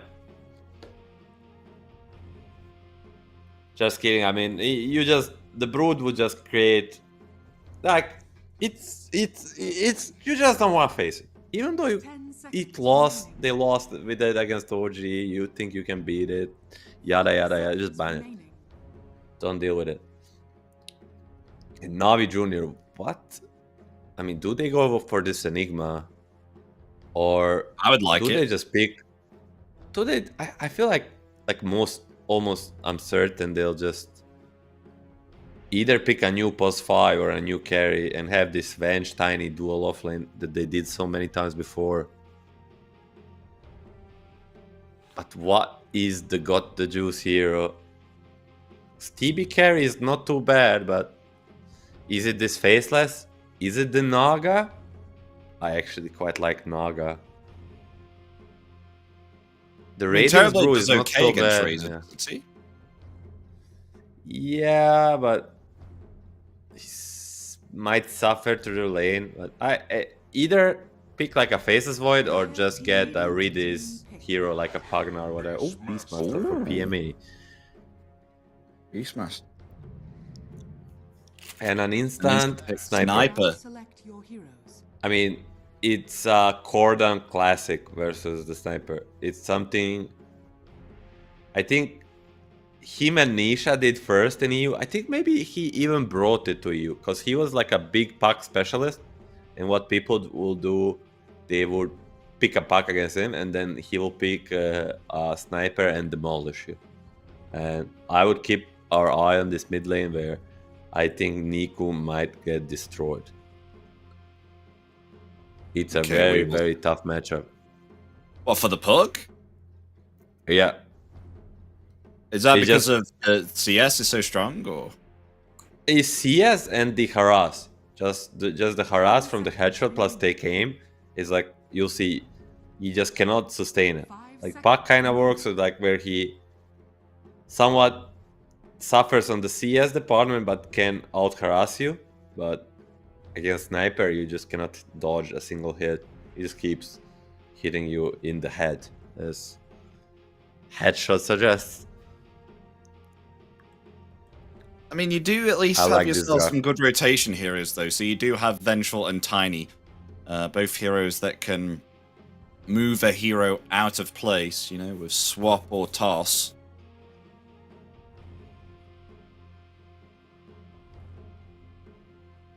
So I'll have to see how careful Corden will be here on the mid lane Sniper. But intrigued to see how this will work, especially with you saying that it's Niku is going to have himself kind of a hard time here against this sniper. So I'll be intrigued to see what he will level here. Will it be mostly headshot in the range? Do you think he'll put any point into shrapnel? Like I think pretty top standard something is like, I think pretty standard is like 0, 2, 2 into then going for a shrapnel for farming. You take like first 4 levels, you take mostly the passes to dominate the lane, and then you go back to shrapnel when once lane is over to get your own farm. That's pretty standard. Well, ladies and gentlemen, game 2 will get underway. Navi Junior versus Team Secret. Team Secret already 1 game up here.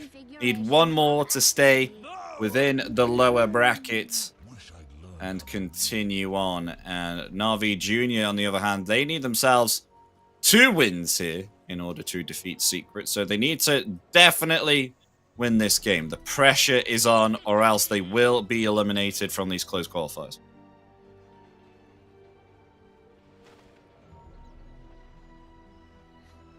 I like what Secret has drafted. I think they have drafted many signature heroes, especially on this Crystallis Razor, you know. If you ask me about Crystallis, 2 heroes that pop in my mind are Monkey and Razor. First game Monkey, now the Razor. Top lane, Brew and Bat, a very strong lane indeed. So strong all around in this laning stage. Could expect them to maybe even snowball this game. Oh, and you've got Corden doing that annoying thing where if you type in I think it's \laugh, you can actually laugh as your hero without, you know, showing it, but it's like a global laugh. Did you know that?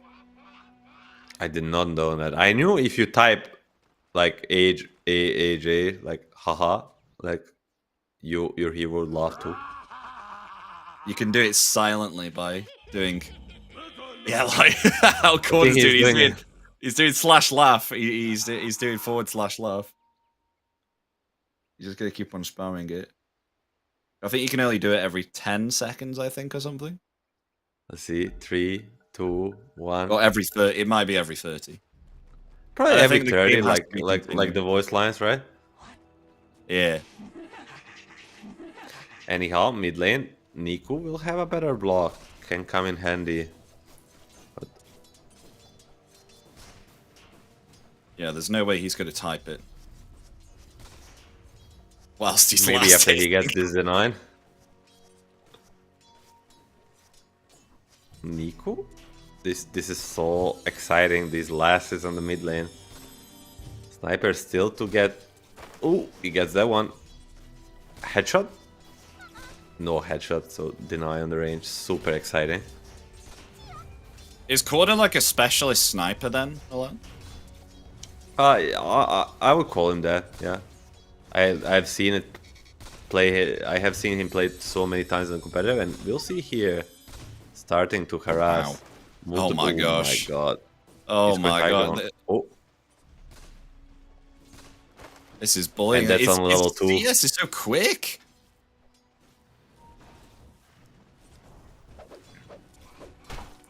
Meanwhile, bottom lane, though, I do have to raise this. We have not seen a Beastmaster throughout these qualifiers until it only comes out here. There's Is it a going to lane. have no key lane with the Tiny against Razor and Clockwork? Depends. It's not an easy lane, especially against Clock now. For maybe a year already, doing double damage with the Battery Assault to these minions, and Beast heavily relies on having boars. But there's always potential to outplay with the Tiny, with the tossbacks onto the tower.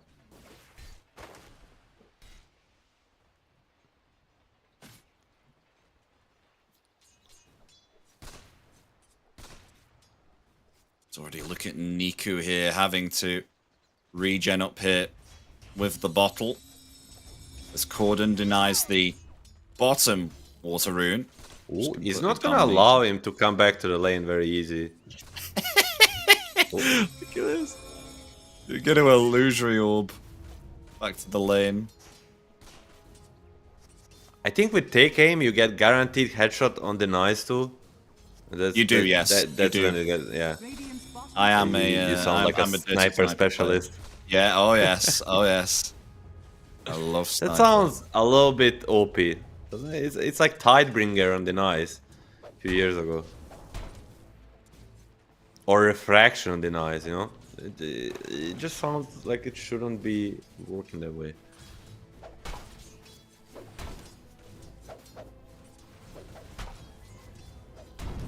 Radiant's structures are fortified. Top lane, however. Got ourselves Arfu. Just to get himself back. So you're doing a bit of damage here with the Firefly, even though that no sticky napalm there is leveled. We'll have to commit the healing salve on Riddy's Vengeful. Bet will Gordon. commit one too, I mean... He's just bullying again. Nico underneath this tower.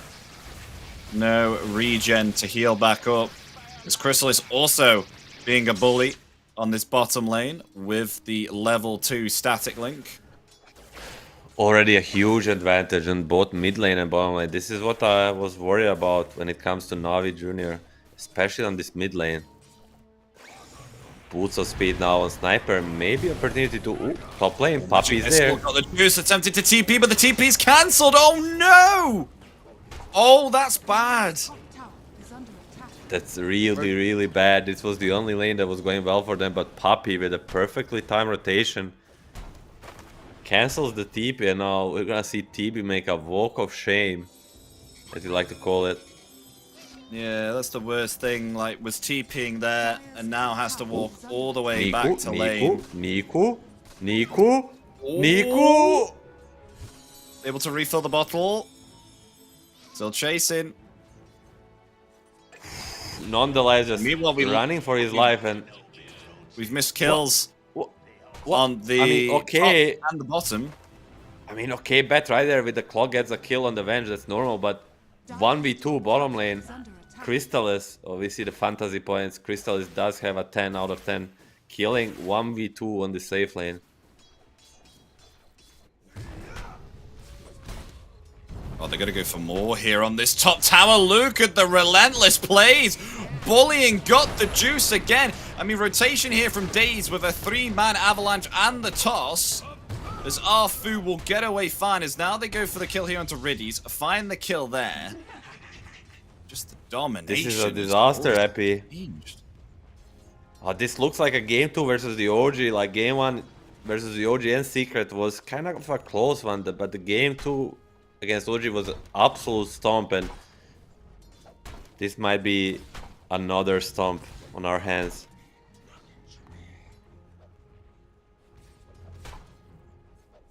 Yeah, and Cordon's doing lovely here. I mean, Niku's having to rotate here and try and take camps.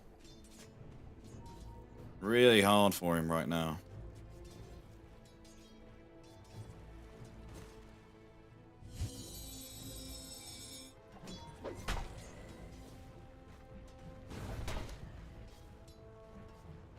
Top lane, they're looking to maybe perhaps try and find something. Look at Puppy here. Just allowing to leave Crystallis on his own. He's completely fine alone. Avalanche is there. They will toss back Puppy underneath this tier 1 tower. The cogs are there. He will fall, so at least they'll get something here on Navi Juniors. They get themselves on the board. It's very important. Even a kill on a clock is something to keep you in the game, both in the gold department, but also in the in like kind of moral department, you know, because they were getting crushed everywhere. What do you do as a puck? You're 1500 behind the sniper. You're nowhere close level 6. He's level 7. Like, oh my gosh. what realistically you can do?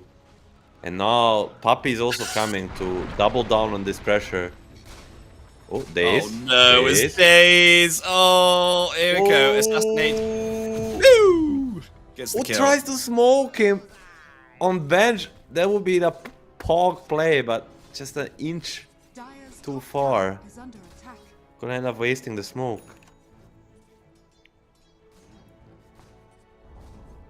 How long before the pack is 6? That could be after these 2 creeps, unless they get Well, they denied and wanna then rotate. coil into a toss. Maybe. Or toss into magic missile. Let's see, they're gonna try for it. Poppy's rotating in mid though too.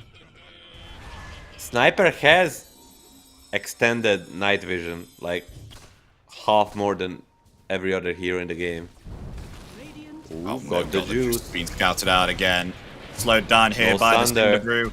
Definitely dead. Bye-bye, Terrorblade. Once again, being found in the trees. Killing spree for Boom here on the Brewmaster. With thanks to Arfu scouting out here. As meanwhile, in the bottom lane, Chrysalis on his own, attempting to get the kill here onto PMA. Just able to get the level for the Primal Roarers. Now they attempt to try and find the kill here. And they will kill the Razor, but that was very close there with the Plasma Field. PMA surviving on 50 HP there. Big kill for Navi Jr. Yes, they lose their TB, but at least they get something in return. Dire's top Boom. tower is under attack. Hitting the tier 2 tower in minute 9. That's the state of this game. Right there. Difficult to take down this Brewmaster with what you have. I mean, already with that Drunken Brawler, when you have the Storm Brawler and the Talisman of Evasion, that is 35% evasion. Can they get Afu? 32. Coil? Wait, 32. Oh, magic missile there connects. The Batrider is dead. You were doing some math? NA math?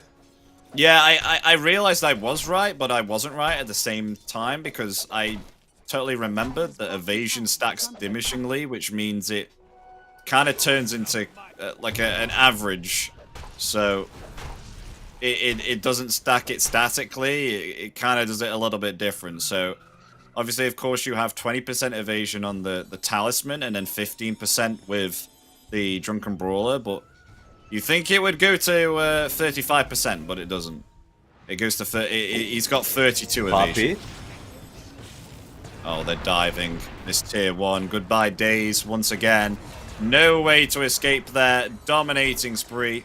Corden is having a fantastic game on Sniper, as well as Boom here, for that matter, on this Brewmaster. I mean, everybody has a fantastic game. 5k ahead at minute 10:30. Gonna take this mid tower as 4. While Crystal is free farming on the bottom lane. Midas for Chrysalis on the Razor. Okay. Invade the triangle. See PMA farming this giant stack. They're going to take it. Maybe perhaps they can find the other one, because he has stacked the other side of the map here too. That's Corden attempting to take down Riddies. Just able to get away there. They're putting 3 points in trap. And a pause. Oh no, it's a PC crash again. Please do not restart your PC. I thought you saying please do that for a second. Oh, okay. Ready? He's alright. If you don't have an SSD, do not restart your PC. It's an order. Radiant's top tower is under Dire's bottom tower has fallen. Do you miss a Midas meta? Do I miss the Midas meta? No, I don't. Where everybody was kind of buying a Midas. No, I'm really glad it's gone. I actually do remember that. Crystal is still not pressing it. He thinks if he gets 2 charges, it might give him more gold, or not exactly sure. The reason why I hated it the most, Milan, is because the supports felt inclined to do so as well, because everyone else was doing it. So they were like, "Oh, if you're buying a Midas, I'm going to buy a Midas too." I'm stupid. I apologize to Is that what you did? He might have. Oh, okay. No, he's just saving. He's saving the Midas for the. Puppy's gonna die. Oh, saving the Midas No, for the no, helm. not that. Exactly. Exactly. Poppy's okay? No, Poppy's dead. not any longer. He's just saving for the Dominator creep. Of course, Crystal is. Ah. Yeah, that's TI smart. runner-up. Much smarter than me. No shame in that.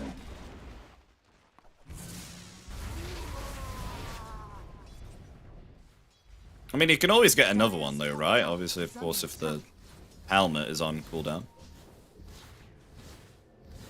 If he saves up 2 Midas charges, he can just kill the other one 2 instantly. Wow! 12 Big minutes brain. radiance on Boom on the Brood. That is a You sound big impressed. item pickup. No, that's good. That's like if Alchemist was having like an okay time. Not gonna go for a kill. This is PMA dead on the cliff. And his stack is also And his dead. And stack. whoever tries to come and help will also die. Seems like it might be days. No, Hook it shot will as be well. the Riddis. Catching Riddies. Riddies gone too. This is a stomping ground right now, Milan. There is absolutely no breathing room here for NAVI juniors. Dire's bottom tower is under attack. So they want to go for Daze now here too, slowing him down there with the Thunderclap. They won't dive the tier 2 though. Secret. Don't want to throw away their lead, and I agree here. If they are having this much of a stomping time, just make sure to play it safe and only go for the kills you are absolutely certain you can get here. No need to be desperate here and get extra kills. Is under attack. I couldn't agree more. Fish and Chips is waiting nonetheless. Secret. Keep it clean. Deny of a rune on Cordon as he will be buying a Maelstrom. No Agan and Skanda for him. Something we One saw in from place Top there with the Simulator today. And a Atos. smoke. Pushed back by the Flame Break on the bottom, and this is Daze dead. Unstoppable spree for Get Boom. caught. Meanwhile, though, yeah, they got themselves a coil there. Sniper in trouble. They'll finally take down the Sniper.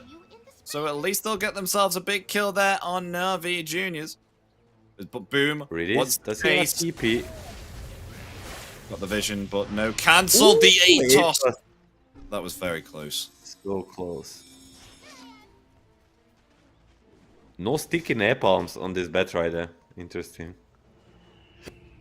Just level 4 Firefly. Radiant's middle tower is under attack. Standard is 1-1-4 and then you go 4-1-4 with 4 points of stickies, but putting more points in Flamebear might be something to do with the recent patch. Well, maybe they're gonna go for Boom. He's hanging around. I mean, although he does have himself Primal Split in 3 more seconds. In comes the Atos there, slowing down PMA with the Cinder Brew. They may just look like they'll find a kill again. The swap comes out in return. Assassinate is there. They will find Riddies here too. Diving the tier 2 tower now. PMA not going to survive this. I mean, comes out with the Primal Roar. Is able to find a return kill there onto the Batrider. But they've lost themselves 2, possibly 3 as they attempt to find more. Falls Meanwhile, back. though, the coil break onto Crystallis underneath the tier 3 will fall. Boom. He needs to be careful here as well, trying to get away. Doesn't want to die here. Dire's Very middle nicely tower done is here under from attack. Daze, coming in with the Avalanche and Toss. And punishing the diving of the tier 2. Tiny and Puck have a really good combination when it comes to breaking a coil. Secret a little bit throwy here and there. As we ask them to play it clean, they throw, but just a tiny bit. Just a little bit. A minor setback, as we would say. Warden's got himself now a Maelstrom, so deals even more damage here right now. Going to TP bottom here, maybe perhaps defend. Easy Midas Shot there. into hook shot. On to PMA. Nice swap there from Riddies. But in comes Corden with the damage here on the Maelstrom. Nico is going to attempt to back, and Riddies is hiding in the corner of this river here. Is going to be found, and oh, maybe Poppy's going to be found here. Will be done indeed as Daze throwing back here a kill. Forgot the juice to obtain, but not able to get the Sunder off. They lose 4 here. Triple kill for Corden. Can he get himself an ultra kill? They want to try and get themselves PMA slowed down there by the plasma field. The primal roar comes out in return. Crystal is getting very low here, but in comes Doom. Diving that tier 2. Going to come forward. And Monster kill, team wipe. Too. Team wipe. I mean, perfect kite on this TB Sunder. If he gets it out there, it might mean a completely different fight, but Secret not allowing him to get it will lead to a team fight, team wipe at minute 17:30, and they're not stopping. They're gonna insta smoke. Do they have a blink on bat? No blink, only Atos. Might be more than enough, especially for Riddies. Yeah, there's the battery assaults and the Cinder Brew. Godlike spree for Boom. They may. Oh, they've scouted out, got the juice here too.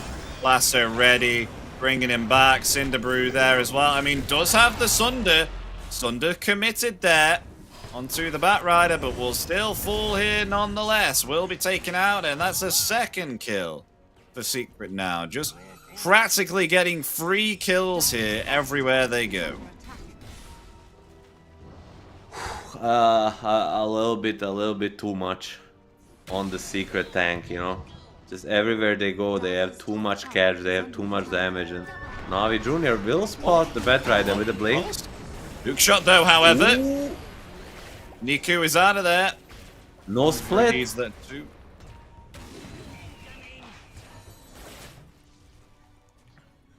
Cord, Afu a little bit there off the mechanic part. The tier 2 towers have a much longer vision than the attack range. Tower spots him there and he just gets jumped by the Tiny.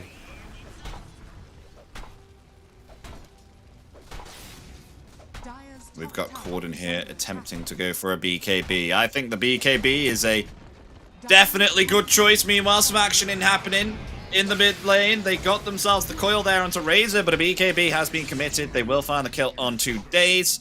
So not able to take out Crystallis here. I think they attempted to do so there with a Blink Dagger.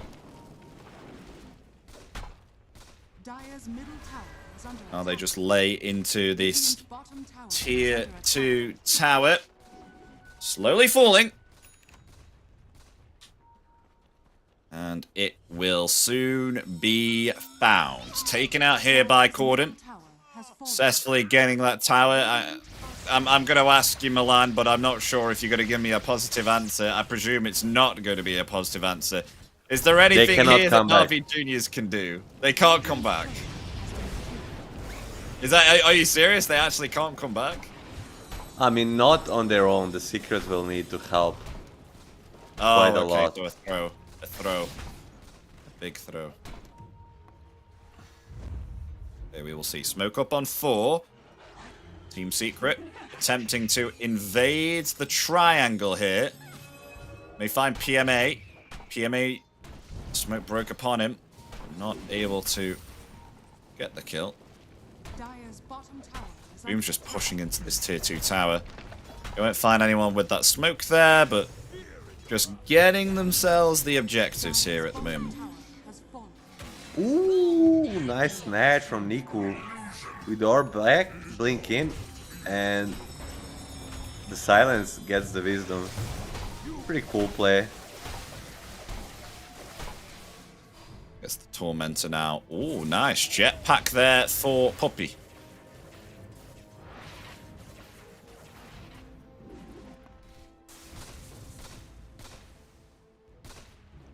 As what's next now for Team Secret. Taking all the tier 2s on the map here. Got the Juicer attempting to farm up very close here to Boom. Who is attempting to go here a Octarine core to get the cooldowns reduced on. Got the Cinder Brew, the Thunderclap, Primal Split.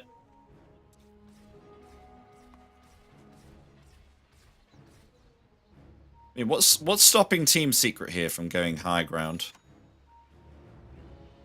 They just scared. Just being disciplined, and of course the tiny tossback, especially with the Vent Swap.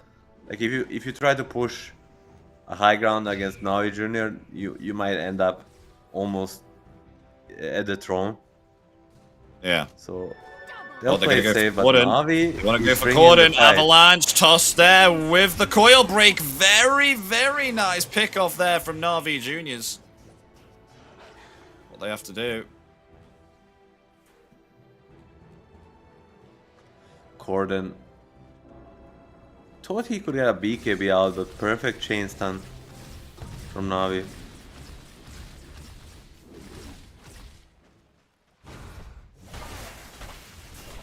Niku almost got himself a Maelstrom here, attempting to go for the kill here onto Poppy. Will find the kill, avoid the lasso, will not avoid the Atos though, now gets the lasso upon the puck. They will at least get a return kill here and avenge both Sniper and the Clockwork. This has provided some space. They find the tier 1 tower bottom, and they're going for a Roshan here, Milan. 12k down at minute 23. They're gonna be the one getting the rush. Radiant scan will hit, but even if they won't, now it's already too late for Team Secret to do anything about it. I mean, will this Aegis even help them here? I mean, they just scout it out there with a rocket flare. I mean, Aegis it will on not change things dramatically, but it is nonetheless a step into the right direction. Like, the comeback of this magnitude doesn't come in like in one sequence. It's more smaller steps in a row. This is one of them, you know. Not only they get the Aegis, but most importantly, they take it away from Team Secret. And another pause coming out from Days once again. It's PC problems, Milan. Initiate to go. Okay, we're back. Go here, back into the game.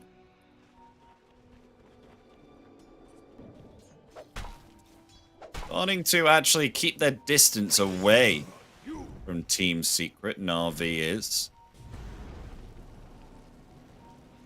Almost obtained a Eye of Skadi on Got the Juice. Still, this Corden is a problem if they don't catch him like they did on the mid lane here, because if he's able to output his damage, it would mean trouble for Navi Juniors. Radiant are scanning. Another pause Please. again from Tiny.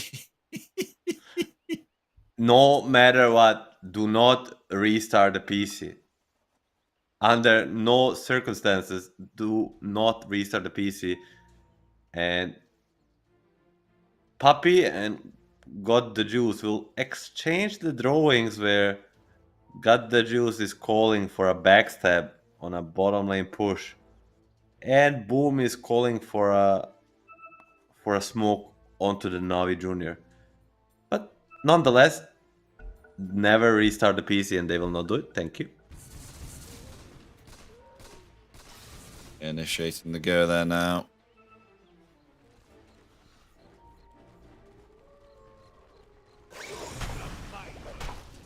Boom is Yeah, gonna just- try to force them alone back. Yeah. While Just gotta keep it Secret away. is doing the boom play where they're gonna smoke across, try to catch whoever they see. 10:07 on this brew. 16,000 net for. He's top of the net worth. They're going to find PMA here as well. Root him in place there with the Atos. The static link, stealing the damage. The swap there, though. With that save, PMA is out, and in return, there's an avalanche as well. Riddies will fall, though, Radiant's top in tower return, has fallen. as the hook shot will not connect there either. The range is not long enough, and a Primal Roar comes out onto Boom there, stopping him from pursuing. It looks like they may find themselves here at the tier 3 tower. Ooh, nice cancel of a TP. Yeah, very TP nice. I mean, will they still have the cut catapults. the mid Oh, wave. they don't anymore. Catapult Glyph gone. is They're ready. gonna- They might get backdoor protection here, though, soon. Yeah, they don't even have to use Glyph. At least not for now. Riddies is back alive. There it is, backdoor think- protection. This is their chance if it can be called so. But no primal split. They need to go onto the team secret with this Aegis and no primal split. Can they do anything? Probably not, but what is else left than to try? I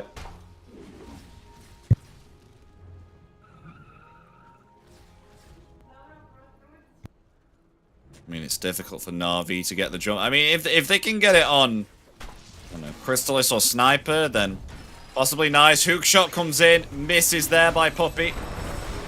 Over the avalanche and toss. Coming out onto the Batrider able to fall. Going to attempt to buy back here. Got the juice with this Eye of Skadi. Laying the damage. Actually finding Crystallis. They've got themselves 2 here on Na'Vi Juniors. Attempted to try and find a third. Chasing Corden. Will activate the BKB, but the BKB cancelled.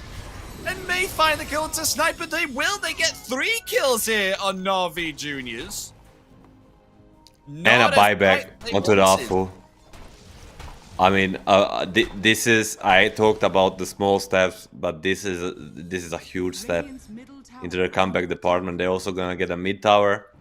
This is like a 5k gold swing in total. Maybe even snipe the Wisdom rune.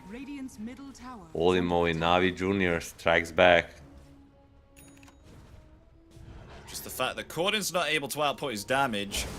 Boom wasn't Puppy? there during that fight either. Puppy's trying to fight for the Wisdom. He's gonna die for it and he's not gonna get it. But Boom comes now. Can he do anything? Boom. Level 3 split. At Let's least find he gets Days the here. days. Radiant's courier has been killed. Tries to deny himself to Tormentor. Yeah, that went up.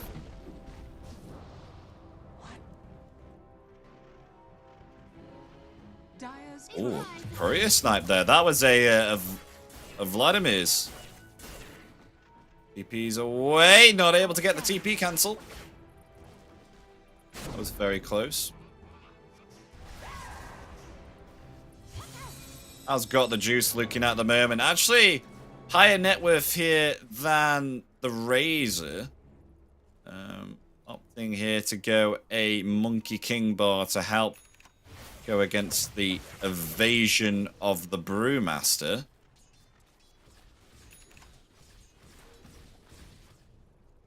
That'll be nice here for the Airblade.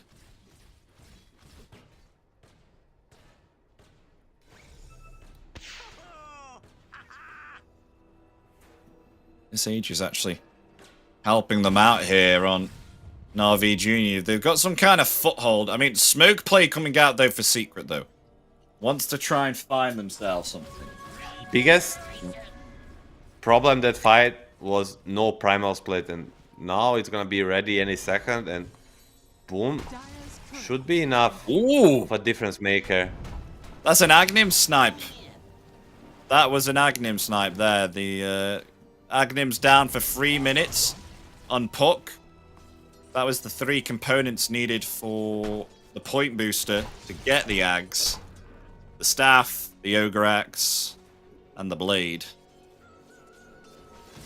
Actually moving And themselves that's top why, now. kids, you don't not send the courier to the shop with the 3 components, but just let him buy the point booster. Don't be greedy. If he doesn't, at least you don't lose all 3 on the courier. But Secret taking a little step back in this game, like maybe also worried that it can go out of hand. Still in control, I would say, but one more of these fights, Navi Junior will be fully back.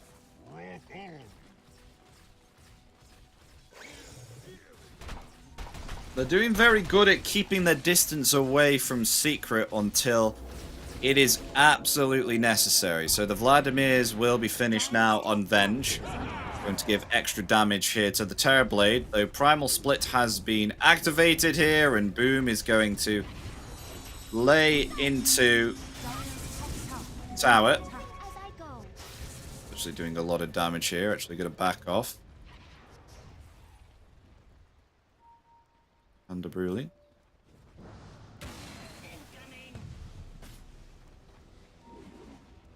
And we'll be fine here, Boom. Just forcing all these rotations back, but no split anymore. That split was used. As now they attempt to go for Puppy here with a Metamorphosis. Find the kill. The Dream Coil expended, but only onto one. Caught themselves. Boom, though, tossed back. Uh-oh. Boom in some trouble. Being stunned up there. May be found. If they get this kill, it's going to be big, and it is 1,000 gold here if they got the juice. A buyback here from Puppy too. Hook shot comes in. It actually doesn't affect their PMA. The Primal Roar will come out in return. Crystal is trying to find the kill. They will take down the Tiny. PMA slowly falling. Lasso there on the Terrorblade. At least they get the kill. Triple kill for Corden. And a buyback here from the Vengeful. So it's not a total disaster on Secret, but still that wasn't good. It's 1,000 gold for TB from that brew kill. No Satanic on Crystallis. And most importantly, they get this TB kill for Corden, because it was looking really bad before Puppy buys back, and essentially, yeah, dies back, but it kind of led to this TB kill, so well worth it. Satanic, BKBS, and Y. One more item for Crystallis in armor department, maybe a butterfly, and he could even stand toe-to-toe with the TB. But TB, of course, has MKB. As well.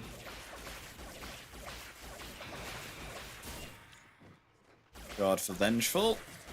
Increasing the a second magic missile, so a target splits out to be another. Agnim's now for the puck with the Millennium. So big Dream Coil coming out here now for the hands of Niku. Incoming.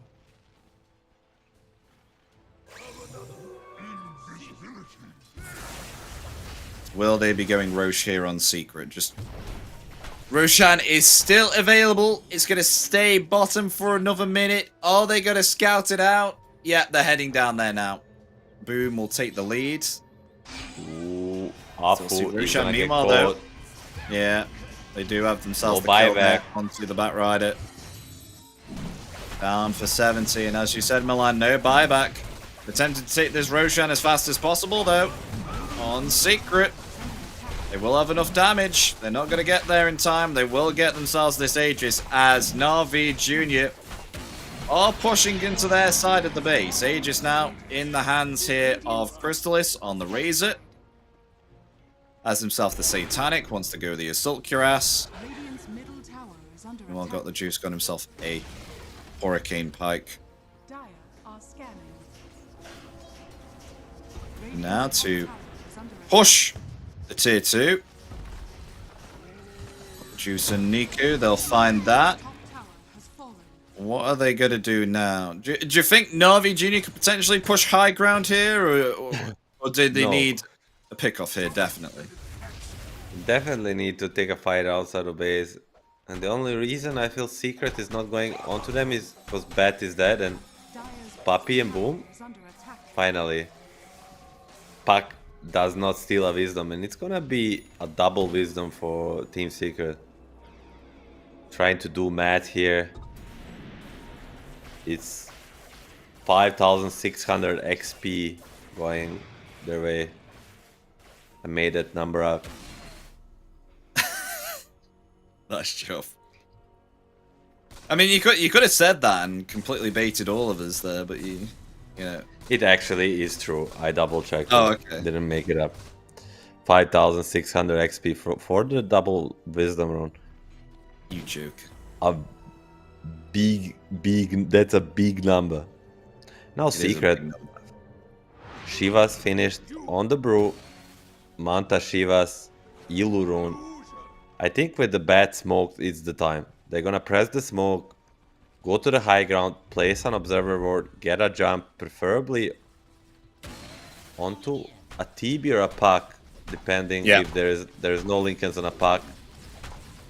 There is no buyback either, so if they somehow lost this puck and bench doesn't react in time, it's gonna be a victory. I think if they get a hook shot as well onto Tiny, it's going to be big because throughout these last few team fights, he has been the counter-initiator here with the Avalanche and Toss. So he's actually been able to have a great effect here when the team fights are ongoing. Has himself a Yules, got himself a Blink. They're actually going to go for a hook shot here onto Vengeful. They commit the lasso onto Venge, down for 70. No buyback available, but in return, Puppey attempting to flee. Just not able to get himself to the low ground there with the Yoga Seal Totem. He will fall. He's down with no buyback here, but in return, at least they'll get themselves the middle set of racks here, committing that primal split. They will move out now. Boom almost saves Puppey with it. Purple Panda, Void, Brulin. Very cute play. Awful scouts the Arcane. I mean, now split is down. Puppey's dead without buyback, and Navi will try again to use this brew downtime to make a play. It worked before. This time around, Secret will take a much more defensive position and a Tormentor.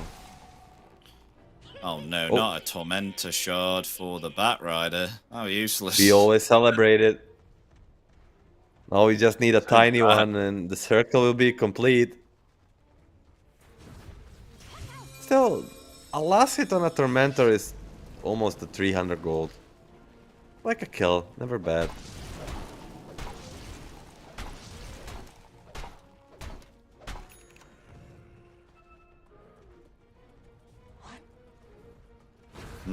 Oh, level 20. What would you go for the level 25 here on Brew, though? Because I think Boom is going to reach it if this game goes on for a little while longer. I mean, the Cinder Brew applies fear when ignited. We saw DM earlier today for Entity against Tundra do right one, where the Brulins gain the passive. But I've seen the fear talent many times, which I think this game could be pretty juicy.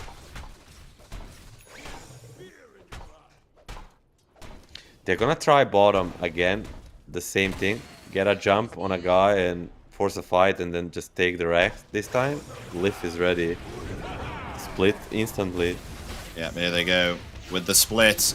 Attempting to siege the bottom set of racks now.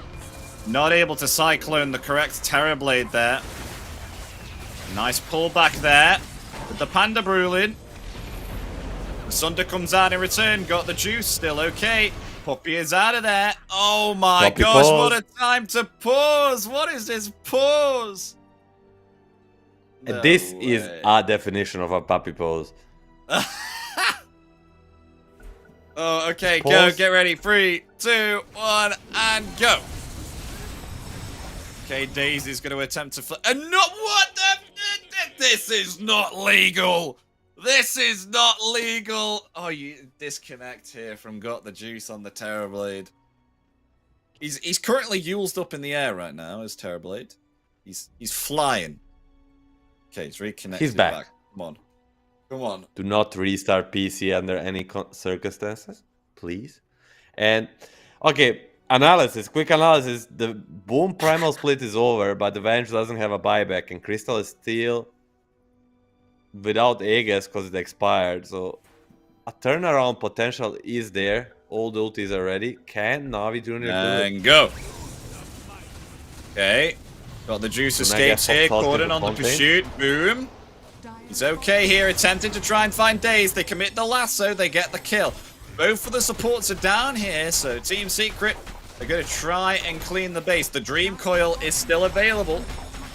If Nico can get a big Dream Coil off here, because he have himself the Daedalus, they might get a lot of damage output. Okay, Boom's going to go here for PMA. The BKB will be committed, and the Primal Roar there onto the Razor. Now the Dream Coil comes out. Chrysalis has to back himself away. That's a lot of damage. Boom is still okay, though. The Dream Coil has been expended. And Corda is completely fine. Hook shot there onto Niku, too. The swap there also. Phase Shift comes out in return. The puck is fine. Wait, Assassinate almost kills Got the Juice there. As Corden finds Riddies once again. The buyback available. Tiny coming back very soon, but Niku in the backlines there. finds Poppy.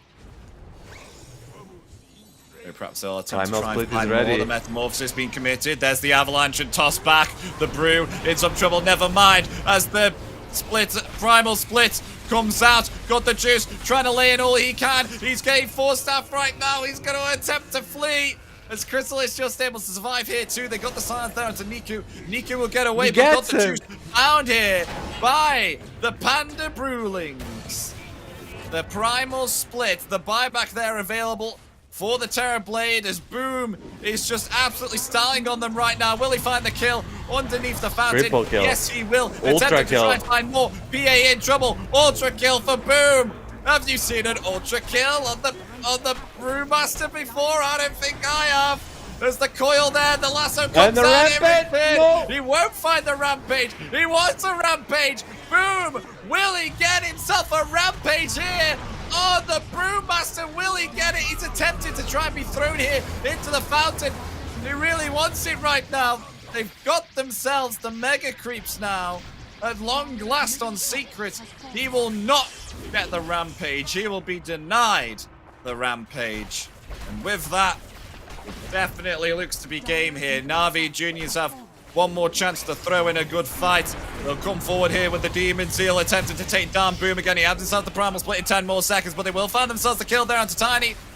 And GG is called here. Game 2 will go to Team Secret here. They will eliminate NAVI Juniors from these close qualifiers. 17-1 and 13 Brewmaster. That's a score to admire. Not the best of the best opponents, but nonetheless super good performance by the Boom on his Brew. But the read from this game is that NAVI Junior has a lot of potential, but they will need more experience. And for Secret wise, I think they'll need a more squeaky clean gaming if they want to get any close to the DreamLeague season 23. Because this is okay for a team of a NAVI Junior caliber, but tomorrow they'll be facing let me check in the schedule. They'll be facing a loser out of Liquid or Tundra, and this performance will not be enough for beating these teams. So they need to step up. Yeah, it's going to be a mad one. Are they not going against either OG or Mouse? Or would they not because they've already played against Mouse? Yeah, that's just how the bracket works. Like, you just don't get to play a team twice that early into the bracket. You just go against the other guys. And both Liquid and Tundra are scary opponents, and Secret really needs to step it up. Sorry. But yes, folks, that will conclude it here for today. That was the final best of 3. So NAVI will be eliminated from these closed qualifiers. As meanwhile, I wonder what happened with Rest Farmers and Entity. Apparently, Game 3 is still ongoing. So yes, the Game 3 is going right now. You can catch that at ESL, only ESL stream. You will be able to watch the Game 3 as the draft just is on the way. 1-1, so pretty hype game. Entity fighting for the tournament life. I think you'll be off to a very good show there. So please check it out. But that is the end from myself and Milan. So thank you very much, guys, for watching our casts. We've been your shoutcasters and analysisers for today. My name's Epidamnos. This is Milan, and we've had a pleasure casting this. And we'll be casting even more West EU Dota tomorrow for the DreamLeague Season 23 closed qualifiers. So we will see you tomorrow for more Dota. Take care of yourselves and have yourselves a good night. Good night.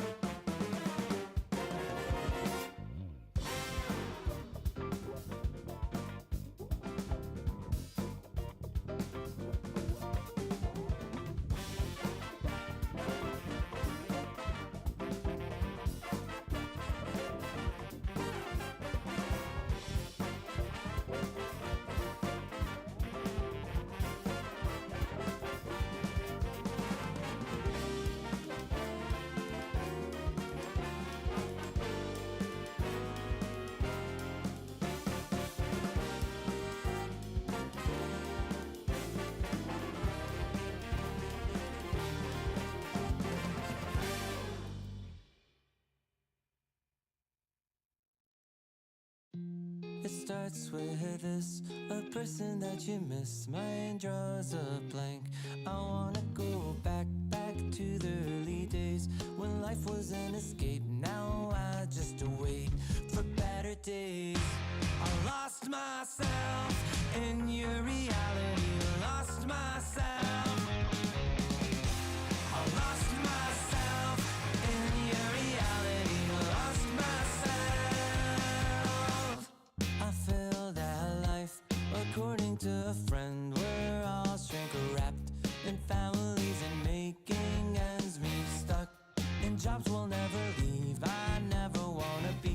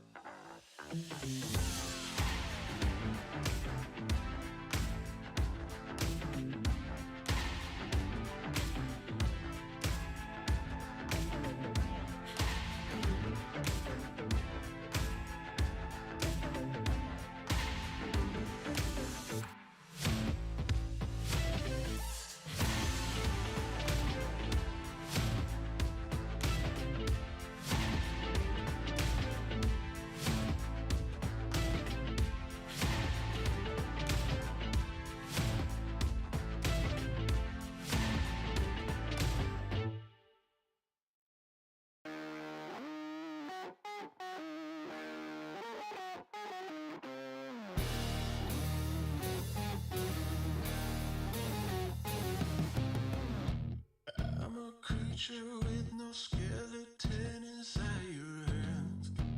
Got no home address, I could